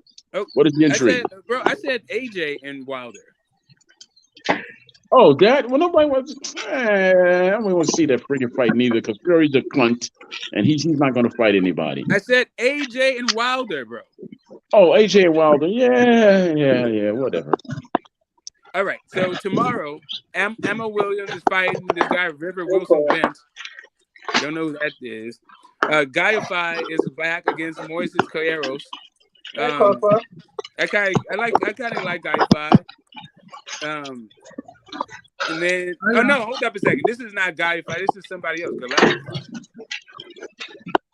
Fabio Wardley, though, I like that guy. You want your rice? Yeah, your boy's fighting. Michael Polite Coffee. That's your boy, George. Michael Polite Coffee's fighting Fabio Wardley. That should be a good fight. Where'd they find him at? I mean, where they dig him up from? I don't know, the bends of your like rejects that you love so much. I was impressed with him, man, in the 3 fights I saw, and then he lost, and he sat. I don't know what happened. I've been trying to get an interview with him, and I got his coach, but I didn't get him. Let's see, Campbell Hatton's fighting. Ricky Hatton's kid is fighting. Over here. Jurgen, Benoit. I got a homie named Benoit. All right, so you got a homie named Benoit? Benoit, yep. Benoit. Spelled. But anyway, Lewis Fielding. There's some okay fights. I want to see that Fabio Worley fight. It's for they're fighting for a regional title too. The WBA Continental Heavy. So they're fighting for the right to fight Daniel Dubois. That's good. You know, what's going on with Conor Ben over there? You know, does anybody know? They're trying to make the Eubank fight. What about the Pacquiao and him fight? What about it? They're not trying to make that no more? I don't know. Like, why Pacquiao fight fucking Conor Ben? Like, no, I'm just going on what I hearsay. You know what I'm saying? I'm going on hearsay. I don't know. A lot of people like. I feel like Manny Pacquiao is a different kind of dude.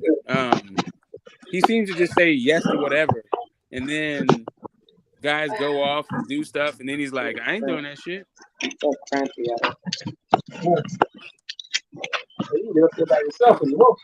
Yeah, no. This card is pretty damn good. I like this card.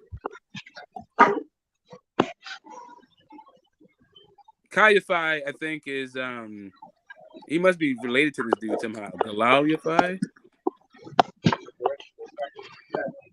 Yeah, seeing that play. Seeing that play. Yeah. She was smiling from ear to guys, ear. did anybody check out the BC Ramirez, Isaac Dalbo, Blood, Sweat, and Tears? You guys watch that? That shit was nice. Yeah, it's only $21 for 2 best things. They're setting up Cash and Williams, Felix Cash.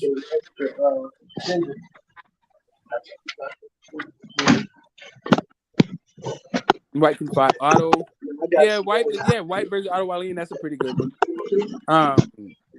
Not in 4. That's too damn soon. Yeah, I think it goes like maybe 7, maybe 7 or 8.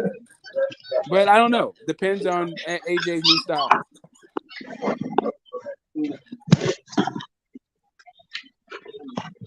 Let's see. Phone versus New Way.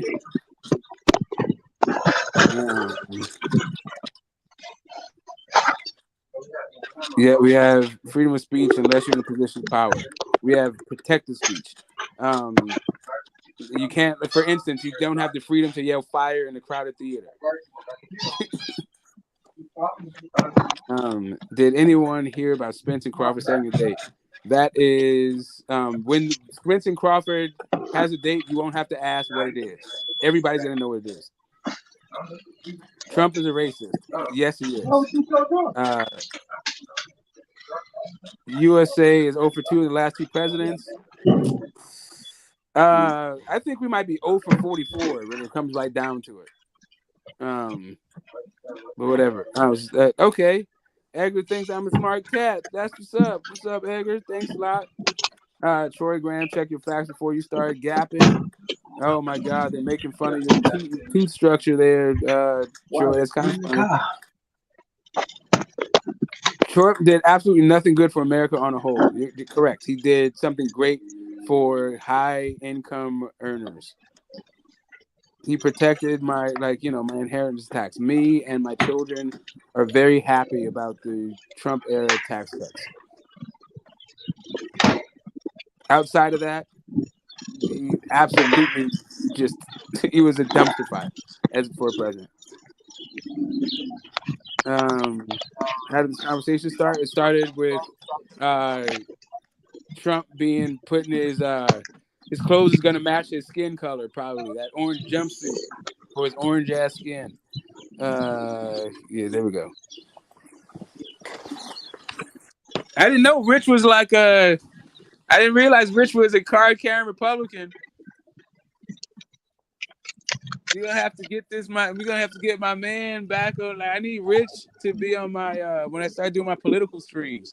I'm gonna need Rich on there. We're gonna have some explaining to do. I need to find out what's going on with Kanye. Let me know, Rich.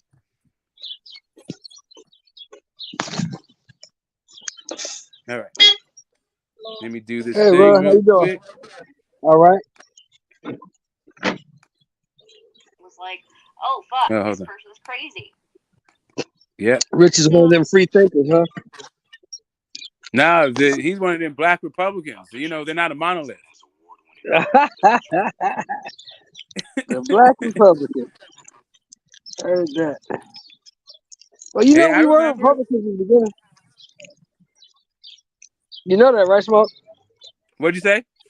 We were Republicans in the beginning because Abraham Lincoln was a Republican.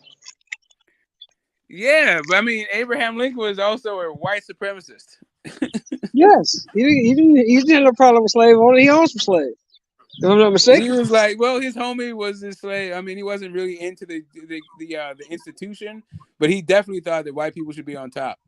He wasn't necessarily. So he was like, all right. So this whole like he didn't free. Well, he had to say he didn't free him. Did he free his slaves? He didn't free his slaves. No, I don't know if he. No, he didn't have slaves. He was in Chicago. His wife did. His wife did. In Illinois. Yes. Yeah. His wife had one. Yes. Yeah. His wife did have one. But I was what was I gonna say? He was not a necessarily a proponent of racial classifications, but he was like, as long as racial classifications exist, I think white people should be on top. Of course. As he should. Yeah, that was his thing. He was a supremacist. If we had racial what'd you call it, racial classifications? Yeah, huh? And black people was on top, I would be all for that. Yeah, I don't. Yeah, bro, I don't. I see the bill. That bill seems like kind of fucked up. I would be all for that, bro. If I was in charge, think about it. Think about it, Smoke. This country is built on white supremacy. So why would you think they ever wanted to change? What's weird about everything that is the reason why this country could fall, like why transgenderism would be the fucking culprit. Yeah, that's the only thing. That's the only thing that are destroying this fucking country. All the fucked up shit that goes on around here. Like, get the fuck out of here. All the fucked up shit that goes on in America. Yeah, that's what's gonna be. Okay, all right. Yeah, man, that was wild for the night. I didn't know my man was towing the Republican line like that. I need. I'm with you on that though, Smoke. I'm with you on that though. I don't give a fuck what a motherfucker does, as long as the shit don't infringe on me. Yeah, man. Like, what the hell? There's 330 million motherfuckers here. I'm supposed to be like caring about what the hell consenting adults do with each other? Fuck you guys. Yeah. And he brought up the kids aspect. I know what my kids gonna do in my house. I don't know what they're gonna do in yours, but in my house, I know what. No, I know what they're gonna do in your house too. Or else they're not gonna be there. The hell? But my kids are adults, and you know what I do? I'm happy that they show up for fucking holidays, birthdays, and the fucking fight parties, and like and Super Bowls and the NBA final, like whatever. You know what I was doing around here, man? You know what I was doing when I was talking to y'all? Well, what?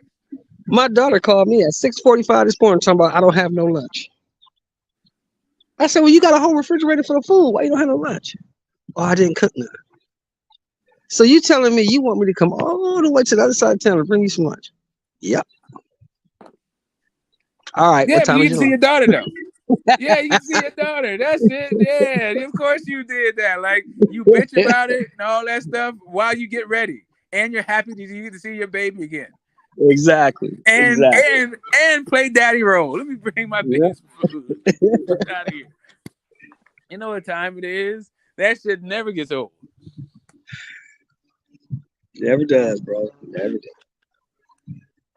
does. Let's see. No, I brought up religion. Like I said, I don't believe. I don't think there's good evidence for God, but I'm not mad at people who get their moral compass from God. But it's just when you do that shit, it's a little bit annoying because now like the world's gonna die if we don't follow what you're like God says we should be doing. Like ain't nobody trying to hear that dumb shit. Hey man, look. I need for you to make sure the trade like God is surprisingly moot on the point of like taxes. I'm not gonna say there is a God or there isn't a God. What I am gonna say is this. I just think it's really arrogant for us to believe that if there is a God, that he created this and then just stopped and didn't create anything else. I mean, listen, I think it's kind of telling that the miracles, the number of miracles seem to subside as soon as we had the ability to actually fact check these fucking miracles. As soon as we had the tech to see what the hell was going on. If you want to tell your kids that like snakes talk and shit, and the guy was in the belly of a fish, and you think you're not telling your kid a bunch of dumb shit, then cool. It's your kid. It's you and your kid. I'm not telling my kid that shit. I can tell you that. Look, man. Here's the thing, bro. I think the Bible is just what the letters I believe stand for. Basic instructions before leaving Earth.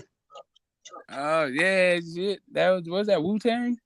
Is that Shaolin or that Killer Priest? I think that's Killer. Yeah, that was Killer Priest. Yeah, there we go. Yeah, yes, sir. Yes, sir. Yeah, no, like religion. And that's the issue. Yeah, like if you're like, let's say, let's just take it for like, if there's a God and one religion is true and the other ones are false, cool. Then we put that to one side, whichever God that might be. Maybe the 6 million gods of Hinduism, right? Or whatever. The one guy of Judeo-Christian, depending on which fat branch of that group of religions you adhere to. Right. But let's put it to one side and say it's false, that there is no God. Then basically what you've been telling me is how to live my life based on an invisible fucking person idea of right and wrong. Right. Like your entire shit is just I feel like people should have a better sense about like how they should navigate their lives based on somebody's interpretation of like an invisible being. That just seems like, practically a bad fucking setup. Well, if you want to talk about the Bible, I think the most important passage is, I think it's in Mark, where they asked Jesus, I think, what's the most important commandment? And he said the most important commandment is to treat your brother as you would treat yourself. Yeah, but people have no goddamn self-respect. Like, I want you to treat me better than you treat yourself sometimes. I see how the way people treat themselves. Hell no, don't treat me that way. Listen, Jesus said a whole bunch of shit that like I'm not down with for real. To be perfectly honest with you. That whole shit, like the poor you're always gonna have with you, like hook me up with some of that hair oil. Like, bro, you can fix this shit. You can definitely have your thoughts on like how the ethical treatment of slaves and all that shit. Like, bro, get the fuck out of here with that. I got better ways to if I'm gonna be doing it, I'm gonna be doing it a little bit different. Anything that's been written by a man, you can't really put too much faith in it because he's gonna twist that shit to fit what he believes. Oh yeah, especially if it was compiled by a bunch of dudes that were just trying to like curry power and like garner power and keep for themselves. Their heads and keep their heads. This is what you like. This is what you take out. Man, this box talk. It's I don't know. Yeah, I'm kind of excited, bro. I'm kind of excited for tomorrow. Fights, I think. I'm kind of excited for tomorrow. Fights, but I think we need more 50-50 fights. Well, I'm intrigued for tomorrow. I'm kind of excited for tomorrow, actually. I want to see this fight. I want to see how this dude looks getting knocked out under Derrick James. Yeah, bro, he's getting knocked out. I do want to see that, but yeah, this dude's getting knocked out. I do want to see what it looks like against Derrick James. I'm very interested in that. I'm very curious.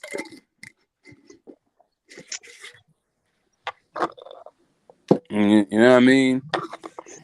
Well, I saw what I needed to see today when he came in at 255. I said, "Oh, he's going back to the old AJ." Okay. No more slimming down. No more boxing. All right. Well, this guy can't punch like that. Well, if you could move at 240, you damn sure can't move at 255. Well, I mean, he dropped to 255 because he needed to be light on his feet to get away from them goddamn Andy Ruiz bees.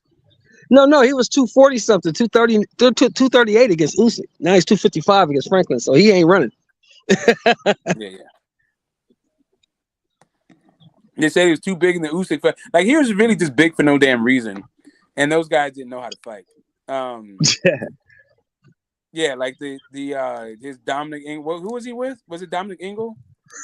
No, he was with Andy Lee. Not Andy Lee, No, the other guy. that's Tyson Fury. I'm talking about Not Andy Lee, the other guy. AJ. The guy used to be a champ. She said she not mad at us. She said, why I'm mad at her? I said, I said you blocked us off of Facebook. She said, no, I got off Facebook. Yeah, because I've seen my she back on. Yeah, Jay like Simon. Simon definitely keeps coming off mute to have conversations in the background. Hey, Jay Simon. Talking to his dad. Talking to his dad. I forget who AJ's trainer was, but he was a former champion, I think.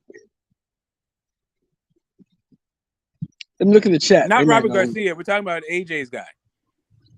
AJ is like the guy he has since the amateurs. They might know in the chat. No, not Robert Garcia, Orman. Not Robert Garcia, the guy before him. Where do?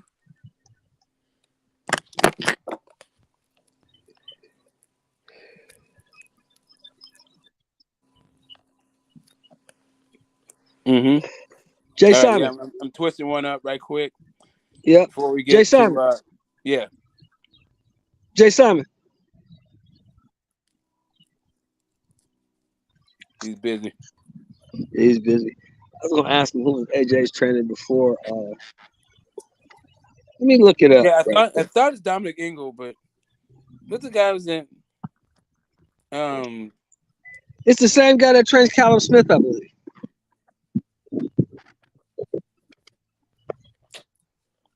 Okay.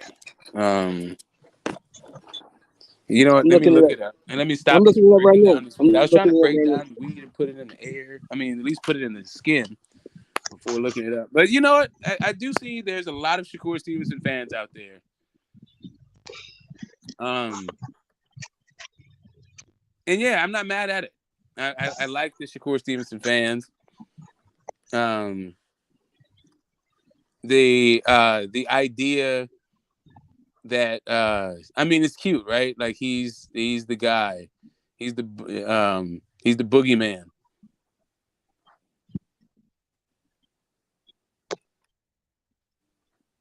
I don't think that's.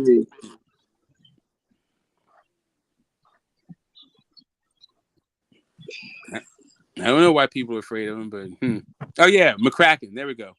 Rob Mc.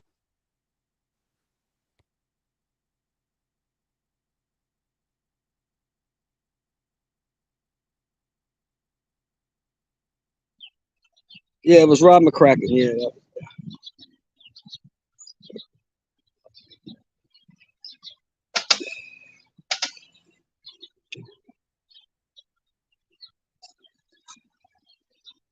Britney Spears lost her damn mind again. I forgot she's still around. I forgot she existed. Who? Britney Spears still a thing? Who? Britney Spears. Yeah, she's still around. She's still rich too. Yeah. You know who I just learned got a fucking residency in Las Vegas? Who? Rick Ross. No, he did. I thought he. You think he already have one? I never knew he had one. I thought one would think he's been there, right? I mean, isn't that where the? It seems like guys like that need constant stimulus, right? Seems like he'd have a place in Vegas and a place in New York. No, I mean, the residencies. That's the stream of income. You get like $2-3 million a year for that, just to be there, just to show up and do some shows. Yeah. Oh wait! You saying he's streaming? He's gonna be. His life is gonna be for everybody to watch. No, he's the residency there. He appears at a casino once a week. Oh, wait, he has a show. He has a show in Vegas. Yeah. Oh shit! Rick Ross got a Vegas show. That's what you mean residency. I thought you were talking about a house. Okay, No, I get what you're saying now. I got it. I'm picking up with it. What? No, he got a show. I didn't know Rick that. Ross got the Vegas show. Yeah, man, them dudes make $100,000, $250,000 a show. Yeah, he getting that bread. He probably makes like he probably gets 250, $500,000, $500,000, and they do like what 4 shows a day. 4 shows a day, 3 days a week, and some 4 days a week, something like that. Yeah, that's that good bread. That's when you made it. That's when you know you made it. Yeah. Shocked me. I couldn't believe it. Yeah, that dude Wade Newton was killing it back in the day. He set the fucking stand. That dude was making $10,000 an hour. Got to charge up. I got to charge up, smoke. I'll be back in a minute. No, you got it. Yeah, I'll hold down. Yeah, so just to recap for anybody who was around late, we chopped up basically all the young guys and the likelihood or what they need to do, based on today's landscape, what they need to do to catch up to this era's 4 kings, right? We got Tank, Ryan, Devin, and Teo. And on the outside, we got Shakur, outside looking in. But it's not just Shakur, who's a young buck, right? It's also David Benevidez. It's also Bam Rodriguez, Dave Morrell. Like all these guys, are they going to be able to catch up to these guys, assuming that they win their fights, assuming Tank beats Ryan, assuming Teo and Taylor fight and Teo wins that fight? Just sort of a who you got kind of thing. And I think it's been like kind of a lively discourse. We got a little bit off the rails, talking about the Trump indictment. And for me, I get I just get the feeling that Trump is a criminal, right? I felt this way the entire time. So him getting indicted, like Trump getting indicted, I find that thing to be hilarious. By the way, I feel like I had my own run-ins with the law, right? In 2009, I caught a case. It cost me like $70,000 to extricate myself from. And it also took like a year and a half of my life. So I feel like what I was doing was benefiting people, right? I was at that point, I was providing cannabis for medicinal cannabis patients. And I got caught up doing that thing. And if I had to stand tall before the man, why the fuck should Trump get off? For having porn star girlfriends is using campaign like slush funds to pay for. Now, mind you, I'm not against fucking having porn star girlfriends or having slush funds in order to pay hush money. If that's what happens, that's what happens. I just don't like if there's a law against doing that shit with campaign money, then I want to see that law being fucking prosecuted every single time it's goddamn broken. Don't care who it is. I get just a little bit of glee out of the fact that like Trump is being fucking indicted. Yeah, there we go.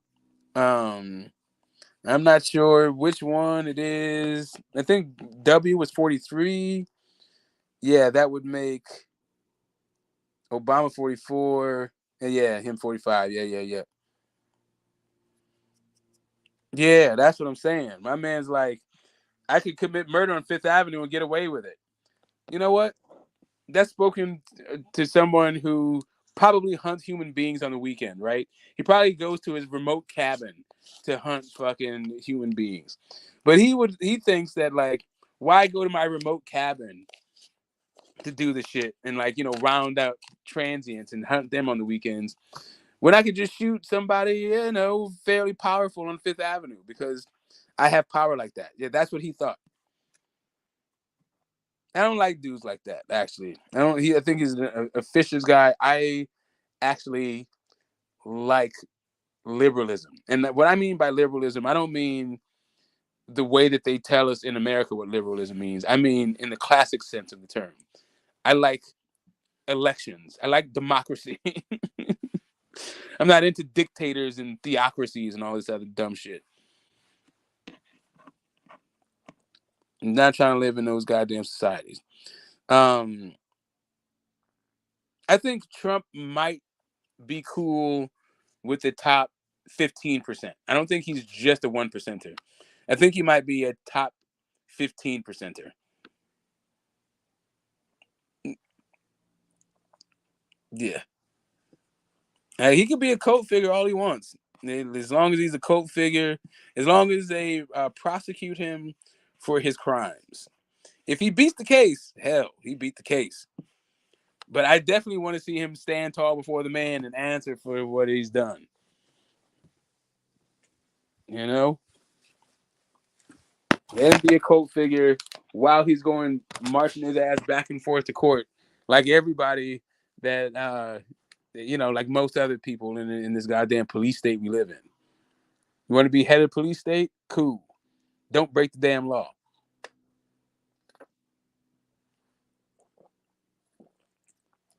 Know what I mean?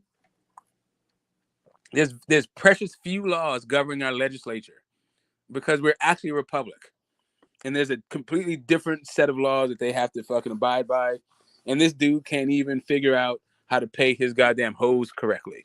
Like, it's not, yo, all they ask for is that you don't misrepresent funds. You don't mismanage funds.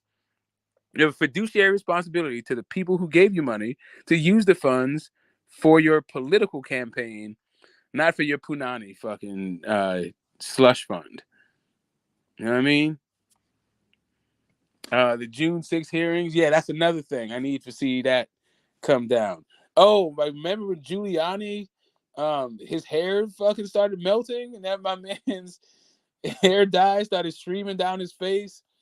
That was a weird thing. Yeah, that fucking happened. What happens if he wins the election and is found guilty? He will. The vice president will be sworn as his president. I think I'm pretty sure this is a felony. People are talking about it's a misdemeanor. I don't think you convene a grand jury for a misdemeanor.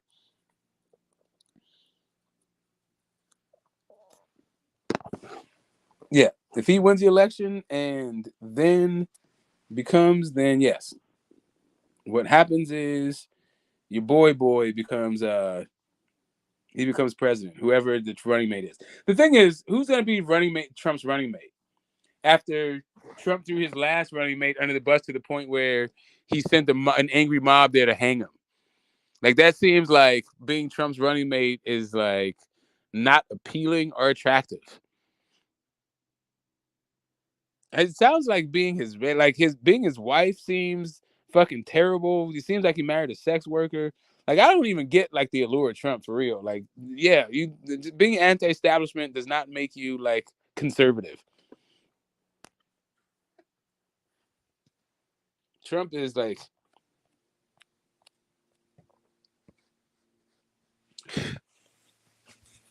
yeah, but yeah. Anyway, yeah, we can get it. We can talk about the politics of it all forever and ever.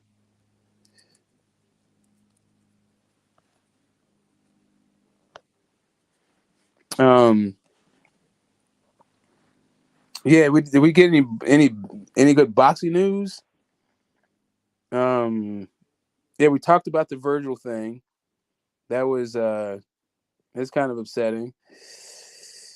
Yeah, man, I hope that young man's okay. When it comes right down to it, they're in a dangerous enough sport. if you can't handle the weight cut, man, if it's really doing this kind of damage to your organs, hopefully you have a plan B for your career. That's got to be heartbreaking for him and his family and his like career aspirations. If he has to fight 154, I think he's gonna get his ass whooped for peanuts. I don't think it's gonna be a good look for his career. But yeah, I think we can perhaps shut it down. Let me see what's happening with the. Let's see how long have we been live today. I'm kind of tempted to read some of the Shakur responses that I got to this video. Like the Shakur fans, they really are trying to like argue for Shakur to get a shot. And I'm not mad at them arguing their way to it. I just, I'm sorry. I'm not mad that they're trying to argue their way to it. It's just that Shakur put himself in this position.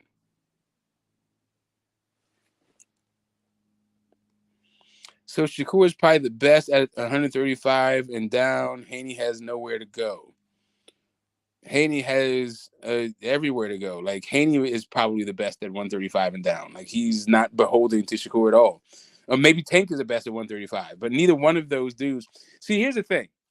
Devin Haney has options, especially if he gets the Loma fight, right? And he'll be a pay-per-view guy. He'll be a self-promoted guy. He will work with every network, every promotional company.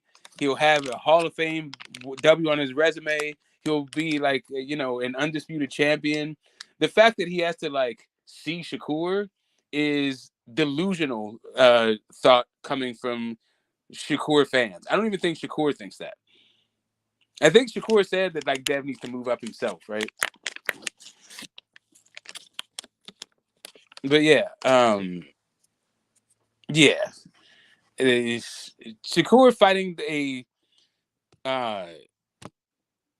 what is it? An unheralded, unknown, albeit undefeated guy out of Japan. That's not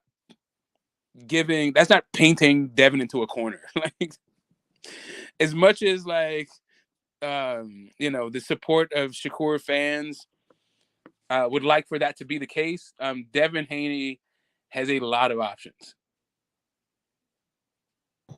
Facts. It's just that he's only got like two that'll make sense at 135, being Shakur or Jackson. Well, he only has two that make sense in the eyes of YTBC because of all the shit that's been talked. But really, the dude is playing with house money. After the Loma fight, he can take easy touches. He can fight for one belt, let a couple of belts go. He can do whatever the fuck he wants, like for real. But everyone's just gonna be mad. Like, but his fights are still good. His next fight is still probably going to be him headlining a huge ass fucking card. So yeah, that's why I told niggas don't be surprised if you see Pitbull Cruz. Like that's a realistic possibility. I'm pretty sure his name is in the mix. Who can Haney fight at 140 for a belt? The winner. He can petition for the winner of Teofimo and Taylor. Whoever wins that fight, he can fight. If Taylor wins and then moves up, he can fight somebody for that vacant. But also, he's not beholden to fight for a championship at his very next fight. Like that'll just be like, again, Shakur Stevenson fans trying to like make Devin a lot more desperate. They try to characterize Devin's situation as a lot more desperate than it is. If anything, it's Shakur's situation that is fucking desperate, not Devin's. Yeah, mean, Top Rank is kind of thin over there at 135. All the 135 smoke is that PVC. Oh, I'm sorry. Did you? Yeah. We're over talking. It got heated for the politics part of it. I don't know if you're trying to get your points off during that thing, Phantom.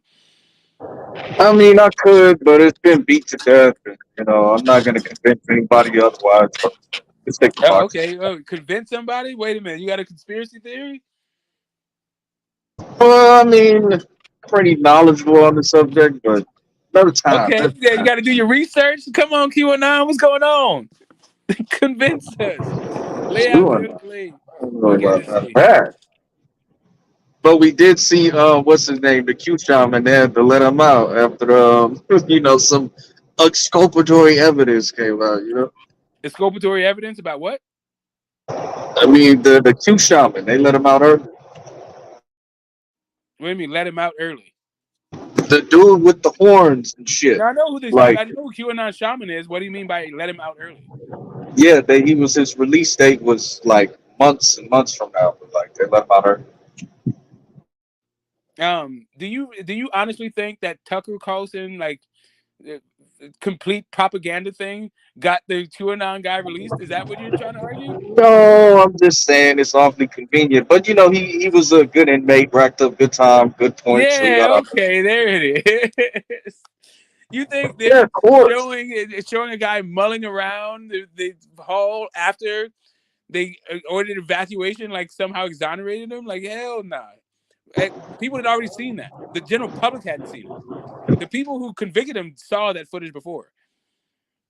Yeah, but I mean that was a planned event. Like, I'm pretty sure the feds had a hand in inciting that whole thing.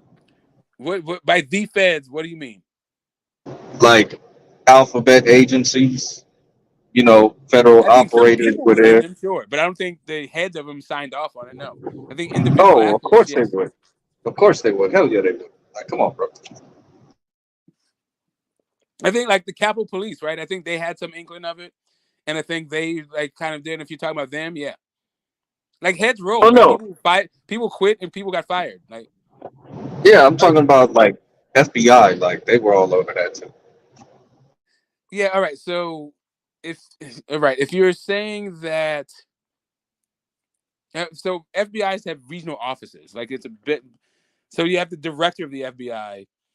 And that guy was like a political appointee for Trump's thing. So, like, even if it was them doing, like, letting it, if it was planned, that still kind of lays the blame at Trump's feet. I mean, you can say that, but it's not. The FBI is its own organization. Like, it's very political. So even within that organization, like, so they have the director, but they have all these regional offices, and they're kind of. They're all like autonomous, other like outside of their, the command structure. They, they're for lack of a better term, they're senior manager. I guess it's senior management. Correct, and you'll have some areas that are, more politically motivated than others and have connections to certain politicians and political parties and shit like that. Yeah. Okay, so let's see. Haney has a WBC franchise, meaning he can move up to 140 pounds and become Regis programs and many mandated mandatory. I don't think he needs to. Like, if he wanted to fight Regis, I'm pretty sure Regis would love to fight Devin Haney. I don't think he has to go the mandatory route. Right? I don't think, like, Devin Haney, I don't think needs to go the mandatory route for anything, unless the guy has a mandatory already, kind of thing. But I don't know. I feel like 140 would welcome Devin Haney with open arms. I think those guys are licking their chops for the prospect of fighting Devin Haney. Yeah, I mean, if it could happen, but they pretty sure they're focused on their own division right now. Yeah, I'm just saying, if he came up, yes. If he was like, Prograis has no home, so, and there's no real reason for Devin Haney to, like, if Devin Haney leaves Top Rank, where in the hell would he go in order to get a Regis fight? Like, they both would have no network at that point. So who do you think would be a best option to make a Regis fight? Would it be Top Rank or PBC? Or maybe even the Zone if Haney wants to go I back to think the Regis Zone? had an issue with the PBC. It could be the Zone, but like, why go back to an app that nobody knows? Maybe because if you lose, nobody's gonna watch it. Yeah, I don't think that'd be the point. Like, people get paid, bro. Yeah, I thought the Zone said they're not gonna be doing all those big purses like that anymore. Yeah, they could say that, but Eddie Hearn, you go sign with Eddie Hearn, you might be able to get some shit going on over there in the UK as well as in America. Yeah, maybe. I hear him and Eddie Hearn get along real good. Like they had a good working relationship. Shakur screwed up by missing weight. Yes, that's true. But it's slim pickings for big fights for Haney. I'm not sure he beats Taylor, Regis, Matias, Tank, or Shakur. Hold up a second. Dominion's $1.6 million. This is breaking news. Damn. Yeah, stop the steal shit. They're getting sued for 1.6. That's just moving forward too. So Trump is going forward to Stormy Daniels, and Fox is getting sued by Dominion. To all that bullshit they were talking about them, those funky ass voting machines, to quote Ice Cube. For 1.6 million, that's it. Billion with a B. Oh, okay. Yeah, Fox don't want that. Fox does not want to owe anybody 0.6 billion, not much less 1.6 billion. Yep. I don't know. That election was kind of. I thought they extended him. Like they released him on house arrest. Let's see. That's some funny shit. That might break. Who got released? It's saying Andrew Tate got released on house arrest. Oh, okay. Let's see. Andrew Tate house arrest. News. Yep, Romania jail, placed on house arrest. Look at my man walk out. Look at Top G. Fucking sex trafficking, goddamn human trafficking extraordinaire. He actually is looking a little black in this commercial, like coming out of jail. They don't really look that black though, for real. Looking a little more black than usually. Isn't that one of his talking points? Like his dad or grandfather was black or something? No, his dad apparently.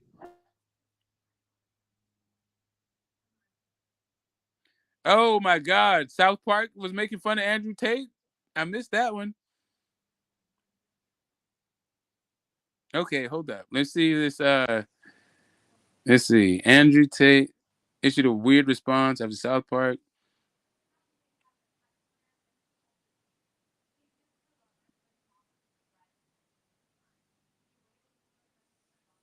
Wait a minute. They said he is released. Wait a minute. I thought they said he wasn't released. What the fuck is going on here? 7 hours ago.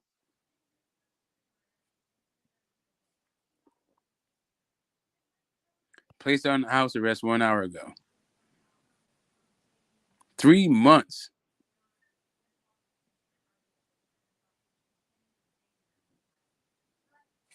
Wow.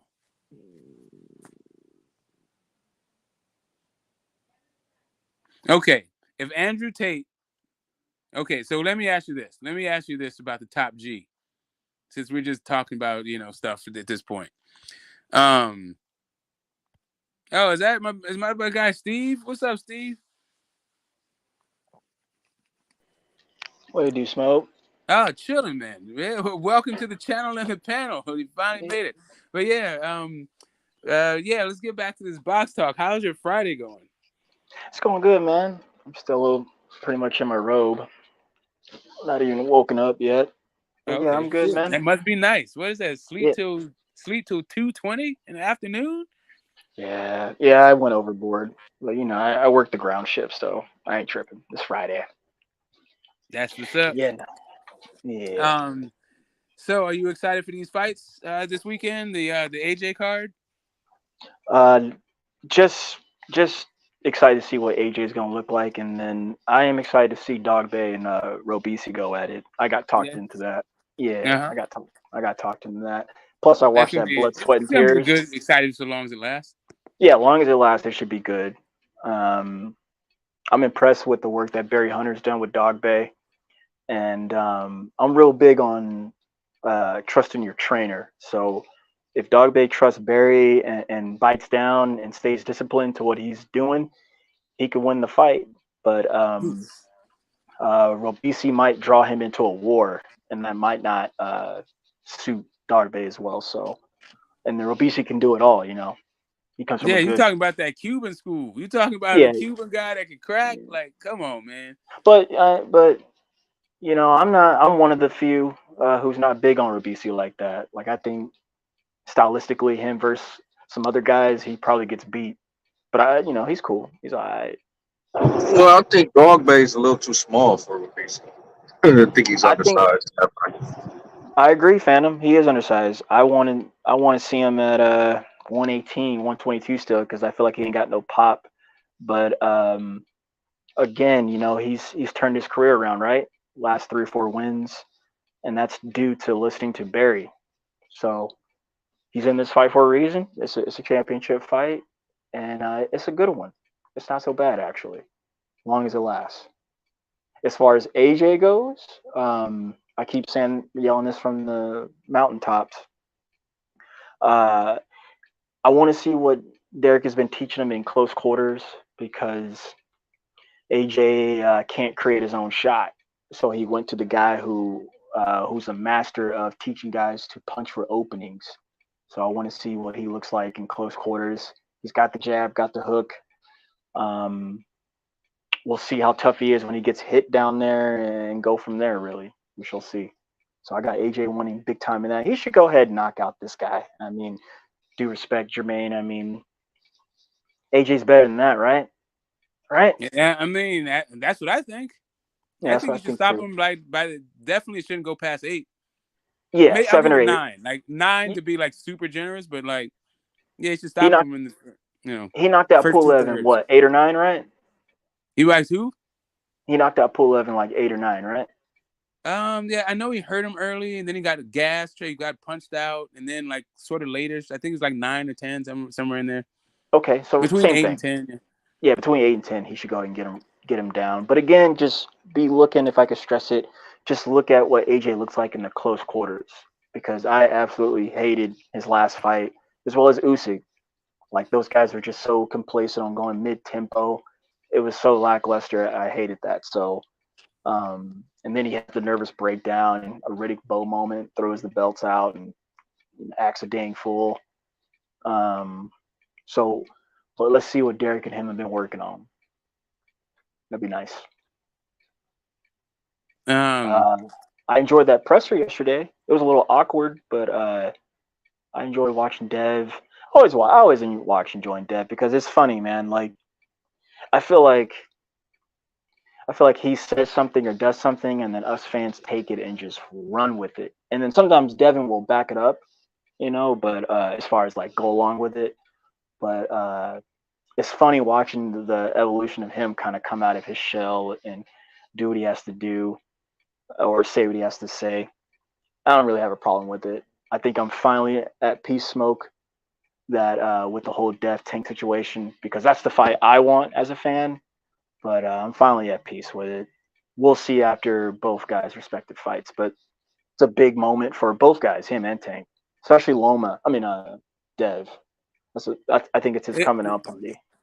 Yeah, I feel like this is like for all the people who are like like, you know, as purists, hardcore diehards that were whining about the 4 King comparison with Tank, Teo, Ryan, and Dev.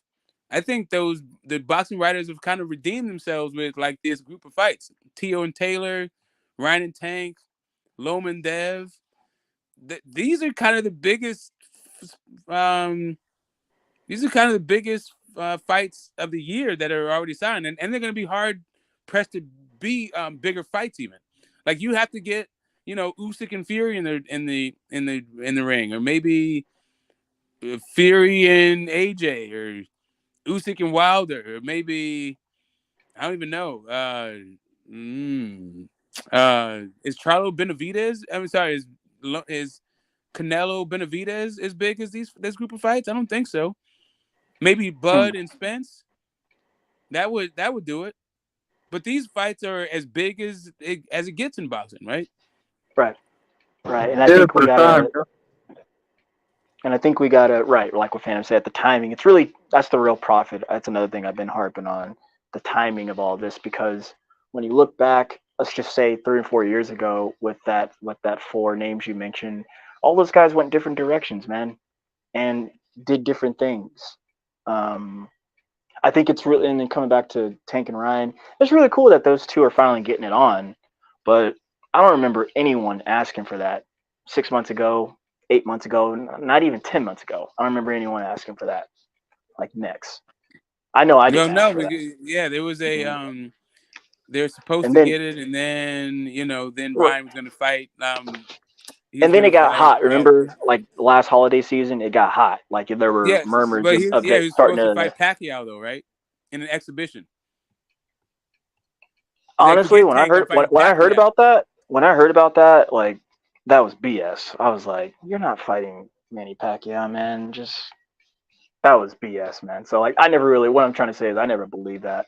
I heard that one time. It was like, he's not fighting Manny Pacquiao.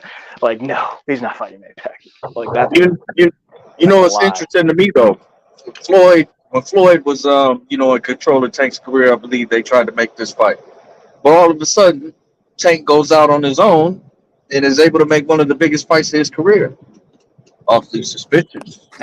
On his own? What the hell? If he's on his own, why did we just see like Leonard Ellerbe looking like Grady from goddamn Sanford and Son? I was gonna say he's still working with Mayweather Promotions. Working with them, but not under them. No, to make this fight though. Like this is, but literally how'd you think this happened? Yeah. It happened because of Mayweather Promotions, straight up, dog. I don't think so. I think it happened because of Ryan Garcia, really. Yeah. I think Tank, when he was a fighter under TMT, I think the terms probably weren't as favorable to Ryan. But I think when Tank became the lead, he said, well, he was more willing to acquiesce to certain things, I would say. That's true, Phantom. And I give Tank a lot of credit. That's what we're watching right before our eyes. He's literally, in fact, this is the first time we've seen him do anything of this nature. So it's interesting, and then B, cool to see if you're like a super fan of him. But I still think Mayweather and company are very much involved. And I always remind other boxing fans, like, you guys got to like remember who he came up under and grew up under and learned under. He's literally doing the same shit. Like, it's even that All Access, that recent one, I was so reminded of Mayweather, man. He's just doing it the GTD way. Perfecting it, and, making it better. You got to look at where the fight's happening. Where's the fight happening at? Anybody know? Las Vegas. Where at in Las Vegas? MGM, sir. Okay, so who you think secured that site fee in that venue? T-Mobile. Oh, my bad. Yeah, you're right. T-Mobile. T-Mobile. Yeah, T-Mobile Arena. So who you think secured that site fee in that venue? You think Tank did that? No. I think Leonard helped. Mayweather Promotions, Leonard and TGB Promotions did that. In fact, I keep forgetting to say this. Tom Brown Leonard did that. Tom Brown, they did that. Right. You know that story that he told? Oscar might have kicked in some cash, but they did that together. Tank and Ryan didn't do that. Well, of course, that's kind of what their job is like advisors and promoters. Like, yeah. Yeah, that's what I'm saying. But you said like Tank made the fight. Tank didn't make that fight. Oscar and Floyd, his people, and Oscar made that fight. Well, I don't think Floyd had anything to do with this. If anything, it was Leonard. I don't think Floyd gave a shit about what was going on, really. I think it was Leonard. Floyd always gives a shit with what's going on. You think Leonard got money like that, or is that Floyd money? Floyd is not tripping on what Tank. Floyd just opened up an airport in Dubai. This nigga got other shit going on, bro. You're not worried about little old Tank. Frank, let me tell you something about Floyd. Floyd is always worried about something that can possibly, in any way, shape, or form, somehow outshine him. Floyd don't want nobody doing better than Floyd. Okay, so that's why I said it's awfully suspicious how he's no longer TMT, and you know this fight happened. Like that's what I was saying. But this is what I'm saying. How's he not TMT when Leonard Ellerbe is all the way blood, bones, and through TMT? He is not fighting under their banner, my nigga. When they were at the press conference, they were saying Tom Brown Promotions, GTD Promotions, PBC Al Heyman. You did not hear Mayweather Promotions but at Tom all. Brown promotes all PBC fighters. Yeah, Tom no, Brown's it's a on. promoter It for the says PBC. it literally says Leonard Ellerbe promoter on this on BoxRec, or at least it did that day when I looked it up. Yeah, Tom Brown is the promoter for all PBC fighters. Yeah, but if you that's what fight I'm on saying. I don't Showtime, understand why he has Tom this many Brown's promoting the fight, bro. That's the deal. Ain't no getting around that. Whoever you are. No, you can have a different promoter, right? Like he's Like not who? for all fights. He's the one for all the self-promoted fighters. He's the guy with the license. Yeah, Tom Brown promote. Yeah, he's always there. When has he not been there? Who have you seen fight on Showtime? Well, he doesn't where he's promote not like there? Boots, right? That's Cameron Duncan. Who? Boots, Dave Morrell. The Cameron Duncan fighters that fight Yeah, over those are PBC Cameron on Duncan Showtime. fighters. Kind of shit. Yeah, those Cameron Duncan fighters. Yeah. Also, Luis Ortiz has a different promoter that works over there. Your Luis boy Ortiz worked with Isaac Samson, Pitbull don't he? Cruz He has a worked with different Samson, promoter. right? Yeah, he's Samson, exactly. And then Sean Gibbons, I Yeah, he think, worked with Samson. is Sean Gibbons. Sean Gibbons is I for think? Pitbull. It's Pitbull, yeah. yes. Pitbull works for Manny Pacquiao. Mm-hmm. That's Manny Pacquiao's guy. Yeah, but they're all under the umbrella of PBC. PBC works with all those promoters you guys just mentioned.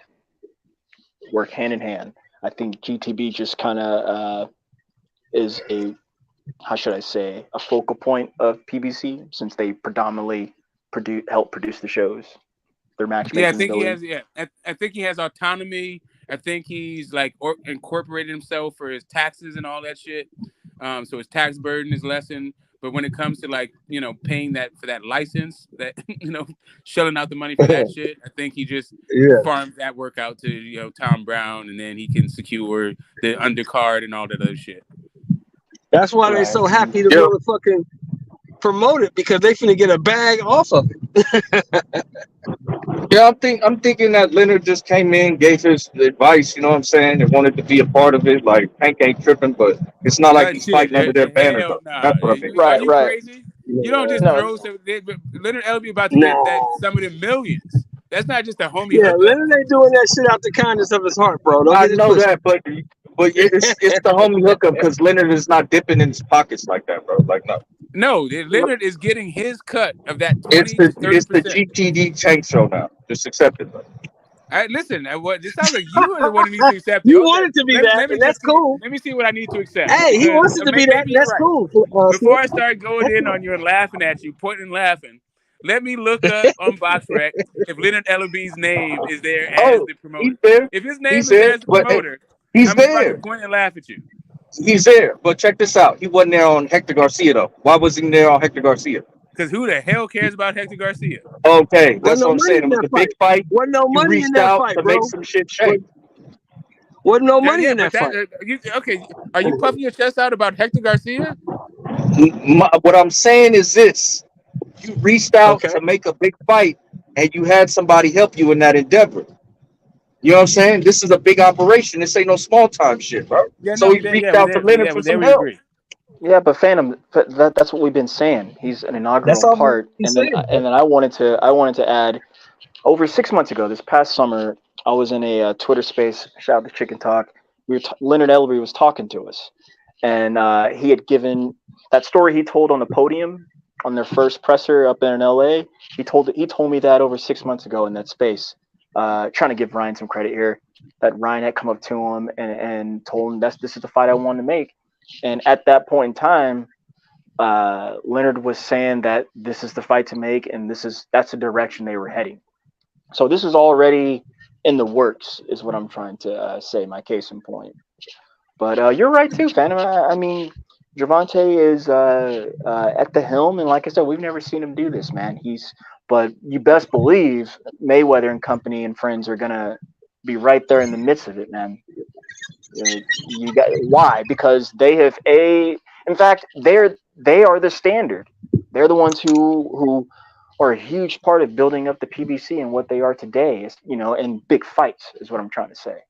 So believe that. I agree with that. But I'm saying I wouldn't be surprised if the contract that they had before the fight, Ryan, isn't the same one now with just some revisions. So you know what I'm saying? Of course, they'd be a part of it. Sure. So you mean to tell me they need Tom Brown, who's put on huge ass fucking fights, bigger than this fight. Yes. They need Oscar De La Hoya, who's put on huge fights, bigger than this fight, and they need Leonard Ellerbe. Yes. Why? Both of these guys have put on fights bigger than this fight. But when have been at the level of where we're at right now in this point in time?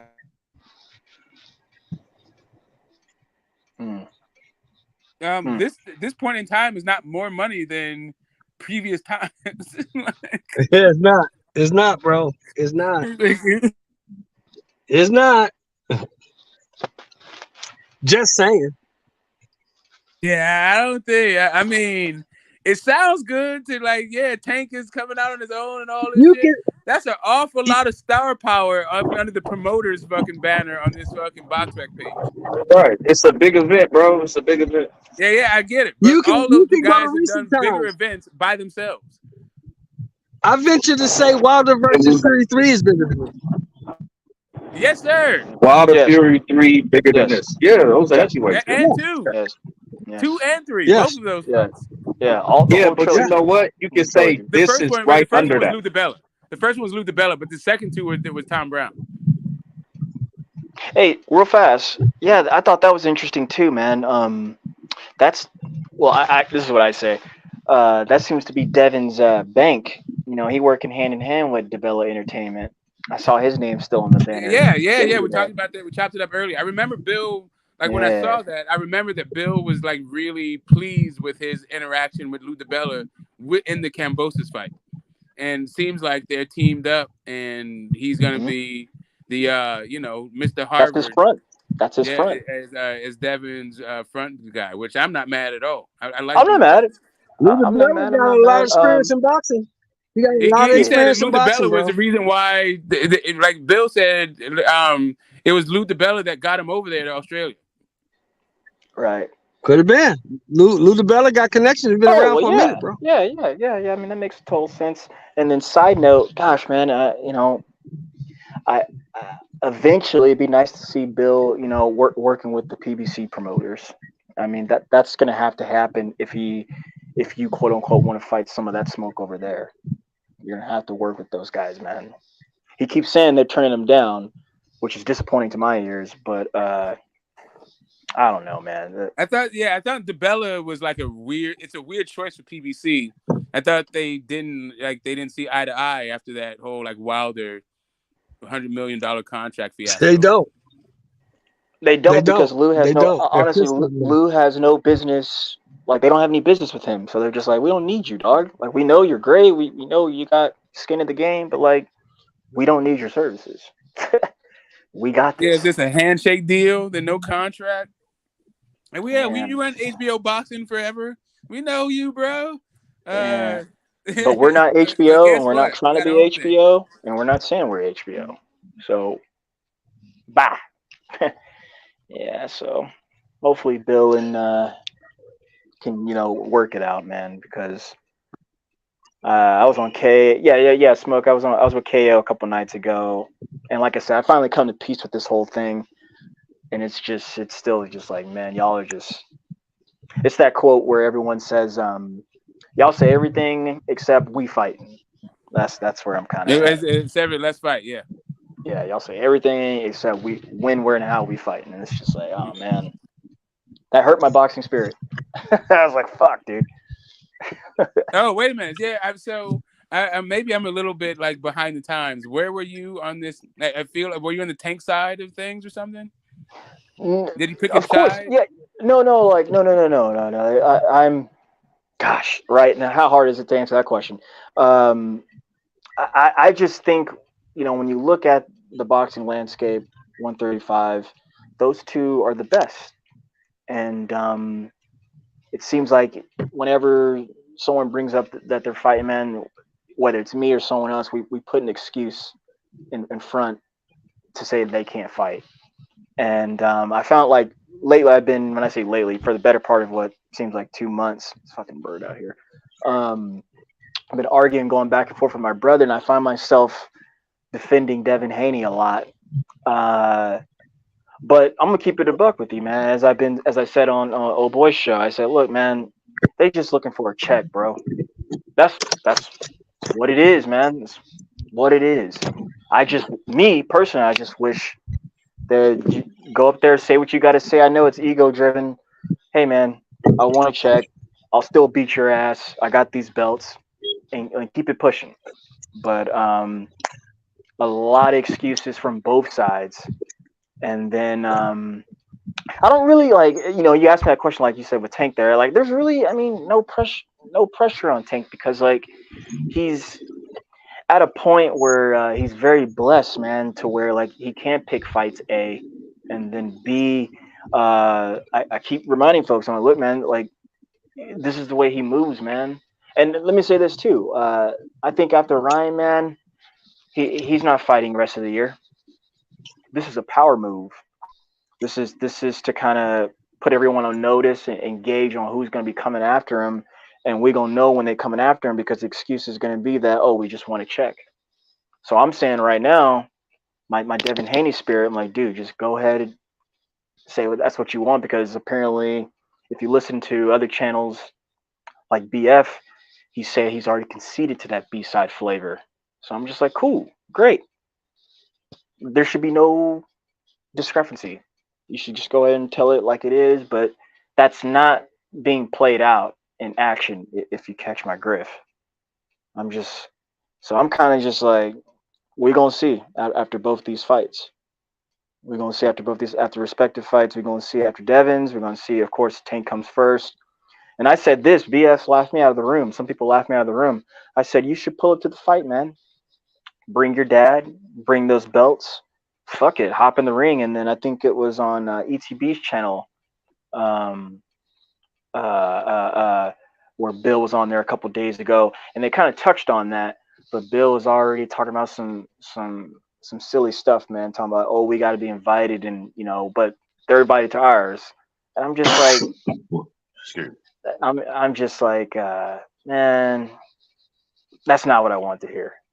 What I'm trying to basically say is, regardless of the answers or whatever, how we feel about it, you should still be trying to apply pressure. I get it, man. You want the check and you want to prove that, that you're better. So do that. Don't just say you're doing it behind the scenes and then the problem is that they're trying to the problem with that is that Tank is trying to, it seems like Team Tank, not Tank maybe specifically, but it seems like Team Tank is trying to create a situation where it looks like Devin is a beggar, like hoping to get a Tank fight, or else what the hell is going on with his career. And I think it's like a weird way, like this whole like starving him out and he's talking too greasy, like they got to kiss Tank's ring to get a fucking fight. Get the fuck out of here. Like, is that like, well, I'm not really down with that particular thing, but I didn't know y'all were I do like the idea of like the whole Jack Johnson, chase that dude around. But if you are the champ, what the hell are you chasing? But anyway, what's up, DJ Black? That's what I came up here to cook on too. That's peace, man. Bass and Chef. That's what I came to cook on too. That Devin being in it, like when you the man, you make people chase you, and how they move and is making Tank seem like he the man. Like I put it like this. At this point in his career, when journalists and whoever worked for the journalists walk up on Devin Haney and they call him Tank, he's supposed to stop and correct them. I'm Devin Haney. You know what I'm saying? So that won't happen again. Now he becomes known to that person who mistaken him for Tank. You know what I'm saying? And that person can then say, that's Devin Haney. Like he's constantly being mistaken as a contender. He was on the 85 South show, and I keep talking about this. And DC Young Flowers told him, asked him, he said, I thought Tank. And they ain't tell him, not asked him, but he had made a statement. He said he thought Tank was the champion. And Devin Haney said, no, I got all the belts.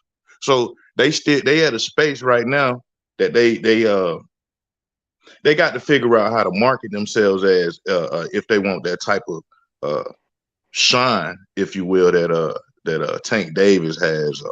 I think beating Loma. I think Loma being in Vegas on pay-per-view is the way you do that. You don't do that by like chasing Tank. You do that by right. Because like Tank already his own person, like Bass was saying. Yeah, the boxing, like the entertainment world is into Tank and Ryan. The boxing world is into Devin and Loma.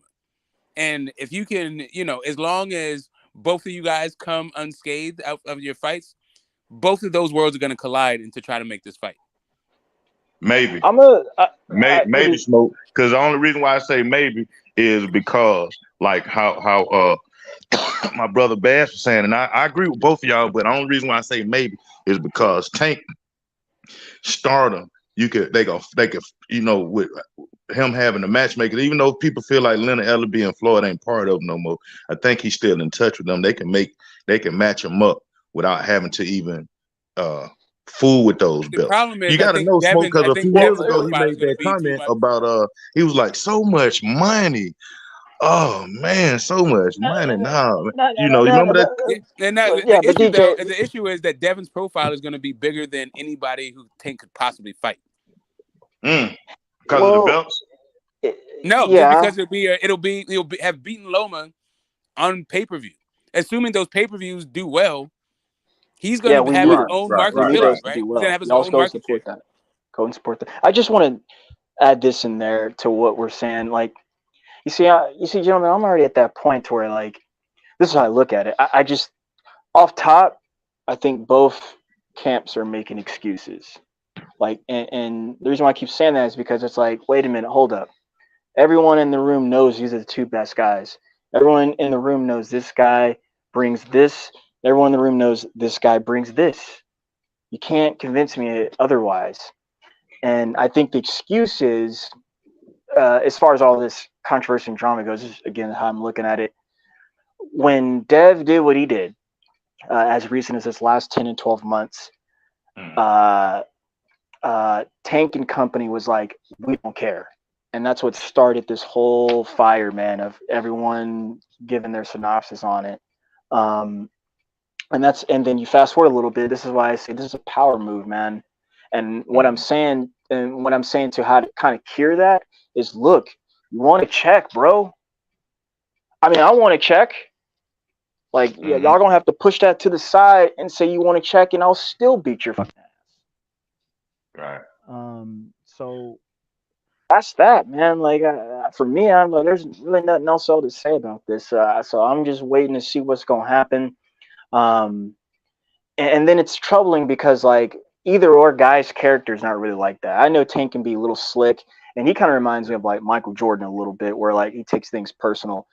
Dev is still actually coming out. We're still learning about. I know he's said some things in the past, and when I say not necessarily backed him up, just like he really didn't, man. He just said what he said and kept it pushing, because his actions, if you look at his actions, he's moved differently. So, what I do know, like I was about to say, is that he's going to be at 35 until the rest of the year for the foreseeable future. In my opinion, I think after Tank beats Ryan, he won't fight. He won't fight for a long time, man, not the rest of the year. So I'm going to be looking at both those two guys like, what the fuck? What the fuck? And then, but someone could be like, well, but Tank don't call on nobody. And it's like, okay. So like, how are you going to get into competition, brother? Is my question. You got Devin Haney right over here, who's the freaking champion of all. What's wrong with him? Like, what's wrong with that? What is wrong with that? And then that's what we get into all of these conspiracies of like marination and all this crap. I was just about to get into that bullshit. I don't have any time for that, man. Like, damn. Watch this though, Bass. I think it started before 12 months ago. I think it started when young Devin didn't get down with Floyd Senior after all that good training. Then it started being Tank versus Devin, and we don't want to fight. I think all that little back and forth started then. You know, even with Ryan Garcia, because I think he was a part of that crew too. You know what I'm saying? I think all that little stuff started back then. You know, and Floyd started moving Tank a certain way to where it was, I guess it's kind of impossible for Tank to call out anybody. You know what I'm saying? They was finding opponents for Tank, and then, you know, Tank would be wondering why they found this opponent for him and that opponent. You know what I'm saying? So I think that kind of mystique right there is what put Tank in that space of not having to call out people, because they set up a narrative for him long years ago. Right. That's how they move. Right. That's how they do. No, like, and basically what it is to Smoke and your followers. Look, man, Gervonta just wants to fight big fights, right? Like he when I say really about that check, big fights, belt or not, right? Big fights. That's what he's used to. That is the plan. That is what they're trying to perfect.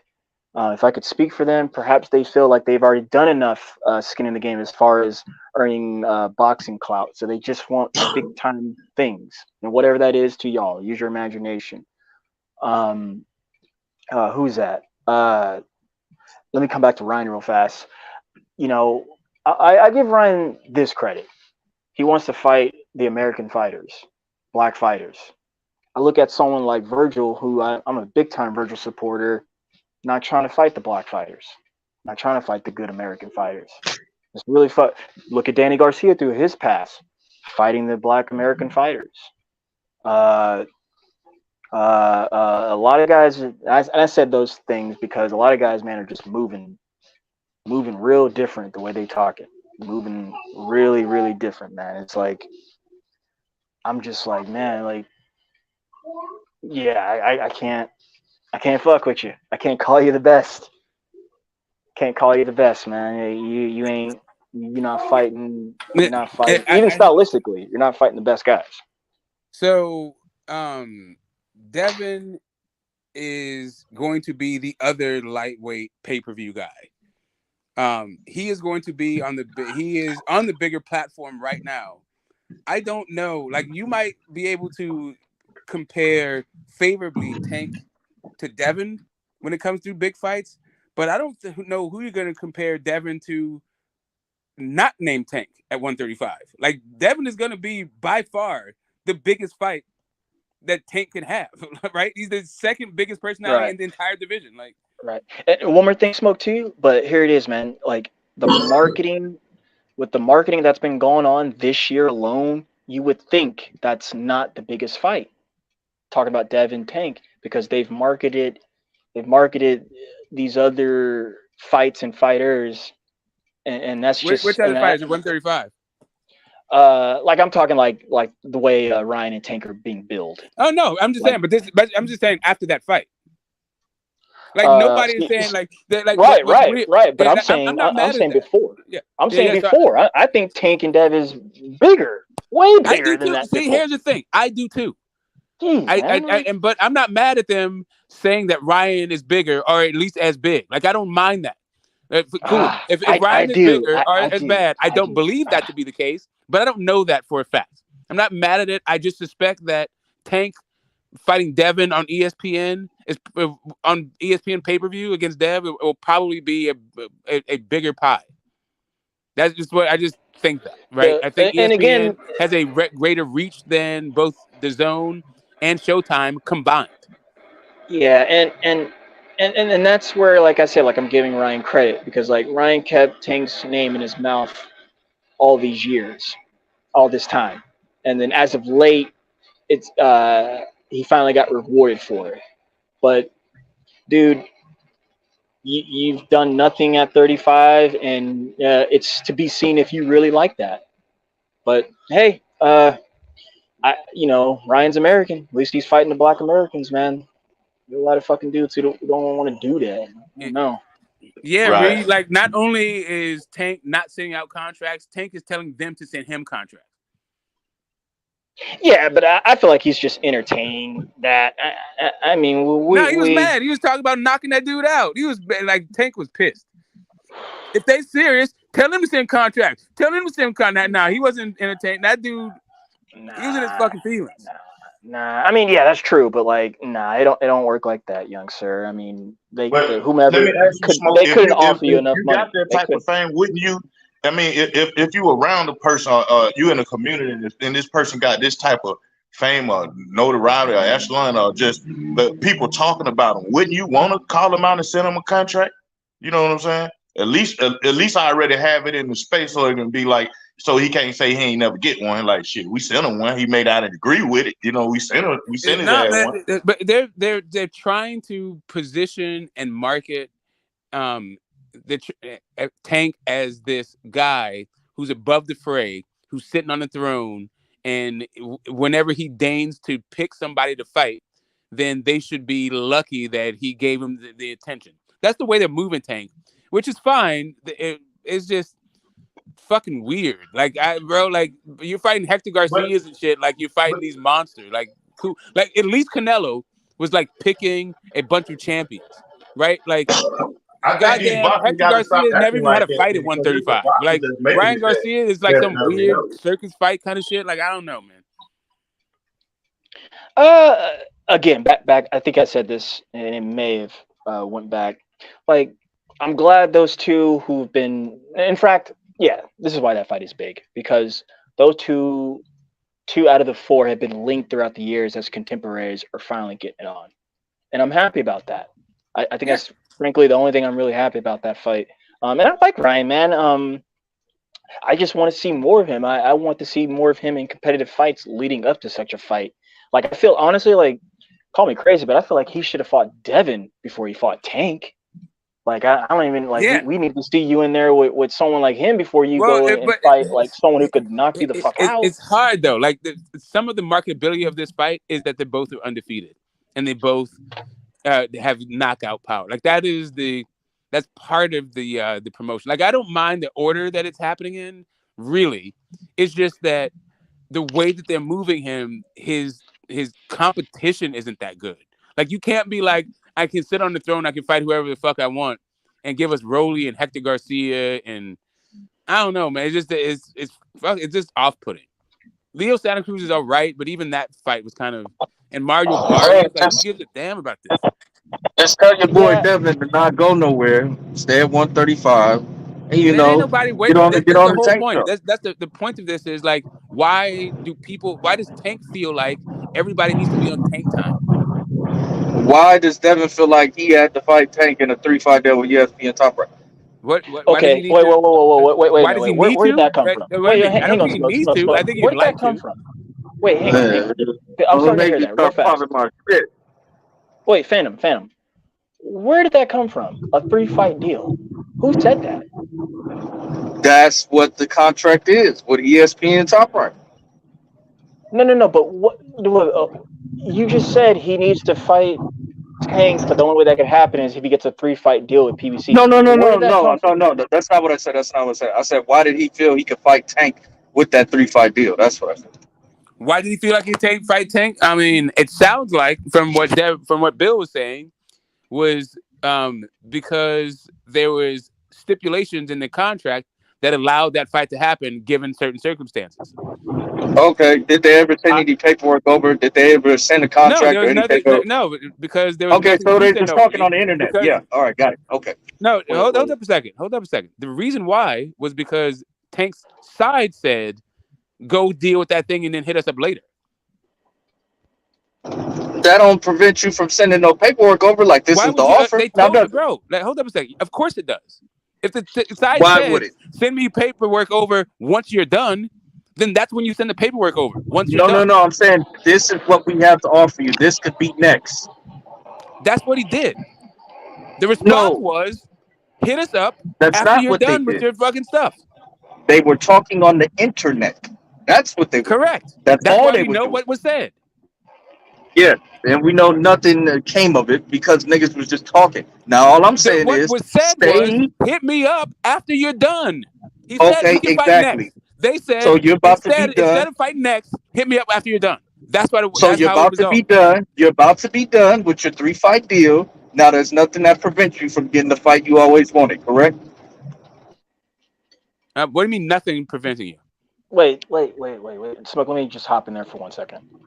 First off, like that's fine. I hear what you're saying, Phantom, but there's no problem or issue. It's just, look, the way that's going to go is if Tank offers the man a contract.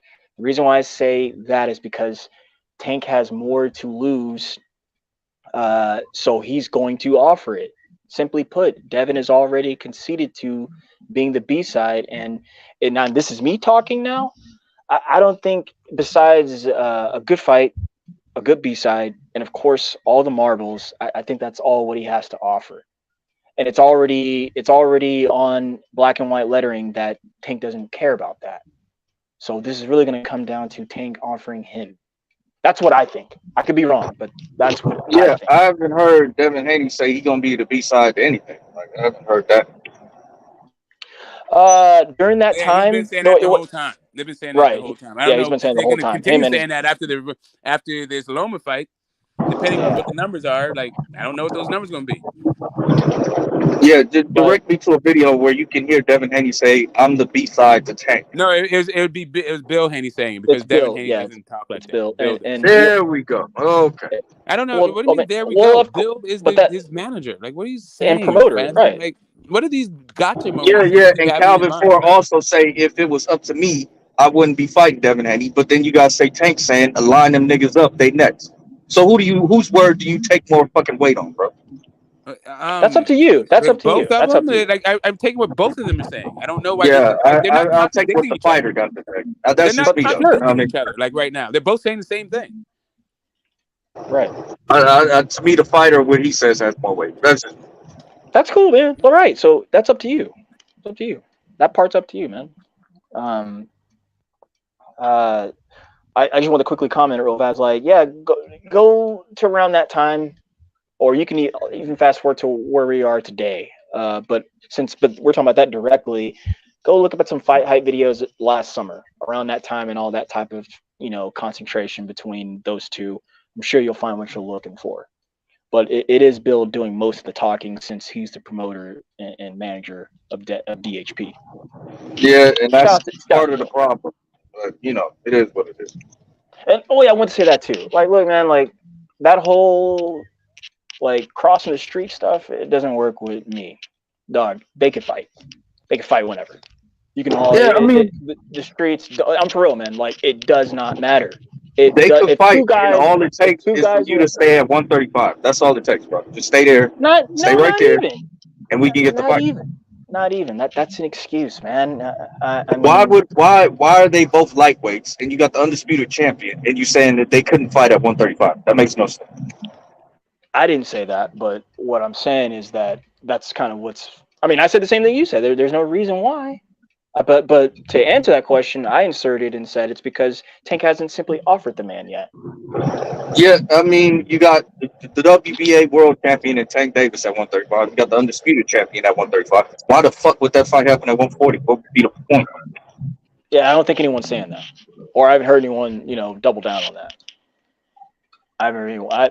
Not even in the last week, I haven't heard anyone say that.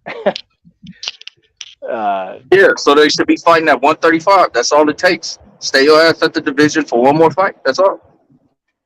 Mm-hmm. And if you remember what I said when I came into the chat, I said we shall see, because Dev and his father said they're going to be at 35 for the rest of the year. I haven't heard Tank in a long time say where he's going, whether it's above 135. But you heard me say moments ago that I think after beating Ryan, I don't think we'll see him fight for a long time, for at least for the rest of the year. Tank said he's trying to fight 3 times this year, staying at 135. So do you think that is the judge gonna cooperate with that schedule, with his itinerary, or we will see? Has a say in how often he's gonna fight this year? We will see. Remains to be seen.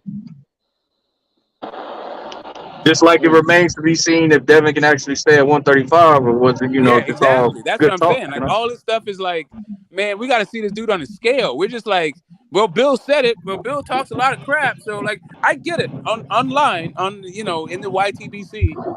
they are going to catch hell if they move up. Period. Even if he looks bad on the scale, but he'll take a lot less hell. I don't care. Hey, hold up a second. He'll take a lot less hell if he looks bad on the scales. No, I don't care how he looks on the scales. I care how he looks in the fight. If he looks healthy in the fight, fuck all that scale shit. Yeah, whatever. Benevidez was looking skinny as shit too on the scale. And look what the fuck he did. Beat the shit out of Caleb Plant. How does he look in the fight? That's what I'm concerned about. For real, man, I'm not trying to see Patrick Day and Dada No cop out, bro. I'm good with that. I'm not trying to see dehydrated fucking fighters fight. I'm not trying to force cop outs. Well, he looked good on the scale. Well, he looks bad on the scale, but he looked okay in the fight. Not fuck all that shit. Yeah, he looked good against Kambosos, but I'm just trying to tell you that he didn't look good on the scale. So, like, the fact that he didn't look good on the scale, I'm not gonna be like, that's why you can rehydrate, bro. You don't look the same thing Benevidez just did. He looked skinny. Wait a minute, Phantom. No, he did not rehydrated. look the same like Benevidez. No, he did not. Wait, Phantom. Like, listen, man. Like, they said Benevidez was like Devin Haney out there, bro. I don't care what they said. Benevidez was not looking like Devin Haney. I don't want to hear no excuses. No cop outs. I get it. We're not for sure. Listen, if you want to say, I don't care what you look like on the scale as long as you look good in the fight. If that's your engagement with your fellow human being, that's fine.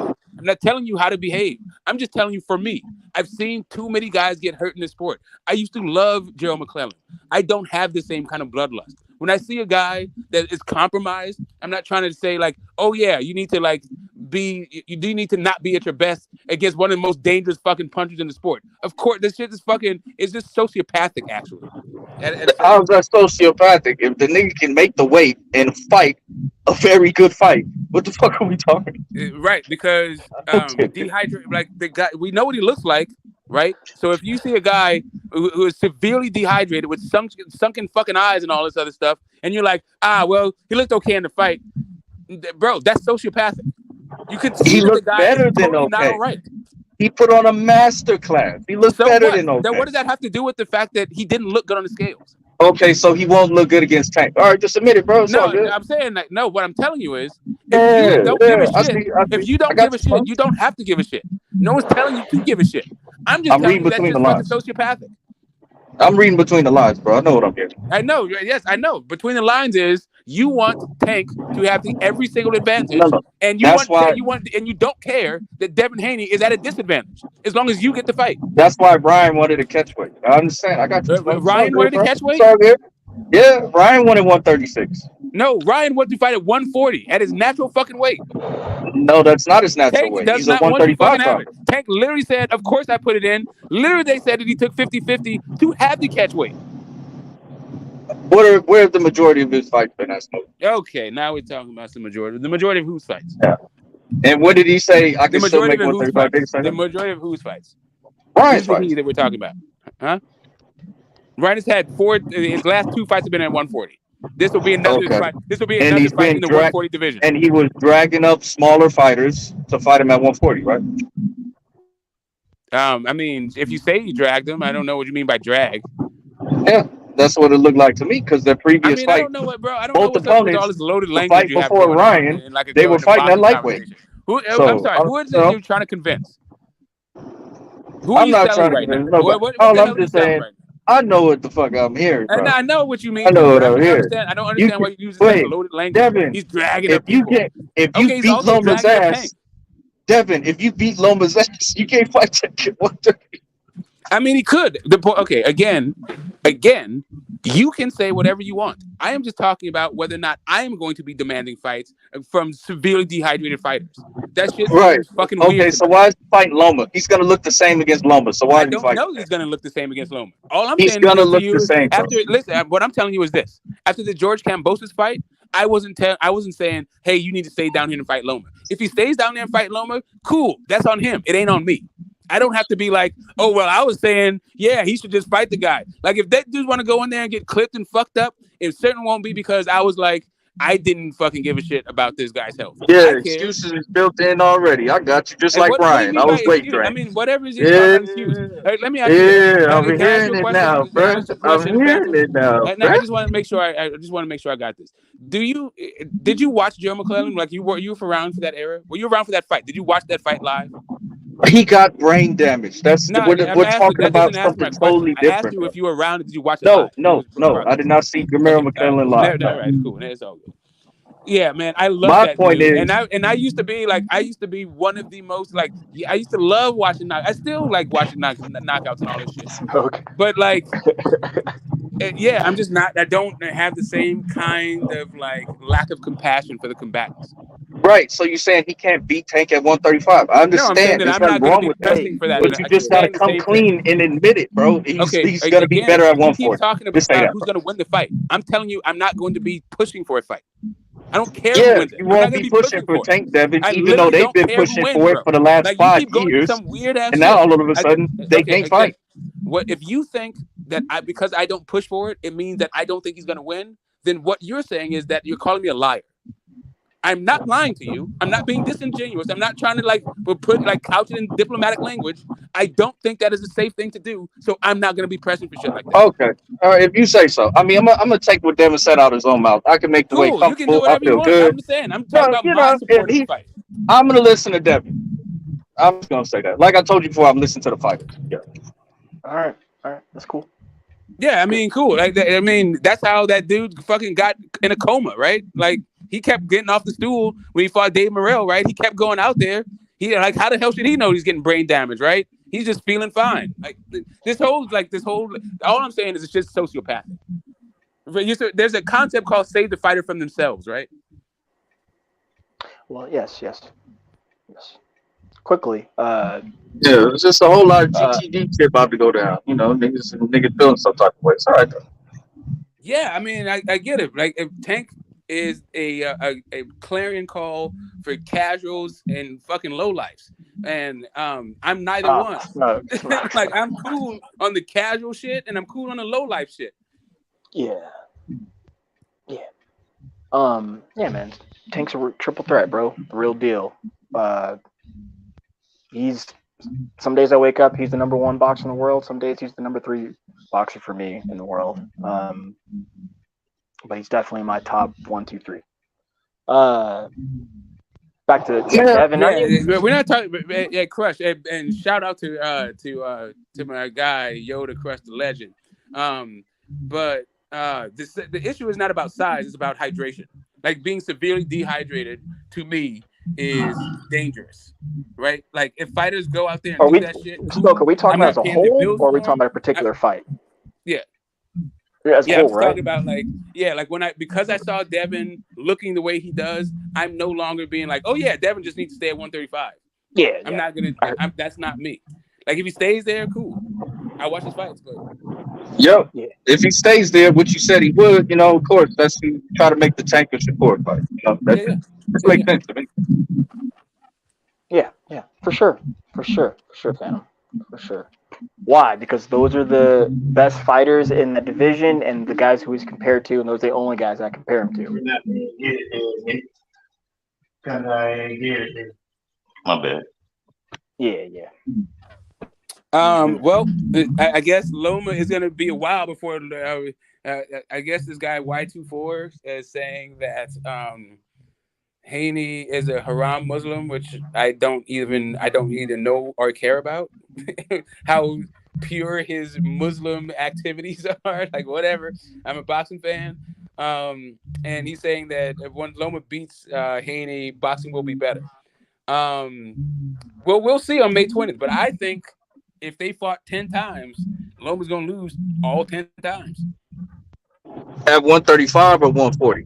You know, we gotta specify now. 135, 140, 147, 154. Okay, so dehydrated Devin Haney can beat Loma at 135, but he can't beat Tank. I don't think Haney could make 130. I don't think he'd make 130, but if he could make 130, I think he'd beat him there too. Dehydrated and all, right? Yes, I think he might be dehydrated at 135. I still think he wins the fight. Oh shit, you crazy as fuck, Smokey. Okay, hold up a second. Do you not understand what I said? I don't care who wins the fight. I only care about my support for the fight. I don't know what it is you're missing about this. Even dehydrated, I think Tank beats fucking Devin. I think Devin beats that Tank. Okay, I'm just not talking about, hey, just stay there, 135. The dude don't look good. Okay. Let your nuts hang. That's good, Smoke. Wait. Well, right. That's a good thing, man, because I'm doing a film study right now, Smoke, on Devin Haney. Trying to figure out his style, actually, but I'll ask you. What do you think it is? I keep telling people this. Devin Haney has a Midwest style, which is predicated on taking away what your opponent does best and making him fight the fight he doesn't want to. And in order to do that, you have to be able to master all kinds of styles. That means you have to be, you have to know when to box and when to brawl, and you have to be able to Charm, do that. mute yourself, man. We're getting some feedback. Oh, I'm supposed to be muted. I thought I was muted. Oh yeah. In order to do that, you have to be able to fight all kinds of styles. Meaning you have to be able to brawl with a guy and also box a guy, but you have to do that in every direction, backwards, forwards, laterally, and also from every distance, close, mid-range, Smoke, you take care of that. and out boxing. Right, so that's what his style is, the Midwest style, and his style is to make you fight the fight that you don't want to fight. So if you want to brawl, then you need to turn it into a boxing match. If the guy wants to box, you make him brawl. If he wants to come forward, you make him go backwards. If he wants to go backwards, you make him lead. Right, that's Devin Haney's style, to make the other guy fight the fight he doesn't want to fight. In my opinion, I think Devin's style is he's more of a neutralizer. Like, I want to neutralize what you can do while I'm still able to do what I can do. Charm, you unmuted yourself, dog. Can he do that against every style? I don't know. Say that again. He's certainly not a slugger, right? Yeah, he was slugging a little bit with Kambosos, but that's just not his thing. Yeah, I would say Devin definitely prefers to keep you at bay while he can work. I think that's more so what he's focused on. But he don't mind a brawl, right? It's just that's not like his because that's where I think because of his dimensions, the brawling style isn't the best for 135. For him, like those guys, I mean, they're armed. It's just he's got really long arms. It's kind of like Bud a little bit.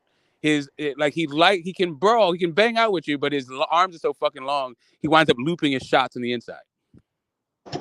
Yeah, fair enough. I could see that. You know, it's got to be sharper. But his arms are so long, it comes looping, like Smoke said. Yeah, that's what I'm noticing. That's why I said he prefers to keep you at bay. Like, he doesn't want inside shit going on. You know? Yeah. Well, I mean, but that's for purpose and for reason. But what I was gonna say right then and there is that I'm watching some fights of him right now. Dev goes really good to the body. He's got a really nice left hook to the body, man. A really nice one. And he's able to do it going backwards really well too. I'm noticing right now. But yeah. Right on, Smoke. Midwest. Lomachenko gonna make that shit dirty though. He ain't finna be all that old. You see a lot of guys fighting this way, right? That's the that is the that's the guys out of there. Tommy Elder, the fucking you name the guys. I want to say, like, if I start saying guys' names, then you look at those guys and not necessarily the style, right? Like, if you talk about James Toney, like, really what they talk about is his willingness to, like, bang it out, beat you up, and his defense, but they don't talk about, like, the way that he neutralizes the other guy and makes that guy fight a completely different fight. Yeah. Right. Or, like, if you say Mayweather, then it means that you're trying to say he's the best guy ever. But it's really just a way that, like, you have to go to plan B and plan C with, like, the Midwest style. Yeah, that's why Floyd was able to walk you down at different points or in the end for sure. And he taught Tank that. Tank's been doing that in his last probably 3 or 4 fights. He taught him, like, it's weird. Like, you're on them, and before you know it, they're walking you down. You're like, what the fuck? And then Tank is like 5'4", right? Got power in both hands. Start hitting you like what? You're like, that shit hurt, dog. You're like, wait a minute. You're like, oof. Got to get up out of there, man. Yeah. I mean, I think Tank's style is more like it's hard to describe because he's very versatile. So he can Yeah, no, fight off his back he can do it foot all. He can do it all. and He can his do it front foot, all. Yeah. moving laterally, and at any point in time you can get knocked out while he's doing that. So I mean, what the fuck do you call that? I don't know. Very economical. And his, you know, I was watching the fight with a few friends of mine who don't really know much about boxing, but one of them did. But he was telling me, he's like, "Oh man, it's a great fight. Hector's in this," and I was like, "No, he's not, man." I was like, Tank's in there showing him so many different looks, a high and low guard, a Philly shell. He's barely punching this guy with this effective aggression, and when he is trading with him, like he hit him with a few uppercuts in there where I know that shit hurt, man. And like I said, he's like you're saying, he can do it all, and before you know it, but that comes, I think, of Floyd, because there's so many times where like someone hit Floyd or you know, making him work on his back foot, and before you know, he's walking you down, dog. You're like, you didn't expect that. Another guy who was usually smaller than his opponents. You're like, what the fuck? But yeah, man, Tank, real deal, man. One of the best, if not the best. One of my favorites. Why would Tank be one of your favorites? Why? Why so? His skills, simply, man. His skills. He's one of the best. Like I said, one of the best boxers. Tank can really do it all, man. Really do it. And I like that. I like guys who can close distance quickly and show that. They were taught that, and of course he's blessed with being that type of athletic and power, obviously. But smart man in the ring, man. Very, very smart man in the ring. Very, very smart ring. And it does matter that he is that small. It's I don't know, man. Not a lot of guys, a handful of guys in boxing history who's been that popular under 147. So that's why I like him. And then yeah, I like anyone else. I like his steez, like his swag, like where he came from, all the regulars. But, yeah. All right. I gotta welcome my man Yoda Crush, not just to the channel, but also to the panel. I got Steve for the first time and Yoda for the first time. Yeah, this is a special stream indeed. Fellow B-boy, what's happening with it? What up? What up? What's going on to the panel in the chat? Salute. What's going on, Smoke, my guy? What's happening, bro? Right here, man. Hey, come on. I know you. I think you might be steaming. Steam is coming out your ears.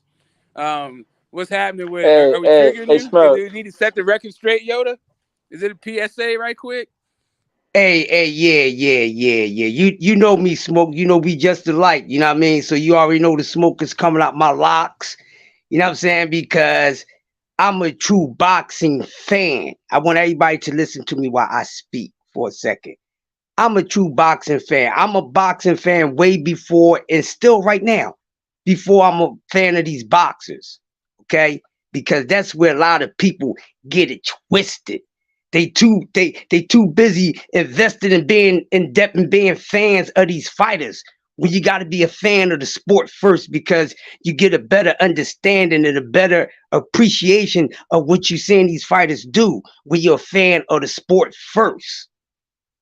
You understand what I'm saying? And what's going on out here, everybody is always on top of somebody's ass and somebody's nuts. So I'm going to set the record straight because it's getting on my damn nerves. And here's the thing. Why you got to big up one fighter to shit on another fighter? And the fact is that it ain't too much to say. They all the freaking same.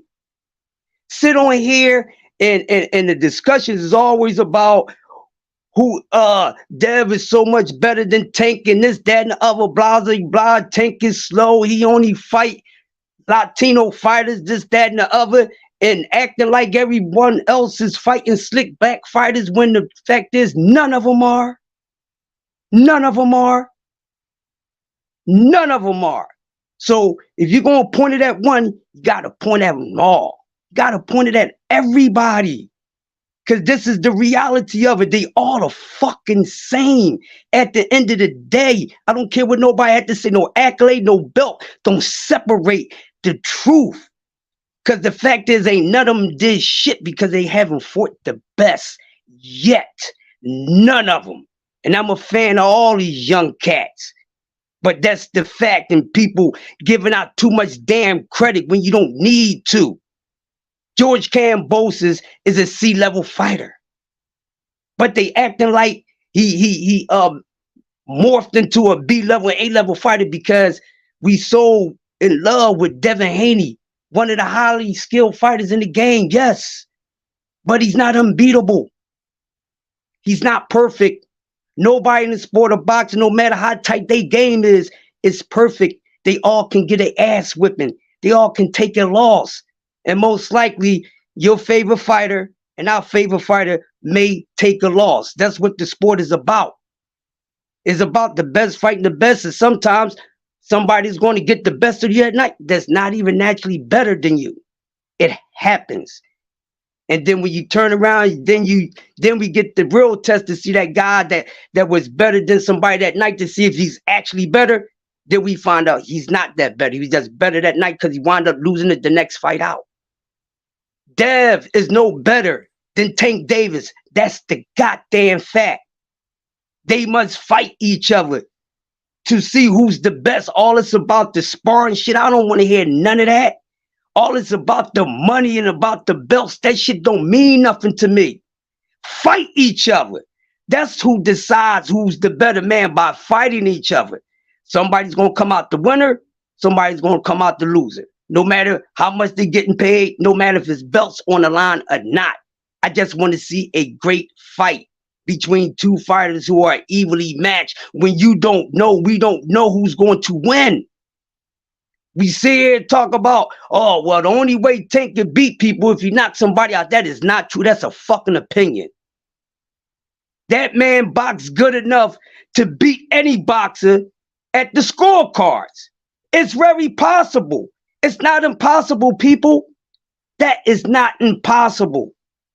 But yes, he has an equalizer. But guess what is just as great and as effective as his equalizer? His boxing IQ, which a lot of people shit the fuck on because they don't like his style, or they really don't comprehend what boxing is. Come on, let's stop the nonsense. Ain't none of these dudes better than the other until they beat one another. And that's facts. And just because somebody got belts wrapped around them doesn't mean that they better than somebody. All it's about who's the man and all is at 135. It ain't never been no man at 135 since fucking Floyd and them. Loma was never the fucking man. Who did he beat to become the man? No goddamn body. Just the hypeness of, oh, he's the matrix, the best since Ali and all this bullshit, and a lot of y'all was falling for it.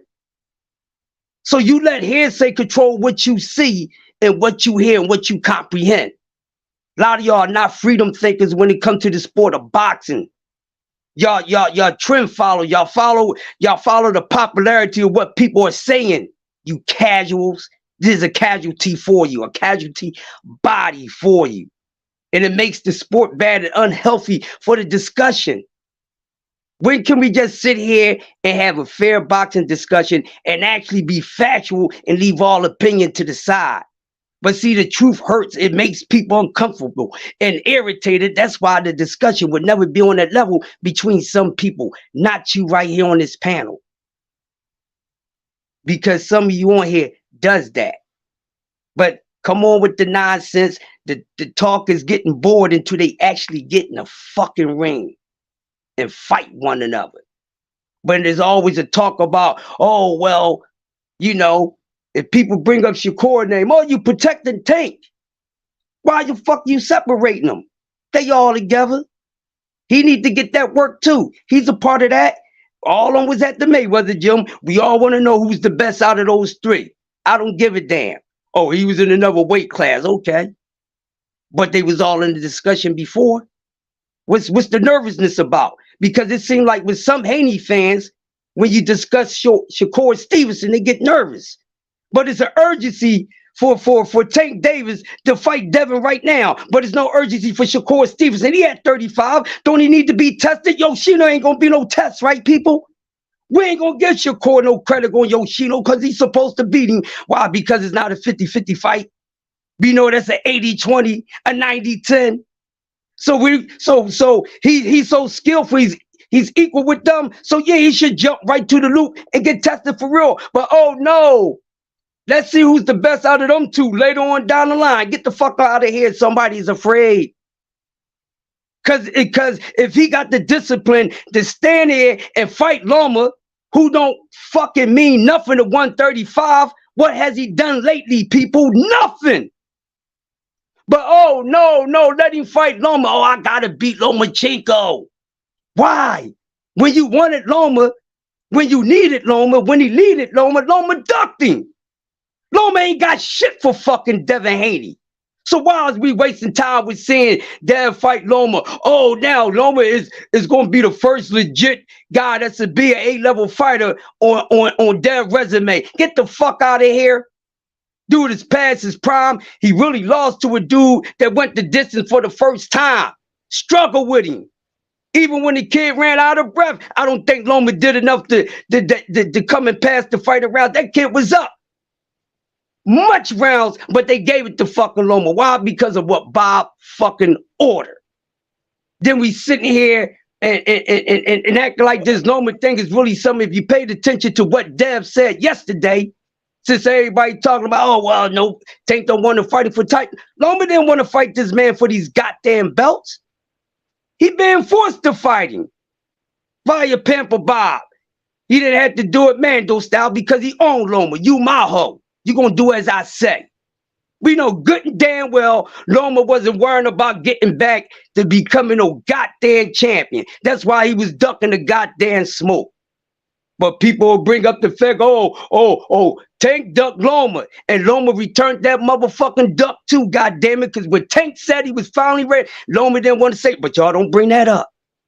Why would that even matter if a grown ass man told another grown ass man, give me 5 years? And when the fuck did Tank ever make it clear that he wanted to fight Loma? 1 second, Rich. Hold up 1 second, because there is a but. I want to make sure the Crush gets it all out. I just have like a couple of questions and then let it go because he was gone for a minute. But didn't he get it out? Like this nigga talked for like 5 minutes, bro. I know. Let him go. He trying to cook. He trying to cook. I never get to talk more than 30 seconds on this fucking channel before Smoke cuts me off, bro. Like what the fuck? Okay, but you've talked without getting cut off a lot today, right? Crush, this is his first time on the panel. Like, can my guy get his thing off? Like, I love. Hey, go ahead. You know, people saying I'm trying to cook, coming at my neck and all that. Look, I'm gonna say this, right? I don't get into all that. But if you think I'm trying to cook, let's set up a debate, and I show you if I fucking could cook or not. That's how we do that.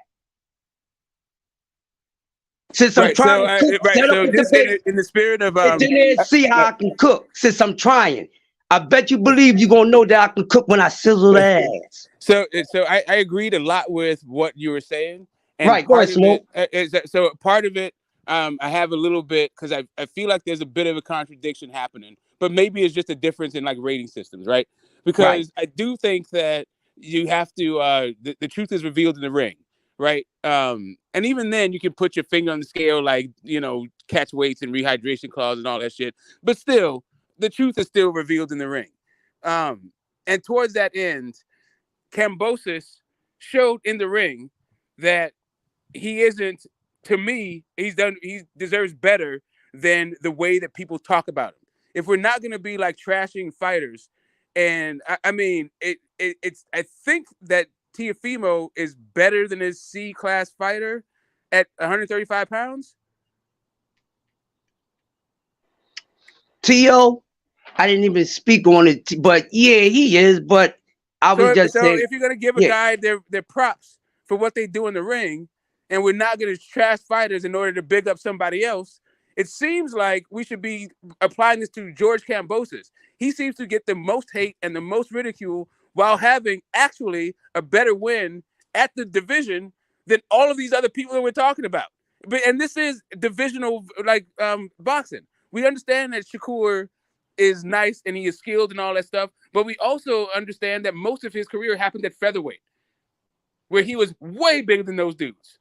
Yeah, he was there too damn long. You got damn right, Smoke. That's Right? why he's It's still just kind of behind like, now. I get the skills and I get, like, I'm not trying to crap on anybody. I'm just saying that I got Kambosos beating everybody that fucking Shakur faced. Hey, I ain't got no argument there. He ain't fought no goddamn body. Yeah, I'm just saying, if we're just talking about, like, for the guy that he did face, I feel like Teofimo Lopez is a hell of a win. And for that win and the way that he fought in that fight, I feel like calling the dude C class is like kind of shitting on Dev a little bit and shitting on Devin. It's shitting on Kambosos in order to shit on Dev.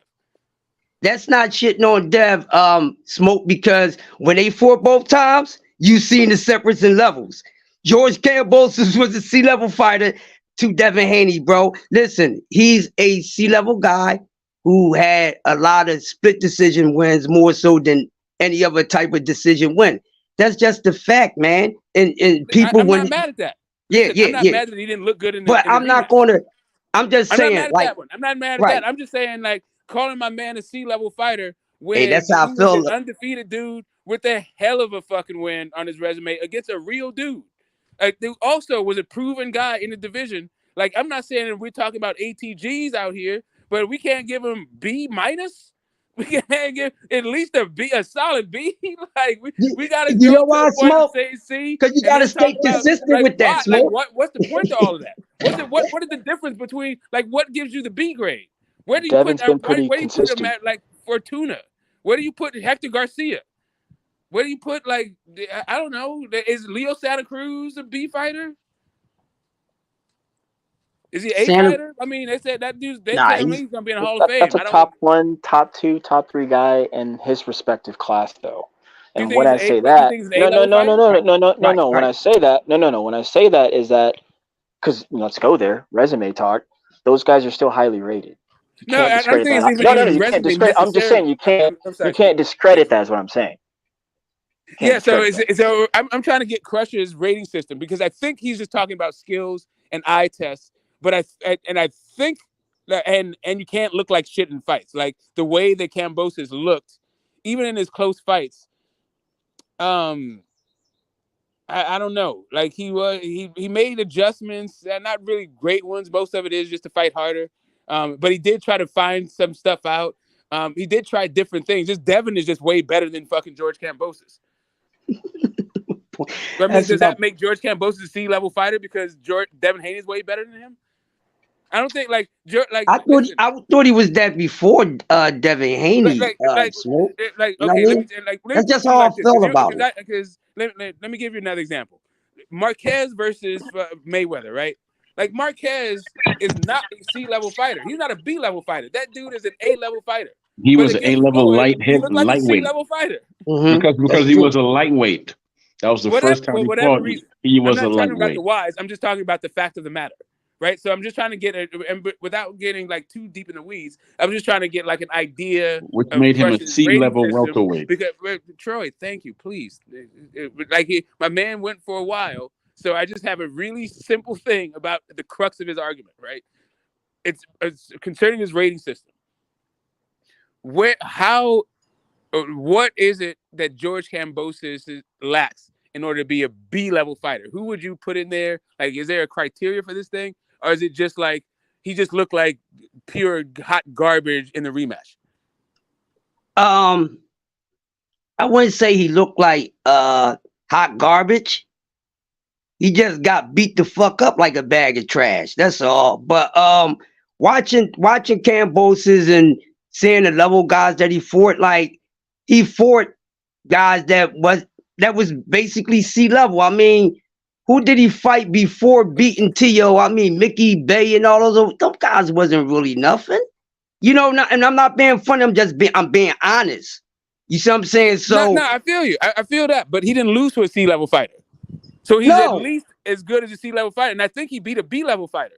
So if you beat a B-level fighter, like, and in a barn burn, yeah, it was a close fight, but that's that dude. His style lends itself to close fights, but close fights that he wins.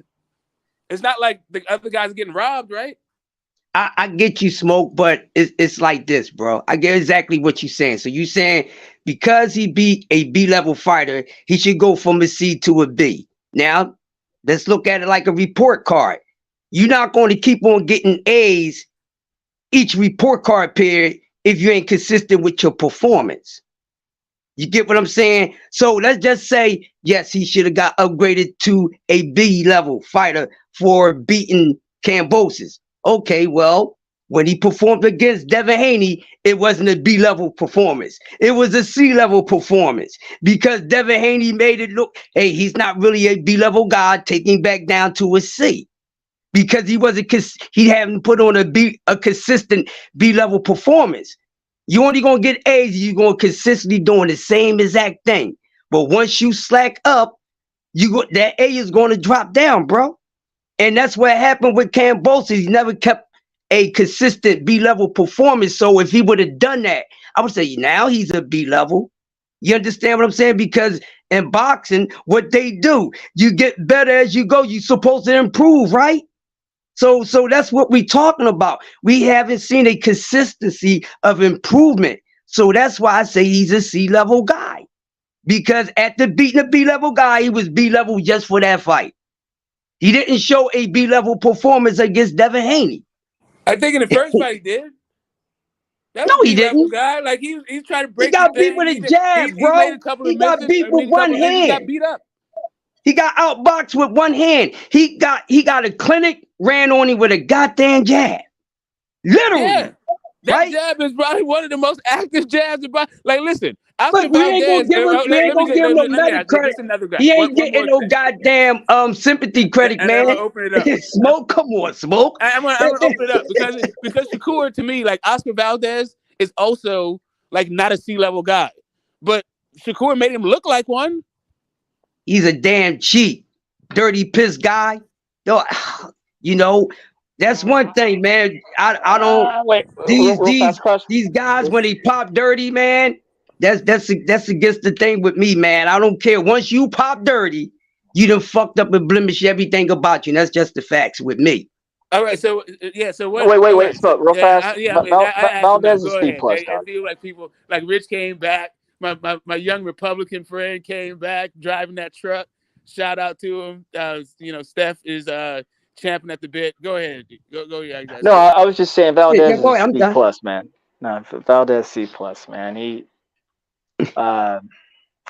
or you could say what you said, right, Smoke? But he tends to leave a lot of meat on the bone, man. I don't know if that's because of effort or if he's just not really that good. So I'm just gonna go ahead and C+ him. Talking about Valdez. That's how I feel, Crush. Wow. Right, yeah, I feel you. Mr. Grant, what's up, man? That's my man. Man, Crush. What's up, Mr. Grant? Good to hear from you, but it's puff, pass, not puff, hold. I mean, my man, hey, you got to take that up with the host, man. Don't jump on me. He let me get it off, bro, because he could have stopped there anytime, Mr. Graham. So you can't throw that on me, brother. Troy's always mad about who gets mic time on my panel. I don't know, like, who made him the producer, but. Like I was saying about that house, right? Crush. I don't know what I was talking about, but anyway, I'm glad you're here, man. You a good guy. You long-winded as hell, but you a good dude, bro. You a good dude. Oh, Mr. Graham, thank you very much. But that's only because I had the green light, brother. He could have stopped me at any time. You know what I'm saying? So I don't go places, dog, and when they give me. They can stop me at any time, brother. So just like when you cook, they're gonna let you rock until they, Here's the problem I have with you make some like interesting points, but here's the problem I win. As far as singular signature wins, right? Kambosos is a better singular signature win than anyone has at lightweight division. Tank has busted a grape unless you count Rolly and a washed up Gamboa. But come on, let's not mention that, right? We're talking real boxing, right? Lomachenko has had some good wins, but guys like Pedraza, Linares, they did not have the acclaim of Kambosos, right? This is a guy that most fans were arguing was the undisputed lightweight world champion. He was undefeated. He was young in his prime. He was coming off of a tremendous win over an undefeated top 5 pound for pound level fighter, right? On paper, those are facts. They cannot be argued, right? What your personal ratings are for a fighter, that's up for debate. C-level, bro, that's impossible, right? The reason why Devin Haney made it look easy is because that kid could be an A-level Jimmy, fighter. you just call Kambosos pound for pound. Fucking stop. No, he beat Teofimo. No. The fact that doesn't put him pound for pound. Pound for pound? Are you saying, hey, Jimmy? Hey, listen, hold I up, real agree quick. with it, but the Let me fact ask of the Jimmy matter, he was something. pound for Hey, pound. Jimmy, I heard you say Gamboa, right? So that's a signature win. No, you said that Tank. You said Tank beat up a busted up Gamboa, right? So if Tank don't get no credit for Gamboa, neither does Devin Haney. I heard you wrong. Then. I'm sorry, my bad, Jimmy. Yeah. All right, fam. Yeah, but we come not on back bringing up to the Gamboa shit, bro. Right. You can cook for as long as you need to cook, fam. Go ahead, Jim. My bad, but I needed to get it crushed because I need to understand what he's saying, because there was just some things that didn't jive right. Because I was feeling what he was saying, but not really. I didn't get the whole Kambosos angle of it all. So I need to find out. Because he's not like that. He's not like that. He's cool, but he's not like that. That's all I was saying. That's all I was saying. No, I don't think he's like but that. Nobody, listen, bro. I'm not gonna lie. It's only like 3 niggas in each division that's really like that, bro. And nobody That's said what George I'm was saying, man. Okay, but nobody said George was a A-level fighter. He can't be. It's only Devin, Shakur, Loma, and Tank, my nigga. Well, we got to see what Shakur. No, people but I are already saying know what that, it bro. That's Don't why I spoke forget on it. Frankie, baby. Nobody ever tried to say no, but what niggas did say was that George is a better win than anybody else has. By far. Unified champ, my nigga, for all the belts. Like, come on, bro. Undefeated. Yeah. And a performance against a credible guy. Like, whether or not you felt like he should have been a pound for pound thing, he was. Sorry, Rich, go ahead. He wasn't pound for pound because they didn't put him on there, but I mean, no, technically they should have. They put him on there. No, they did at first, and then they took him off. Yes, Teofimo Lopez was a pound for pound guy. Yeah, he was. No, Teo. Oh yeah, no. Teo was. I vaguely remember. Really? No, Teo was. Teo was. Yeah, they made him top 10. I'll roll with you guys. Beating fucking Lomachenko. I blew my fucking top over the whole thing, but they I remember the arguments. Yeah, the arguments. I remember. But the whole argument about a B level and a C level, like to say that George is a C level fighter, bro, that's ridiculous. All A level fighters are gonna make less than fighters look like shit, bro. It ain't gonna be nothing new on what day is that shit? April 8th. Shit, I don't know about the Ryan and Tank shit. I gotta see, but May 20th, I guarantee Loma don't look good in that shit. I guarantee Loma look hella bad, and niggas ain't gonna be able to say, "Oh no, Loma ain't shit. He's a C." He just ran into one of them niggas, bro. And actually, I gotta rehash that because man, I don't even like Kambosos, but like the Kambosos slander coming from the Tank for contingency. I feel coming like from anybody is crazy. It is like no, but it's specific. It's specific thing. It's as if this dude didn't do. As if this dude has the better win than everybody that we're talking about. Yeah, I mean he's won real belts and he was unified. I mean Tank hasn't done what Kambosos did. I'm not saying Kambosos will beat Tank, right? Although after the Isaac Cruz fight, that's up for debate. What I was saying though, Tank has never been a unified champion. He's never beat a top 5 pound for pound guy, and he's never beat the number 1 dude in the division. That's who Kambosos was, bro. None of them did, bro. None of them beat a top pound for pound guy in the division. None of them had. What do you mean? Kambosos did. Kambosos did. I mean, and then Devin beat his ass. Oh wait, let me ask you a question. Wait, hold up. Let me ask you a question, right? Hold up, real fast. You got it. Thank you, sir. So the fuck what, Jimmy? Who the fuck is Cambo now? Rich? No, but who's anyone then? You were on the fucking list. No, the point is that. No. Hang on, gentlemen. No, Rich, hang on, gentlemen, hang on. Go ahead. Thank you. Hang on. Like I'm not trying to be funny. I'm trying to be funny. Like, but for real though, dude, he got one good win and he was on the fucking list for a week. Like I heard what y'all were saying, but what I'm saying is that means shit. Like, okay, well, but then everyone else has done less than shit, then, yeah. Okay, is it fair to say? I'm just saying, like, can't you get it? Like, can you get to a level B? Like, Tank is better than him. Devin's better than him. Everyone we talked about is better than him. Nobody would argue that. But what I'm saying is, if you niggas is Tank fans, how you niggas Tank fans and discrediting a nigga that's damn near done more? And if we gonna be honest, bro, the nigga because George was fighting former champs. This nigga Tank going on his. Let me finish. This nigga Tank is finna fight like his 3rd out of 4 fights out of the nigga, like 3 out of his last 4 fights are niggas that ain't never won belts at all, bro. So how can you hate on a nigga? Before George lost to Devin, that nigga had fought I want to say at least former world champs in a row, bro. That shit, you can't hate on niggas like that. All champions are not created equal. Fighter. All champions are not created equal, sir. Thank you very much, man. Bro, Some of them what the damn fuck does that have to champions do is with whack as just because hell, you get bro. no, hold on. I'm gonna double down on that. Because you get a belt, that don't mean shit, bro.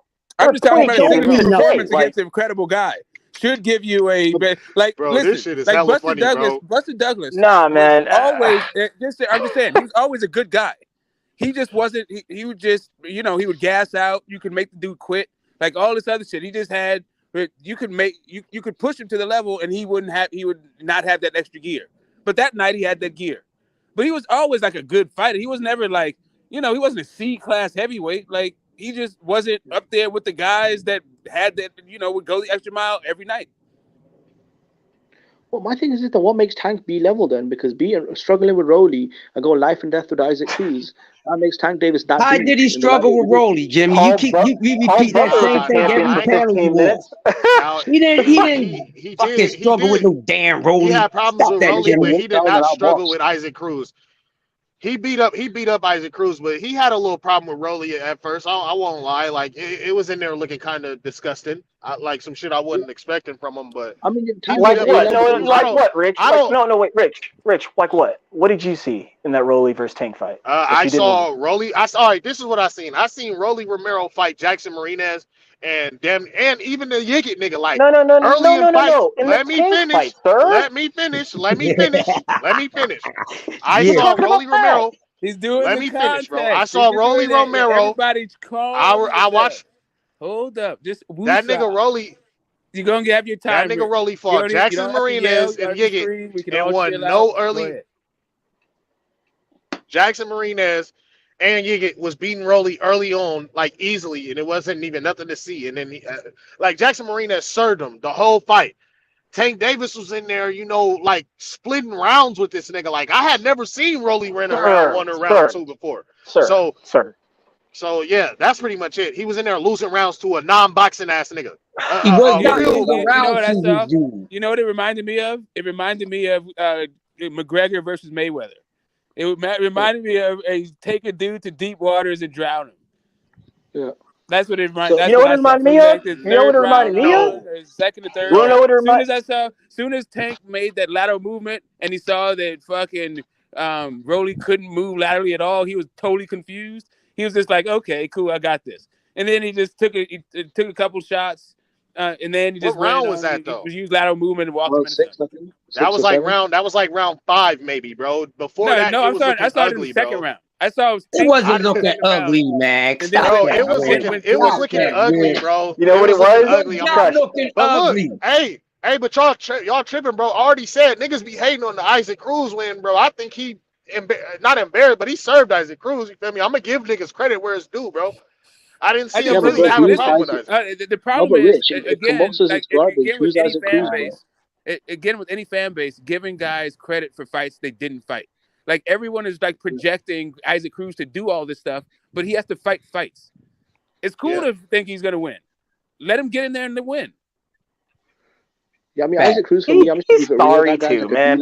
He's he ain't like that either. He ain't like that either. What are y'all talking about? He ain't like that either. He ain't like that either. I call him Pit Poodle. I don't even call him Pit Bull. He's a damn Pit Poodle. Everyone's like, "Oh yeah, he's gonna beat Devin. He's gonna be scored. The pressure's too much. He'll beat Cambosis." Cool. What has he done? No, what has he done? I get it. He ran Gamboa. He did Gamboa dirty. Nothing. I'm agreeing. Yeah, but was that a prime Gamboa? That wasn't no prime Gamboa. Get the fuck out of here. My 10-year-old son would do Gamboa dirty at this point in his damn career. He one of the only niggas that he got hurt by. He stopped him when he stopped him, man. Would you stop him quicker? How can you say when somebody should stop somebody, bro? I mean, you're crying about Rolly? Unified. You talking about Rolly? How you gonna say somebody should have stopped somebody quicker, bro? Minutes. Did you ever box before? Did you ever box before? Why you get so emotional for, bro? I'm not emotional. You said that same shit, bro. Nobody trying to get emotional. You say that same bullshit all the time, Jimmy. Ain't nobody trying to hear that shit. Ain't nobody trying to hear that backhand shit with you, Jimmy. Hold up, Rich. Have you been a champion?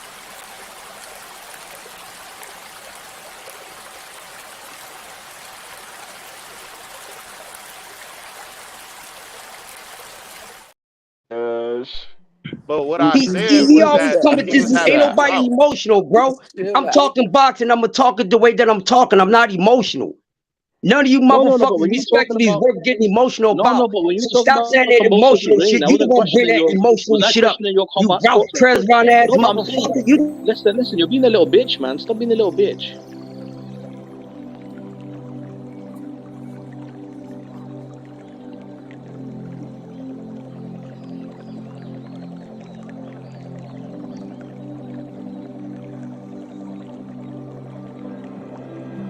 Y'all still there?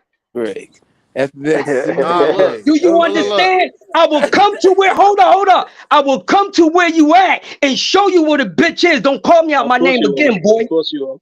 Cause I I ain't don't swing calling that you way, out your bro. name, bro. Don't come So to watch London your and show me your fucking mouth bitchness. with that over the Don't come to internet London shit, and show me how nigga. much of a bitch you are. Don't do that shit over the Listen, let's internet keep it gangster boxing, man. shit, Why you bro. get so emotional for, man? No, Now, I'm not out here don't call me questioning your out my pedigree as fucking a name again, sportsman, man. am Cause I? I ain't disrespect you like that. Cause I'll Yes, you come to did. where Yeah, you you at did. and put my foot up your No, you would. fucking ass, man. No, you would. I don't No, you play. would. You Yeah, really would. where you at, nigga? You think I Yo, won't let's come to you? chill. You think I won't come to you, nigga? Yeah. Where Listen, I'll you slap at, the bitch nigga? out of you. No, you wouldn't. Where you at, nigga? Give me your address. I will come to you. Drive far, whatever, nigga. This ain't no over the Sure, bro. internet shit, nigga. Watch how you talk.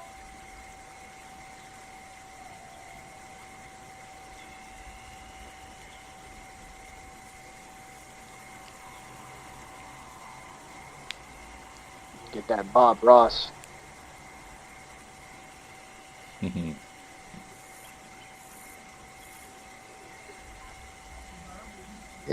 Hey guys, how about we chill out?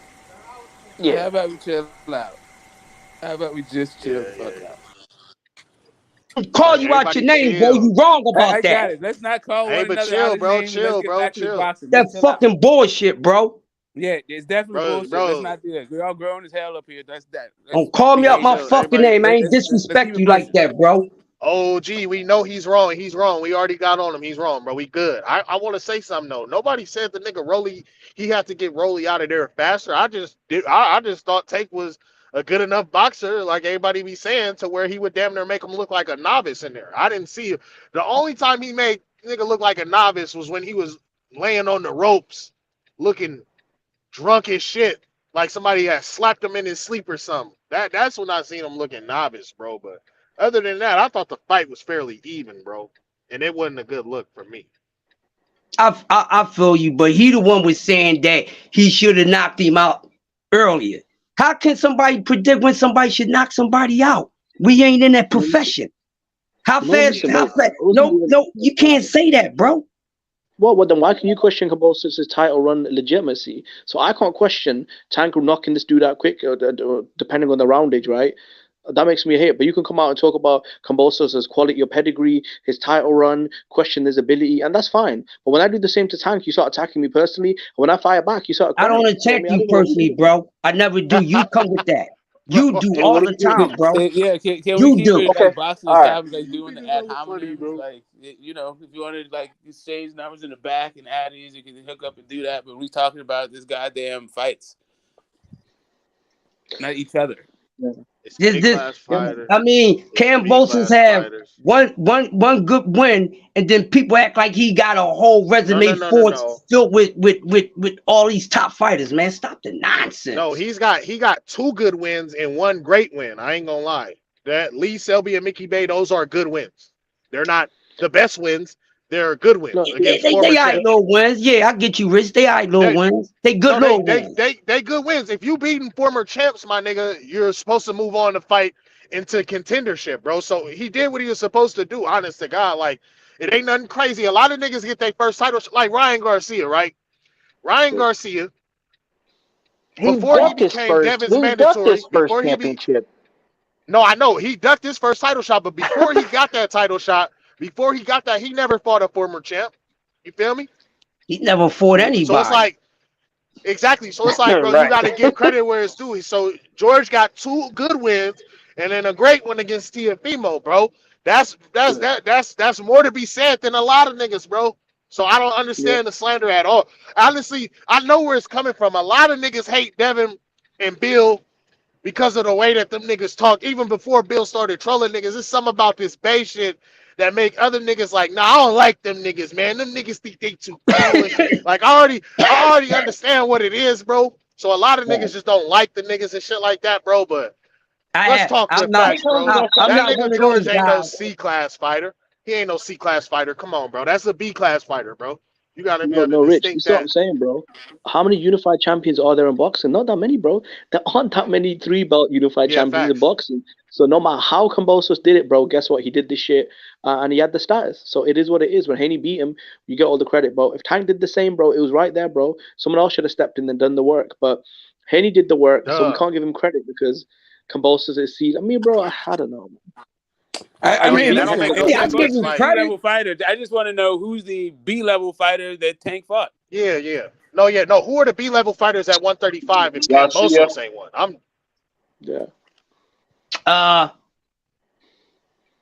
would say niggas like Rolly. No, not Rolly. I would say niggas like Isaac Cruz. No, Rolly's not a B. He's not a B fighter, guys. Rolly is not a B fighter. Rolly's a C-class fighter. I thought Pedraza was a B-level fighter. Yeah, but they specifically asked for 35. So. No, I'm just saying that. No, I'm asking an ending point. That's fine. I just want to know what the grade is. I think there's plenty, gentlemen. I think there's plenty. Like in fact, all the names we mentioned, with an exception to. So which ones? With an exception to Rolly, though. Like I'm not gonna lie, and like Rolly used to be a nice kid, but fuck happened to him. I think Tank is a good player. He's not. He ride that yellow bus right now with the long seat. He the driver and the passenger. That's what's wrong with Rolly, man. Rolly need to go. He need to get rid of that damn. He used to be a nice kid, man. Like I used to like. Rolly. I used to like watching him, bro. He need to get away from Bullet, man. That's what I truly think. He got the wrong trainer, bro. That guy Bullet is not good for Rolly, man. He's not good for him. And I come to Baltimore, man. He should come to Baltimore, man, and get Marvin McDowell. Yeah, he's that guy Bullet is not good for Rolly. Rolly is entertaining, but if there's any type of potential that we can see, he gonna have to get with a better trainer. I don't think he would like evolve into a nice boxer, but I think if you get around the right trainer, he could be a hell of a fighter. Because the guy can fight, he can slug, but he needed someone to show him how to polish up what he could do, where he could be effective with that strength, because he's a strong dude. You know what I'm saying? Yeah, he's a strong guy. These B-class fighters on Tank's resume. You said Pedraza? Yeah, Pedraza. Hector Garcia? Fuck no. His last fight. What? You know what? No. Hector. I don't know, bro. I'm gonna be real. No. Hector's C-level, man. In my opinion, Hector Garcia is C-level. I'm being all honest. 135, he's got to be at 135. He has to be a C-level fighter. He had never fought there before. No, man. He beat some good guys to get to Tank. He beat 2 good guys in a row to get to Tank. No, he beat one good guy, bro. He beat 2 good guys. Real quick. Okay. I'll give him that. You know, Pedraza's on that C-level too, gentlemen. Just want to. Yeah, that's what I feel. No, he's not. Pedraza is not a C-level fighter, bro. I think so. Yeah, Pedraza's not C-level. I like him. Pedraza was undefeated. Tank was the first one to beat him, but Pedraza was beating guys, man. He was beating guys. The same thing is true for Kambosos, by the way. And by the way, Kambosos' win over Teo is more impressive than anything that Pedraza has ever done. I mean, I'm not going to dispute that. Even back then, like ever done in his entire career. Like, Kambosos won in fashion. Pedraza's not a C-level fighter, especially when Tank fought that nigga. When Tank fought him, he was undefeated little champ. He gave him good work. Exactly. And then today, Pedraza's still a good little fighter. Like I think if Pedraza would have fought Teo, he would have cleaned him up, bro. I ain't gonna lie. Rich, I thought he won his last fight, but he didn't even push for it. Against Jose Ramirez and then against Comey too. Like he don't be pushing at all, and he still doesn't get his ass beat. Like I don't think he a C-level fighter. I ain't gonna lie. Yeah. He's a I'm gonna B think level. about it. I'm gonna think about I ain't it. gonna You made a hate on good him. you made a Tank good needs to argument either there, be the Rich. top I'll five admit, in but any like, division. I don't know. So Haney's winning Yeah, over. they both were going unbeaten champions who were beating somebody. This dude was coming off his signature win, underdog, shocked the Yeah. world, and showed grit and heart. He did try to. The dude don't have anything for Devin. That's it. There's no shame in it. Yeah, that's what it is. That's all it is. It's that. Okay, Yeah, fine. Wait, hold up. it's certain niggas that's Wait, the hang cream, bro. on. Wait, real fast. Okay, fine. I'll take that. In a rematch right now, today. No, in fact, tomorrow. Who wins, Tio or Kambosos? Fresh. Kambosos Who wins? will beat Tio ass, bro. Yeah, I mean the way Tio he is not looked the against same. Sandor Martin. So Jimmy and Rich To got pick there. Tio looked Who you against got, Sandor Smoke? Martin. I think Kambosos would beat So Tio I again. got Kambosos beating Tio, but Wow. I got Kambosos beating Hector Garcia. Wow. I thought I had y'all, but no. Y'all doubling down. Kambosos will beat him again, man. Hey, Crush. Kambosos will beat him Wait a again. minute. I have to think about that. I want to actually change my pick because he had to split with his manager and his trainer. He came out. I think that's one of the reasons why he looked so bad in the rematch. And I don't know what he's gonna look like after that. That was like the first fight with a new trainer. It was a really horrible split between fights. With his Okay, corner. so with that being said, I think he was better in the second fight. That nigga Devin just came out shooting right hands this time. Yeah, but he looked. I mean, Kambosos looked like a brand new fool in that fight. Like he was like, I don't know what all that switching for no goddamn reason. He was doing like Conor McGregor. Bro, he had to do something. That nigga face with it. Man, I'm not gonna lie to you. Who does Devin not look? Who does Devin and Shakur not make look bad, bro? Not make look less than themselves. I don't think that's a knock on them niggas. Listen, I understand that. I'm just saying that if I was to say being fresh, the issue would be if he also had the same corner. Like if he didn't have that horrific splitless corner, right? Then yeah, I would pick Kambosos. Other than the money, bro, I don't know why Kambosos would have even taken that rematch. That was fucking stupid. I ain't even gonna lie, bro. Yeah, it's probably the money though. To be fair, Rich. I mean, it was the money, but I don't know, bro. Like, no, Tio didn't want to rematch him. Yeah, I mean, it's the money. Yeah, Tio did, and that's another thing. Tio does not like. He don't want to fight Tio. Yeah, bro. Tio was scared of Kambosos. That's why I think he'll beat him up. But bro, my thing is this with Tank Davis though. All the hype Tank Davis gets. I don't think Tio has looked good. I don't even think he can make 135. I think that's part of the reason why. I don't know. No, I was just generalizing. I was generalizing. I heard the matchup. Here's the thing. Like Teofimo is pretty good as an athlete. He was really good.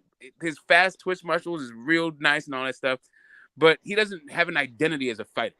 His whole persona was beating Lomachenko. That's it. So he runs in, he tries to slugs out. He doesn't work behind the jab. He just tries to get through that. Yeah. His he style, did in the Loma fight. Kambosos is always going to do well against that style. Yeah, that was Billy Gamache. Has faster hands than fucking Teofimo. Yeah, and he's a good counter puncher. My thing with Tank is this though, bro. He's got faster feet and hands in him. Like, say what now, Jimmy? My thing with Tank Davis is George Kambosos has faster feet and hands than Teofimo. Teofimo has pretty good quick twitches. He has really good reflexes, nice, but really good power, and really good distance control. Actually, the way he works it, but punch placement. Yeah, exactly. But he can definitely be outworked. And no, you said it, Smoke. There's no game plan. He needs. I keep saying this about him. Like, I'd be lying to you guys if I said he's not good, like naturally talented. But at this point in his career, he needs someone to work with him to teach him and exploit his strengths and weaknesses. And he's just like you said, he doesn't set anything up. He has no defense. When he fought that Compa guy, honestly, I feel like that was like the second time I've ever seen him do a Philly show. I was like, what the fuck is he doing? And he was holding a lot. So I was like, this guy, and I've always said he doesn't have an inside game. So he doesn't. And he can't play going backwards. And that's why I've been saying Tio needs to go get with a Mexican style coach. He needs Tommy Brooks. He needs to stop trying to box at all. Him trying to box with niggas and look cute is ridiculous. And it's redundant and it's stupid. He needs to go in there ripping body shots, hooks to the body, both left and right, taking it up to the head and shit like that. And he needs to come with pressure and cutting off the ring. His whole style is all his style is all fucked up because he think he can box and shit. Like he can box. He be doing a little. He cannot box, bro. He can't. He just needs the he's a right trainer. boxer, but he's not I a mean, boxer. to be the right That's not trainer. his style, bro. His style is not boxing. I just want like so. I think Q is a little bit, maybe just came a little bit late. Maybe heard what was happening or not. But Crush was just talking about how we don't need to tear down fighters in order to big up other fighters, right? And then during that whole thing, he called George Kambosos a C-level fighter. So we've been discussing that sort of concept. Like, it seems like the people who don't think Devin is going to beat Shakur or Tank really like talk a whole bunch of shit about George Kambosos. But I think George Kambosos beats everybody Shakur ever fought. Yeah. See, here's the problem. I don't know about that. Shit about Kambosos. I asked them one basic question, right, and then they'll get into an argument with me. I asked them, what top fighter has Tank ever beat? Has Tank Davis ever beat the number one fighter at 130? No, that was Lomachenko, right? Did he do it at 35? No, right? No, that's Haney. Did he do it at 140? No, that was Josh Taylor. Tank Davis has never fought the top dog in any weight division, and half of his belts are fucking baby belts. So what are we talking about? Rolly Romero, Isaac Cruz, dudes that are C-level at best. Tank Davis is not a pound-for-pound fighter, and I'm not even sure if he's top 3 at lightweight right now. You got Shakur, you got Loma. Isaac Cruz is a B-level fighter. I ain't gonna lie. Ryan a pound-for-pound fighter or Jimmy? Let him talk his shit. And so is Barrios. I ain't gonna lie. I mean, these are facts, though. I feel like I can't be debated. At 130, he didn't fight the number one guy, the top champion. At 140, we sure as hell know he didn't, right? Barrios wasn't even top 5 in his own division, let alone the real champion, right? And then at 35, I mean, come on, man. Barrios stopped everybody he ever faced, though, up until that fight. Yeah, but that's the thing. That's when it comes like that's what it's weird for me. Like on the one hand, we can either like appreciate guys, or we can just be like critical of dudes and just call them like cans and all this other stuff and see like for me, I think the guy showed what his range is, like what his limitations are. I think that he could. Santa Cruz was the champion at the time. Because I watched him do it. Santa Cruz was a good win. Ain't nobody. I'm saying he was the champion at the time. Using y'all's logic earlier, everyone got a belt and shit. But nobody said. We're just talking about rating guys. We're not even talking about whether or not he's champion. We're talking about rating guys. Flip-flopping, bro.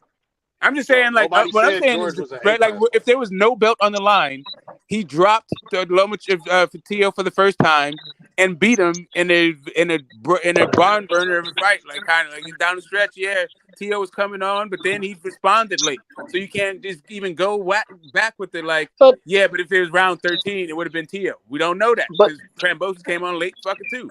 Like, for me, I saw him beat a guy that I think is a B level, at least a B level fighter. Yeah, I think he was a B level fighter. At 135, he's a B level fighter. I watched him do it. So for me, and I don't think it was like, what I saw was him getting not even exposed is the wrong word. That we also saw his limitations, that he needs to be creative out there.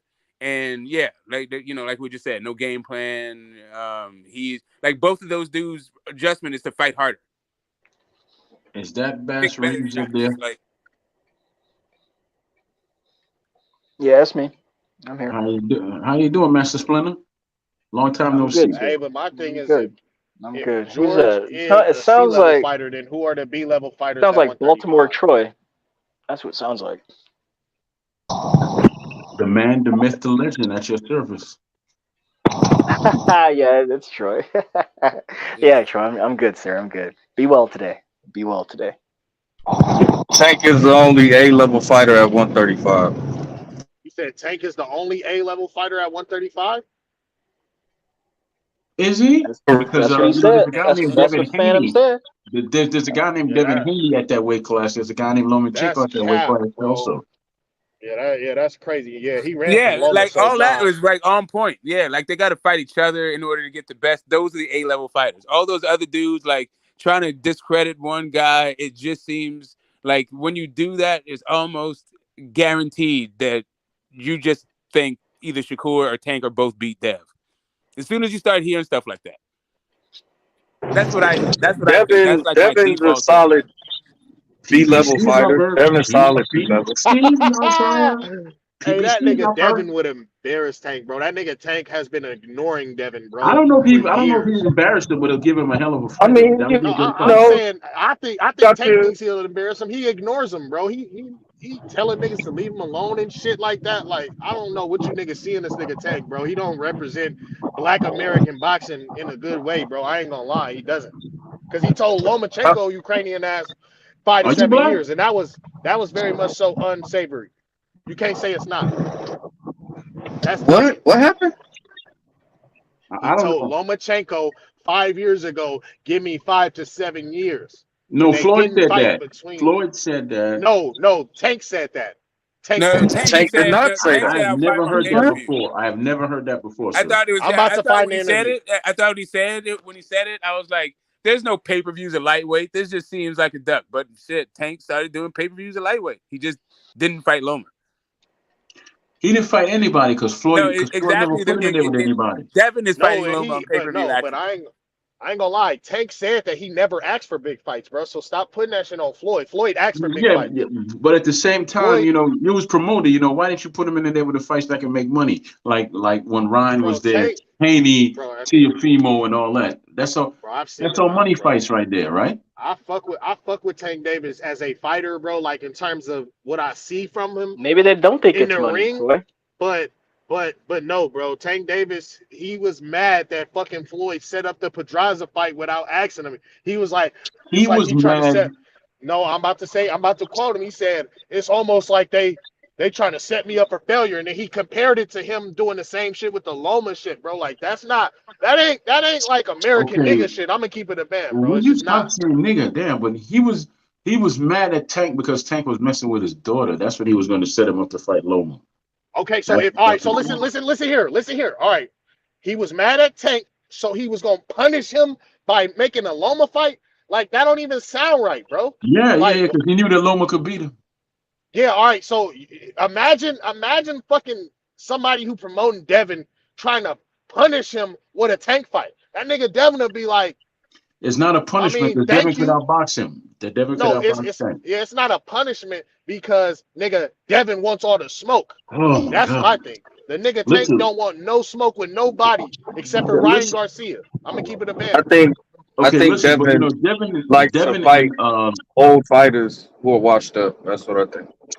Well, name them. Name the old fighters that are washed up. Exactly. Who are the old fighters you fought that are washed up? Y'all gotta stop with outrageous stuff. Other than Gamboa, I'll say Gamboa, even though Gamboa had only everybody fought Gamboa. Tank and Crawford and shit like that.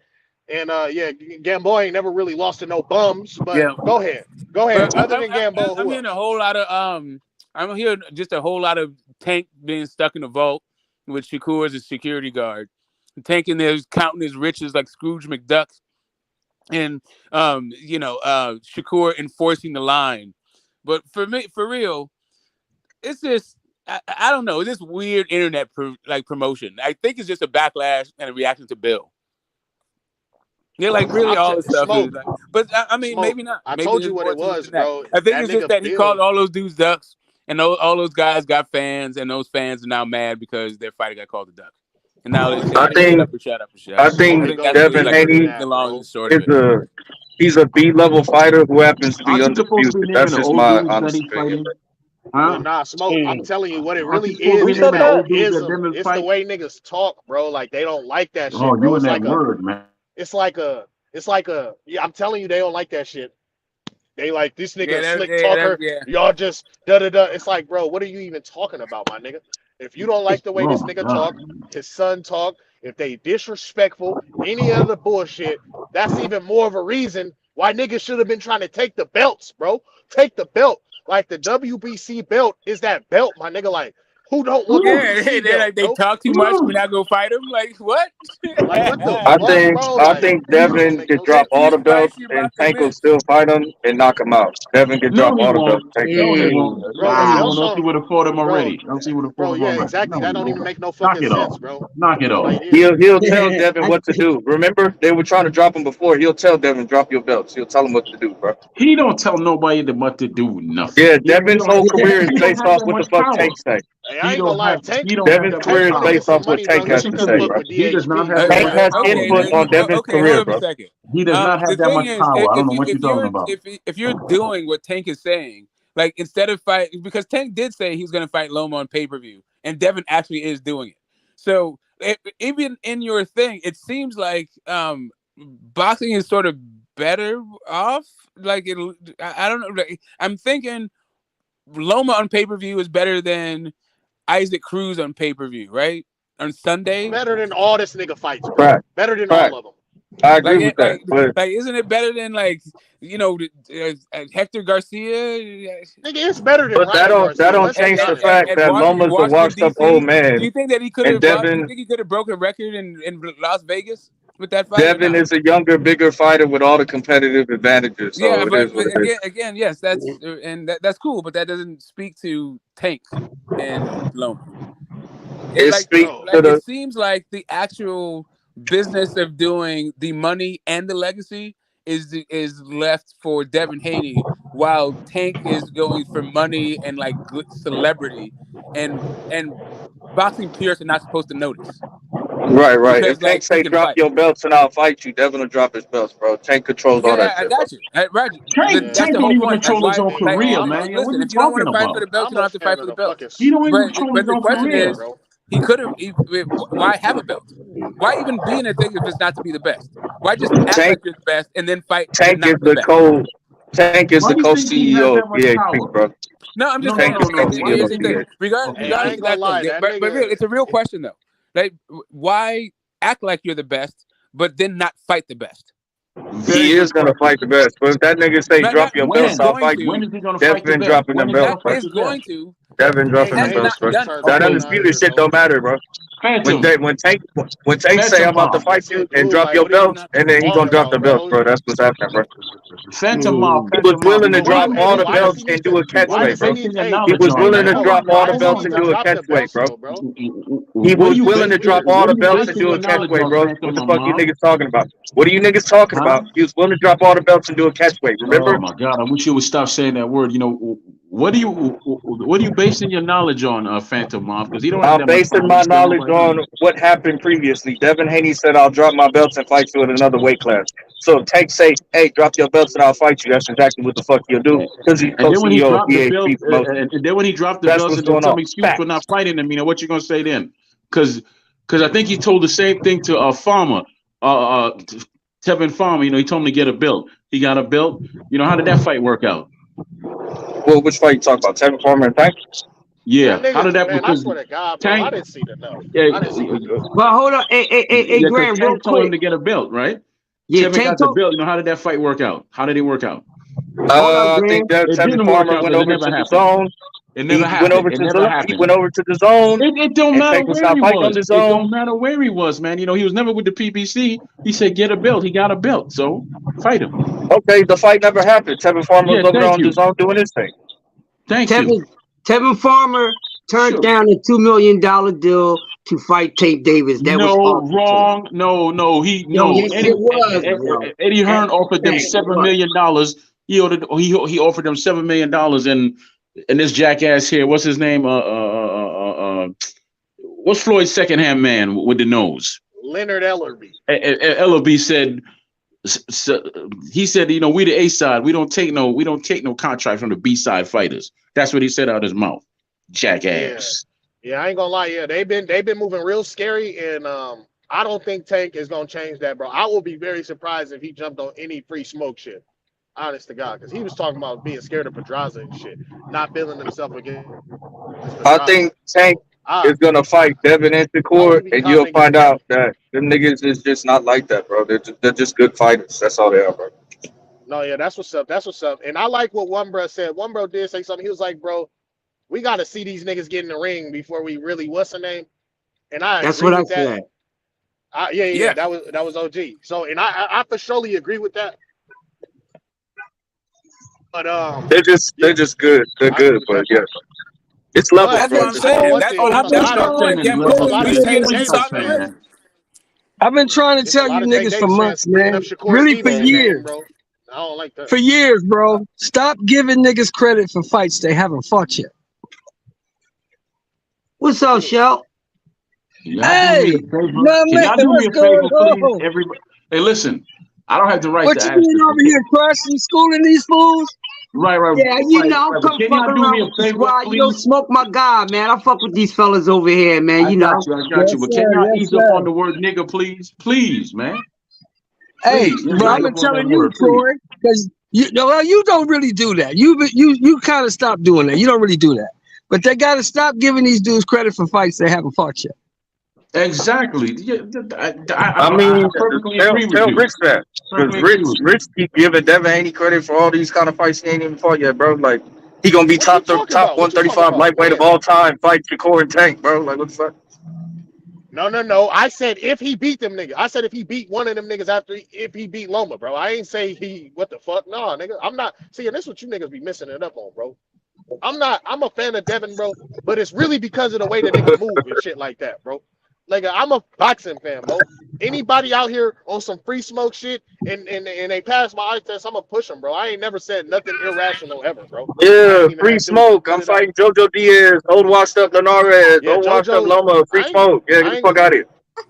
Bro, I'm not gonna lie. Loma, Linares, and JoJo are better than this nigga's last three, bro. No cap. Like, what are we Who are talking you about? talking about? JoJo Diaz is a walking punching bag now. Linares is on his way out the sport. Loma about to retire. Where are we? What the bro? Loma, no. This is what I'm saying. Bro, this is why I be saying you niggas is deluded and you niggas is Tank fanboys. Need This to is the stop fanboy saying shit I that be word. talking about. My God, boy. JoJo Diaz got a world was record a put on his champion head at in his last 130. fight. Yes, he did, bro. But that and maybe 135 ain't a shit. But what He he looked like said before he fought Devin? cap. What he look like before he fought Devin? What fight has JoJo won at 135? He beat Fortuna, and that's what I'm saying. Before he fought Devin, he looked good. Devin So put what is that he nigga like? in the 1-3 whirlwind. now at 135? What's going on, bro? Yes, he is. Yes, he did. Yes, he is. And his last loss was a bad one. That's the only loss that was bad. Everybody like Devin fighting JoJo. You feel me? Williams Zepeda turned him into a walking punching bag, bro. But Mercedo Williams Jester Zepeda, just put hands on him. but will Williams Zepeda not beat the fuck out of Hector Garcia? You need to knock it off, bro. Nah. That's a 50-50. JoJo hurt Williams Zepeda, bro. I like to see that. Bro, that's a 50. Bro, you niggas crazy, bro. Yeah, that's a 50-50 fight. Williams Zepeda versus what? Versus who? Williams Zepeda, Hector Garcia is a 50-50 fight. Oh yeah, you niggas crazy.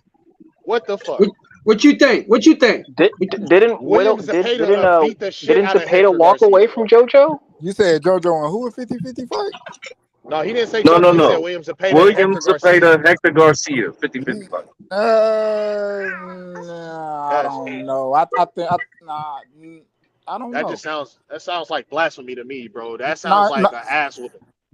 You really gotta see it, cause I ain't gonna lie. You can't just stamp Zepeda off what he did to JoJo. I mean, he lost his next fight and he didn't even look good in it. And then you look at Hector Garcia, nigga fought Tank at 135. I don't know. I don't know. Hector Garcia is very regular. Like even when he beat up on Cobra, hold on one second. Hold up. What's not regular about Williams Zepeda? Happy Friday. Williams Zepeda threw 1,500 fucking punches, bro. That's not nigga, regular at all. I don't care, bro. Like, and they crisp punches. What are you talking about? He would fuck That's Hector easy Garcia. to do when you got somebody in there who's letting you hit them, and that's part of their game plan is to get hit and hope you get tired. Bro, what the fuck? Rich. Nah, that ain't. Nah, JoJo just hides in the high guard. JoJo is slow. Might be too much. Bro, JoJo is slow as hell, was standing right there. Like, he did the same thing in his next fight. Now, when I seen him fight, man, I remember when I seen Williams Zepeda fight that one dude that dropped him, dude, was a fucking bomb. I don't know who the fuck dude was. Like, damn, the guy just fought recently, too. It was the fight after, dude got dropped by after he fought Hector Tanahara. When he was on yeah, I'm vaguely remembering that. Yeah, when he was on McGee. Yeah, did he lose the fight though? Did he lose the fight? Bro, no. Y'all trying to make it make sense. That nigga Williams Zepeda go in there and fuck Hector Garcia. I'm saying it don't matter, bro. I'm saying Styles make fights, bro. That's what don't matter. He didn't lose. I just can't there's levels say, to it. like them niggas got to get in there. Levels. Nah, you got. I don't know. Williams. That's why my man Crush said what he said. I'll put it Let like him this. fight. I'll put it like this. I know William Zepeda ain't all this and that because Oscar De La Hoya don't even talk about that nigga like that, dog. Be real. And Well, who do he Oscar talk protecting about? that nigga. Bro, I'm Who not do he gonna talk lie. about? What do you niggas be seeing, Oscar bro? ain't got Like, nobody so to talk about. It's not what I be, nigga. What do you be saying? You think just because, bro? I put a. You yes, think just because because he Devin beat up on JoJo, yes, nigga, JoJo is not a fucking Devin bum at all. and because Devin beat JoJo's a JoJo, that's bum, why bro. you trying to I've been twist it. telling you, Like, JoJo ain't shit. JoJo's a bum. This nigga JoJo didn't fall for belts in 3 I've weight been classes, bro. telling you, JoJo ain't shit. I told you JoJo wasn't shit before the Haney fight. I told you he wasn't shit. But that's just conjecture. That's not a fact. The facts say that JoJo fought for belts in JoJo 3 ain't weight shit. classes. The facts say that. JoJo is fat, slow, and he ain't shit. And why is Linares? Why is Devin Haney going 12 with Linares and everybody knocking Linares out? What's going on, Rich? What's up with that, bro? I didn't know everybody knocked Linares out. I didn't know that. Everybody but Devin. I didn't know that Linares out. Everybody but Devin I didn't know that. Out for sure. I don't remember I know anybody everybody ever knocked embarrassing Linares that out. nigga. Ain't nobody. Hey, as a matter of fact, bro, all you gotta do is go look at. All you gotta do is go look at Linares was the 3-division champion last time I checked. That's what I thought Linares was. He talking about he all most his definitely losses. is, and he 2-time linear. Bro, he's talking about. Hold up, he talking about all Linares' losses. Every time he lost, he was knocked out, my nigga. Facts. Except for by Devin. Okay. Yeah, and he had never been outboxed before. That's all he was saying. He had never been outboxed before, though. So that's the thing, though. Every other, there is no wasn't that. He ain't never been outboxed like that. So yeah, Devin ain't knock him out, but what are you talking about? The old shit. Linares was ranked like number 5, number 6 in the division when Devin beat him up. Same with JoJo. JoJo was ranked like number 6, number 7 in the division when niggas. Yeah, but that was fool's gold, Rich, because JoJo ain't shit. Ain't never been shit. No, JoJo.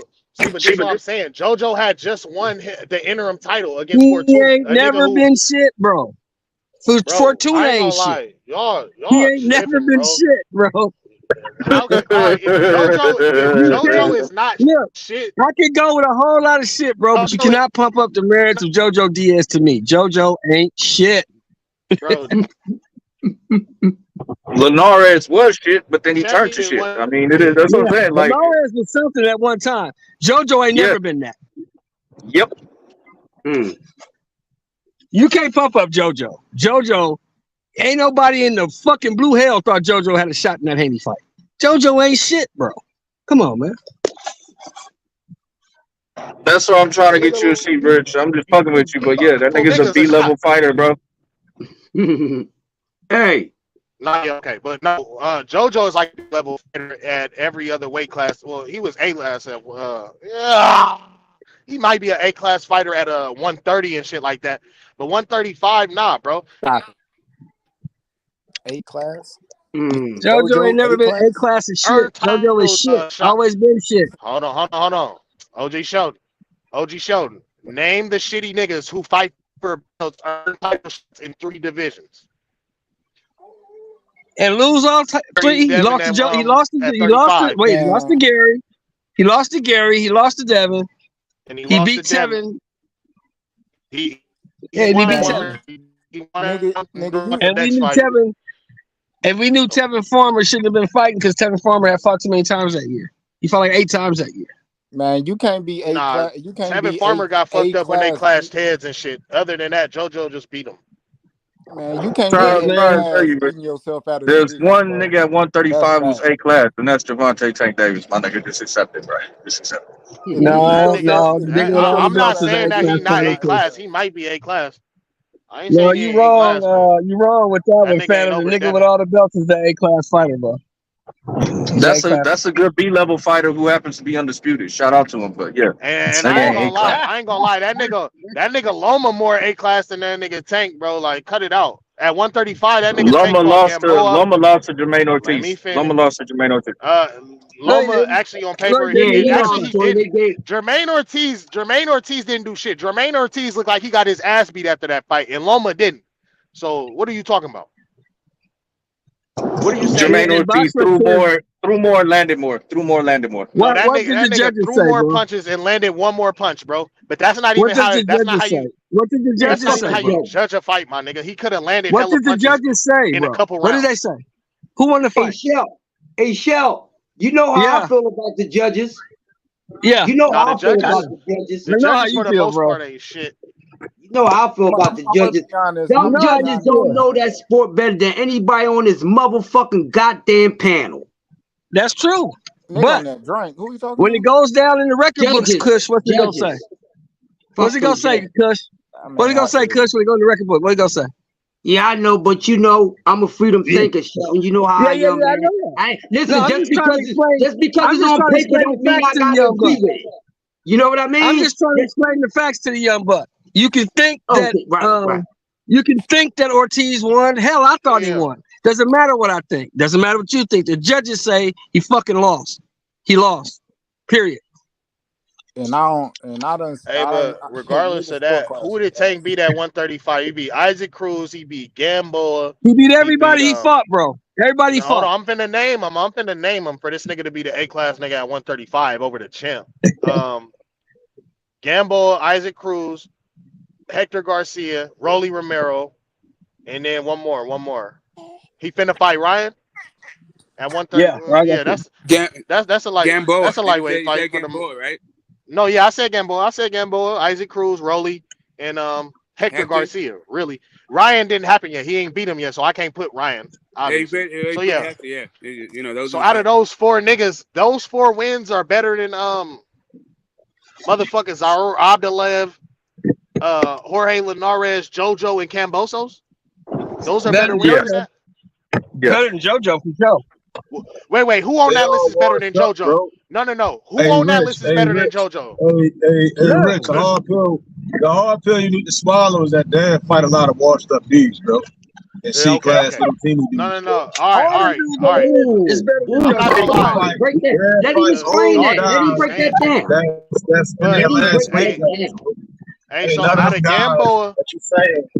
Ain't none of them guys stand for even on the level of Barrios, bro. Barrios was smashed. Yeah. Barrios was not all right, whatever. 40-pounder, bro. Barrios had fought in every weight division from 122 up to 140 and only got the regular belt at 140, bro. There's nobody that fought that would have beat Barrios, bro. He hit too hard. He was quick. And he was fundamental. I'm not gonna lie. Hey, so if that's the case, then why Barrios didn't win no fucking belts in no division except for a regular belt at 140? Listen, I hear all that belt talk, bro. I hear that belt talk, but when you can get when they handed belts out like candy, I mean, yeah. I mean, why? I mean, they not really handing belts out like candy. Linares been getting knocked out since. Prior to then, he got knocked out down at he got knocked out by one of the niggas that Devin Haney already knocked out. What are you talking about? Linares been getting knocked out since 126, 130, bro. Was he not lit? Nah, I don't think he was linear. He was JoJo came from where? JoJo 126, no problem, bro. Like somewhere in your mind, you gotta really recognize. Like I understand you like Dev, but ain't put nobody, bro. He ain't put nobody that's hit. I asked a simple question, bro. I bought up 4 niggas. That Tank fought, or 3, or was it 4? How many niggas? Rolly, Pitbull. Niggas, stop interrupting. Stop interrupting me, bro. I'm trying to make a point, bro. I named the 4 niggas that Tank fought because niggas saying that Tank is the only A-class fighter. I'm not saying he's not an A-class fighter, but how the fuck is he A-class? How is he not A-class? How is he A-class over niggas that got better wins than him at the division, bro? That don't even make no sense. Joking, man. I think he was kidding. Who got? So you gonna say Kambosos? Niggas like Method that come I'm assuming you saying Kambosos is an A-fighter, bro. I'm assuming you trying to say Kambosos. No. This is what I'm saying. I'm saying Kambosos is a better fighter is a better win than Gamboa. Bro, no, he's Isaac not. Cruz. Trash, let me finish. Gamboa, Isaac Cruz, my nigga. Who else? Hector Garcia and motherfucking what's the name? And I could go down the list. JoJo is as well. JoJo is a better win than Gamboa. You only giving them guys credit because Devin fought them guys, bro. No, in all reality, they not that. JoJo got beat up by Williams Zepeda. Williams Zepeda, Shakur Stevenson. Who the same guy that you keep saying. Hey, everybody say, well, what did Shakur do at 35? Like, I mean, we really weigh it up and look at it. JoJo, the same guy that got beat on by Gary Russell, bro. It's not a day on this earth, bro. Gary Russell was an A-class fighter, though, bro. You tweaking, though. What are you talking about? It's like, you hate Clear. I never said JoJo was an A-class fighter, though, bro. I don't. So who? All right, go ahead, BD. Shakur a few days ago, he said that you told him that you weren't really asking for tough fights, and there was interviews that came out like a year ago that said like, you were never personally asking for X, Y, and Z. Did you ever go to Espinoza or Floyd or Leonard and ask to fight the likes of Lomachenko or Devin Haney? I just said it on the interview that I didn't ask for none of them guys. I never asked for not one opponent, not one. I still don't ask for an opponent. Would you be open to fighting Devin Haney in 2023? Of course he'd be open to fighting Devin Haney. Come on. You're not come on. He's the WBA regular champion, so, if he wanted that fight. Bro. You know how it goes. You know how people come out and say they want to fight somebody? I mean, they say, all right, I'll fight them. Them guys are sitting there on Twitter and y'all run with it. Y'all, if they mean it, send a contract. Do that. Send a contract. You could have the WBA order that fight. Devin Haney's the super champion. You're the regular champion. They could order the fight. Well, tell them to do it. This nigga's scared. Yeah, that nigga scary as hell, man. I don't give a fuck, bro. I know it's scary. That nigga don't want to fight. That nigga don't want to fight. That nigga don't want to fight. Right. That sounds good. That you can jump to the conclusion. You can jump off the cliff and free fall. That nigga does not want to fight. I think it's funny how he didn't play the rest of that when he said there might be some NDAs involved about niggas, and they cap they doing. But that's a good one. Hey, I'm not gonna lie, bro. Who was that doing the interview? Who was that? That nigga was asking burning questions. No, that's that V, man. He was in it. He was in his ass. He didn't like it. Who was that? He didn't want to play the rest of that. The rest of that sounded a little funny. Shout out to Chicken Talk. Hey, man, straight up. Hey, straight up. He asked him, "Are you willing to fight him in 2023?" Why Tank ain't say hell yeah? I'll beat that nigga ass. Who was the other nigga trying to speak for Tank when they asked him about Devin, bro? Who is that? He cut the video off, bro. You didn't hear what he had to say. He cut the video. No, you're capping, bro. The first question, bro. He asked him. He said, "Are you willing to fight him in 2023?" Whoever was sitting next to that nigga was like, "Of course he'd be willing to fight him." And then they kept talking. He was like, nigga, and then that nigga started talking about how niggas don't really want to fight and shit. And I thought Tank was the A-side. Why would somebody be sending that nigga a contract? And bro, he said you're the regular champ. You can ask to be mandated to fight so you can become the super champ. He like, why them niggas don't do it? Why the fuck with the super champ? Like, nigga, you hella goofy. And y'all niggas out here backing that goofy ass nigga, bro. You niggas crazy, bro. That nigga is scared. He don't want to fight, bro. So I'm gonna leave that nigga alone. I'm gonna have to leave him alone. Because niggas ain't bullies or nothing like that. He don't want to fight, but niggas say who do they want to fight don't send contracts. That's what he's telling you, bro. Bro, what are you talking? Bro, before you send a contract to somebody, you have to agree to fight, bro. What are you talking about? Niggas don't just send contracts. Niggas, bro, I guarantee you if Tank Davis acted like he wanted to fight, which he never has, the nigga has never acted like that. And you niggas know that. I know it's embarrassing that you niggas pushing a nigga. I know it's embarrassing that you niggas is pushing a nigga that just told y'all I've never asked for big fights. I know. I know every other nigga that y'all like has asked for big fights. I know that, right? You niggas like Shakur. You niggas like Benevidez. You niggas like everybody who's about something. Everybody's asking for big fights except for y'all niggas Crown Jewel. I mean, Crown Jewel? What the fuck, bro? Get the fuck out of here, bro. That nigga is said scared. I never asked for no fights. No big fights. No fights. No, yeah. So what is he doing? This nigga taking up space and you niggas brains as the best. Come on now, fuck out of here. Who is not asking for fights, bro? Who's not asking for big fights at that, bro? Come on, you can ask for all the fights you want, but my nigga, you fight JoJo Diaz, Linares, like, come on, bro. Like, you understand what's going on. Yes. You know, they sound like world beaters when you factor in the fucking Nunez's and the goddamn Cuellar's. And the Quasar shit like that, like you niggas crazy, bro. I'm done with that. Like, for real, man. Nobody's fighting world beaters. Nobody. Hector Garcia's. Like, what made Linares a big fight? Linares was ranked number 6, and he was a former champion. I didn't ask about the rank. I said what made it a big fight. I don't think it was a big fight. I just think it's a good fight. I think it's a solid. It was a good fight, No, bro. because I'm trying to understand something, right? I hear something about big fights. What's a big fight?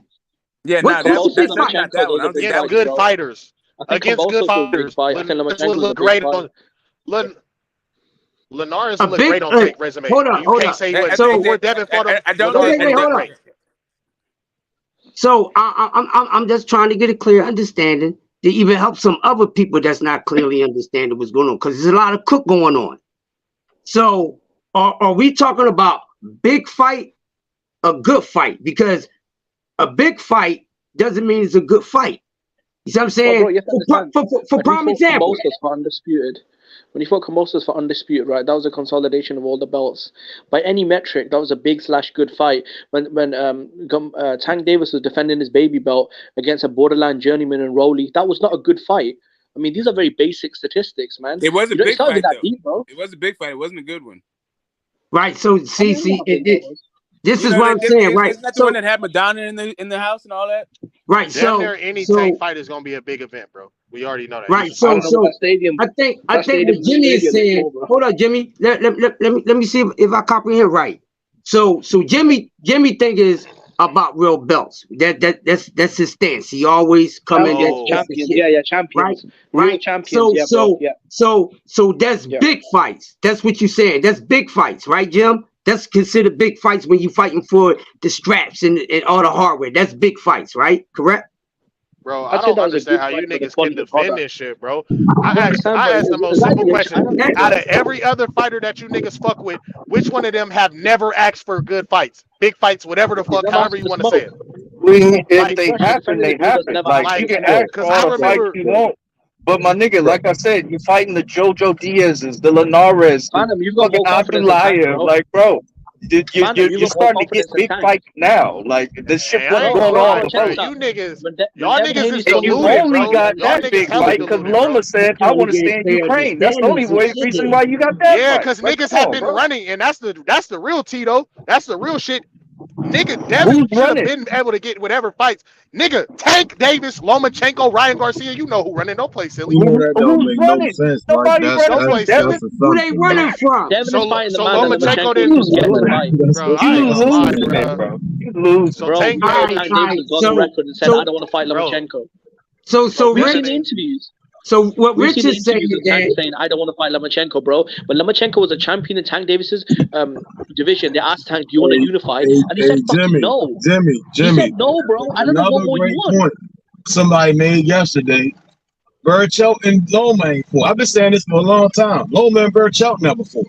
So don't get to talking about Tank and Loma ain't fight when Burchelt. Stop bringing up other niggas when we talking about the nigga Tank, bro. You niggas silly. Stop having selective memory. You don't know. Bro, so was niggas ever one guy, bro? It's like y'all only hear what y'all want to hear when it comes to that, but y'all ain't really, y'all really ain't gonna sit back and examine these. Tank is the only one thing I don't want to smoke. Everything is half stepping, bro. Like for real. It ain't like you really out there. It ain't really like you out there going up to 40. Bro, method, the dude literally. If somebody gets in your face and calls you a cocksucker, I want you to be nice. Okay. Y'all out here talking about that Roadhouse. Hey, was that Roadhouse smoke? Yeah. Roadhouse. The dude is saying he's never had smoke. You guys are saying he's a killer. So y'all just capping at this point, bro. Like it's like y'all hate on the Tank so much that y'all can't even see the facts. Man, that nigga Tank hated on himself. I call it Tank derangement syndrome. You know what I'm saying? Like some Haney fans, they have this syndrome where you gotta manipulate reality to make Tank look less than Devin. And I don't know. I'm gonna classify it as psychosis, but it's just a mental disorder some Haney fans have. You know what I mean? I'm not gonna lie, you niggas is so deluded, bro. Niggas show Tank Davis respect for what he does when he fights, even though he ain't really fighting shit. You feel what I'm saying? Like, and that's conjecture. Look, I just said that was conjecture. I just said somebody, bro. When the last time, Devin? Hold on. Bar than this C-level Kambosos. Who is Devin even for? And Kambosos.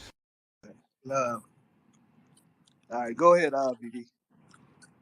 Shakur a few days ago, he said that you told him that you weren't really asking for tough fights, and there was interviews that came out like a year ago that said like, you know, you were never personally asking for X, Y, and Z. Did you ever go to Espinoza or Floyd or Leonard and ask to fight the likes of Lomachenko or Devin Haney? I just said it on the interview that I didn't ask for none of them guys. I never asked for not one opponent, not one. I still don't ask for an opponent. Would you be open to fighting Devin Haney in 2023? Of course he'd be open to fighting Devin Haney. Come on. You're not come on. He's the WBA regular champion, so, you know, if he wanted that fight. Bro. You know how it goes. You know how people come out and say they want to fight somebody? I mean, they say, all right, I'll fight them. Them guys are sitting there on Twitter and y'all run with it. Y'all, if they mean it, send a contract. Do that. Send a contract. You could have the WBA order that fight. Devin Haney's the super champion. You're the regular champion. They could order the fight. Well, tell them to do it. Tell them to do it, bro. Tell them to do it. Why are you talking to me about it? Bro, tell them to do it, bro. BB, hold on. Because you already know how I am. He's getting shaky. I'll let you come on my platform and you can't be yelling at the guests, my guy. Come on, VV. Tighten it up. You know how we do it. VV get his ass what? Hey. Whoa, nigga's scary. I don't give a fuck. I know a nigga that don't want to fight when I hear him. Yeah, he asks a simple question, and then that's a little bit more. I can keep going, you know, but that's what. Hey, let's listen to. Hey, Smoke. Press play again. Let's keep listening to the nigga that this is their guy. I want to keep listening to this nigga talk. Let me hear him. Let's hear that nigga. Y'all gonna play the same video for the time. No. Play the rest of the video. Hold up. You might not like to hear. Hold on. Say about Devin and let me say this. Didn't play a video of Devin talking about Shakur. Yeah. Huh? Yeah. Hey, I'm not gonna lie. Smoke. Here's the thing, right? Yeah. Go ahead. Yeah. Okay. Here we go. Look. All right. Go ahead, BD. Shakur a few days ago, he said that you told him that you weren't really asking for tough fights, and there was interviews that came out like a year ago that said like, you know, you were never personally asking for X, Y, and Z. Did you ever go to Espinoza or Floyd or Leonard and ask to fight the likes of Lomachenko or Devin Haney? I just said it on the interview that I didn't ask for none of them guys. I never asked for not one opponent, not one. I still don't ask for an opponent. Would you be open to fighting Devin Haney in 2023? Of course he'd be open to fighting Devin Haney. Come on. You're not come on. He's the WBA regular champion, so, you know, if he wanted that fight. Bro. You know how it goes. You know how people come out and say they want to fight somebody? I mean, they say, all right, I'll fight them. Them guys are sitting there on Twitter and y'all run with it. Y'all, if they mean it, send a contract. Do that. Send a contract. You could have the WBA order that fight. Devin Haney's the super champion. You're the regular champion. They could order the fight. Well, tell them to do it. Tell them to do it, bro. Tell them to do it. Why are you talking to me about it? Bro, tell them to do it, bro. BB, hold on 1 second. Because you already know how I am. Bro, I'll let you come on my platform and you can't be yelling at the guests, my guy. Come on, VV. Tighten it up. You know how we do it. VV get his ass what? Hey, you just mentioned that you were trying to get out of the game. Now, my question is, how long has that been the goal, bro? Like, obviously, when you first going pro and you're coming up the ranks, you got long-term plans. But at what point did that change for you? Were you just trying to get in and get out? I don't know. It probably just my mindset right now. I'm not saying, like, I don't know. It'll probably be somebody after, but I just want to get the guys that I want. That's the main focus. I just want to get them guys. That's it. All right, so let me connect the dots here between Ryan Garcia, Haney, and Stevenson. The fact that this fight is being made, and DAZN will carry basically the Showtime produced event, does this give you hope that making, I'm not naming those guys in particular, but like fights across the promotional aisle, fights across the promotion or the television aisle, that because you're making this Garcia fight, those will in turn be easier to make down the line? Or is this just like a one, like because you made this, it doesn't necessarily mean the other ones will be easier to make? Like I said, I think it's opening up doors. I ain't gonna lie, I ain't really trying to be in this too much longer. So that's the answer right there for you. How old are you now? 28? 28. Yeah. How much longer are you expecting to do it? Once I get them guys out of there, I'm gone. And who are them guys, Rich? Name them. Put a name on it, Rich. He's in the sparring section. I ain't gonna lie, bro. And this is why I think that you niggas. I'm starting to I think you told niggas you mentally niggas ill. it's gonna be a whole lot of TT shit going on. I tried to tell you if you play the rest of that video, you ain't gonna like what you hear, bro. Bro, I didn't like what I hear. This nigga sounds scary, bro. This nigga don't never say shit, bro. Like you niggas is crazy, and I'm starting to think you niggas. That's what I'm saying. You like when a dude go around just keep talking. No, that nigga just does not sound confident. It'd be a bunch of nothing. Imagine doing all that talking and then you fight Cam right? When he like asked him, you would you beat the be willing world, to bro. fight Devin in 2023? And then imagine, think about it. Imagine you beat Cambosis and then you turn around and say you want to drop your belt. Okay, imagine beating Ryan Garcia and that's like that's better than beating Devin Haney. We proving the point that it don't. Yeah, I got you. You're proving the point that you guys can't look at. You guys have you have a lot of stones to throw a lot of stones to throw at Devin Haney, but you live in a glass house.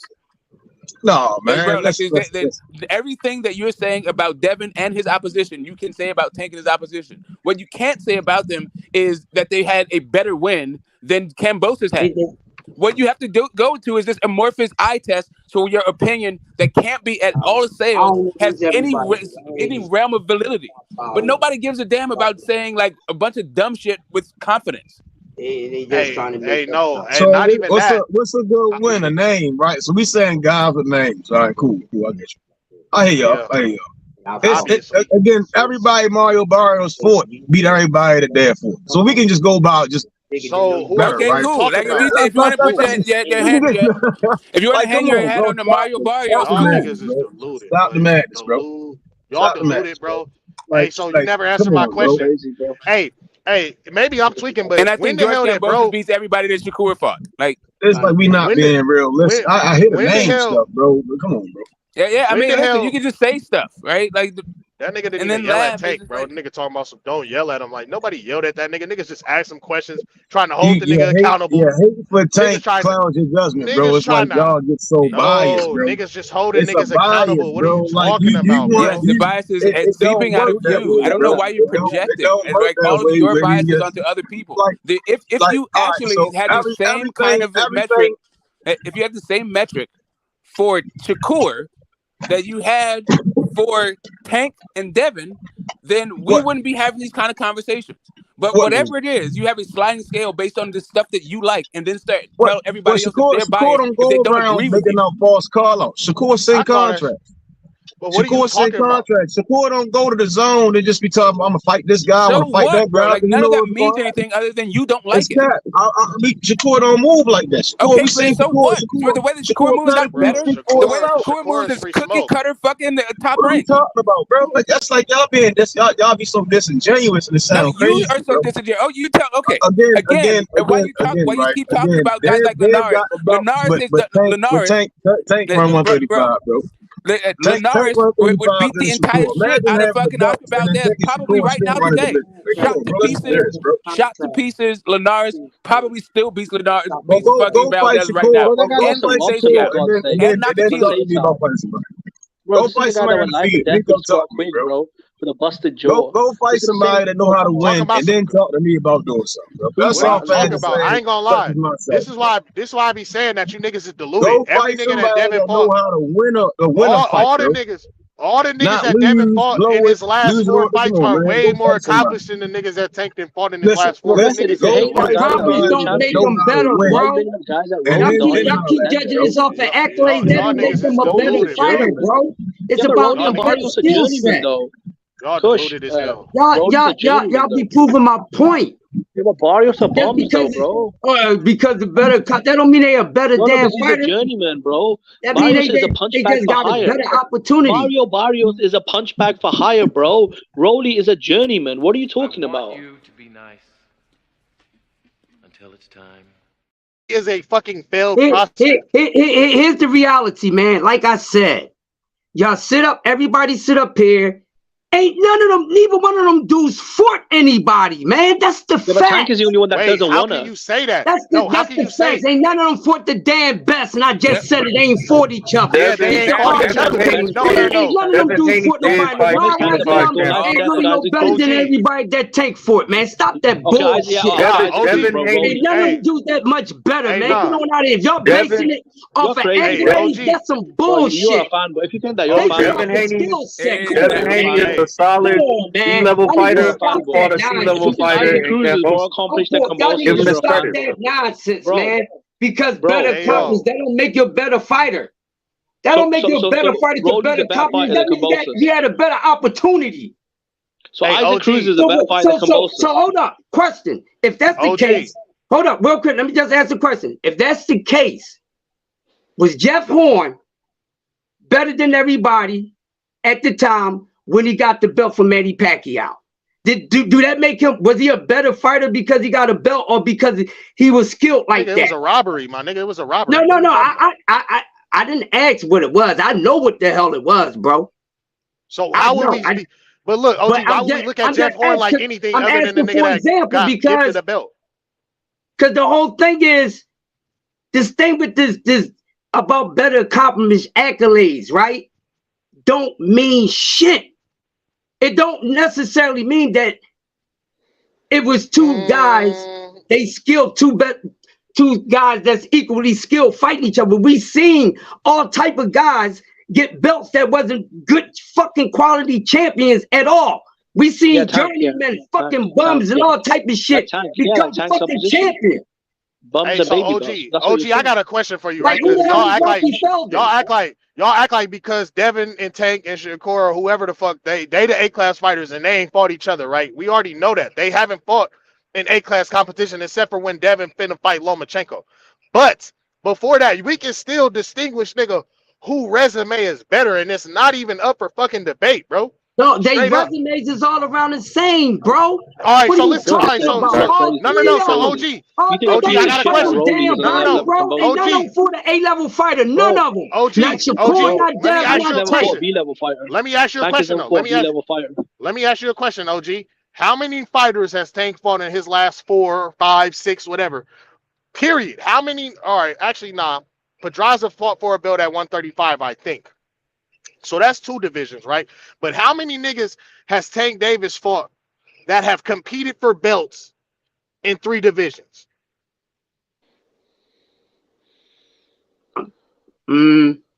We can't act like that means nothing. And I'm gonna tell you the answer. The answer is 0. He has never fought. I'm not talking. No. Wait, let me finish. Do that mean that Devin was going to automatically beat him in a fight? Yes or no? No, let me finish. Leo Santa Cruz, he's a 4-division champion. What's going on here? Hold up. Okay, all right, right there. Leo Santa Cruz. Leo Santa Cruz is a 4-division champ. So that's cool. Hold the cap. So that's one of them.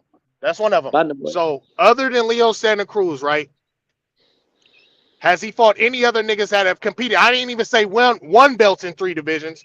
I'm talking about earned a shot to fight for a belt in 3 divisions. This nigga the nigga we talking about could have lost every time. But has he even fought one of those guys? Other than Leo. He's never fought top 3 lightweight. No, he hasn't. Tank has never fought a top 3 lightweight in the division. That wasn't even my question. I wasn't asking about a lightweight. I'm talking period. Has he ever fought a nigga other than Leo? And that Leo is the guy. Leo is the guy. He's the guy with 4-weight division belts. And I think he had a belt at 130, right? That wasn't for a vacant super belt. That was for Leo's super belt, right? Yeah, Leo won a vacant belt against some random dude. He moved up to the division. He won a vacant belt, and then Tank fought him after that. No, yeah, I'm not even gonna hate. My whole thing is, bro, nigga shit on JoJo, right? JoJo has fought for a belt in 3 weight classes. Something we can't say about nobody other than Santa Cruz. Then when we, hold on, wait, I gotta go. All right. Y'all basically let me finish, man. Yes. What the fuck else is we gonna base it off? You're supposed to base it off the quality of the damn opponent, they skill set, not no goddamn accolades, bro. Bro, what's the skill set? Bro, what weak niggas fight for belts? No, OG. What is a boxing match about? What is a boxing match about? It's about skill set, bro. Yeah, well, OG, this shit way more simple than you niggas making it, bro. How many weak ass niggas fight for belts in 3 divisions, bro? Name one. The accomplishments don't mean shit. I'm talking about skill set. That's what makes them Name a weak nigga that goes to the Olympics, bro. Accomplishments don't make up a fucking. Come on, man. Hold on a second. Skill set, bro. Hold on a second, because I think I can bridge this gap. I think I got it. Skill set, right, is what you. Hold up a second. Just real quick. I think there's a skill set can be the way that you apply your style against a level of opposition. That's how you win the fight, bro. Right, but you have to. So when you look at Leo Santa Cruz, you can see that guy basically is, he's a volume puncher, is kind of cement-footed, has a really good gas tank. Defense. He's not really particularly defensively responsible, but he can take a hell of a shot and like outpoint you. Just throws a gazillion shots. Right, you can see that he's done that against every kind of level of opposition. A class, B class, C class. That's what he's gonna do. And you're gonna have to be at least a B-level fighter to fucking to beat the guy. And he can beat you at a B-level guy, right? What do you call Carl Frampton? Would you call him a B-level fighter? What about Abner Mares? Better than Cambodia. I think Frampton was nice, man. The Jackson was nice. I think that's super bantam. Yeah. Yeah, I mean, I'm just saying. I'm just trying to rate them as fighters. Like, before we even get to like the fact that it was at the itty bitty teensy weensy, almost, but still taller than method class, right? Yeah, fuck no. I think again we going. I think the tip's gonna fall with these names, and Rick's gonna be a believer for the year. Someone's got an echo. Are we capping again? Do I have to step in, or what's going on? I don't know. Roasting, like not lying. Like you guys ruin words and shit. Like, I just want to make sure if cap is going on, I'll step in. But So other than Leo, I can name 2 niggas that fought for belts in 3 divisions that Devin fought. And I'm not sure if Pedraza fought for a belt at 140. No, I don't think he. No, I don't think he did either. But he did at 135, I think. No, he was a champion at 135. Loma lifted that belt off of him. Okay, well, yeah. That's a 2-way class. No. Pedraza fought at 30 and 35, right? So that's 2. Yeah, he also fought at 40. I just don't think he fought for a belt. No. He's just being used as like a. So after, who's got that echo? That's Rich. Okay, I was gonna say. So after, after Devin Haney beat Linares, what did he go on to do? He went out to fight his mandatory, the interim champion in Jojo Diaz, ex-world champion. No. That's not what I asked, Jimmy. I said, what did Linares do after he was defeated by Devin Haney? Oh, Linares. He started getting knocked the fuck out. He what? Started getting knocked the fuck out. Okay. What did Jojo Diaz go on to do after Devin Haney beat him? Start getting his ass bit. I think he lost to William Zepeda, yeah. Oh, okay. What did Alfredo Santiago go on to do after Devin Haney beat him? Now the damn thing, he disappeared too. Okay. And I believe George Cambosis is on extended vacation. So, it's hard to make these arguments. And I don't blame Cambosis. Cambosis shouldn't even come back. He made that good money fuck boxing. I think it's just the Rollins and Varus are bombs. And then after Devin Haney beats Loma, what is he going to do? Tank Davis just fights bombs, though. Tank has never fought a real champion, though. We've got to keep it a buck. The only one who's fought is Pedraza, who is C-level at best. That guy's a gatekeeper. Whenever he steps up, I mean, Tank is an A-level fighter who can't fight an A-level fighter until he gets to 140. Guess what, bro? The worst thing Cabosos did was win a step-up fight. Devin is not an A-level fighter. Shakur not an A-level fighter. He gonna have to go to 140 to get beat, bro. Guess what, bro? Tank had never fought a good fighter, bro. That amateur shit. That's your opinion, man. That's opinion, Jimmy. Facts, bro. That's opinion. I mean, that's not a Tank fact. is That's the only opinion. A-level fighter at That's 135. opinion, I've been trying to get you to see that, Jimmy. You gonna see the light That's eventually. opinion, bro. That's opinion. No, that's not my opinion. It's a fact. That's your He's opinion. never fought It the top is, fighter bro. in any That's an division. opinion. Ain't no fact, Okay, and you ain't gonna give me the change names. nobody's Give me the mind, bro. names. That's an opinion. No, That's it's your facts. opinion, bro. That's It's your not my opinion. opinion. Facts. You He's feel as never though fought the that top none of fighter those in any guys are division. good. You can't He's prove never that fought they the top ain't fighter in any good. division. That is not. Because the That is a reason fact, why bro. how you grade people is because if they did something, you don't go on how good they are with the quality of their skill set. That's the wrong way to Get judge outboxed by something. That's a Rolly. casual That's a skill set, mindset. bro. That's not what boxing is Your about, life and death bro. with Isaac Cruz is a That's skill not set, that's bro. not what it's about. That's You a skill going off set. of damn accomplishments. Well, whoopie do. That's the goddamn case that Rocky Balboa would beat everybody to fuck up because he's a fictionist character in a hall goddamn of fame. What Gamboa in his prime was actually a really good fighter. You know, he was a legitimate multi-division champion, Olympic gold medalist, and at one time was on a pound for pound list in his prime. Yeah, he was. Not 10 years. Y'all keep bringing up the gold Devin medals. fought the same guy 2 a year later. Whoopie do. You bring up them gold medals one more time. Yo, but Dev get credit for Gamboa, but Tank get shitted on for fighting Gamboa, correct? Listen, 4 Gamboa. No, just answer my question, Jim. Yeah. Dev get credit for Gamboa, but Tank don't, right? Yes or no? Who's giving him credit? No. Yes or no? Who's giving him credit though? Who's giving him credit though? Yes, no. Because everybody shits on Tank when it comes to Gamboa, but motherfucking goddamn Haney fought the same busted up motherfucker. But when it comes to Haney, Gamboa wasn't gay. He wasn't busted up. He was revitalized like Jesus and all this other shit. Listen, I like Gamboa, so I don't mess with it. Like the only version of what Gamboa I'm I didn't saying, like was the Simone. You know what the they be Pitbull doing, Pros bro. version. But all those You know other what they be guys, doing. like, yeah, he was past it when he fought Devin Haney. Devin Haney hurt his hand in that coming off of his shoulder surgery. I mean, it is what it is. I thought Tank looked good in the fight. Gamboa showed like veteran survival skills in that fight. I'm not mad at it. Bro, but None of this argument is going to determine who's the better out the two until they fight, bro.